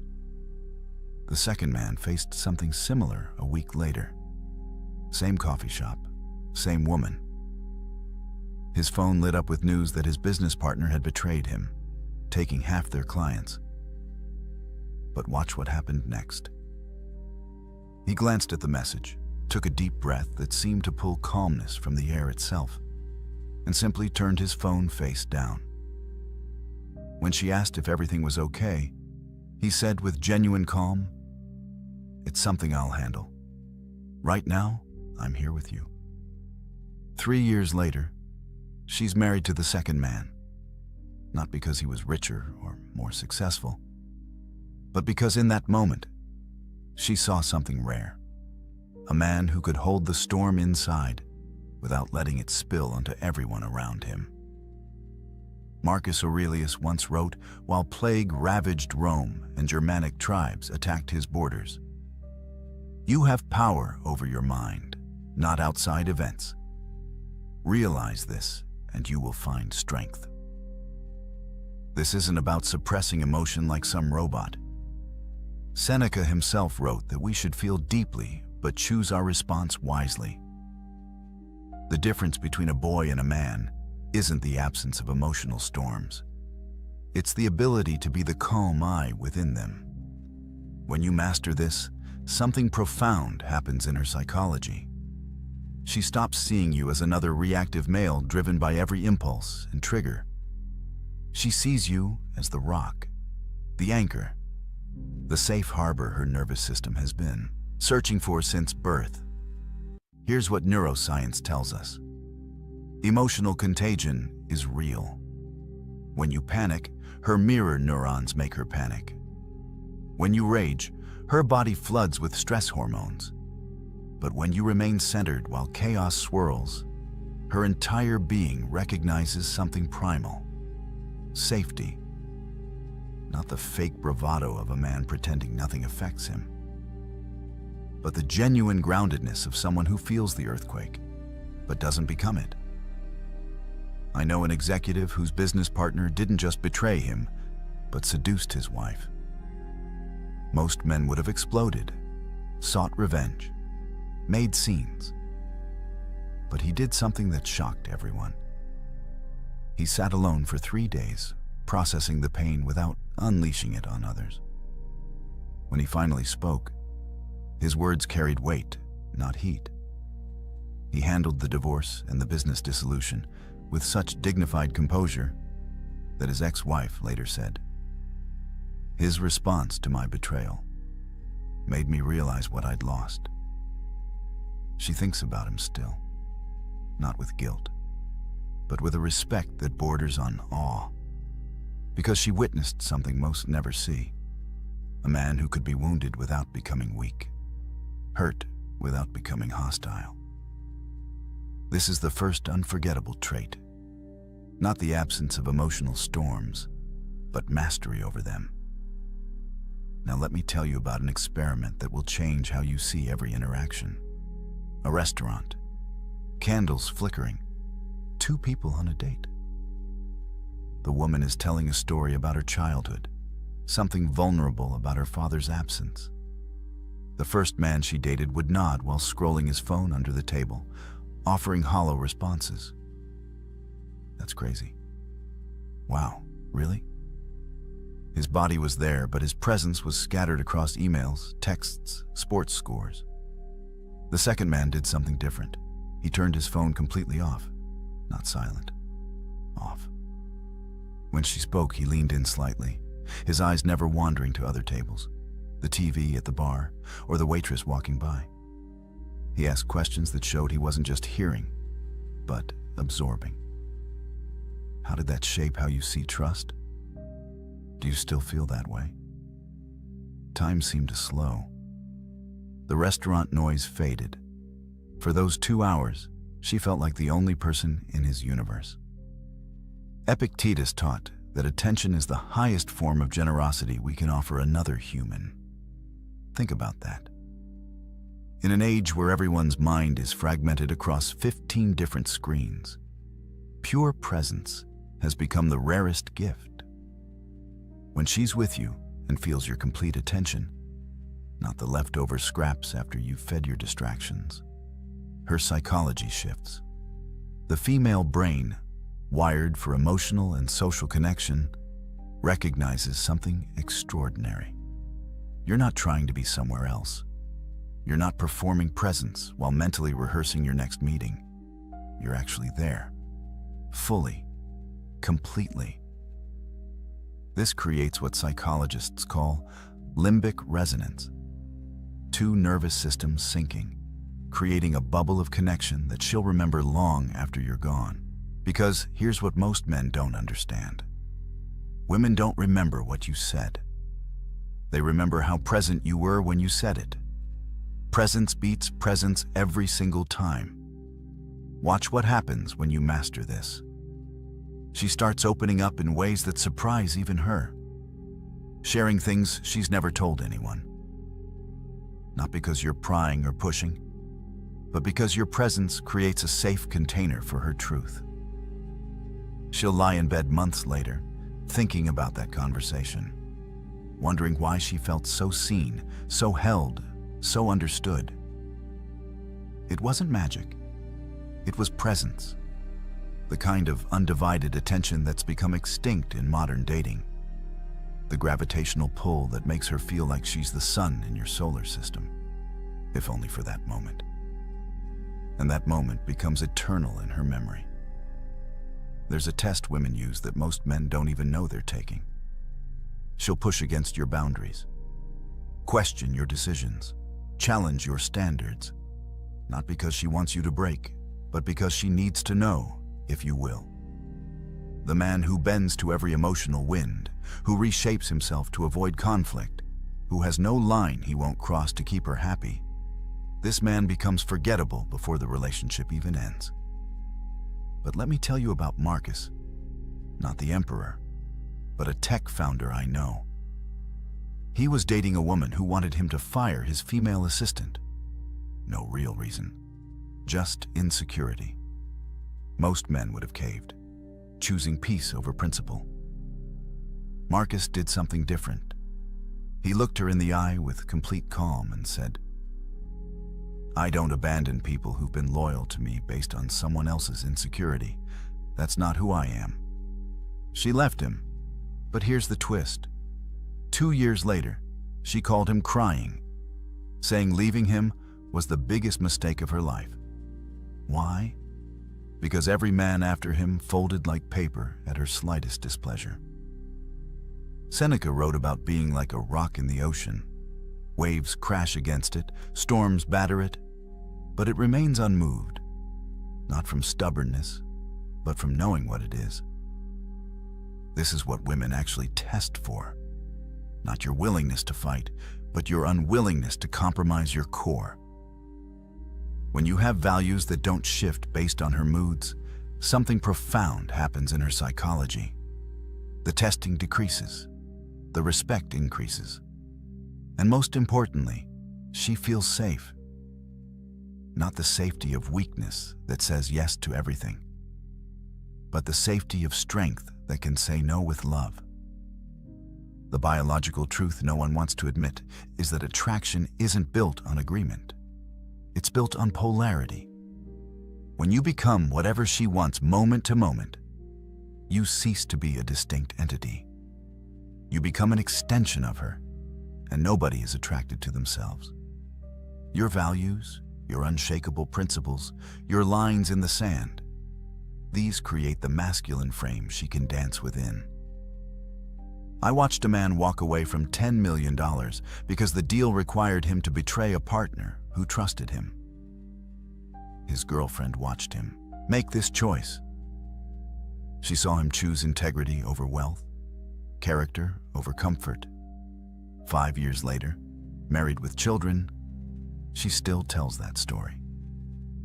Not about the money he lost, but about the man he proved himself to be. That moment of principled decision became the foundation of her permanent respect. This is what modern men miss. They think being understanding means having no standards. They think love means infinite flexibility. But watch what happens when you stand firm in your values while remaining kind in your delivery. She might resist in the moment, but she'll respect you forever. Create your code, not rules for her, but standards for yourself. Lines you won't cross regardless of who's asking or what's offered. This isn't about being rigid or unreasonable. It's about being a man whose word means something, whose principles aren't negotiable, whose character doesn't fluctuate with circumstances. When she knows who you are at your core, when she can predict your response to moral challenges, when she sees you choose difficulty over dishonor, you become unforgettable. Because in a world of shapeshifters and people-pleasers, the man who knows himself and stands by it becomes a landmark in her life. A reference point she'll measure every other man against. Here's the moment that changes everything. She's telling you about her father's death, or her struggle with anxiety, or the promotion she didn't get. Tears well in her eyes. Most men do one of two things. They either shut down, becoming stone-faced statues of discomfort, or they scramble to fix, offering solutions to problems that don't need solving. But the unforgettable man does something different. He lets her see that her pain affects him, not in a weak, codependent way where he falls apart, but in a human way that says, "Your hurt matters to me." His eyes might soften, his voice might catch slightly when he responds. He shares his own moment of loss, not to compete, but to connect. Marcus Aurelius, the philosopher-emperor who could have claimed divine status, wrote openly about weeping when his mentor died. "I gave way to tears," he wrote, "for he was a man worthy of them." The strongest man in the world admitted to crying. Yet somehow modern men think feeling makes them weak. But here's the psychological truth that changes everything. When she sees your humanity, not your performance of invulnerability, bonding hormones flood her brain. Oxytocin, vasopressin, the same chemicals that bond mothers to children and create lifetime partnerships. But this must be strategic vulnerability, not emotional dumping. There's a massive difference between sharing your depth and drowning her in your dysfunction. The man who tells her about his father's harsh criticism and how it shaped his drive, that's depth. The man who complains about his boss every night for 2 hours, that's drainage. The moment should be rare, unexpected, like discovering a hidden room in a house she thought she knew. I knew a special forces operator, trained to kill, conditioned to feel nothing. On their third date, a song came on that his deceased brother used to play. For just a moment, his eyes went somewhere else. When she asked, he simply said, "My brother loved this song. I miss him." That was it. No drama, no collapse, just a glimpse behind the armor. She later said that 10-second moment created more connection than 3 months of conversation. Because she saw the man, not the mask. The unforgettable man masters this paradox. Strong enough to be vulnerable, controlled enough to be emotional, secure enough to be human. You don't dump your problems on her like she's your therapist. You don't cry more than she does. But in specific moments, You let her see that you feel deeply, that loss has touched you, that beauty moves you, that her joy genuinely lifts your spirit. This selective vulnerability becomes a key that unlocks a door in her heart that logic could never open. She stops seeing you as another emotionally constipated male or an emotional wreck. She sees you as whole, complete, a man who has integrated his shadows instead of hiding or being consumed by them. Watch what happens to a man without a mission. He makes her his mission. Every text becomes urgent. Every moment apart feels like abandonment. He orbits her like a lost satellite, and she feels the weight of being his only source of meaning. This man becomes forgettable the moment she realizes she's dating a boy, looking for a mother, not a man looking for a partner. But the man with purpose moves differently through the world. He loves deeply but doesn't need desperately. He wants her but doesn't require her for his existence to make sense. Epictetus said it best. First, say to yourself what you would be, then do what you have to do. This is the magnetic pull of direction. Women are biologically wired to recognize this. Throughout history, they've attached themselves to men moving towards something greater than comfort. The hunter tracking prey, the warrior defending the tribe, the builder creating shelter. The modern equivalent isn't about hunting mammoths. It's about having something you're building that exists independent of any relationship. Your mission becomes your North Star, and she becomes someone who might join your journey, not the journey itself. I watched an entrepreneur choose to delay expanding his business to care for his ailing mother. His girlfriend watched him sacrifice immediate profit for principle. But here's the key. He didn't abandon his mission. He adjusted its timeline for values-based reasons. She saw a man who could balance ambition with humanity, drive with duty. 3 years later, she still talks about that decision.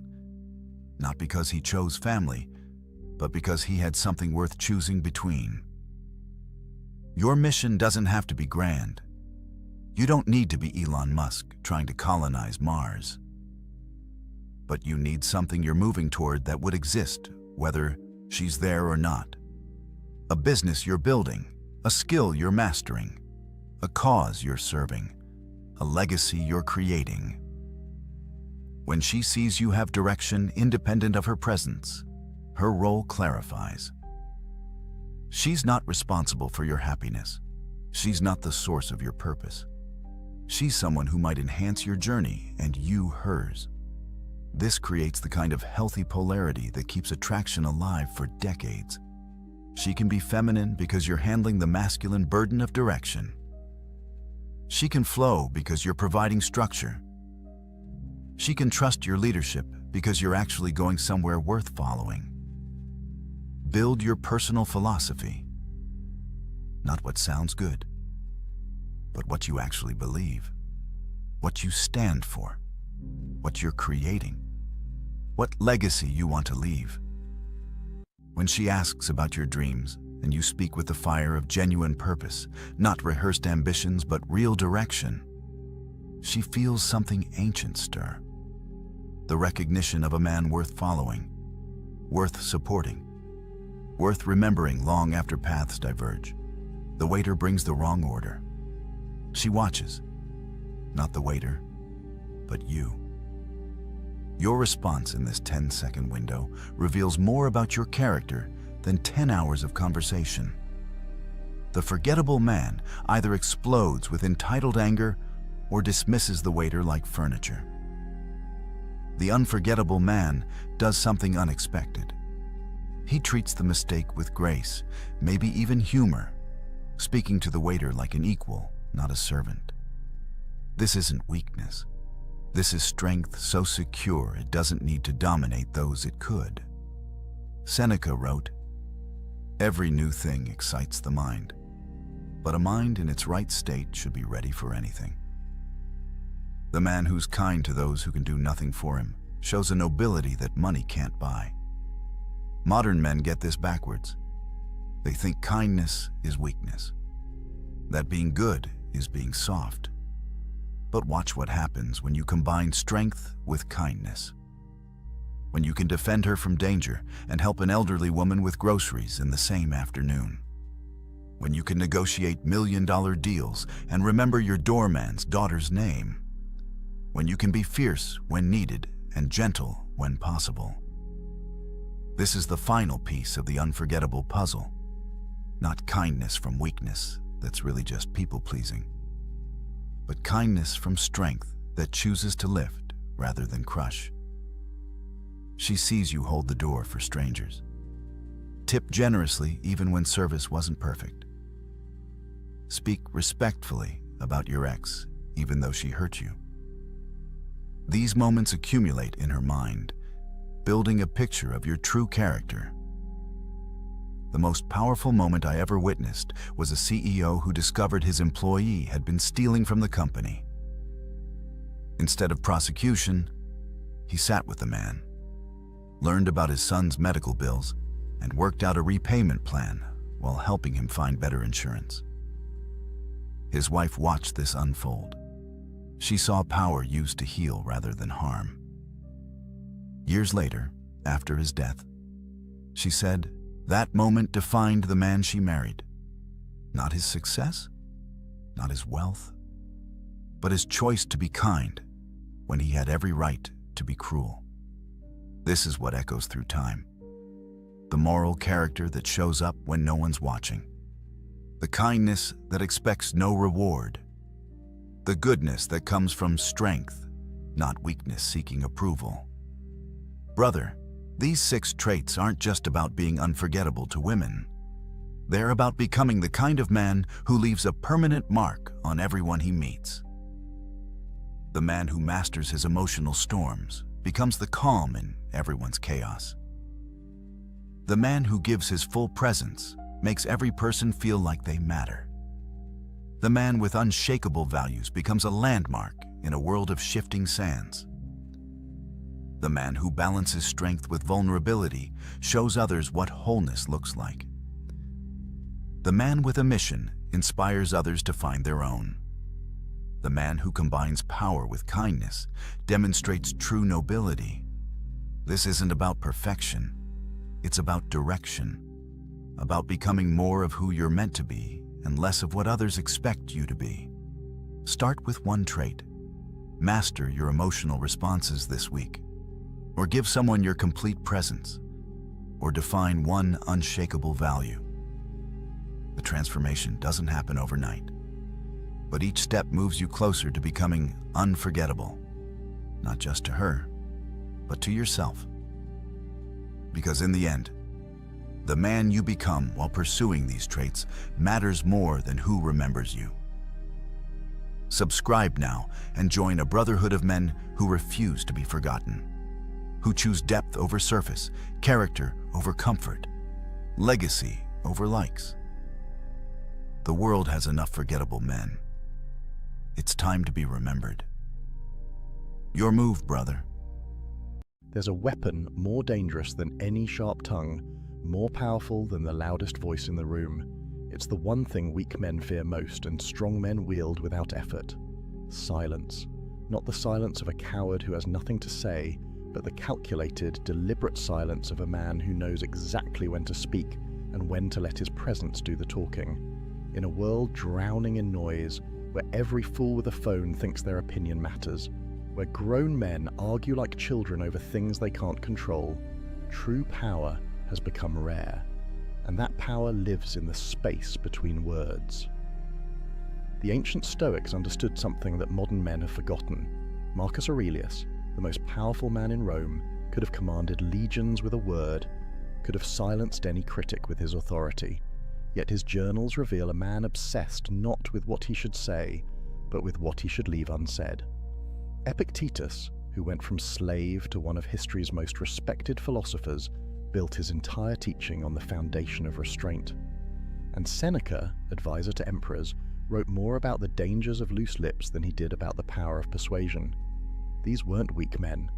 These weren't cowards. They were warriors, leaders, philosophers who shaped the world, and they all knew one undeniable truth. A man who masters his mouth masters his life.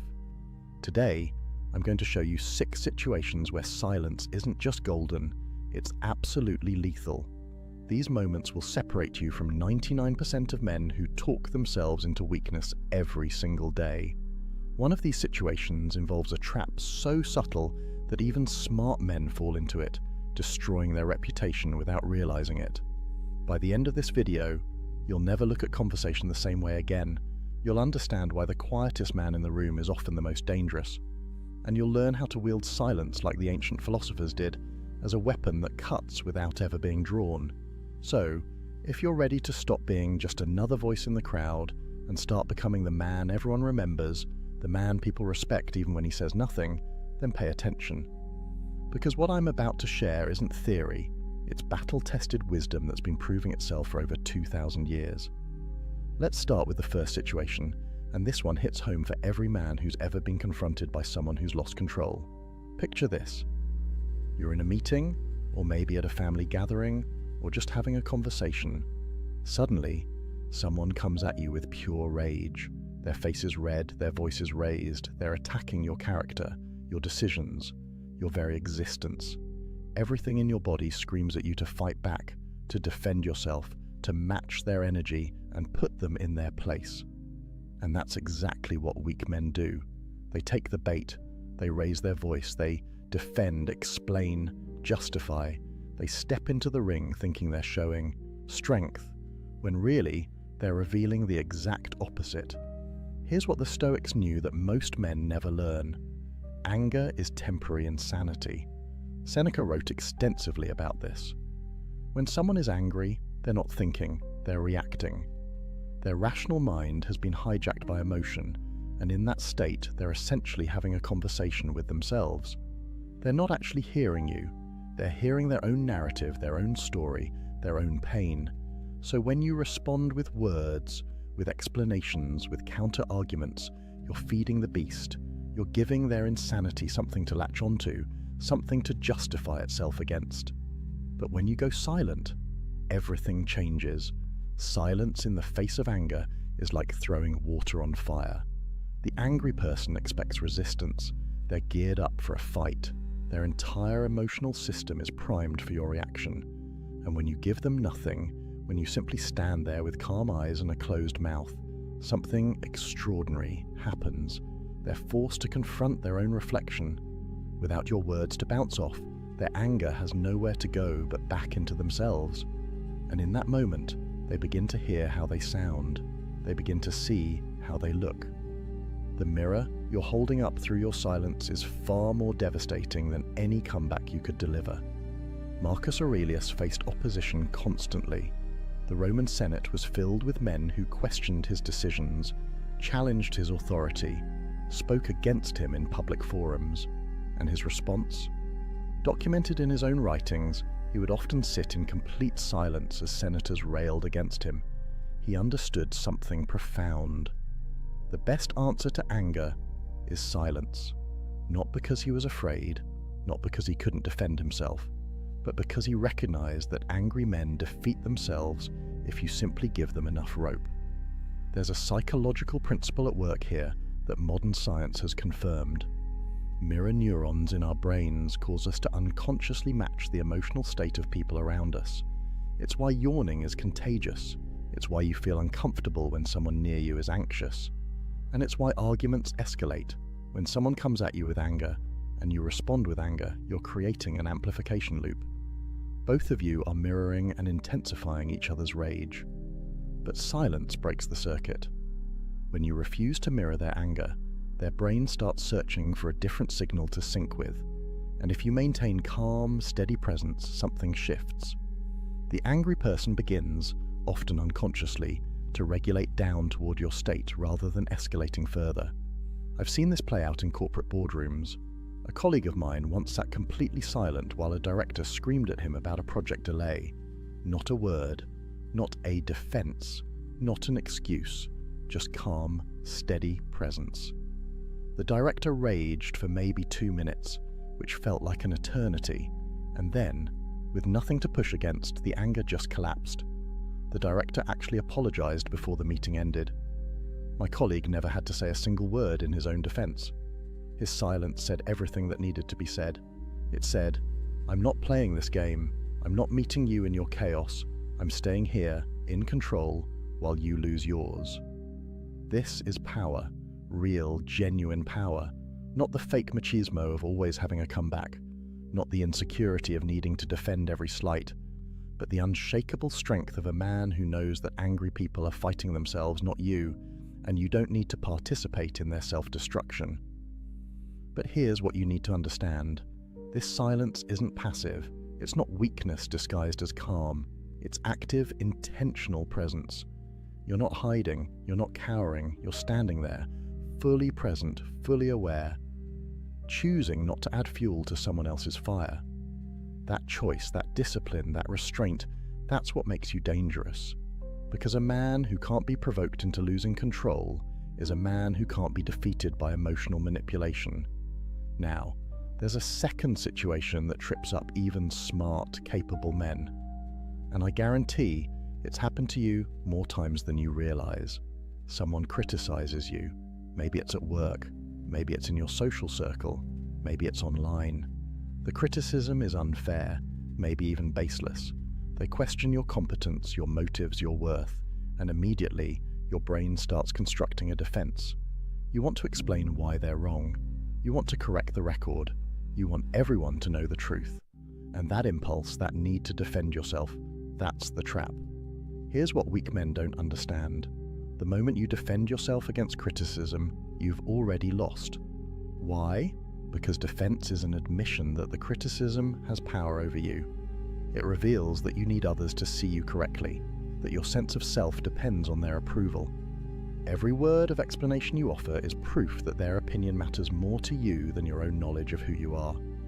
The Stoics had a framework for this, and it's one of the most powerful concepts in their philosophy: the dichotomy of control. There are things within your control and things outside it. Your actions, your intentions, your effort, those are yours. But other people's opinions, judgments, perceptions, those are completely outside your control. You can influence them, maybe, but you cannot control them. And when you try, when you argue and defend and explain, you're spending your precious energy and attention on something you have no real power over. Galileo understood this at the deepest level. When he proposed that the Earth revolved around the sun, he faced persecution from the most powerful institutions of his time. The church, academic authorities, the entire establishment came against him. They called him a heretic, a fool, a danger to society, and while he did eventually recant under threat of execution, which is a reasonable response to literal torture, his approach to criticism in the years before was telling. He didn't spend his time arguing with every critic. He didn't write long defenses every time someone attacked his work. He did his research, he made his observations, he documented his findings, and then he let his work speak. That's the power move. Silence in the face of criticism forces critics to confront their own lack of substance. When you don't engage, when you don't defend, their criticism has nothing to bounce off. It just hangs there in the air, naked and exposed.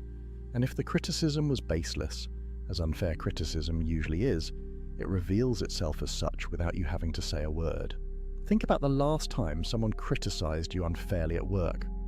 Maybe they questioned a decision you made, or suggested you weren't pulling your weight, or implied you didn't know what you were doing. If you're like most people, you probably immediately started explaining, "Here's why I did it this way. Here's all the work you didn't see. Here's the context you're missing." And with every explanation, what were you really doing? You were trying to convince them, which means you were putting your sense of competence in their hands. You were saying, without realizing it, your opinion of me matters more than my own knowledge of my work. But imagine instead you had simply nodded, said, "I hear you," and gone back to your work. No defense, no explanation, no justification, just acknowledgement and a return to producing results. What happens? The critic is left holding their criticism with nothing to do with it. And if your work is actually good, if your decisions were actually sound, the results will prove it. The criticism dissolves on its own. Your work becomes your defense, and work is always more convincing than words. There's a deeper truth here that goes beyond just protecting yourself from critics. When you develop the strength to let criticism exist without defending against it, you free yourself from the exhausting need for approval. You build an inner fortress that no outside opinion can penetrate. Marcus Aurelius wrote, "It never ceases to amaze me. We all love ourselves more than other people, but care more about their opinion than our own." Read that again. We claim to love ourselves, but we give other people's judgments more weight than our own self-knowledge.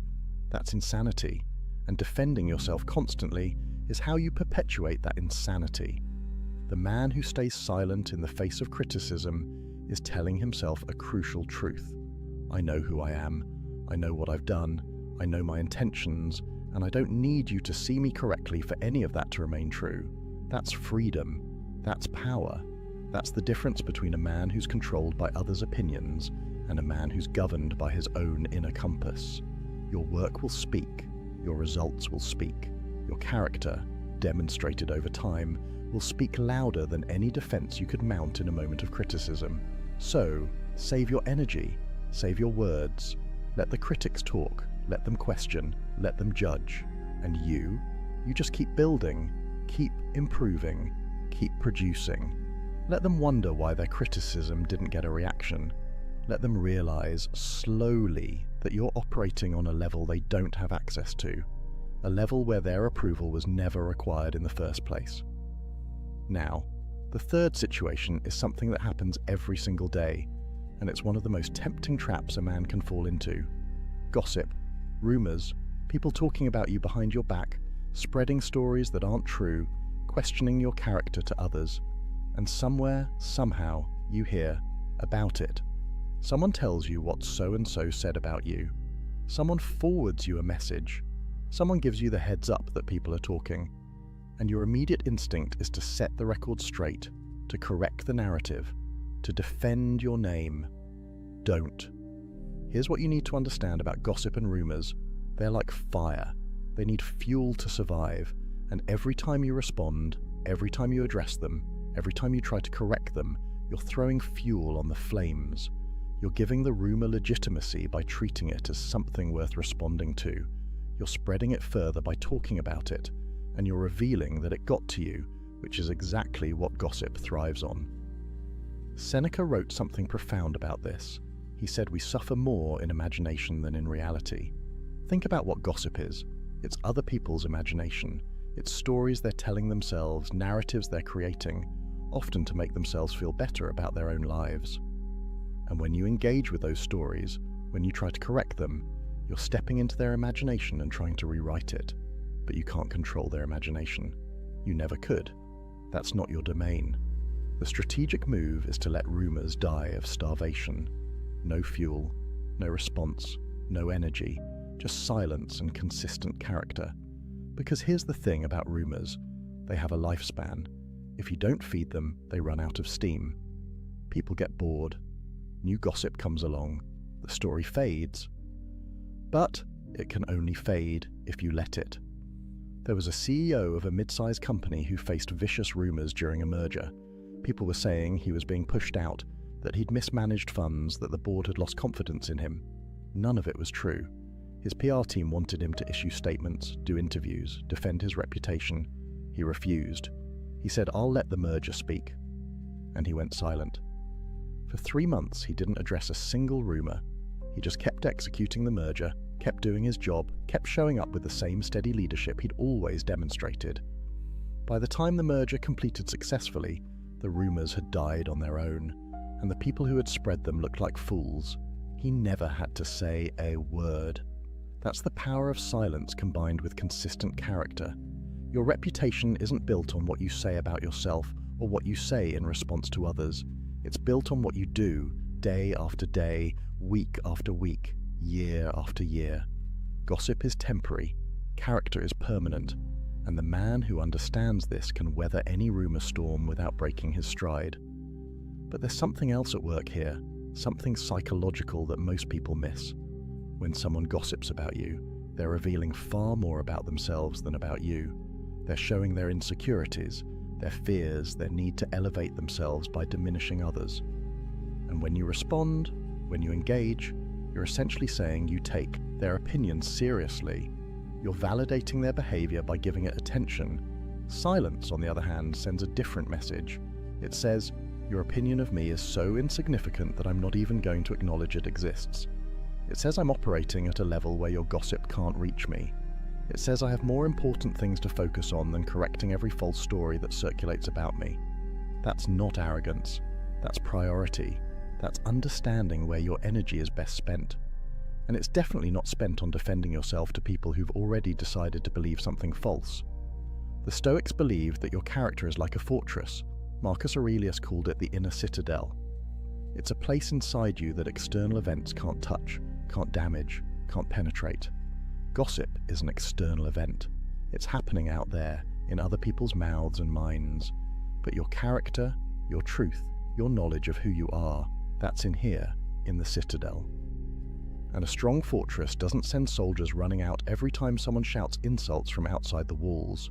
It simply stands, unshaken, unmoved, confident in its own strength. Over time, this approach does something remarkable. It builds such a strong reputation for integrity that rumors can't stick to you. People who know you, people who've seen your consistent character, they don't believe the gossip, and people who don't know you, their opinions don't matter anyway. You end up with a kind of immunity, not because you fought every rumor, but because you ignored them all and let your life be your testimony. So, when you hear that people are talking, when you discover a rumor circulating, when someone tells you what so-and-so said, take a breath. Recognize it for what it is: other people's imagination, other people's insecurity, other people's entertainment. And then go back to being who you are. Let them talk. Let them wonder why you're not reacting. Let them eventually realize that while they were gossiping, you were building.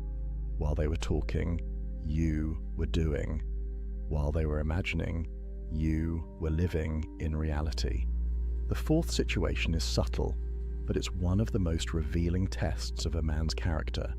And most men fail it without even realizing they're being tested. You're in a meeting, a social gathering, a group conversation. Someone else is getting praised.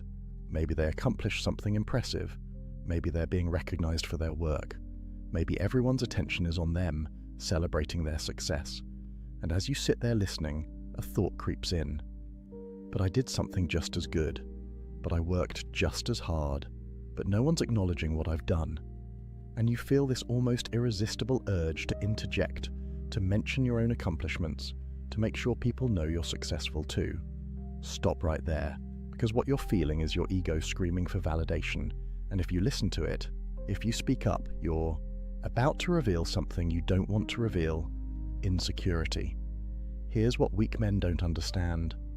When you feel the need to mention your own accomplishments while someone else is being praised, you're announcing to everyone in the room that your sense of worth depends on external recognition. You're showing that you're keeping score. You're revealing that you measure yourself against others. And all of that, every bit of it, is the opposite of strength. A truly confident man, a stoically grounded man, can sit in a room while someone else receives all the praise and feel nothing but genuine appreciation for that person's success. Why? Because his sense of worth isn't tied to who's getting attention. His identity isn't dependent on being recognized. He knows what he's accomplished, he knows his own value, and he doesn't need the room to validate it. Marcus Aurelius, literally the Emperor of Rome, could have demanded praise constantly. He could have made sure every achievement was publicly celebrated. He could have ensured that his name was spoken with reverence at every opportunity, but read his meditations. You know what you find? A man constantly reminding himself that praise means nothing. Ambition means tying your well-being to what other people say or do, he wrote. Self-indulgence means tying it to the things that happen to you. Sanity means tying it to your own actions. Read that again. Your well-being, your sense of self, your inner peace, it should be tied to your own actions, not to how others respond to those actions. When you need praise, when you need recognition, when you need others to acknowledge what you've done, you've tied your well-being to something outside your control. And that's a prison. That's weakness disguised as ambition. The power move when someone else is being praised is radical silence. Not bitter silence, not jealous silence, but Genuine, grounded, appreciative silence. You listen, you acknowledge their success. You might even congratulate them, but you don't make it about you. You don't redirect attention. You don't say, "That's great, and by the way, I just did this thing too." You let them have their moment, fully, completely. And here's what happens. Here's the subtle magic of this kind of silence. People notice. They notice that you're secure enough to let someone else shine without dimming their light. They notice that you're not competing for scraps of attention. They notice that you operate from abundance, not scarcity. And paradoxically, your status rises. Not because you sought it, but because you demonstrated something rare. The confidence to be content in silence while others are celebrated. Think about social media for a moment. The entire platform is built on people broadcasting their achievements, seeking validation, competing for attention, constant updates about promotions, accomplishments, vacations, possessions, and underlying all of it is a desperate need to be seen, to be acknowledged, to be praised. The Stoic approach is the opposite. Do great work, accomplish meaningful things, and then, largely, keep quiet about it. Let your life speak louder than your posts. I'm not saying never share your achievements. I'm saying your first instinct, your driving motivation, should never be the need for others to acknowledge them. There's a massive difference between sharing from a place of abundance and sharing from a place of need. One is generous, an offering to inspire or inform. The other is begging, a plea for validation disguised as an update. The man who masters this fourth form of silence develops something priceless, internal validation. He becomes his own source of acknowledgement. He pats himself on the back. He tells himself he did well. He recognizes his own growth and effort. And that self-recognition becomes stronger and more sustaining than any external praise ever could be, because it's always available. It can never be taken away, and it doesn't depend on anyone else's mood, attention, or opinion. Seneca wrote, "Until we have begun to go without them, we fail to realize how unnecessary many things are. We've been using them not because we needed them, but because we had them." The same is true of praise. Once you begin to go without seeking it, once you develop the discipline to let others shine while you remain quiet, you realize how unnecessary that external validation was. You were seeking it not because you needed it, but because the opportunity to seek it was always there. The confident man lets others be praised. The insecure man makes sure he's praised too. Which one are you? The next time you're in a room and someone else is getting recognition, watch your internal reaction.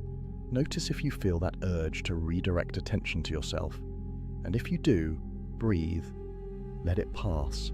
Stay silent. Let them have their moment. And notice how strong you feel when you do. That feeling, that quiet strength of not needing the spotlight, that's real power. That's the kind of power that can't be shaken because it doesn't depend on anything outside yourself. The fifth situation is one that destroys more potential than almost anything else. And it's so common, so normalized, that most men don't even recognize they're sabotaging themselves when they do it. You get excited about a new goal. Maybe it's a business idea. Maybe it's a fitness transformation. Maybe it's learning a new skill. Whatever it is, the excitement is real. The vision is clear. And your immediate instinct is to tell people about it. You want to share your plans. You want to announce your intentions. You want people to know what you're about to accomplish. And the moment you do that, the moment you broadcast your plans before you've executed them, you've just dramatically reduced your chances of success. There's actual science behind this, and it perfectly validates what the Stoics knew 2,000 years ago. When you tell people about your goals, your brain gets a hit of dopamine. It feels good. It feels like you've accomplished something just by sharing the intention. And that feeling, that premature sense of accomplishment, it actually reduces your motivation to do the work.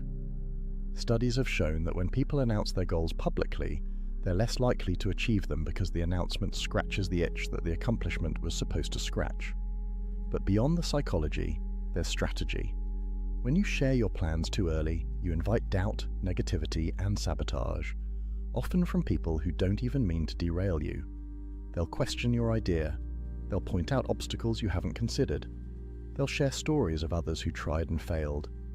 And even if their intentions are good, even if they think they're being helpful, they're planting seeds of doubt in your mind during the crucial early stage when your belief needs to be strongest. The Stoic principle here is simple.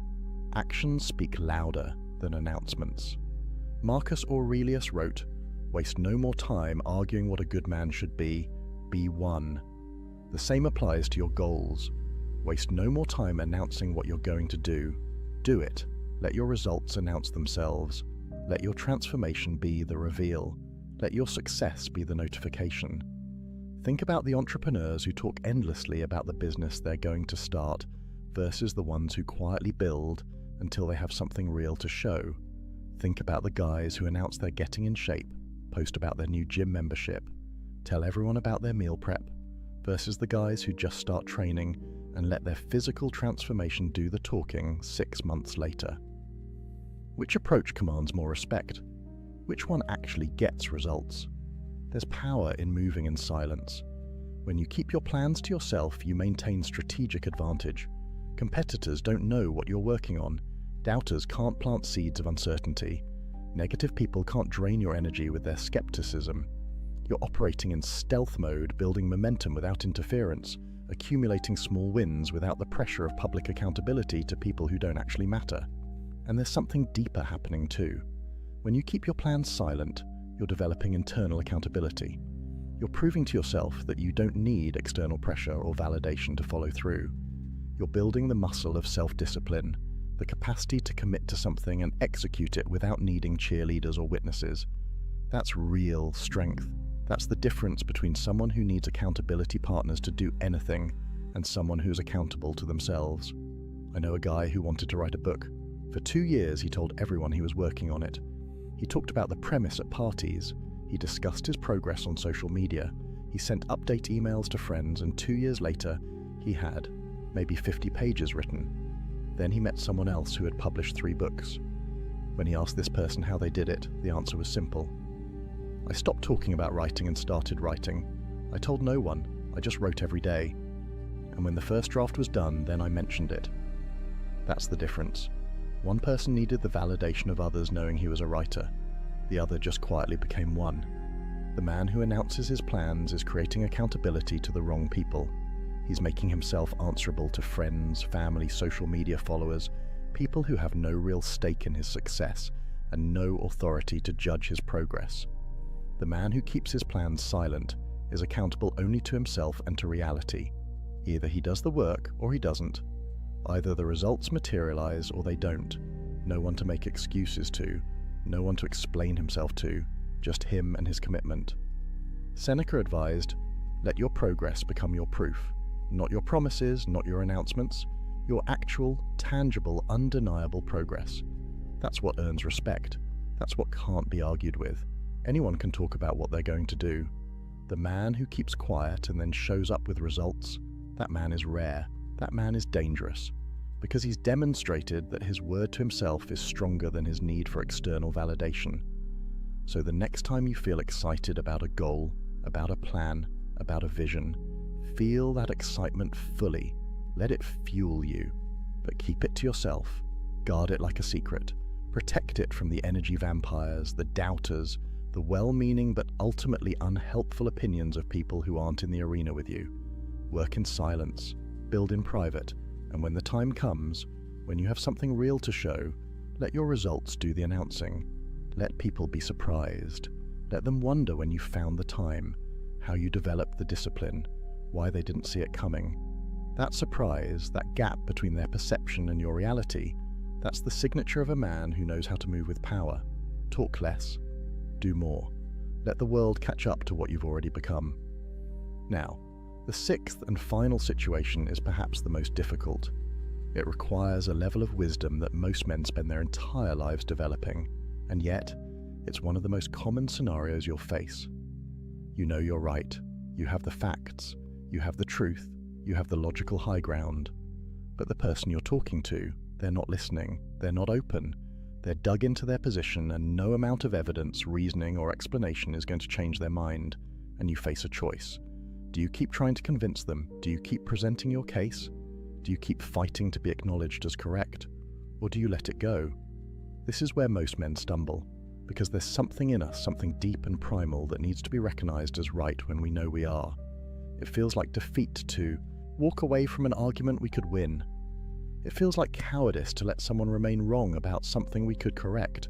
And so we keep talking, keep explaining, keep arguing, even when we know it's futile, even when we can see that nothing we say will make a difference. The Stoic wisdom here is brutal in its clarity. Some battles aren't worth fighting, not because you'd lose, but because winning gains you nothing. Epictetus taught that some people simply aren't ready to hear truth. Their current understanding, their current level of consciousness, their current emotional state, it makes them incapable of receiving what you're offering, even if what you're offering is absolutely correct. And when you encounter someone like this, the wise response isn't to try harder, it's to save your energy. Marcus Aurelius wrote, "The object of life is not to be on the side of the majority, but to escape finding oneself in the ranks of the insane." Sometimes the sanity is in recognizing that you can't save everyone from their own ignorance. You can't force growth on someone who isn't ready. You can't argue someone into enlightenment, and trying to do so doesn't make you noble or persistent. It makes you a fool wasting resources on an unwinnable fight. Think about the last time you got into an argument online. You presented facts.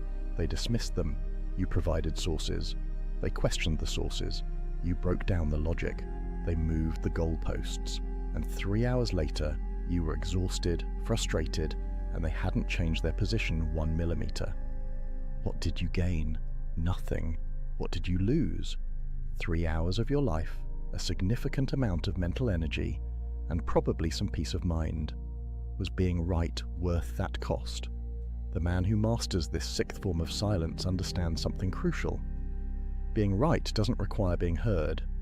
Your correctness doesn't depend on someone else acknowledging it.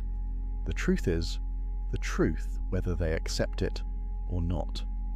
And sometimes, probably more often than you'd like, the most powerful thing you can do is let someone be wrong. There's a concept in Stoicism about choosing your battles. Not every hill is worth dying on. Not every argument is worth having. Not every wrong idea is worth correcting. You have finite energy, finite time, finite attention. And every moment you spend trying to convince someone who doesn't want to be convinced is a moment you're not spending on something that actually matters, something that's actually within your control, something that actually moves your life forward. I watched a friend destroy a relationship with his father over politics. They had opposite views, both intelligent, both passionate, both convinced they were right. And every family gathering turned into a debate. Every phone call became an argument. My friend couldn't let it go. He had to make his father see reason. He had to win the argument. And eventually, they stopped speaking. Years of silence. All because my friend couldn't accept that some minds won't change and some arguments aren't worth the cost of winning them. Compare that to someone I know who has completely opposite political views from his entire family. And he simply doesn't engage. When conversations turn to politics, he stays quiet. When people ask his opinion, he gives vague answers and changes the subject. When someone tries to bait him into an argument, he smiles and says something like, "I'm sure you're right," and walks away. Is he a coward? No, he's wise. He's recognized that winning political arguments with his family gains him nothing and costs him relationships he values. So he chooses silence. He chooses peace. He chooses to let them be wrong about whatever they want to be wrong about because his relationship with them matters more than being acknowledged as correct. That's the mark of maturity. That's the difference between a man governed by ego and a man governed by wisdom. The ego says you must be right and you must be recognized as right. Wisdom says, sometimes being at peace is more valuable than being proven correct. Seneca wrote about this extensively. He talked about how the wise man is discerning about where he spends his attention. He doesn't engage with every fool who challenges him. He doesn't correct every error he encounters. He doesn't try to educate everyone who misunderstands. Instead, he focuses on what he can actually influence, what actually matters, what actually aligns with his values and goals. Everything else, he lets it be. This doesn't mean you become passive. This doesn't mean you never stand up for truth. There are absolutely times when speaking up is necessary, when silence would be complicity, when the stakes are high enough that you must engage regardless of whether you'll win. But those situations are rarer than you think. Most of the time, most of the arguments you're tempted to have, they're not about justice or truth or principle. They're about ego. They're about being seen as smart, as right, as superior, and that's not worth your energy. The liberation that comes from letting people be wrong is profound. You stop carrying the weight of other people's ignorance. You stop feeling responsible for educating everyone who doesn't get it. You stop exhausting yourself trying to change minds that don't want to change.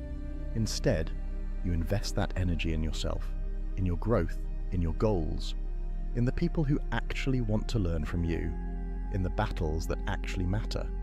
Being right doesn't require being heard. Your truth doesn't need someone else's validation to remain true.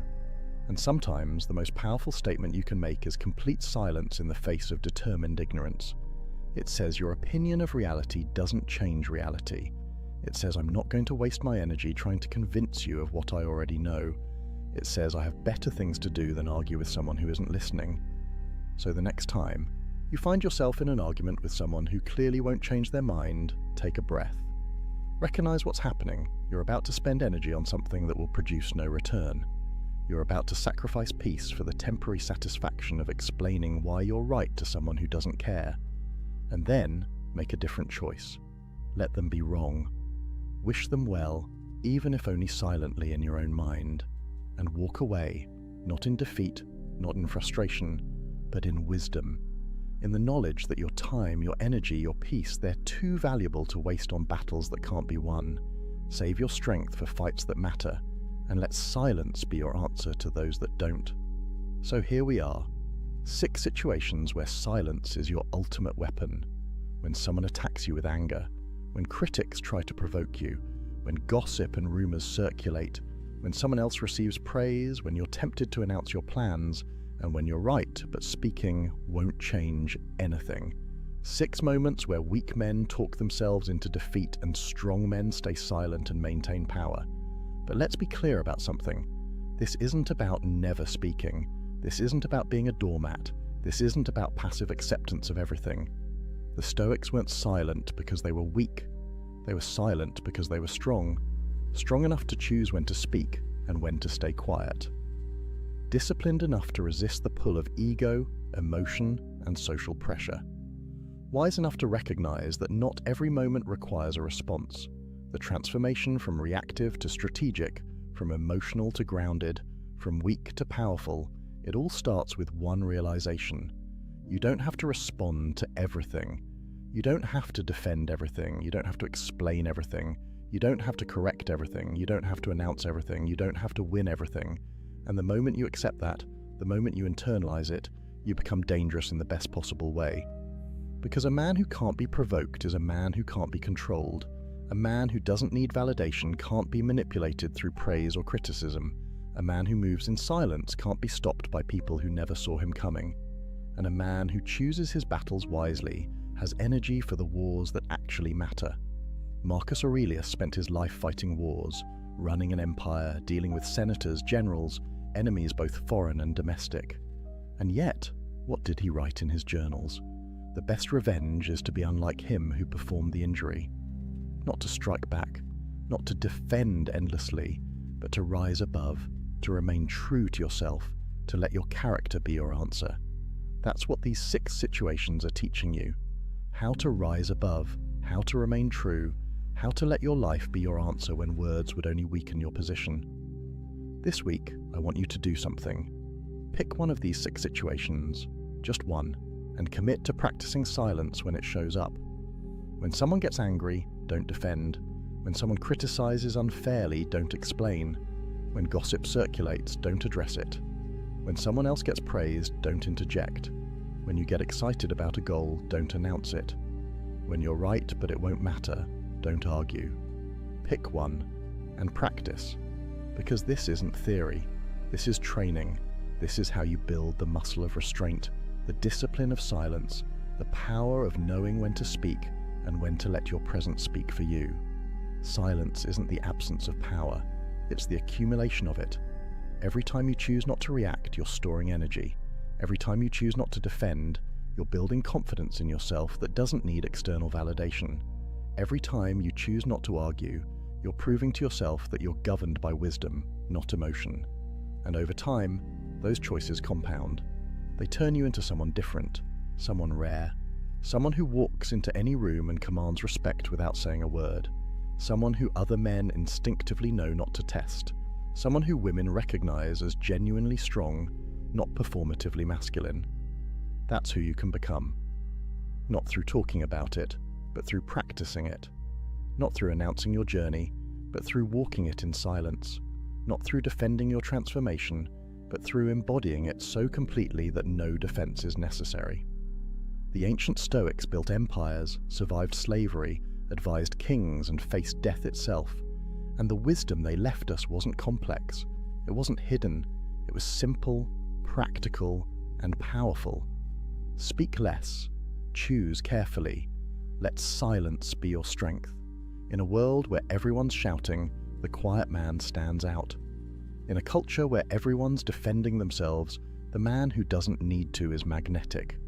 In an age where everyone's announcing everything, the man who moves in silence is unstoppable. So go out there and practice.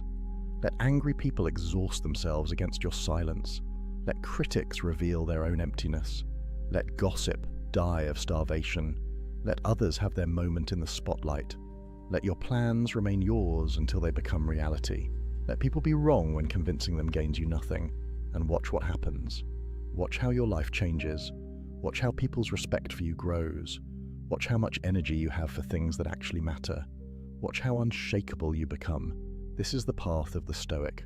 Not easy, not popular, not celebrated by the crowd, but powerful. Genuinely, undeniably powerful. And that power is yours if you're willing to embrace the silence.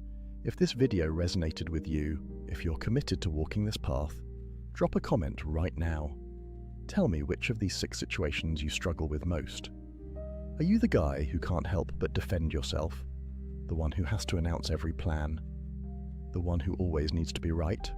Let me know, because awareness is the first step. Naming your weakness is how you begin to transform it into strength. And if you're ready to go deeper, if you want more of this raw, unfiltered Stoic wisdom that cuts through the modern noise and gives you ancient power, hit that subscribe button right now. This channel is a brotherhood, a place where men come to level up, to strip away weakness, to reclaim the strength that modern culture tries to drain from us. We're building something here, a community of men who understand that real power is quiet, that real strength is disciplined, that real transformation happens in silence, not in social media posts. Remember, brother, a man who talks about doing is just planning. A man who stays silent and does is unstoppable. Be the latter. Master your mouth, master your reactions, master your need for validation, master yourself, and watch as everything else falls into place. The Stoics didn't just talk about wisdom, they lived it. And that's exactly what I'm challenging you to do. Not to watch another video about being better, but to be better. Starting right now, starting with silence, starting with the next time one of these 6 situations shows up in your life. And trust me, it will show up probably today. And when it does, you'll have a choice. React like most men, or respond like a Stoic. Choose wisely, your power depends on it. Studies show that 73% of women admit they've lost respect for a man they were once attracted to, not because he changed, but because he revealed who he was beneath the surface. And here's what most men will never understand. You're probably making these same mistakes right now, watching the respect drain from her eyes, and you have no idea why.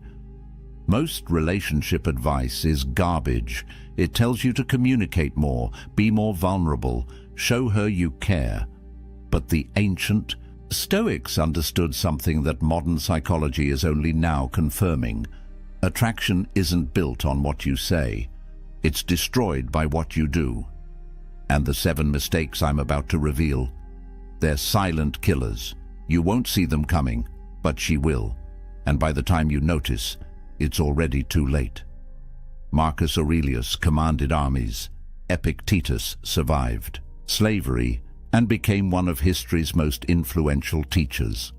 These men understood human nature at a level that makes modern dating coaches look like children playing dress-up. They knew that respect isn't given. It's commanded through your actions, your frame, and your absolute refusal to abandon yourself for anyone. Over the next 25 minutes, you're going to learn exactly why women lose respect for men. Not theories, not feel-good platitudes. Cold, hard truths backed by ancient philosophy and modern neuroscience. I'll be referencing statistics that will shock you, Stoic principles that have stood for 2 millennia, and the exact behavioral patterns that separate men who keep respect from men who lose it. But here's what you need to know before we go further. The 7th mistake on this list is so devastating, so completely fatal to attraction, that once you commit it, there's almost no coming back. It's the mistake that makes all the others inevitable, and I guarantee you're either doing it right now, or you're one decision away from falling into it. If you've ever felt her pull away and couldn't understand why, if you've watched attraction fade and blamed yourself without knowing what you actually did wrong, if you're tired of being the nice guy who finishes last while pretending you don't care, this video will change everything. Subscribe now, because 99% of men need this information, but most won't have the courage to watch until the end. Let's begin with the first mistake. It seems innocent. You probably think you're being reasonable when you do it, but it's already destroying how she sees you. The first mistake that kills respect is excessive explanation of your choices. And before you dismiss this as minor, understand that this single behavior signals something primal in her brain: uncertainty, weakness, a man seeking approval instead of living by conviction. Marcus Aurelius wrote extensively about self-justification. He observed that the moment you feel compelled to explain yourself beyond simple clarity, you've already surrendered your authority. Think about that. The most powerful man in the Roman Empire understood that over-explanation is the language of insecurity. When you justify your decisions to gain approval, you're teaching her that your choices require her permission to be valid. Here's what the research shows. Studies on leadership communication patterns reveal that people perceived as high status use 38% fewer justifying statements than those perceived as low status. That's not a small difference. That's the gap between a man who commands respect and a man who begs for it with every sentence. The mechanism is brutally simple. When you constantly explain why you made a choice, why you prefer something, why you did what you did, you're creating a power dynamic where her approval becomes the measuring stick for your decisions. Her brain registers this pattern, not consciously perhaps, but deep in the neurological circuitry that evaluates mate value, a signal fires. This man is uncertain. This man needs validation. This man is not secure in himself. Seneca understood this concept perfectly. He wrote about the power of brevity and conviction. A statement made with certainty requires no defense. A choice made with clarity needs no justification. When you speak your truth and move forward, you demonstrate something that triggers respect at a biological level: self-trust. And a man who trusts himself is a man worth following. But here's where men get confused. They think explaining is being considerate, thoughtful, communicative. And there's a difference between accountability and approval seeking that most men never learn. Accountability sounds like, I chose this because it aligns with my values. Approval seeking sounds like, I chose this because I thought you'd like it, and if you don't, I can change it. I just wanted to make sure you were okay with it. And see the difference. One is a statement. The other is a negotiation with reality itself. Epictetus taught his students about the dichotomy of control. Your judgments belong to you. Other people's opinions belong to them. When you explain yourself excessively, you're trying to control something that isn't yours to control.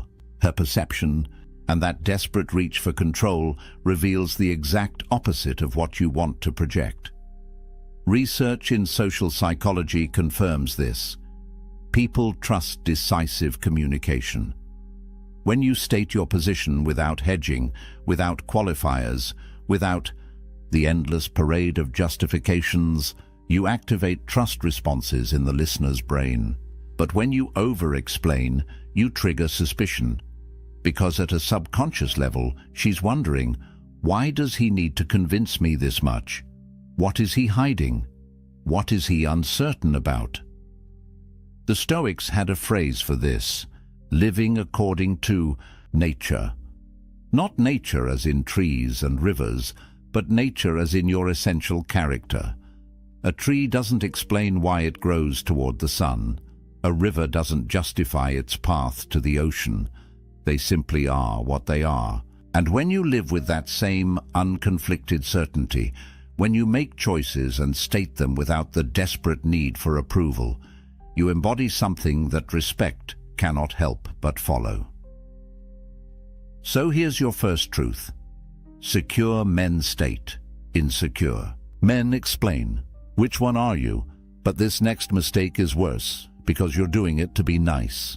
Mistake number 2 destroys more masculine potential than perhaps any other error on this list, except for what's coming later. And it's this: abandoning your mission for validation, sacrificing your purpose, your goals, your direction in life, because you think it will make her respect you more. It does the exact opposite. Musonius Rufus, a Stoic philosopher less known than Marcus Aurelius but equally profound, taught extensively about purpose and direction. He argued that a man without a mission is like a ship without a rudder, tossed by every wave, controlled by every wind. And here's what modern relationship research confirms. Studies show that women report significantly higher satisfaction, attraction, and respect in relationships where their partner demonstrates clear life direction independent of the relationship itself. Let me break down those numbers for you. In longitudinal studies tracking relationship satisfaction, couples where the male partner maintained strong personal goals and pursuits showed 42% higher reported respect levels from female partners compared to relationships where men primarily oriented their lives around the relationship. 42%. That's not a rounding error.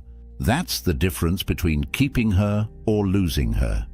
Marcus Aurelius wrote something that should be carved into every man's mind. You have power over your mind, not outside events. Realize this, and you will find strength. Apply that to relationships. You have power over your purpose, your mission, your direction. You do not have power over whether she approves of it. And the moment you abandon what you know you should be doing to chase her approval, you've lost both your mission and her respect. Here's the paradox that breaks most men. They believe availability equals value. They think, if I'm always there, always accessible, always putting her first, she'll see how much I care and respect me more. But the data reveals something completely different. Research on attraction patterns shows that women consistently report higher attraction to partners who demonstrate what psychologists call high investment in personal goals. Not high investment in chasing her, high investment in building themselves. The Stoic framework explains why.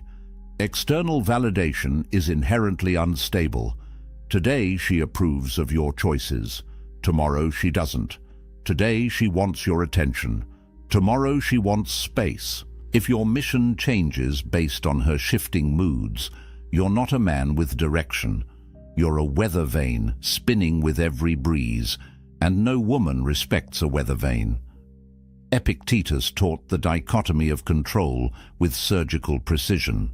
There are things within your control: your choices, your values, your effort, your discipline. There are things outside your control: her moods, her approval, her attraction, her respect. When you sacrifice what you control, your mission, to chase what you don't control, her validation, you've committed the cardinal sin of Stoic philosophy. You've traded your power for powerlessness. But here's where it gets deeper.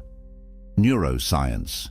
Research on relationship dynamics shows something fascinating. When a man maintains strong personal direction, when he has goals and pursuits that exist independently of his partner, it triggers what researchers call mate value perception stability.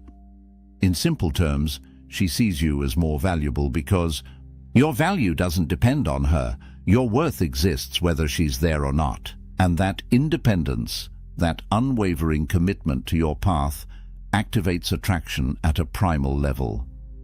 Think about what you're communicating when you drop your goals to spend more time with her, when you cancel your training to watch her TV shows, when you abandon your business plans because she needs attention. You're saying, my mission is negotiable. My purpose is flexible.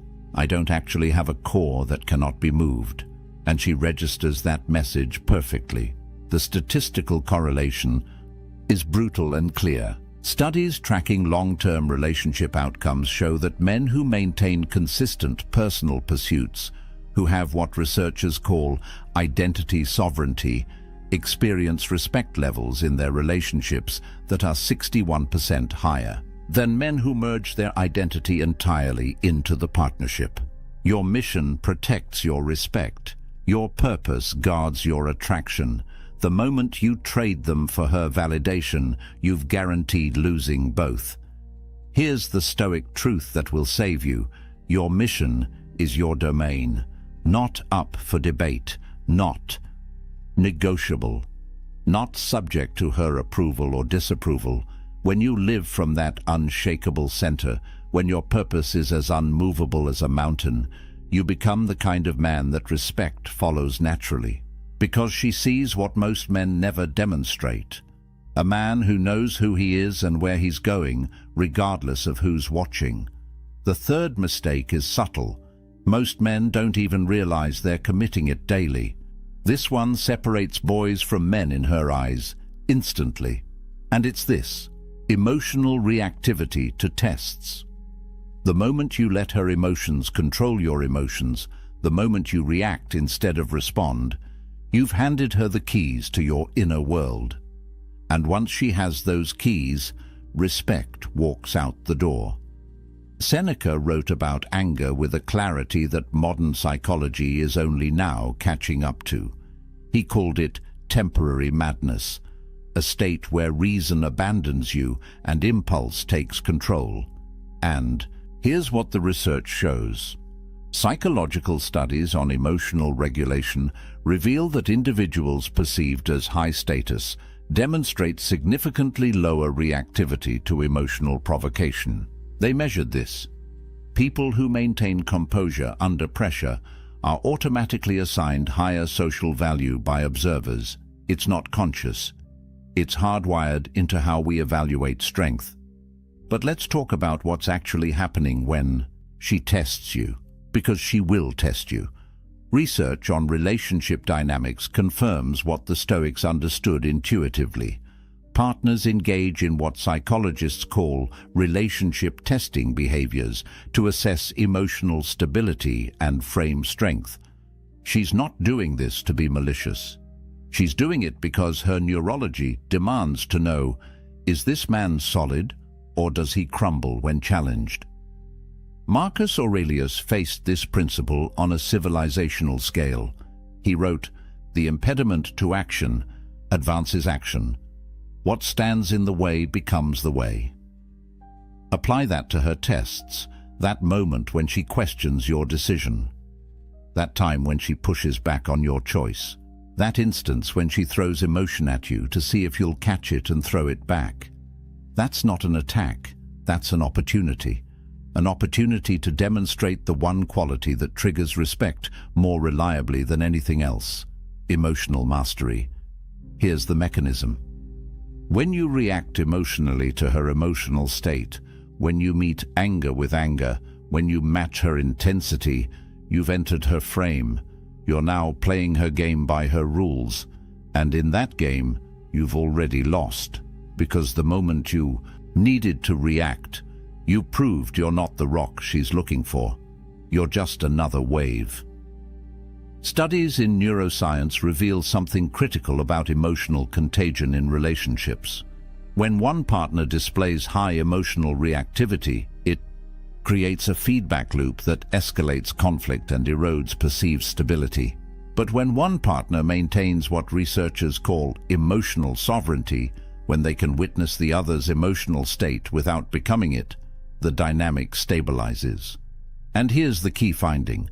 The partner who maintains composure is consistently rated as more trustworthy, more competent, and more attractive. The Stoic practice of premeditatio malorum, negative visualization, was designed exactly for this. You imagine the worst that could happen. You rehearse your response to chaos. So when it actually arrives, you're not surprised, you're prepared. Epictetus taught his students to expect resistance, to anticipate challenges, to train for difficulty. Because when you're surprised by her test, you react. But when you expected it, you respond. And there's a universe of difference between those two words. Reaction is automatic, emotional, controlled by external circumstances. Response is chosen, deliberate, controlled by internal discipline.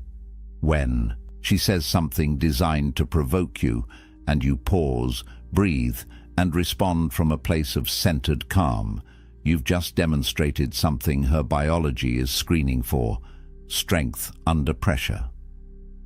Research data on relationship respect levels tied to emotional stability is staggering. Partners who demonstrate consistent emotional regulation receive respect ratings that are 54% higher than partners with high reactivity patterns. That's more than half. Over half the difference between respect and contempt comes down to whether you can control your emotional state when tested. But here's what most men miss. They think emotional mastery means suppression, becoming stone, showing nothing. That's not stoicism, that's avoidance. Marcus Aurelius felt deeply. Seneca wrote about grief with profound emotion. The difference is they felt their emotions without being controlled by them. They experience the wave without becoming the wave. And that's what she needs to see. Not that you don't feel, but that what you feel doesn't dictate what you do. The statistics on this are clear. Relationship studies show that emotional reactivity is one of the top 3 predictors of long-term respect loss. When you consistently react to her emotional state with your own emotional chaos, you're training her to see you as unstable, unreliable, not the foundation she thought you were. And once that perception sets in, reversing it is almost impossible. So here's your third truth. Your reaction reveals everything about your character. She doesn't remember what you said when you were calm. She remembers what you did when you were tested. And if what you did was lose control of yourself, you've shown her exactly who you are beneath the surface. Mistake number 4 is where good men unknowingly sabotage themselves. Most relationship advice tells you to do this, but the Stoics knew it kills attraction, and it's this: seeking permission instead of leading. Asking, "Is this okay?" when you should be stating, "This is what we're doing." Turning every decision into a negotiation when leadership requires conviction. Heracles, a Stoic philosopher less celebrated than Marcus Aurelius, but deeply insightful, wrote about natural hierarchy and roles within partnerships. He understood something that modern egalitarian thinking tries to erase, but biology refuses to forget. Certain dynamics create attraction, and certain dynamics destroy it. And one of the fastest ways to destroy it is to transform yourself from a leader into a permission seeker. Statistical data on this is remarkably consistent. Relationship satisfaction studies show that partnerships where decision-making follows clear leadership patterns report 29% higher satisfaction ratings than relationships characterized by constant negotiation and approval seeking. 29%. That's the difference between a relationship that flows and one that stagnates in endless discussions about what to have for dinner. But let's be precise about what we mean. This isn't about domination. It's not about ignoring her input or steamrolling her preferences. The Stoics understood the difference between tyranny and leadership, and so should you. Epictetus taught about taking ownership of choices, making decisions from clarity, and then executing them with confidence. That's not the same as asking permission for your every move. Here's what happens in her mind when you constantly seek approval. Research on decisiveness and perceived competence shows that individuals who demonstrate what psychologists call decision-making confidence are rated as significantly more competent, more trustworthy, and more attractive than those who display hesitation patterns. When you ask, "Is this okay?" before making simple choices, you're communicating uncertainty. And uncertainty in a man triggers doubt in a woman's mind about whether you can handle larger challenges. Think about the message embedded in permission seeking. Is it okay if I go to the gym? Do you mind if I see my friends? Are you fine with this restaurant choice? Every one of these questions carries a subtext. I need your approval to know if my choice is valid. I'm not confident enough in my own judgment to simply act. I require your permission to exist in the way I want to exist. And that subtext kills polarity. Marcus Aurelius commanded legions. Do you think he asked his soldiers if they minded marching north? No. He assessed the situation, made the decision, and communicated it with clarity. That's leadership. And while a relationship isn't a military campaign, the principle of decisive action remains the same. Consideration is valuable. Seeking permission is weak. The neuropsychology of leadership and attraction reveals something fascinating. Brain imaging studies show that when people observe decisive behavior, it activates neural pathways associated with trust and security. When they observe hesitation and approval seeking, it activates pathways associated with uncertainty and anxiety. Your indecision makes her anxious. Your confidence makes her secure. Which state do you think triggers respect? Research tracking decision-making speed and respect levels found a direct correlation. Partners who make decisions efficiently, who assess options and commit without endless deliberation, receive respect ratings 33% higher than partners who agonize over every choice and seek constant validation, 1/3 higher. That's the tax you pay for weakness, disguised as consideration. But here's where men get confused. They think asking her opinion is respectful, and it can be when done correctly. There's a difference between, "What do you think about this option?" and "Is it okay if I do this?" The first invites collaboration. The second surrenders authority. Epictetus wrote about the importance of maintaining your sphere of choice. You can consider input. You cannot outsource your decisions. The Stoics practiced something called assent, the idea that you choose what you agree to, what you accept, what you allow into your mind. When you seek permission for your choices, you're giving her veto, power over your assent.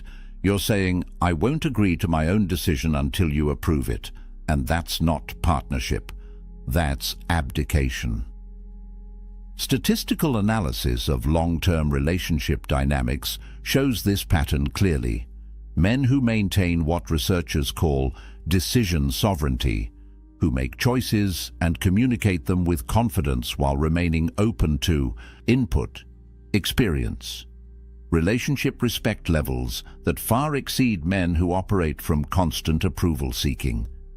The difference isn't subtle. It's the chasm between a man she follows and a man she manages. So here's your fourth truth. Consideration is not permission. You can value her input without needing her approval. You can be thoughtful without being weak. And when you understand that difference, when you start making decisions with confidence and communicating them with clarity, you'll notice something shift in how she looks at you, because you've stopped being the boy who asks if it's okay and started being the man who knows what he's doing. We're getting into dangerous territory now. Mistake 5 is where respect starts dying. This mistake turns you from her rock into her burden, and the top 2 are even worse.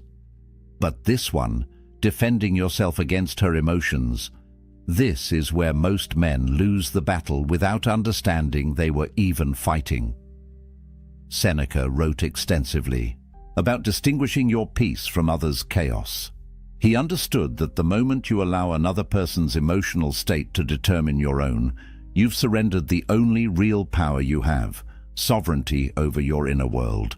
And in relationships, this principle becomes critical, because when she's emotional, when she's upset, when she's projecting her internal chaos onto you, your instinct will be to defend yourself, and that instinct will destroy you.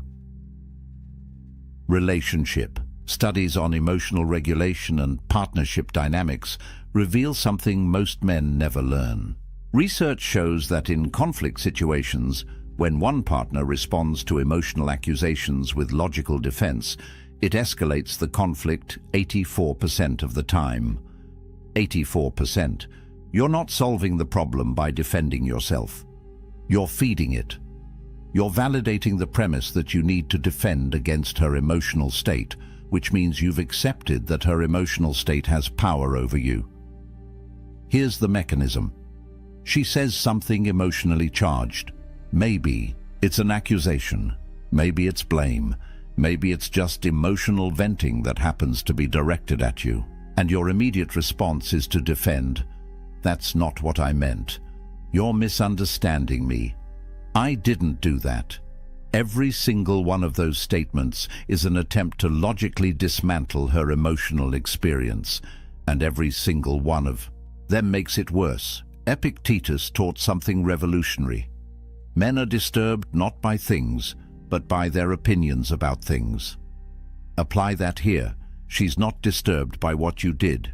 She's disturbed by her opinion about what you did.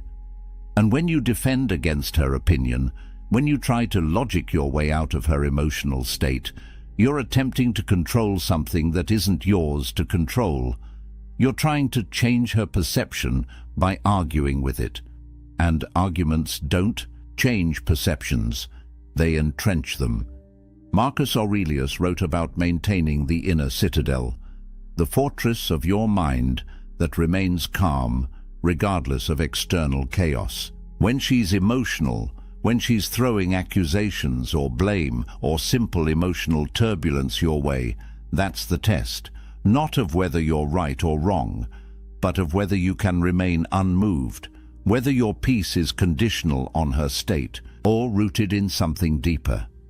Research on conflict resolution styles and long-term respect is devastating to the defending strategy. Studies tracking couples over 5-year periods found that men who consistently engaged with emotional accusations, who defended themselves against emotional attacks, experienced respect erosion at rates 57% higher than men who maintained emotional non-reactivity. More than half. The defense itself creates the disrespect you're trying to prevent. Here's what's actually happening at a neurological level. Studies in emotional projection and response show that when you defend against someone's emotional state, you're confirming that their emotional state is a valid threat. You're treating it as real, as dangerous, as something requiring defense. And that treatment validates it. Her brain registers. He's defending himself, which means my emotional accusation has merit, which means I should trust this feeling, which means he probably did what I'm accusing him of. The defense creates the conviction. But when you remain still, when you hear her emotional state without becoming it, without defending against it, without engaging with it as if it's a logical argument requiring rebuttal, something different happens. You demonstrate what Stoic philosophy calls apatheia, not apathy in the modern sense of not caring, but freedom from being controlled by passions, hers or yours.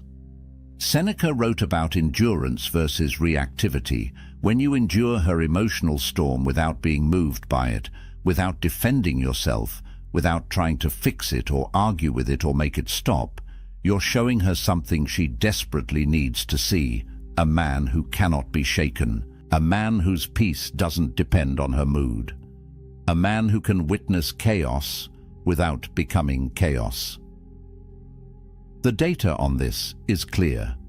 Statistical analysis of emotional regulation in partnerships shows that the partner who maintains composure during emotional conflict, who doesn't defend or engage or try to logic their way out, is perceived as more trustworthy, more stable, and more worthy of respect. The numbers are stark. 62% higher respect ratings for non-defensive responses compared to defensive ones. But here's the principle most men never grasp. Her emotions are her domain. Your reaction is yours. Epictetus divided all of existence into two categories: things you control and things you don't. You don't control her emotions. You don't control her accusations. You don't control her mood or her perception or her interpretation of events. The only thing you control is your response, and when you defend, you've given control of your response to her emotional state. You've let what you don't control dictate what you do. Marcus Aurelius faced betrayal, criticism, and chaos on scales we can barely imagine, and his response was always the same: maintain the inner citadel. Don't let external turbulence penetrate the fortress of your peace. When she's emotional, that's not an attack on you. That's her processing her internal experience. And the moment you make it about you, the moment you defend yourself as if you're under assault, you've failed the test. Research shows that men who remain unmoved during emotional conflict, who can witness without defending, who can stay present without becoming reactive, create what psychologists call secure base dynamics. She learns that your stability isn't conditional, that your peace isn't fragile, that you're actually the rock she thought you were, and that realization doesn't come from your words. It comes from your stillness. So here's your fifth truth. Defending creates the problem you're trying to solve. Engagement with emotional accusations validates them. Your stillness is your strength. And when you understand that her emotions are her domain and your peace is yours, when you stop defending and start simply being unmoved, respect follows naturally. Because you've shown her what she's been testing for all along: a man who cannot be broken by her storms. The final two mistakes are fatal. They kill respect permanently. Number 6 happens when you think you're being strong. This is where most modern men fail completely, and they think they're doing the right thing. They think they're being strong, being mature, being the bigger person. But what they're actually doing is confusing tolerance with strength, and that confusion kills respect faster than almost anything else on this list. Marcus Aurelius wrote about boundaries as virtue, not as punishment, not as control, but as the necessary structure that allows anything good to exist. He understood that a man without boundaries is not peaceful, he's simply being eroded. And modern relationship research confirms what the Stoics knew. Boundaries aren't optional, they're the foundation of respect. Statistical data on boundary setting and relationship longevity reveals something most relationship advice ignores. Studies tracking long-term partnerships show that relationships where clear, consistent boundaries exist demonstrate 49% lower rates of contempt development, compared to relationships characterized by high tolerance of boundary violations, almost half. The difference between respect and contempt often comes down to whether you enforce your boundaries or tolerate their destruction. But here's where men get it catastrophically wrong. They've been taught that strength means endurance. That real. Men tolerate. that setting boundaries is rigid, controlling, or insecure, so they tolerate disrespect. They tolerate boundary violations. They tolerate behavior that corrodes their self-respect. And they call it strength. But it's not strength. It's cowardice dressed in philosophical clothing. Cato the Younger, a Stoic known for his unwavering principles, chose death over compromise of his values. That's not tolerance. That's the opposite. He understood that some lines cannot be crossed, some standards cannot be lowered, some violations cannot be endured without losing the core of who you are. And while your relationship isn't a political crisis in ancient Rome, the principle remains. You teach people how to treat you by what you tolerate. Psychological research on boundary enforcement and attraction reveals something that destroys the tolerance myth completely. Studies show that partners who enforce clear boundaries consistently are rated as significantly more attractive and more worthy of respect than partners who tolerate boundary violations in the name of harmony. The data is explicit. Women report higher attraction to men who maintain standards than to men who accommodate disrespect. Here's the mechanism most men miss. When she crosses a boundary and you tolerate it, you're not being strong. You're not being understanding. You're teaching her nervous system something critical. This man's boundaries are negotiable. This man will sacrifice his standards to keep me. This man values my presence more than his self-respect. And once her neurology learns that lesson, respect begins its inevitable decline. Epictetus wrote, "No man is free who is not master of himself." Apply that to boundaries. If you cannot master your own standards, if you cannot enforce your own limits, if you allow others to violate your boundaries without consequence, you're not free. You're enslaved to her approval. And slavery never generates respect. It generates contempt. Neuroscience research on respect and boundary violations shows something brutal. Brain imaging studies reveal that when people observe others tolerating mistreatment, it activates neural pathways associated with lowered status perception. Your tolerance of disrespect literally lowers your perceived value in her brain, not consciously. At the level of automatic neural processing, her biology is watching how you treat yourself, and it's downgrading your worth accordingly. Statistical correlation between self-respect and partner respect is one of the strongest findings in relationship psychology. Studies show a 0.87 correlation between enforcing personal boundaries and receiving partner respect. That's almost perfect correlation. When you respect your boundaries, she respects you.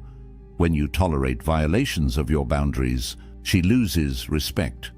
It's not complicated. It's not mysterious. It's mathematical. But here's where the Stoic distinction becomes critical. Seneca wrote extensively about endurance versus submission. Endurance is choosing to bear difficulty for a purpose. Submission is allowing yourself to be degraded because you're afraid of the alternative. When you tolerate her disrespect because you're working toward a goal, because you're strategically choosing your battles, that's endurance. When you tolerate her disrespect because you're afraid she'll leave if you don't, that's submission. And she can tell the difference. Research data on relationship power dynamics and satisfaction is unambiguous. Partnerships where one partner consistently violates boundaries without consequence show satisfaction decline rates of 68% over 3-year periods. 2/3 of satisfaction erodes when boundaries aren't enforced. Because without boundaries, there's no respect. Without respect, there's no attraction. Without attraction, there's no relationship worth keeping. Here's what most men don't understand about boundary testing. She doesn't cross your boundaries to see if you'll tolerate it. She crosses your boundaries to see if you'll enforce them. It's a test. And every time you fail to enforce, every time you tolerate what you should correct, Every time you let violations slide in the name of keeping peace, you fail the test. And she registers that failure deep in the part of her brain that evaluates mate quality. Marcus Aurelius faced constant challenges to his authority, his principles, his boundaries, and his response was never tolerance of violations. It was enforcement of standards, not through anger, not through punishment, through unwavering consistency. When a boundary was crossed, there were consequences, not because he was controlling, but because he understood that boundaries without enforcement aren't boundaries. They're suggestions, and suggestions don't command respect. The critical distinction is this. Stoic acceptance applies to things outside your control. Her actions are outside your control, but your boundaries, your standards, your requirements for how you're treated, those are entirely within your control. And when you confuse accepting what you cannot control with tolerating violations of what you can, you've misunderstood Stoicism completely. Statistical analysis shows that men who maintain firm boundaries while remaining emotionally calm experience relationship respect levels 71% higher than men who either explode when boundaries are crossed or tolerate violations to keep peace. The key is unwavering enforcement without emotional reactivity. The boundary is maintained not through anger, but through certainty. So here's your sixth truth. Tolerance of disrespect is not strength. It's self-abandonment. She doesn't respect men who endure her worst behavior. She respects men who won't tolerate it. And the moment you understand that enforcing your boundaries isn't about controlling her, it's about respecting yourself, everything changes. Because you stop being the man she can walk over and start being the man she has to rise to meet. But nothing, absolutely nothing, kills respect faster than mistake number 7. This is the one that ends it all. This is the ultimate killer, the mistake that makes all the others inevitable, the one that destroys not just her respect for you, but your respect for yourself. And it's this: placing her above your self-respect, making her your priority in a way that turns you into her option. Marcus Aurelius, the most powerful man in the known world, wrote something that every man should memorize. The opinion of 10,000 men is of no value if you have no self-respect. Not the opinion of enemies, not the opinion of strangers. The opinion of 10,000 men means nothing if you don't respect yourself. Now apply that to one woman. Her opinion, her approval, her validation means absolutely nothing if achieving it requires you to abandon your self-respect. The statistics on pedestalization and relationship failure are devastating. Research tracking relationships where one partner places the other on a pedestal shows failure rates of 79% within 5 years. 79%. When you make her more important than your own self-respect, when you sacrifice your standards to keep her, when you betray yourself to maintain her approval, you've guaranteed the relationship will fail, because she cannot respect what you don't protect. And what you're not protecting is yourself. Here's the philosophical foundation that most men never understand. Epictetus taught about the hierarchy of values. At the top, above everything else, must be your character, your integrity, your self-respect. Not because you're selfish, but because without that foundation, everything else collapses. When you place her above your self-respect, you've inverted the hierarchy. You've made something outside your control, her approval, more important than something within your control, your character, and that inversion destroys everything. Research data on self-abandonment and attraction death is unambiguous. Studies show that when individuals sacrifice core values or self-respect to maintain a relationship, their partner's attraction decreases by an average of 64% over 18 months. Almost 2/3 of attraction dies when you abandon yourself for her, Because at a neurological level, at a biological level, at every level that matters, she's watching how you treat yourself. And if you treat yourself as less important than her brain concludes you must be less valuable. The paradox breaks most men. They think, if I put her first, if I prioritize her needs, if I sacrifice for her, she'll see how much I care and love me more. But the mechanism works exactly opposite. When you make her your priority, you communicate that your value is contingent on her, that you need her more than she needs you, that you're willing to betray yourself to keep her. And that desperation, that willingness to abandon your self-respect, triggers the opposite of attraction. It triggers contempt. Musonius Rufus wrote about self-governance as the highest virtue, not governance of others, governance of yourself, your thoughts, your choices, your standards, your self-respect. When you can govern yourself, when you maintain your standards regardless of external pressure, you demonstrate the only kind of strength that matters. But when you cannot govern yourself, when you let her desires override your self-respect, you've proven you're ungovernable, unreliable, a ship without an anchor. Neuroscience research on value perception and scarcity reveals why this mistake is fatal. Brain imaging studies show that we assign higher value to things that are scarce, that are not easily obtained, that maintain their standards regardless of our desire for them. When you abandon your self-respect to keep her, you've made yourself abundant, available, willing to compromise anything to maintain her approval. And abundance kills value. Scarcity creates it. Statistical analysis on self-respect levels and partner respect shows the strongest correlation in relationship psychology. The data is crystal clear. Men who maintain unwavering self-respect, who refuse to compromise their core values regardless of relationship pressure, receive respect ratings 93% higher than men who sacrifice self-respect for relationship maintenance. 93%. This isn't a minor factor. This is the entire game. But here's where it gets deeper. Seneca wrote, "A man who does not respect himself cannot respect others." Think about what that means. When you abandon your self-respect for her, you're not just harming yourself, you're harming your ability to genuinely respect her. Because if you'll betray yourself for approval, what won't you betray? If your self-respect is negotiable, what standards do you actually have? If you can't maintain boundaries with yourself, how can you maintain them with anyone?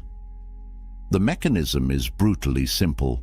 She watches how you treat yourself because that's the preview of how you'll eventually treat her. If you don't respect yourself enough to maintain your standards, why would she believe you'll respect her enough to maintain yours with her? If you'll abandon your values to keep her approval, what happens when keeping her approval requires abandoning her? Your self-abandonment doesn't make her feel special, it makes her feel unsafe, because she's with a man who has no core. Research on long-term relationship outcomes reveals something that should terrify any man making this mistake.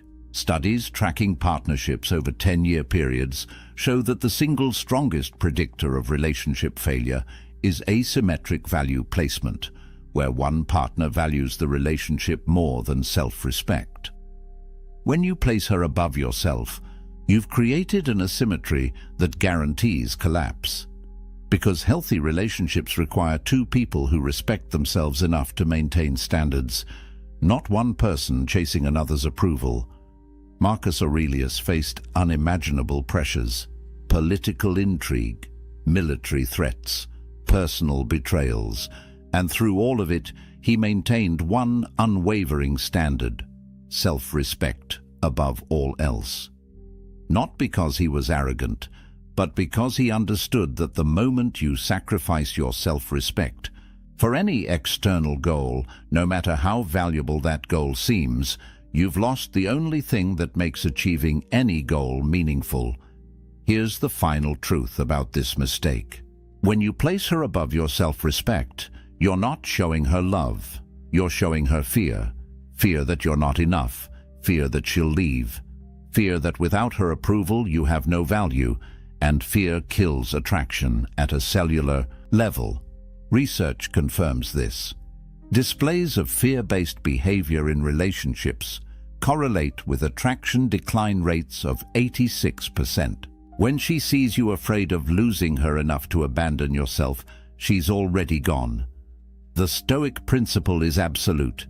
Your self-respect is non-negotiable, not because you're selfish, but because without it, you have nothing of value to offer anyone. When you maintain unwavering self-respect, when you refuse to place anyone above your own character and integrity, when you demonstrate that your standards are unmovable regardless of who's watching, you become the kind of man that respect follows. Naturally, she cannot respect what you don't protect. And if you won't protect your self-respect, if you'll sacrifice it to keep her, you've shown her exactly what you are, a man without a core. A man who can be moved, a man whose value is determined by her approval. And that man, no matter how nice, how caring, how available he is, will never command her respect. Because respect isn't given to men who abandon themselves. It's given to men who remain unmovable in who they are, regardless of the cost. So there they are, 7 fatal mistakes that kill respect. Excessive explanation, abandoning your mission, emotional reactivity, seeking permission, defending against her emotions, tolerating disrespect, and the ultimate killer, placing her above your self-respect. But here's what you need to understand. All 7 of these mistakes stem from one source, one fundamental error that creates all the others. And it's this: seeking external validation instead of living from internal conviction. Every mistake on this list happens when you make her approval more important than your own standards, when you let her perception control your actions, when you abandon the Stoic principle that Marcus Aurelius lived and died by. You have power over your mind, not outside events. The ancient Stoics understood something that modern men have forgotten. Your value doesn't come from her approval. Your worth isn't determined by whether she respects you. Your strength isn't measured by whether she stays or leaves. All of that is outside your control.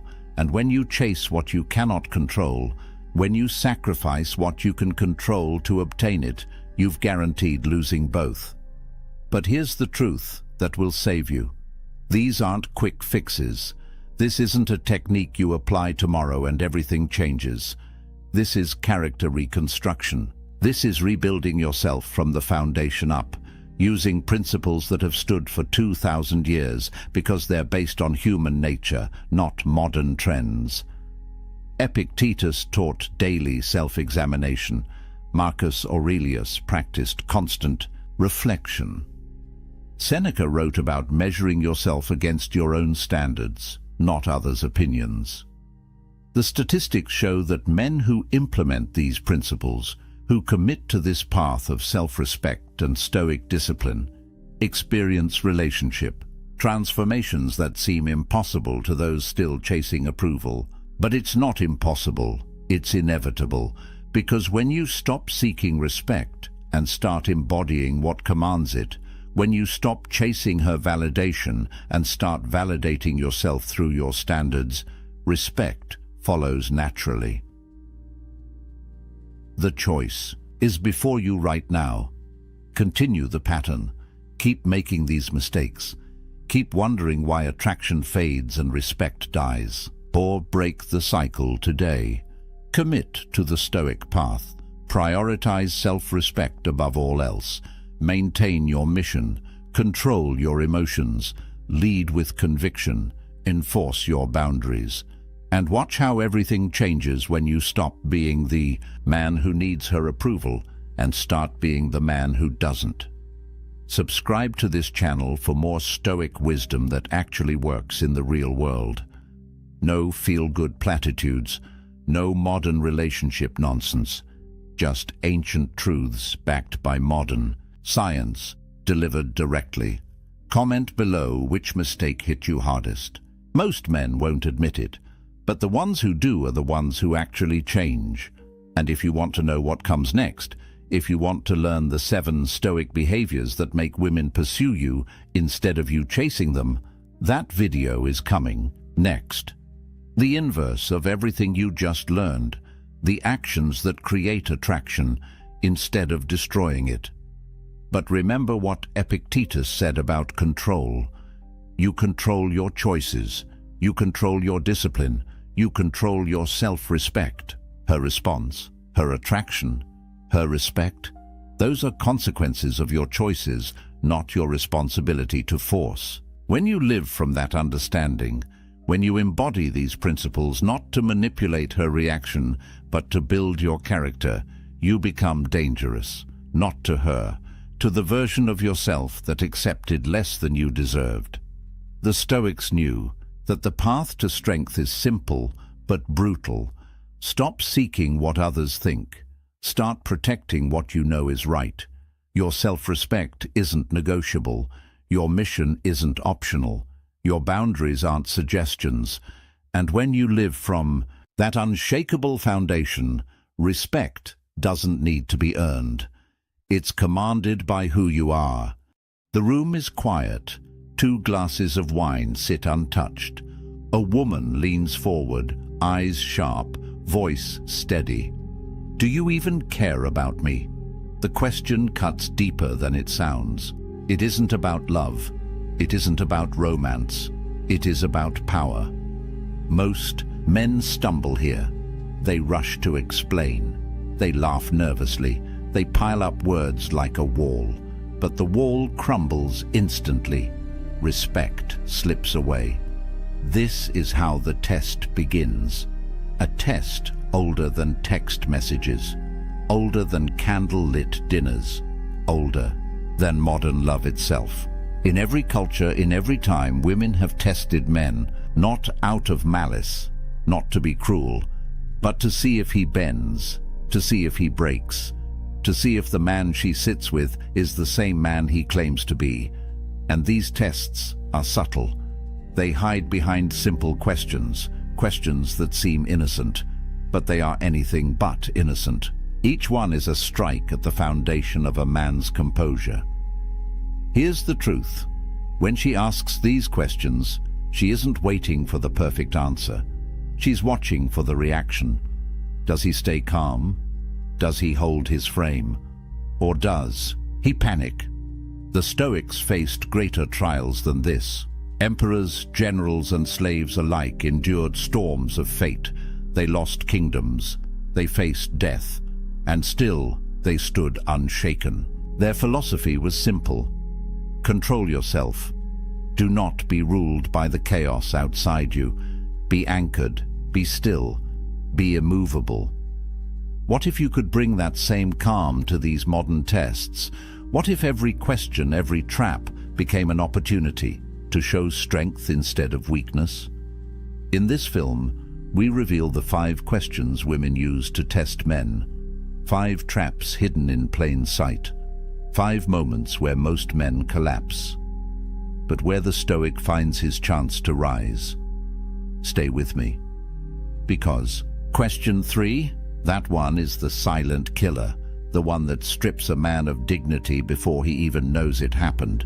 And if you fail it, you may never get it back. Why do women test men? It is a question that makes some men angry. Others shrug it off. But if you ignore the reason, you will never pass the test. The truth is simple. It is not cruelty. It is not manipulation. It is instinct. Think of it like the walls of a fortress. A guard doesn't press the stone to destroy it.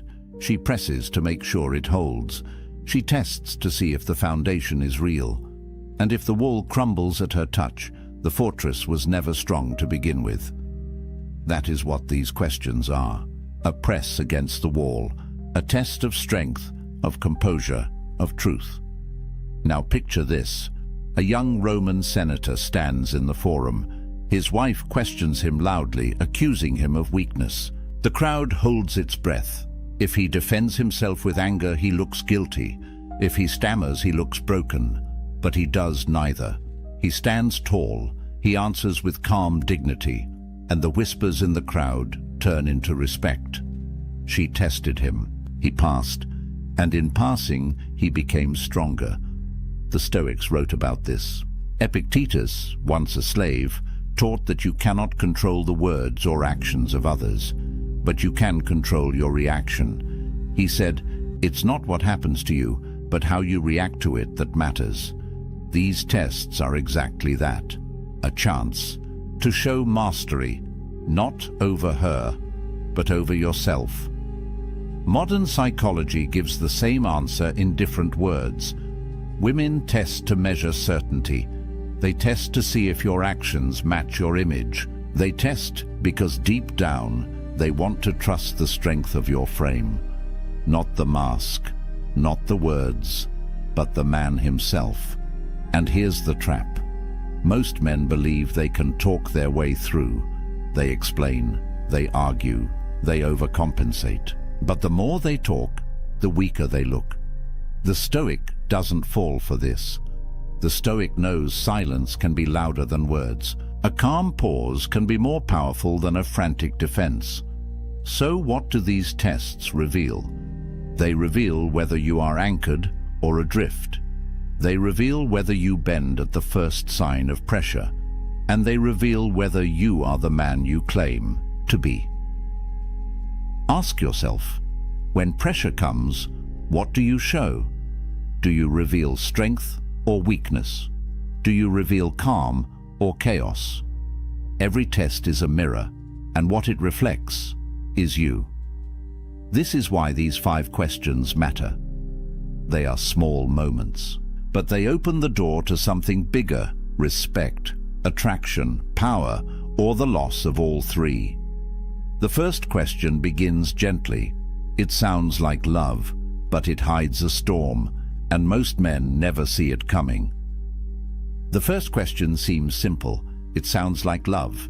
It sounds like a cry for affection, but beneath it hides the real test. Picture this. A man sits at dinner. The candles burn low. The air is heavy with silence, and then she asks, "Do you even care about me?" The man feels panic rise in his chest. He rushes to speak. "I care about you so much. Of course I do. Haven't I shown you? Don't you see everything I do?" The words spill out like water from a cracked jar. The more he says, the less she believes. Because the test was never about words. Here's the truth. This question is not a request for a speech. It is a measure of presence. She wants to see if you can stand steady in the face of doubt, if you can remain calm when emotion is thrown at you, if you can show her without shaking that your care is real. The Stoics faced this kind of test daily. Marcus Aurelius, emperor of Rome, wrote in his private meditations about love and duty. He reminded himself that affection is not proven by noise or by grand gestures. It is proven by action, by consistency, by living with virtue. He cared for Rome not by shouting about his love, but by leading with discipline, patience, and sacrifice. That is the answer hidden in this question. Not louder words, not frantic explanations, but composure, strength, steady truth. Imagine 2 men faced with the same test. One panics. His face tightens, his voice rises. He pleads to be believed. The other stays calm. He looks into her eyes, and he speaks simply, "Yes, I care. My actions prove it every day." The difference is night and day. One collapses under pressure. The other stands like stone. Which one keeps respect? Which one flips the power dynamic? Modern psychology explains it this way.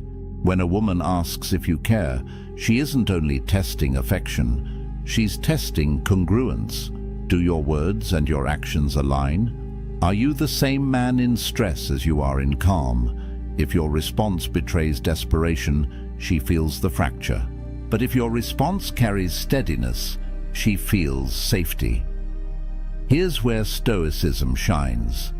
The Stoic doesn't need to convince, he doesn't need to perform. He lives in alignment with his principles. He knows his care is real because his actions prove it. And so, when the question comes, he has nothing to fear, nothing to prove, only the calm truth. But there is a deeper layer still. When she asks, "Do you even care about me?" she is really asking, "Will you stay steady if I push? Will you remain anchored if I doubt you?" If your frame breaks, she learns she cannot lean on you. But if you remain unshaken, she learns you are safe to trust. So what is the Stoic response? Not a script to memorize, not a trick line to copy, but a way of being, composed, grounded, aligned. Because care is not in the shouting, it is in the silence, it is in the calm, it is in the daily proof of action. This is why the first question matters so much. It seems harmless, but it is the opening move in a much larger game. And if you fail here, the next test only grows sharper. The second question does not sound emotional. It sounds logical, practical. But in truth, it is even heavier because it forces you to face the future. The second question arrives like a whisper, but it lands like a hammer. Where is this going? At first, it sounds simple, a question about direction, about future plans. But underneath, it is a test of certainty. Picture this. A couple sits in a quiet cafe. She stirs her coffee. Her eyes never leave his. And then she asks. Her tone is casual, almost soft. But he feels his chest tighten. He knows this is not casual. The man who fears this question reacts in two ways. Some rush forward. They make promises. They map out a future they aren't ready for. Others retreat. They avoid. They fumble their words and leave her more uncertain than before. Both fail. Both reveal weakness. Because both let fear dictate the answer. Here's the truth. This test isn't about the future. It's about your frame in the present. She doesn't need every detail. She needs to know if you stand steady under pressure. The Stoics understood this tension well. Marcus Aurelius ruled an empire under constant threat. He never promised his people endless years of peace. Instead, he reminded himself daily that the future is not his to control. Only his actions today were within his command. That was enough. Epictetus put it more sharply. Don't demand that things happen as you wish, but wish them to happen as they do. The Stoic does not cling to guarantees. He speaks truth about what he values now.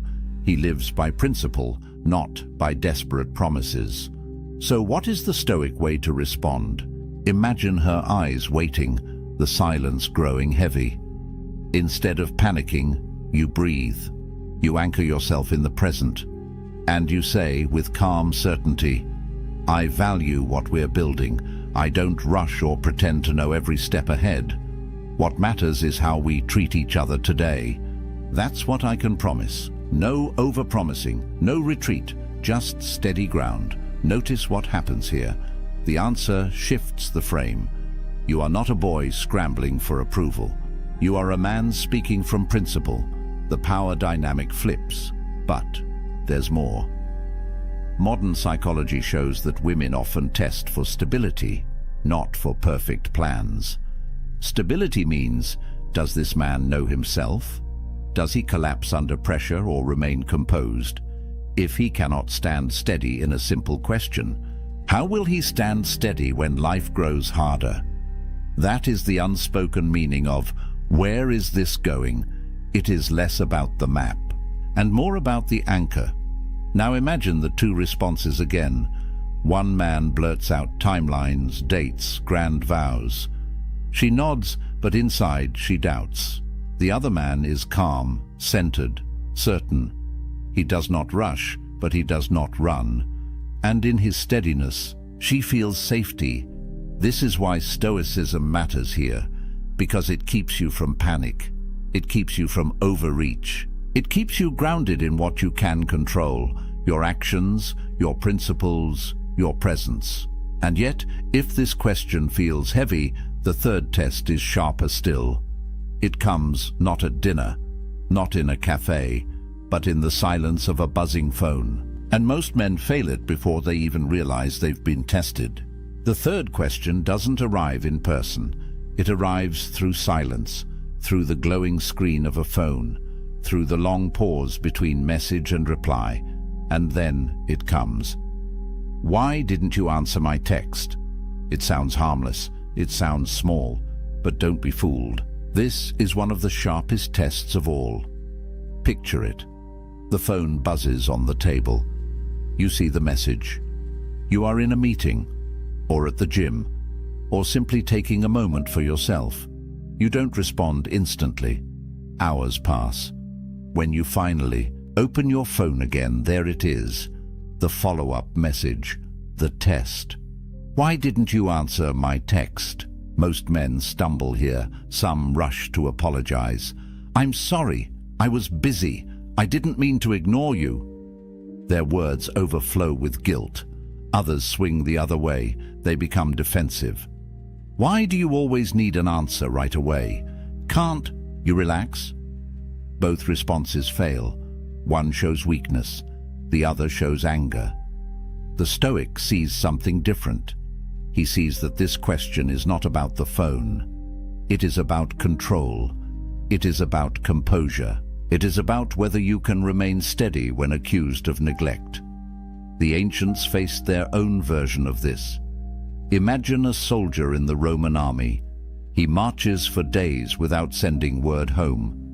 When he returns, his lover asks why he did not write. His answer is not panic, it is calm. My duty demanded my focus. I was where I needed to be. The message is clear. His actions spoke louder than the absence of words. Modern psychology confirms this. The instant response culture we live in creates anxiety. People expect immediate replies as if constant attention equals care. But the truth is the opposite. A man who jumps at every ping of his phone shows that his focus is owned by others.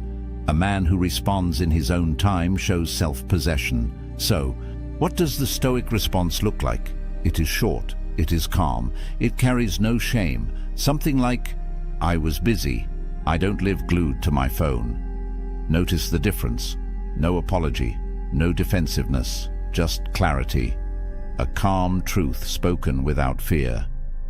This is the heart of Stoicism in relationships. The Stoic does not collapse into guilt when tested. He does not explode in anger either. He remains anchored. His time is his own. His focus is his own. And here lies the deeper meaning. When she asks why you didn't answer, she isn't counting minutes. She is counting steadiness. She is testing whether you belong to yourself. If you do, she feels your strength. If you don't, she feels your weakness. So ask yourself, when silence falls, who owns your attention?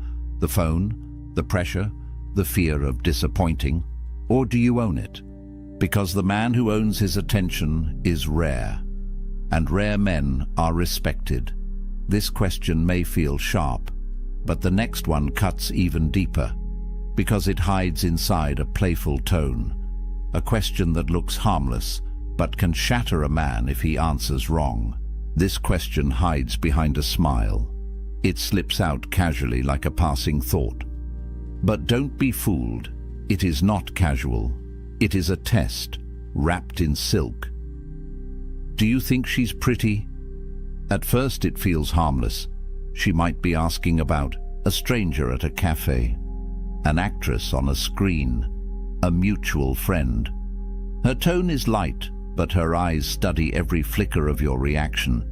Picture the moment. A man shifts uncomfortably. He looks away. He shakes his head too quickly. No, Course not, she's nothing compared to you. But the words sound hollow. The denial feels forced, and something shifts. Trust erodes. Another man takes the opposite route. He answers carelessly, "Yes, she's gorgeous, way more attractive than most." The room grows cold, her smile fades, and in that instant, the damage is done. Both men failed, one out of fear, the other out of thoughtlessness. Here's the truth. This question isn't about beauty, it's about honesty. It's about loyalty. It's about whether you can hold balance in a trap. The Stoics understood the power of balance. They lived in a world of extremes, luxury and poverty, glory and ruin. Marcus Aurelius warned himself not to be swept away by pleasure, nor crushed by fear. Moderation, clarity, steadiness, that was the way. So how does the Stoic respond here? Not with frantic denial, not with careless honesty, but with calm truth that affirms without betraying. Yes, acknowledge reality. If a woman is beautiful, admit it plainly, but then anchor yourself in loyalty, in the present bond. Something like, "She's attractive, but I'm with you for a reason, short, steady, true." Notice what happens with this answer. You don't lie, you don't collapse, you don't betray, you stay balanced, and balance commands respect. There's a deeper layer too. When she asks, "Do you think she's pretty?" she is not seeking your taste in women. She is seeking proof of integrity. Will you lie to soothe her ego? Will you wander in your gaze? Or will you stay grounded in honesty and loyalty at the same time? The Stoic man knows that truth and virtue cannot be separated. Epictetus said, "If it is not right, do not do it. If it is not true, do not say it." To deny beauty where it exists is to speak falsehood. To dismiss your own bond is to lack virtue. But to hold both in balance is to reveal strength. This test matters because it doesn't look like a test. It looks playful, but hidden beneath the joke is a blade aimed at your honesty. And if you falter, the cut is deep. Most men fail here without even realizing it. They either fear the truth or they mishandle it. But the Stoic response is rare, calm, simple, anchored.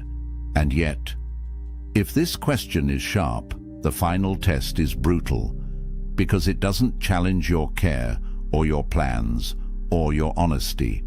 It challenges your very identity.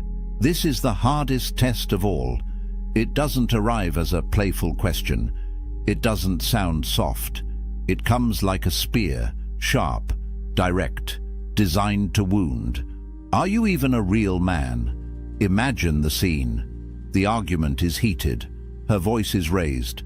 Her patience is gone. And then, in a burst of anger, the words land. They are not gentle. They are not disguised. They are meant to provoke. Most men fail instantly. Some explode in rage. "How dare you say that? Of course I'm a man." Their anger betrays insecurity. Others shrink. They stammer. They lower their eyes. And in silence, they confirm the accusation. But this is not what the Stoic does. The Stoic understands that insults reveal more about the speaker than the target. Words are noise. They cannot touch the essence of who you are. Only your reaction can do that. Marcus Aurelius wrote, "If someone despises me, that's their problem. My only concern is not doing or saying anything deserving of contempt. That is the heart of this test. Not defending your manhood, not proving it with aggression, but standing so calmly that the words lose all power." Picture two men again. The first slams his fist on the table. His rage fills the room. She sees weakness, not strength. The second holds her gaze. He doesn't flinch, and he says quietly, "I don't need to prove it with words. My actions speak." The silence that follows is heavier than a shout, because in that moment, the power shifts. the test is passed, respect is earned. Psychology confirms this dynamic. Challenges to masculinity trigger deep instincts. Many men feel they must defend or attack, but true strength is self-possession. A man who knows himself doesn't need to fight for his identity. He already owns it. The Stoics lived this way. They were warriors, emperors, slaves, philosophers. Their manhood was not measured in titles or bravado.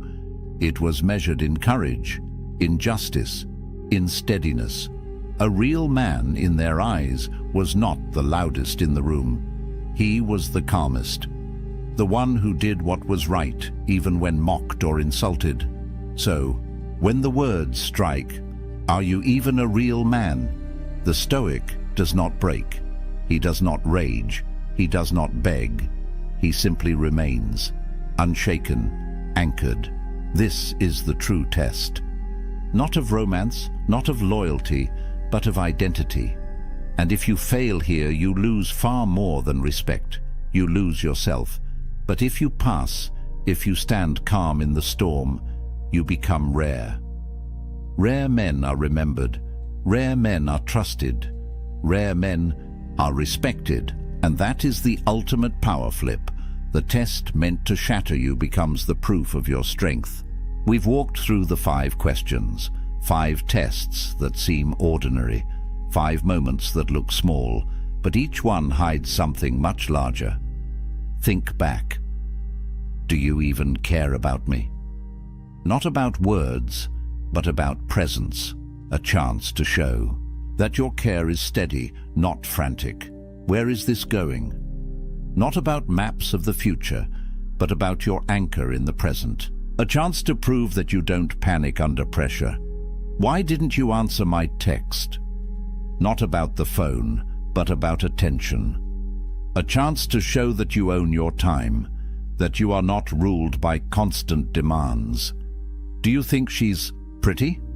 Not about beauty, but about honesty and loyalty. A chance to reveal balance, truth without betrayal. And finally, are you even a real man? Not about insult, but about identity. A chance to stand calm when provoked, to show strength without noise. 5 questions, 5 mirrors, 5 opportunities to either collapse or rise. Why does this matter? Because life will test you in the same way, not always with these exact words. Sometimes with silence, sometimes with rejection, sometimes with pressure from the world itself.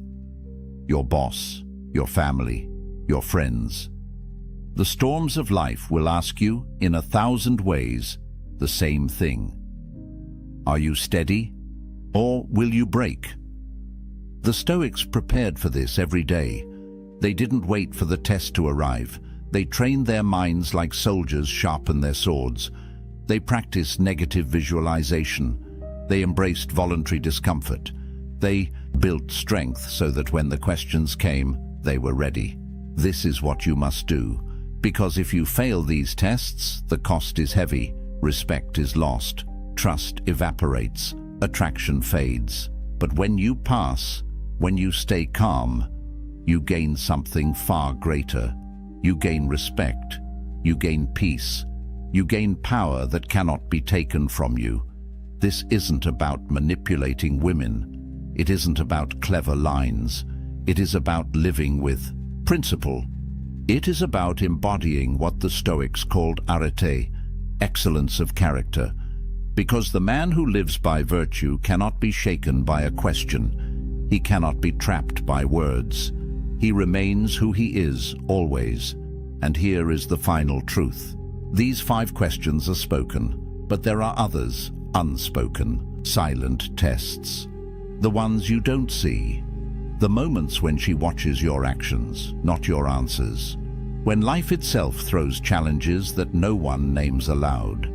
And those silent tests, they are even more dangerous because you don't know when they will strike. You don't hear them coming, and you only realize you've been tested when it's already over. That is what we'll explore next.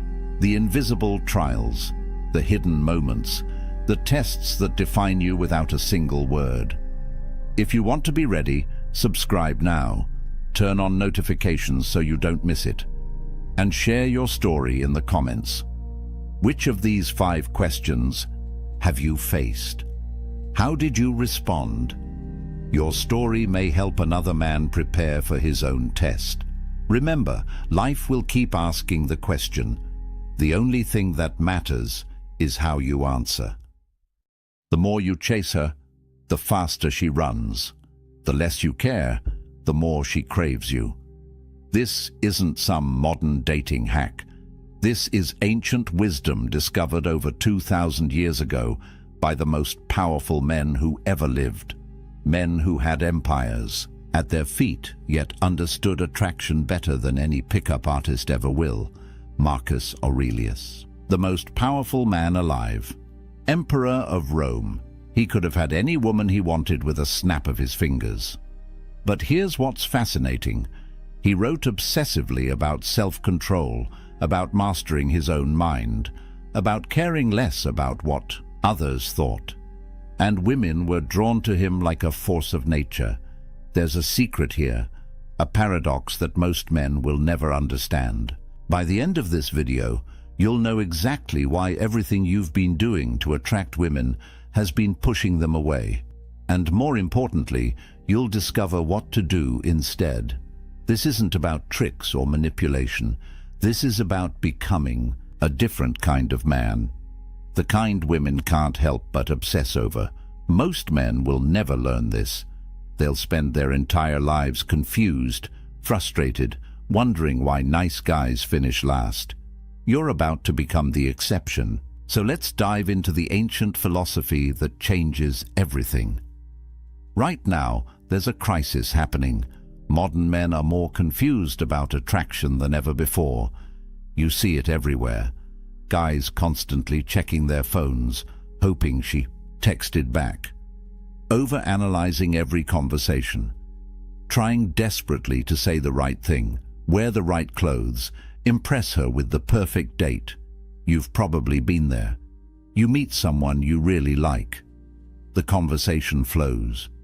You think, there's a connection. Then you text her, and you wait. Minutes turn into hours. Hours turn into days. That sinking feeling in your stomach. Did I say something wrong? Should I text again? Maybe she didn't see it, so you send another message. Something casual, trying not to seem desperate. Still nothing. Now you're spiraling. You're checking Instagram to see if she's active. You're asking your friends what you should do. You're replaying every moment of your interaction, trying to find where it went wrong. Here's what's devastating. You did everything right according to modern dating advice.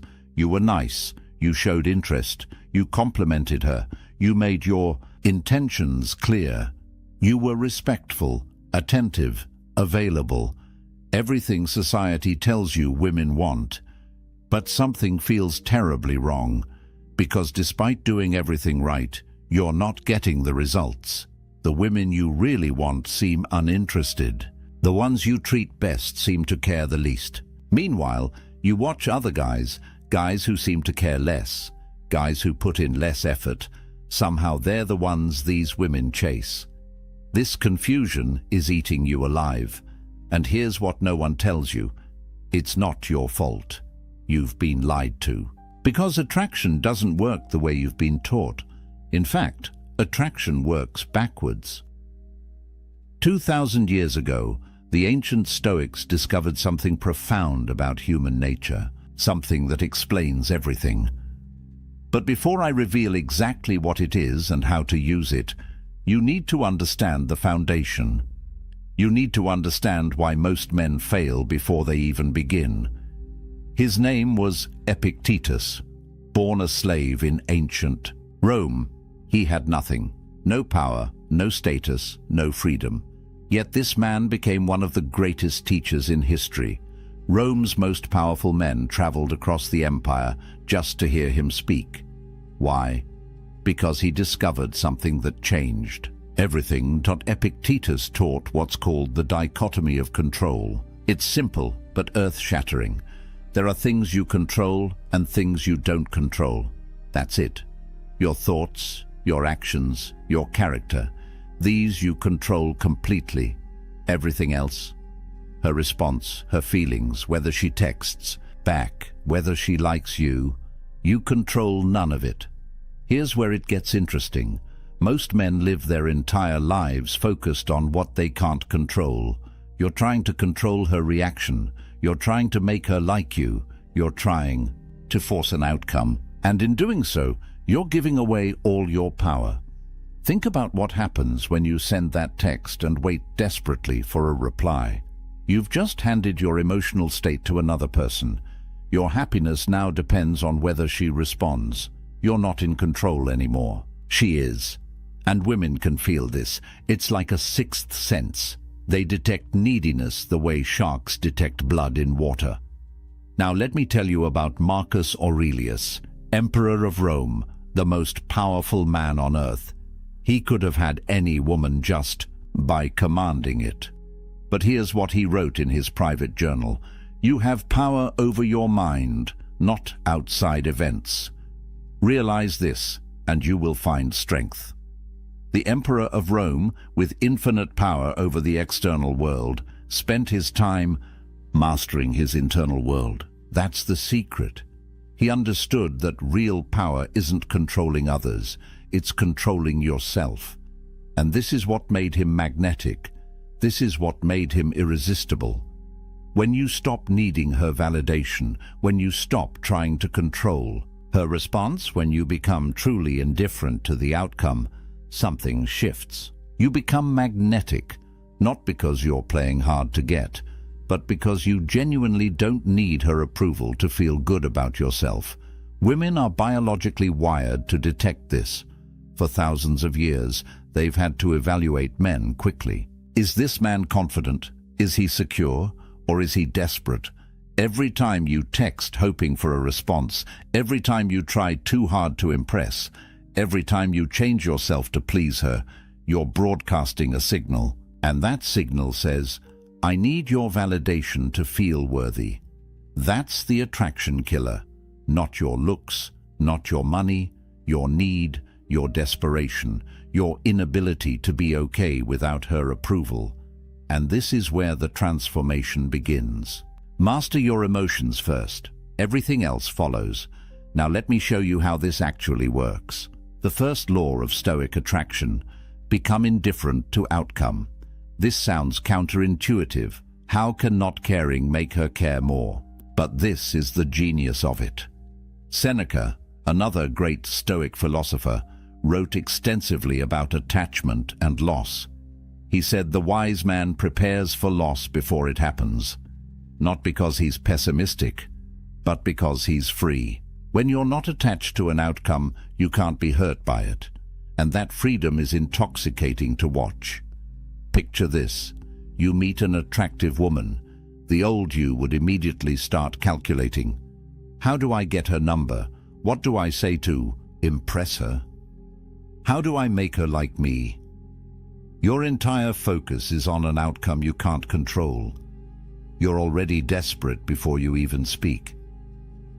The Stoic approach is completely different. You talk to her because the conversation itself is interesting, not because you need something from her. If she's into it, great. If not, also great. Either way, your value doesn't change. You're outcome independent. Here's what happens in her mind. She's used to men who want something from her, men whose entire demeanor changes based on her responses, men who are performing for her approval. Then she meets you, and you're different. You're present, engaged, interesting, but you're not auditioning. You're not trying to win her over, you're just being. This creates a question in her mind. Why isn't he trying to impress me? Most men she meets are so eager to please, but you're not. This makes you rare. This makes you interesting. This makes her want to know more. The mistake most men make is investing too early. You have one good conversation and you're already planning the wedding. You create an imaginary relationship in your head. Then when reality doesn't match your fantasy, you're devastated. You feel rejected, hurt, angry. The Stoic fix is simple. Treat every interaction as complete in itself. That conversation was good, because the conversation was good. Not because of where it might lead, not because of what you might get from it. The interaction had value in itself. When you adopt this mindset, the power dynamic shifts completely. She goes from being your goal to being your guest. You're not trying to win her. You're evaluating whether she adds value to your already complete life. You're the prize being pursued, not the pursuer hoping to be chosen. And women feel this shift. It's magnetic. Seneca said, "He who is brave is free. Brave enough to not need her, free from the outcome." And that freedom is what makes you irresistible. But here's where most men still get it wrong. Even when they understand not being needy, they're still making a critical error. They make the woman their purpose. Everything revolves around getting her, keeping her, pleasing her. This is still weakness in disguise. Marcus Aurelius wrote, "The impediment to action advances action. What stands in the way becomes the way." He understood that obstacles, challenges, rejection, these aren't problems. They're the path forward. They make you stronger. Here's the reframe that changes everything. Your life purpose comes first. Your mission, your goals, your growth, your excellence. She's not the goal. She's a complement to an already extraordinary life. Not the missing piece that makes you whole. You're already whole. Think about the men that women can't resist. Not the guys trying hardest to get them, but the men who are so focused on their purpose that women have to work to get their attention. The athlete focused on his training. The entrepreneur building his business. The artist lost in his craft. These men aren't ignoring women to play games. They genuinely have something more important, and this creates a powerful dynamic. While you're building, she's watching. She sees a man who doesn't need her validation because he's getting validation from his accomplishments. She sees a man who doesn't have time to play texting games because he's too busy creating something meaningful. She sees a man who can't be manipulated because his worth isn't tied to her opinion. This is what excellence looks like. Physical excellence. You're training your body not to impress her, but because you respect yourself. Mental excellence. You're reading, learning, growing because mediocrity is unacceptable to you. Spiritual excellence. You're developing your character because that's what defines a man. Professional excellence. You're building something meaningful because that's your contribution to the world. Stop performing for her. Start performing for yourself. The paradox is this. Self-focus creates other attraction. When you become obsessed with your own growth, others become obsessed with you. Marcus Aurelius said it perfectly. Waste no more time arguing what a good man should be. Be one. Stop theorizing about attraction. Stop reading advice on what women want. Become the man who is so excellent that the question answers itself. Become undeniable. Now let me clear up a massive misconception. Stoic doesn't mean emotionless. This is where most men get confused and end up looking like robots. The Stoics weren't advocating for suppressing emotions. They were teaching controlled emotion. And there's a world of difference. Marcus Aurelius loved his wife deeply. Seneca wrote beautiful letters about affection and care. Epictetus taught his students about proper love and attachment. These weren't cold men. They were men who chose when and how to express emotion. They weren't controlled by their feelings. They controlled their feelings.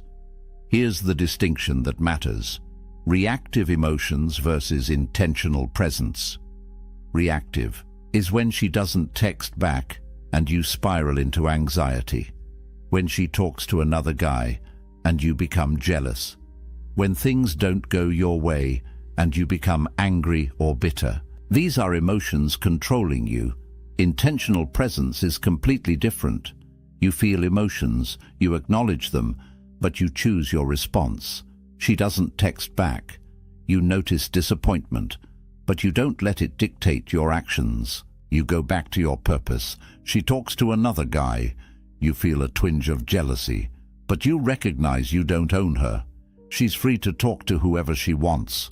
Things don't go your way. You feel frustration, but you see it as information, not catastrophe.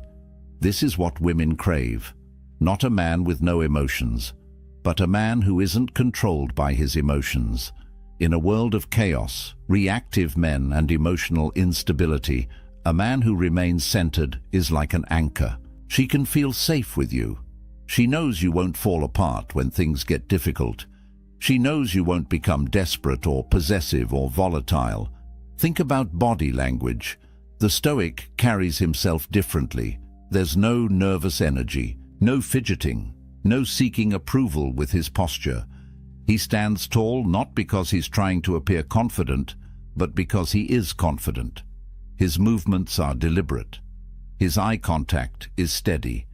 His presence commands respect without demanding it, and when he speaks, he says less but means more. No rambling to fill silence, no over-explaining to justify himself, no supplicating to win approval. He speaks with intention. Every word carries weight. He doesn't need to convince you of anything. He's stating reality. Marcus Aurelius gave us the framework. The best revenge is not to be like your enemy. Applied to attraction, don't mirror desperate behavior.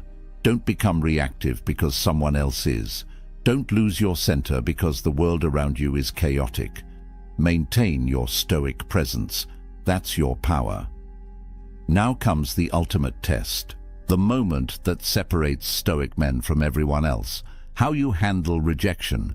Because rejection will come. It comes for everyone. The question is, what do you do with it?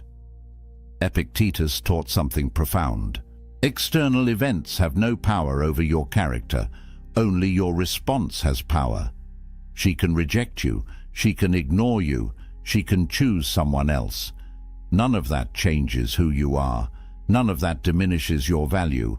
Only you can do that with your reaction. Here's where most men reveal their desperation. She says no, and they crumble, or they get angry, or they try to convince her, or they ask what's wrong with them. All of these responses communicate the same thing. My worth was dependent on your acceptance, and now I'm destroyed. The Stoic response is radically different.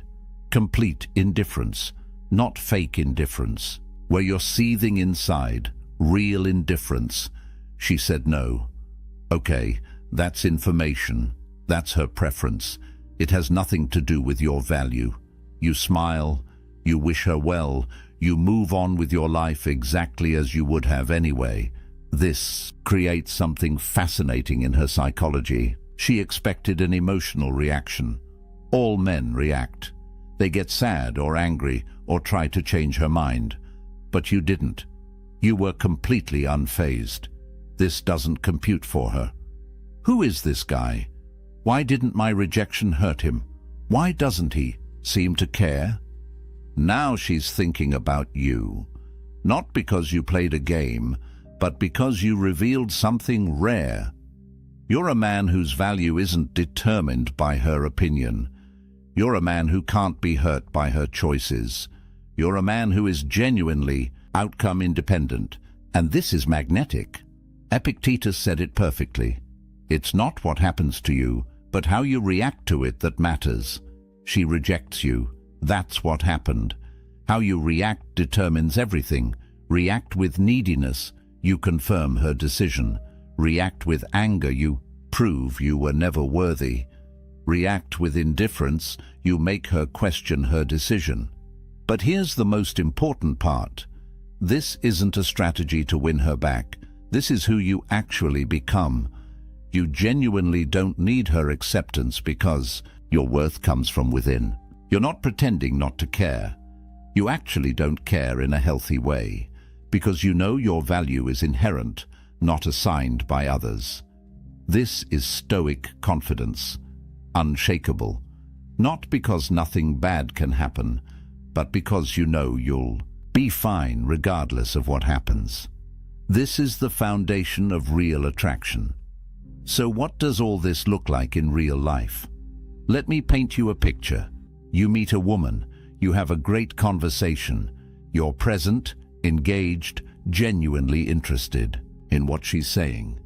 But you're not performing, you're not trying to impress her, you're just being the excellent man you've become. You get her number, you text her once, something simple, direct, no games. If she responds, great. If not, also great. You don't check your phone every 5 minutes. You don't analyze her response. Time. You're too busy with your purpose to obsess. You ask her out.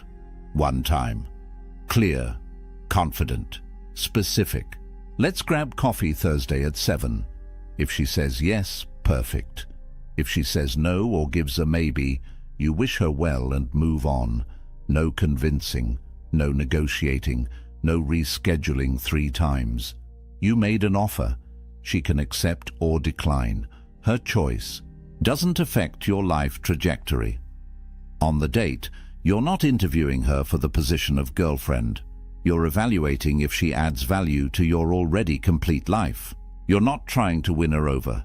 She's trying to win you over. The power dynamic is reversed. If she likes you, excellent. If she doesn't, also excellent. Either way, you go back to your life, back to your purpose, back to your excellence. She's a potential addition, not the foundation. If a relationship develops, it's built on something solid, not neediness, not desperation, not fear of being alone, but genuine appreciation between 2 whole people. You don't need her. You choose her. And she doesn't need you. She chooses you. Partnership of equals. Not 2 incomplete halves trying to make a whole. This is what Stoic relationships look like. Built on virtue, not validation. Built on respect, not neediness. Built on choice, not desperation. The transformation is complete. You're not the chaser anymore. You're the chooser. You're not the man hoping to be picked. You're the man doing the picking. And women feel this shift. It's undeniable. You're not learning tricks. You're becoming the man she can't resist. Not because you're manipulating her, but because you've become genuinely excellent, genuinely centered, genuinely outcome independent. This is real attraction. This is Stoic attraction. Here's the truth. This isn't easy. Stoicism is practice, not perfection. Marcus Aurelius was the emperor of Rome, and he still struggled with these principles daily. That's why he wrote Meditations. It was his private journal to remind himself of these truths. You're not going to master this overnight, but starting today you can practice one principle, just one. Maybe it's outcome independence. Maybe it's focusing on your purpose. Maybe it's handling the next rejection with indifference. Pick one thing and practice it. In 30 days of genuine practice, your entire reality will change. Not because women suddenly find you more attractive, but because you'll become actually more attractive. You'll carry yourself differently, you'll speak differently, you'll respond to situations differently, and women will notice. Trust me, they'll notice. Remember what we covered. Emotional mastery through the dichotomy of control, indifference to outcome, self-excellence as your primary focus, rejection as fuel instead of failure. These aren't tricks. This is character development. This is becoming a man of value. Before you go, I want to hear from you. Drop a comment right now. Which law will you master first? Outcome independence, self-excellence, emotional control, or rejection resilience? Let me know, because I read every comment and I want to see your progress. If this resonated with you, If this changed how you think about attraction, hit that subscribe button and turn on notifications. Next week, I'm revealing the Stoic morning routine that amplifies everything we talked about today by 10 times. You don't want to miss that. Here's what I want you to remember. Marcus Aurelius ruled an empire. You're just mastering your own mind. If he could do it while managing Rome, you can do it while managing your life. You've got this. The principles are simple. The practice takes dedication, but the results are life-changing. Stop chasing. Start becoming. She'll find you. The excellent man is never alone for long. He's too valuable, too rare, too magnetic. Become that man. The ancient Stoics showed you how. Now it's your turn to walk the path. Stop chasing. Start becoming. She'll find you. There's a weapon more dangerous than any sharp tongue, more powerful than the loudest voice in the room. It's the one thing weak men fear most and strong men wield without effort. Silence. Not the silence of a coward who has nothing to say, but the calculated, deliberate silence of a man who knows exactly when to speak and when to let his presence do the talking. In a world drowning in noise, where every fool with a phone thinks their opinion matters, where grown men argue like children over things they can't control, true power has become rare. And that power lives in the space between words. The ancient Stoics understood something that modern men have forgotten. Marcus Aurelius, the most powerful man in Rome, could have commanded legions with a word, could have silenced any critic with his authority. Yet his journals reveal a man obsessed not with what he should say, but with what he should leave unsaid. Epictetus, who went from slave to one of history's most respected philosophers, built his entire teaching on the foundation of restraint. And Seneca, advisor to emperors, wrote more about the dangers of loose lips than he did about the power of persuasion. These weren't weak men. These weren't cowards. They were warriors, leaders, philosophers who shaped the world, and they all knew one undeniable truth. A man who masters his mouth masters his life. Today, I'm going to show you 6 situations where silence isn't just golden, it's absolutely lethal. These moments will separate you from 99% of men who talk themselves into weakness every single day. One of these situations involves a trap so subtle that even smart men fall into it, destroying their reputation without realizing it. By the end of this video, you'll never look at conversation the same way again. You'll understand why the quietest man in the room is often the most dangerous. And you'll learn how to wield silence like the ancient philosophers did, as a weapon that cuts without ever being drawn. So, if you're ready to stop being just another voice in the crowd and start becoming the man everyone remembers, the man people respect even when he says nothing, then pay attention. Because what I'm about to share isn't theory, it's battle-tested wisdom that's been proving itself for over 2,000 years. Let's start with the first situation, and this one hits home for every man who's ever been confronted by someone who's lost control. Picture this. You're in a meeting, or maybe at a family gathering, or just having a conversation. Suddenly, someone comes at you with pure rage. Their face is red, their voice is raised, they're attacking your character, your decisions, your very existence. Everything in your body screams at you to fight back, to defend yourself, to match their energy and put them in their place. And that's exactly what weak men do. They take the bait, they raise their voice, they defend, explain, justify. They step into the ring thinking they're showing strength, when really they're revealing the exact opposite. Here's what the Stoics knew that most men never learn. Anger is temporary insanity. Seneca wrote extensively about this. When someone is angry, they're not thinking, they're reacting. Their rational mind has been hijacked by emotion, and in that state, they're essentially having a conversation with themselves.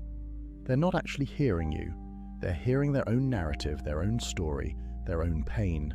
So when you respond with words, with explanations, with counter-arguments, you're feeding the beast. You're giving their insanity something to latch onto, something to justify itself against. But when you go silent, everything changes. Silence in the face of anger is like throwing water on fire. The angry person expects resistance. They're geared up for a fight. Their entire emotional system is primed for your reaction, and when you give them nothing, when you simply stand there with calm eyes and a closed mouth, something extraordinary happens. They're forced to confront their own reflection. Without your words to bounce off, their anger has nowhere to go but back into themselves. And in that moment, they begin to hear how they sound. They begin to see how they look. The mirror you're holding up through your silence is far more devastating than any comeback you could deliver. Marcus Aurelius faced opposition constantly.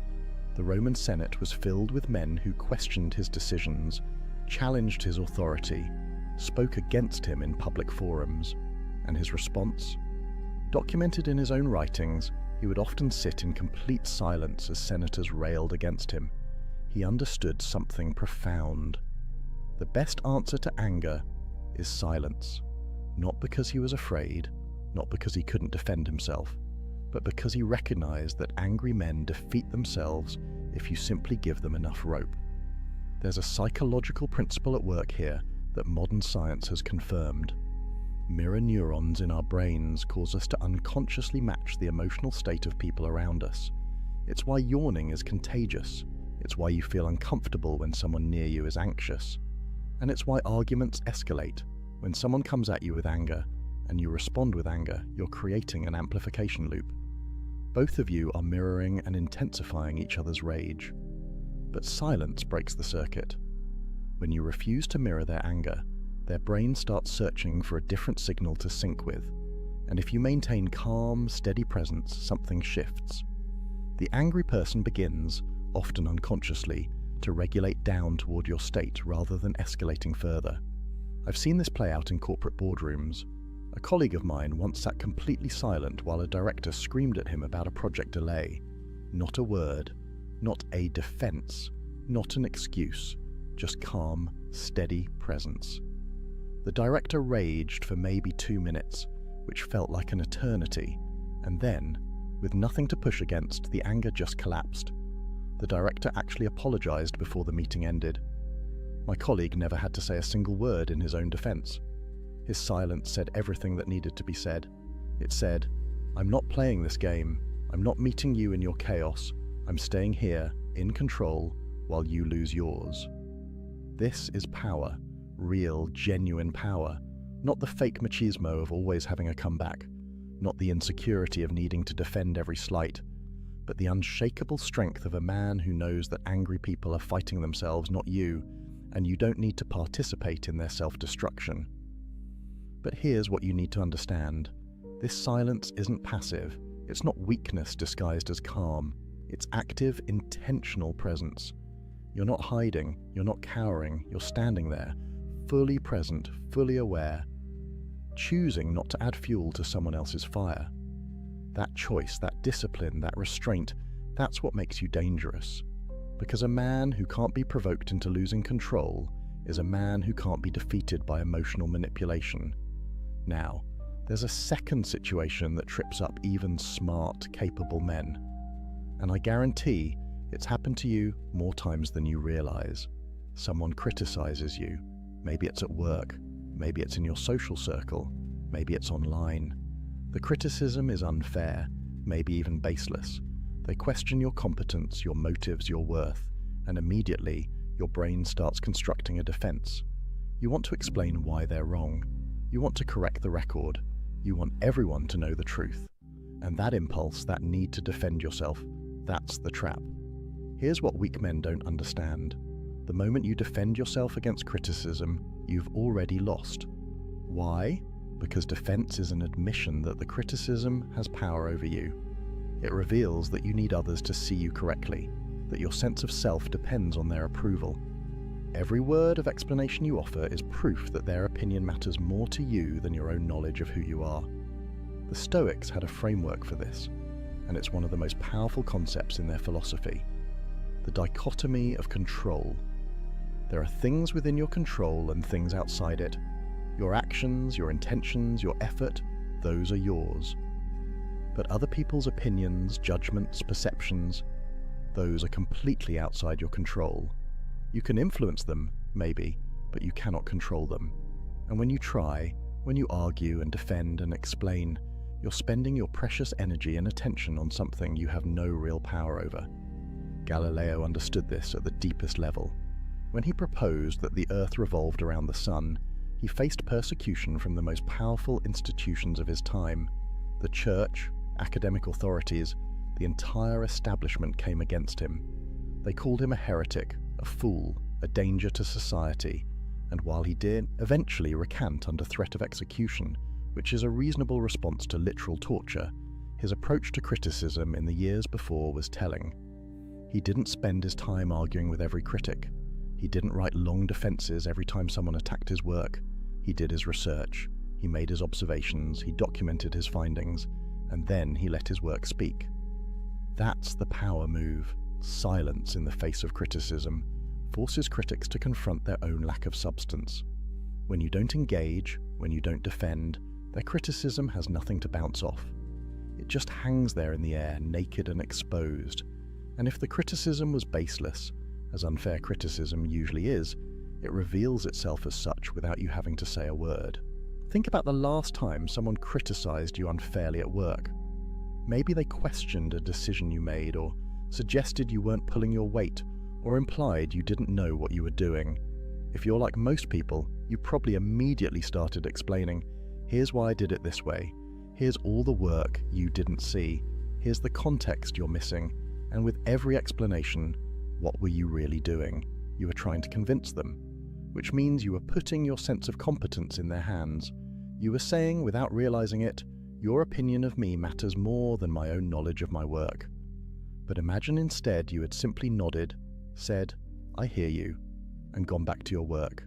No defense, no explanation, no justification, just acknowledgement and a return to producing results.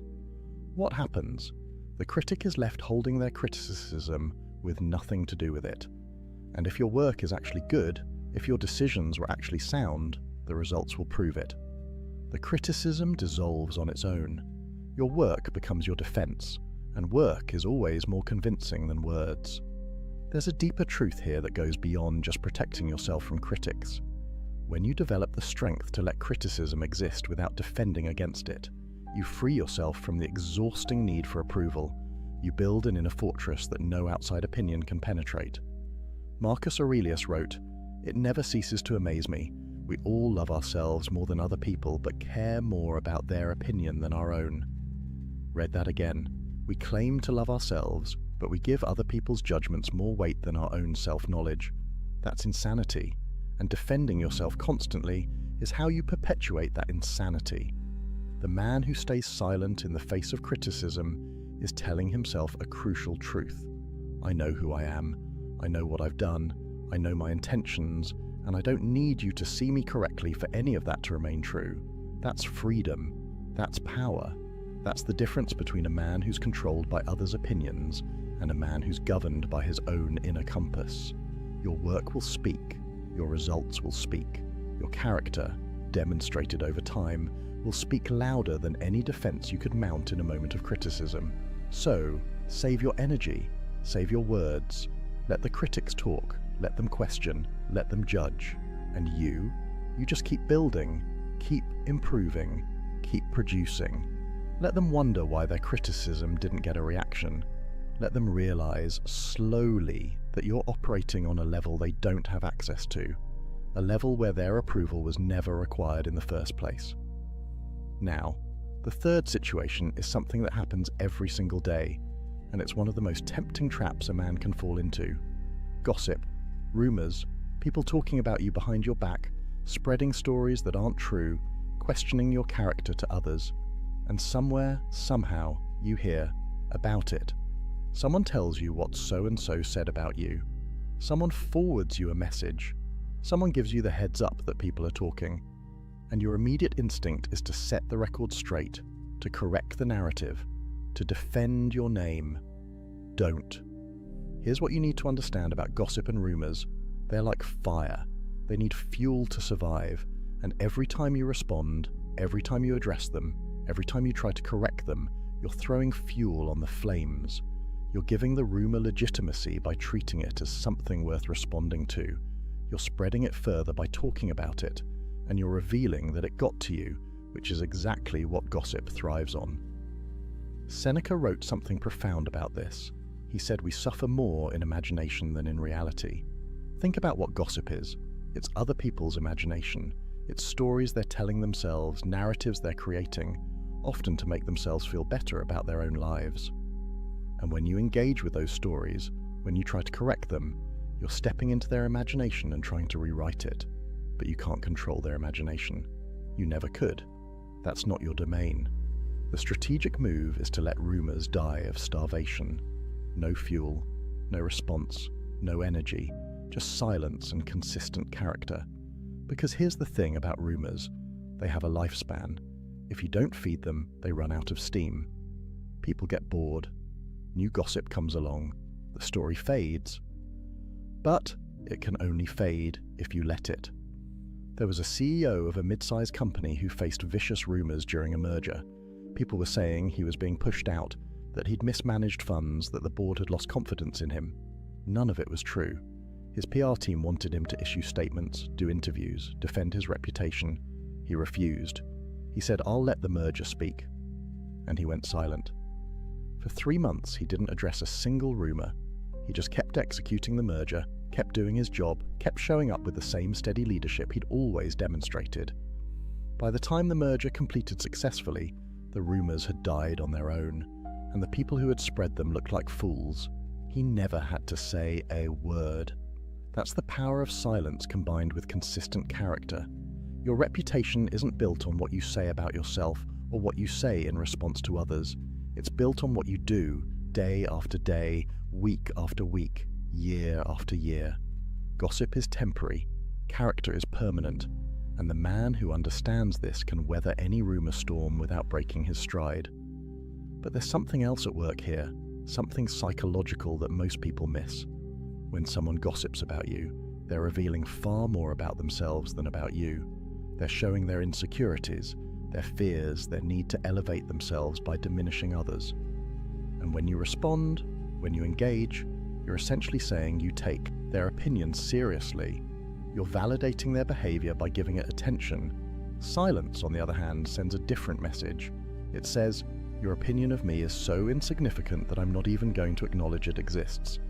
It says I'm operating at a level where your gossip can't reach me. It says I have more important things to focus on than correcting every false story that circulates about me. That's not arrogance. That's priority. That's understanding where your energy is best spent. And it's definitely not spent on defending yourself to people who've already decided to believe something false. The Stoics believed that your character is like a fortress. Marcus Aurelius called it the inner citadel. It's a place inside you that external events can't touch, can't damage, can't penetrate. Gossip is an external event. It's happening out there, in other people's mouths and minds. But your character, your truth, your knowledge of who you are, that's in here, in the citadel. And a strong fortress doesn't send soldiers running out every time someone shouts insults from outside the walls. It simply stands, unshaken, unmoved, confident in its own strength. Over time, this approach does something remarkable. It builds such a strong reputation for integrity that rumors can't stick to you. People who know you, people who've seen your consistent character, they don't believe the gossip, and people who don't know you, their opinions don't matter anyway. You end up with a kind of immunity, not because you fought every rumor, but because you ignored them all and let your life be your testimony. So, when you hear that people are talking, when you discover a rumor circulating, when someone tells you what so-and-so said, take a breath. Recognize it for what it is, other people's imagination, other people's insecurity, other people's entertainment, and then go back to being who you are. Let them talk, let them wonder why you're not reacting. Let them eventually realize that while they were gossiping, you were building. While they were talking, you were doing. While they were imagining, you were living in reality. The fourth situation is subtle, but it's one of the most revealing tests of a man's character. And most men fail it without even realizing they're being tested. You're in a meeting, a social gathering, a group conversation. Someone else is getting praised. Maybe they accomplished something impressive. Maybe they're being recognized for their work. Maybe everyone's attention is on them, celebrating their success. and as you sit there listening, a thought creeps in. But I did something just as good. But I worked just as hard. But no one's acknowledging what I've done. And you feel this almost irresistible urge to interject, to mention your own accomplishments, to make sure people know you're successful too. Stop right there, because what you're feeling is your ego screaming for validation. And if you listen to it, if you speak up, you're about to reveal something you don't want to reveal: insecurity. Here's what weak men don't understand. When you feel the need to mention your own accomplishments while someone else is being praised, you're announcing to everyone in the room that your sense of worth depends on external recognition.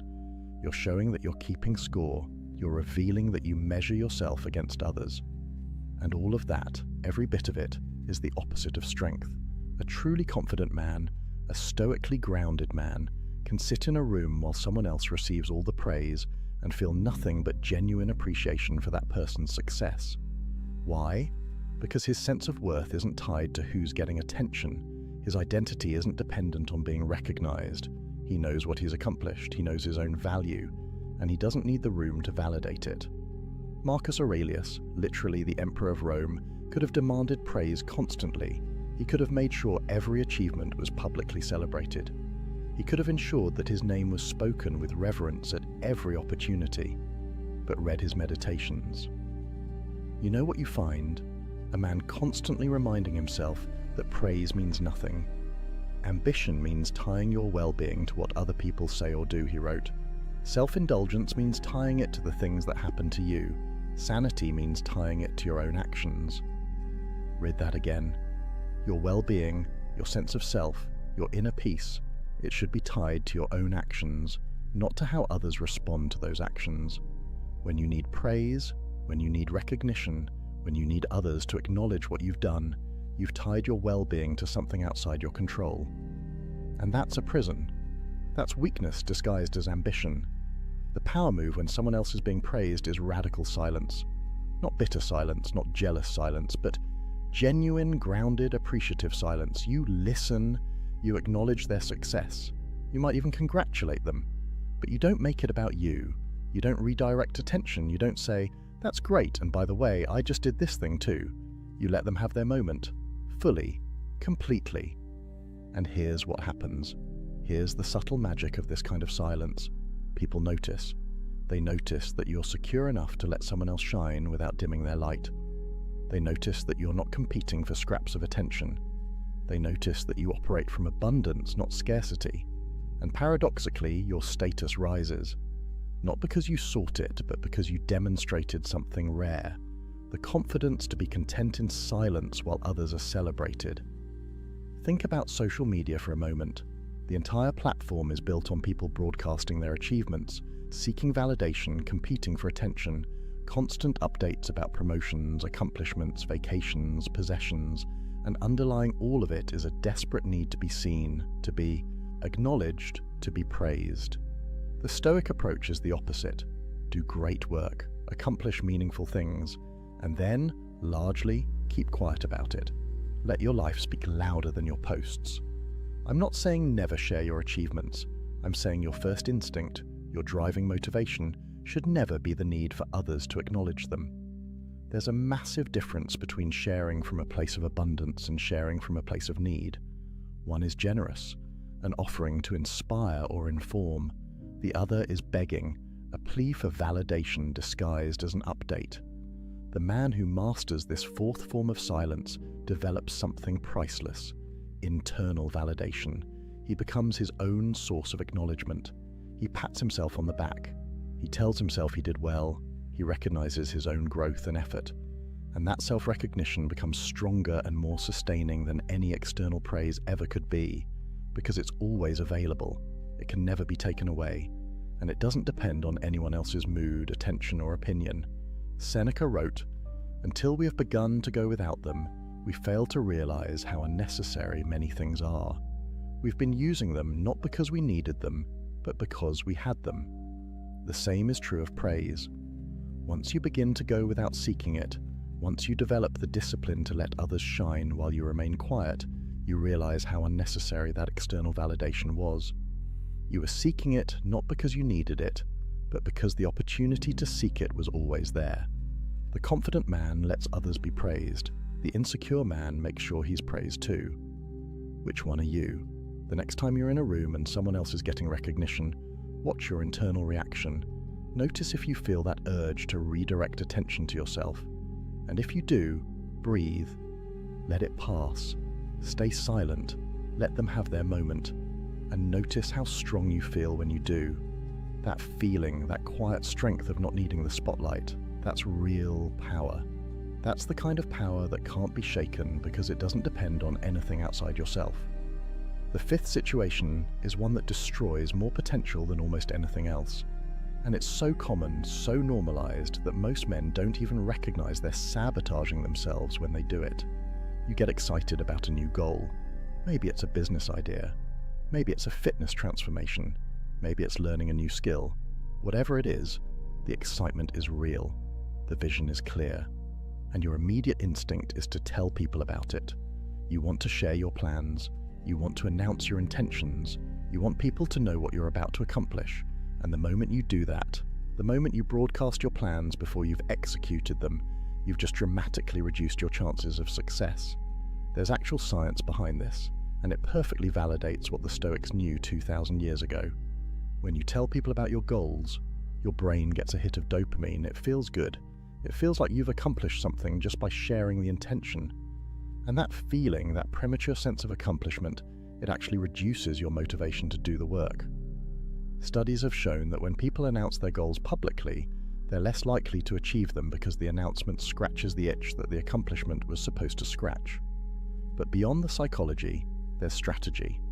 When you share your plans too early, you invite doubt, negativity, and sabotage, often from people who don't even mean to derail you.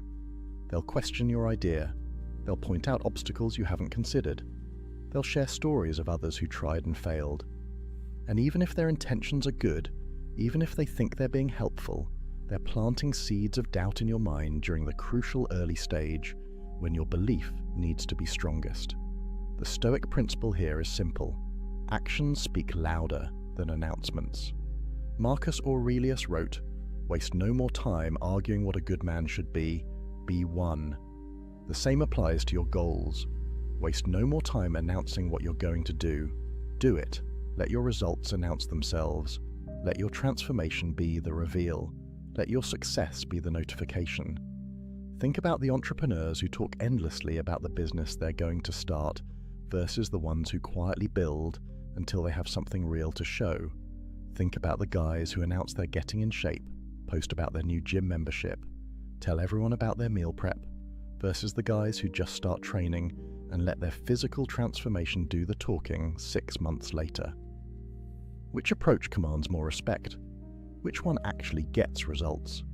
There's power in moving in silence. When you keep your plans to yourself, you maintain strategic advantage. Competitors don't know what you're working on. Doubters can't plant seeds of uncertainty. Negative people can't drain your energy with their skepticism. You're operating in stealth mode, building momentum without interference, accumulating small wins without the pressure of public accountability to people who don't actually matter.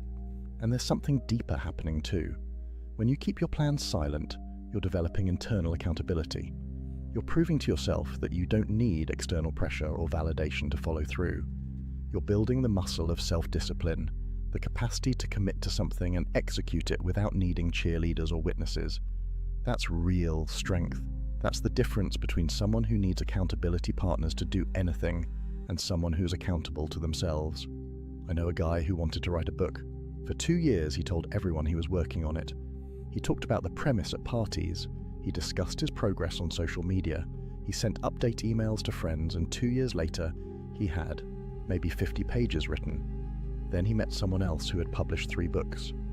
When he asked this person how they did it, the answer was simple. I stopped talking about writing and started writing. I told no one. I just wrote every day. And when the first draft was done, then I mentioned it. That's the difference. One person needed the validation of others knowing he was a writer. The other just quietly became one. The man who announces his plans is creating accountability to the wrong people.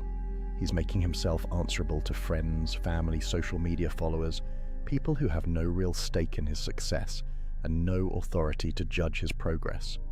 The man who keeps his plans silent is accountable only to himself and to reality. Either he does the work or he doesn't. Either the results materialize or they don't. No one to make excuses to, no one to explain himself to, just him and his commitment. Seneca advised, let your progress become your proof, not your promises, not your announcements, your actual, tangible, undeniable progress. That's what earns respect. That's what can't be argued with. Anyone can talk about what they're going to do. The man who keeps quiet and then shows up with results, that man is rare. That man is dangerous, because he's demonstrated that his word to himself is stronger than his need for external validation. So the next time you feel excited about a goal, about a plan, about a vision, feel that excitement fully. Let it fuel you, but keep it to yourself. Guard it like a secret. Protect it from the energy vampires, the doubters, the well-meaning but ultimately unhelpful opinions of people who aren't in the arena with you. Work in silence, build in private, and when the time comes, when you have something real to show, let your results do the announcing. Let people be surprised. Let them wonder when you found the time, how you developed the discipline, why they didn't see it coming. That surprise, that gap between their perception and your reality, that's the signature of a man who knows how to move with power. Talk less, do more. Let the world catch up to what you've already become. Now, the sixth and final situation is perhaps the most difficult. It requires a level of wisdom that most men spend their entire lives developing, and yet, it's one of the most common scenarios you'll face. You know you're right, you have the facts, you have the truth, you have the logical high ground, but the person you're talking to, they're not listening, they're not open, they're dug into their position and no amount of evidence, reasoning or explanation is going to change their mind, and you face a choice. Do you keep trying to convince them? Do you keep presenting your case? Do you keep fighting to be acknowledged as correct? Or do you let it go? This is where most men stumble, because there's something in us, something deep and primal that needs to be recognized as right when we know we are. It feels like defeat to walk away from an argument we could win. It feels like cowardice to let someone remain wrong about something we could correct. And so we keep talking, keep explaining, keep arguing, even when we know it's futile, even when we can see that nothing we say will make a difference. The Stoic wisdom here is brutal in its clarity. Some battles aren't worth fighting, not because you'd lose, but because winning gains you nothing. Epictetus taught that some people simply aren't ready to hear truth. Their current understanding, their current level of consciousness, their current emotional state, it makes them incapable of receiving what you're offering, even if what you're offering is absolutely correct. And when you encounter someone like this, the wise response isn't to try harder, it's to save your energy. Marcus Aurelius wrote, "The object of life is not to be on the side of the majority, but to escape finding oneself in the ranks of the insane." Sometimes the sanity is in recognizing that you can't save everyone from their own ignorance. You can't force growth on someone who isn't ready. You can't argue someone into enlightenment, and trying to do so doesn't make you noble or persistent. It makes you a fool wasting resources on an unwinnable fight. Think about the last time you got into an argument online. You presented facts. They dismissed them. You provided sources. They questioned the sources. You broke down the logic. They moved the goalposts. And 3 hours later, you were exhausted, frustrated, and they hadn't changed their position 1 millimeter. What did you gain? Nothing. What did you lose? 3 hours of your life, a significant amount of mental energy, and probably some peace of mind. Was being right worth that cost? The man who masters this sixth form of silence understands something crucial. Being right doesn't require being heard. Your correctness doesn't depend on someone else acknowledging it. The truth is the truth, whether they accept it or not. And sometimes, probably more often than you'd like, the most powerful thing you can do is let someone be wrong. There's a concept in Stoicism about choosing your battles. Not every hill is worth dying on. Not every argument is worth having. Not every wrong idea is worth correcting. You have finite energy, finite time, finite attention. And every moment you spend trying to convince someone who doesn't want to be convinced is a moment you're not spending on something that actually matters, something that's actually within your control, something that actually moves your life forward. I watched a friend destroy a relationship with his father over politics. They had opposite views, both intelligent, both passionate, both convinced they were right. And every family gathering turned into a debate. Every phone call became an argument. My friend couldn't let it go. He had to make his father see reason. He had to win the argument. And eventually, they stopped speaking. Years of silence. All because my friend couldn't accept that some minds won't change and some arguments aren't worth the cost of winning them. Compare that to someone I know who has completely opposite political views from his entire family. And he simply doesn't engage. When conversations turn to politics, he stays quiet. When people ask his opinion, he gives vague answers and changes the subject. When someone tries to bait him into an argument, he smiles and says something like, "I'm sure you're right," and walks away. Is he a coward? No, he's wise. He's recognized that winning political arguments with his family gains him nothing and costs him relationships he values. So he chooses silence. He chooses peace. He chooses to let them be wrong about whatever they want to be wrong about because his relationship with them matters more than being acknowledged as correct. That's the mark of maturity. That's the difference between a man governed by ego and a man governed by wisdom. The ego says you must be right and you must be recognized as right. Wisdom says, sometimes being at peace is more valuable than being proven correct. Seneca wrote about this extensively. He talked about how the wise man is discerning about where he spends his attention. He doesn't engage with every fool who challenges him. He doesn't correct every error he encounters. He doesn't try to educate everyone who misunderstands. Instead, he focuses on what he can actually influence, what actually matters, what actually aligns with his values and goals. Everything else, he lets it be. This doesn't mean you become passive. This doesn't mean you never stand up for truth. There are absolutely times when speaking up is necessary, when silence would be complicity, when the stakes are high enough that you must engage regardless of whether you'll win. But those situations are rarer than you think. Most of the time, most of the arguments you're tempted to have, they're not about justice or truth or principle. They're about ego. They're about being seen as smart, as right, as superior, and that's not worth your energy. The liberation that comes from letting people be wrong is profound. You stop carrying the weight of other people's ignorance. You stop feeling responsible for educating everyone who doesn't get it. You stop exhausting yourself trying to change minds that don't want to change. Instead, you invest that energy in yourself, in your growth, in your goals, in the people who actually want to learn from you, in the battles that actually matter. Being right doesn't require being heard.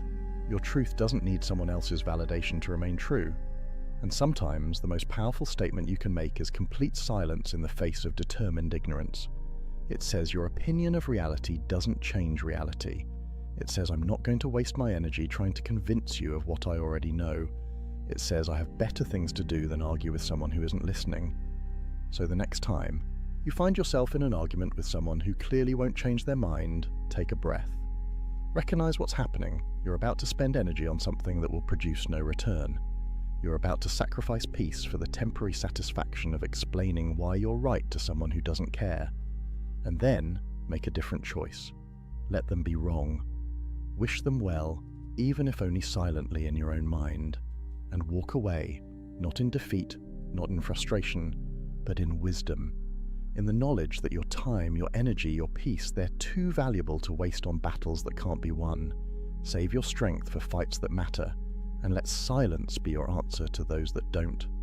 So here we are, 6 situations where silence is your ultimate weapon. When someone attacks you with anger, when critics try to provoke you, when gossip and rumors circulate, when someone else receives praise, when you're tempted to announce your plans, and when you're right, but speaking won't change anything.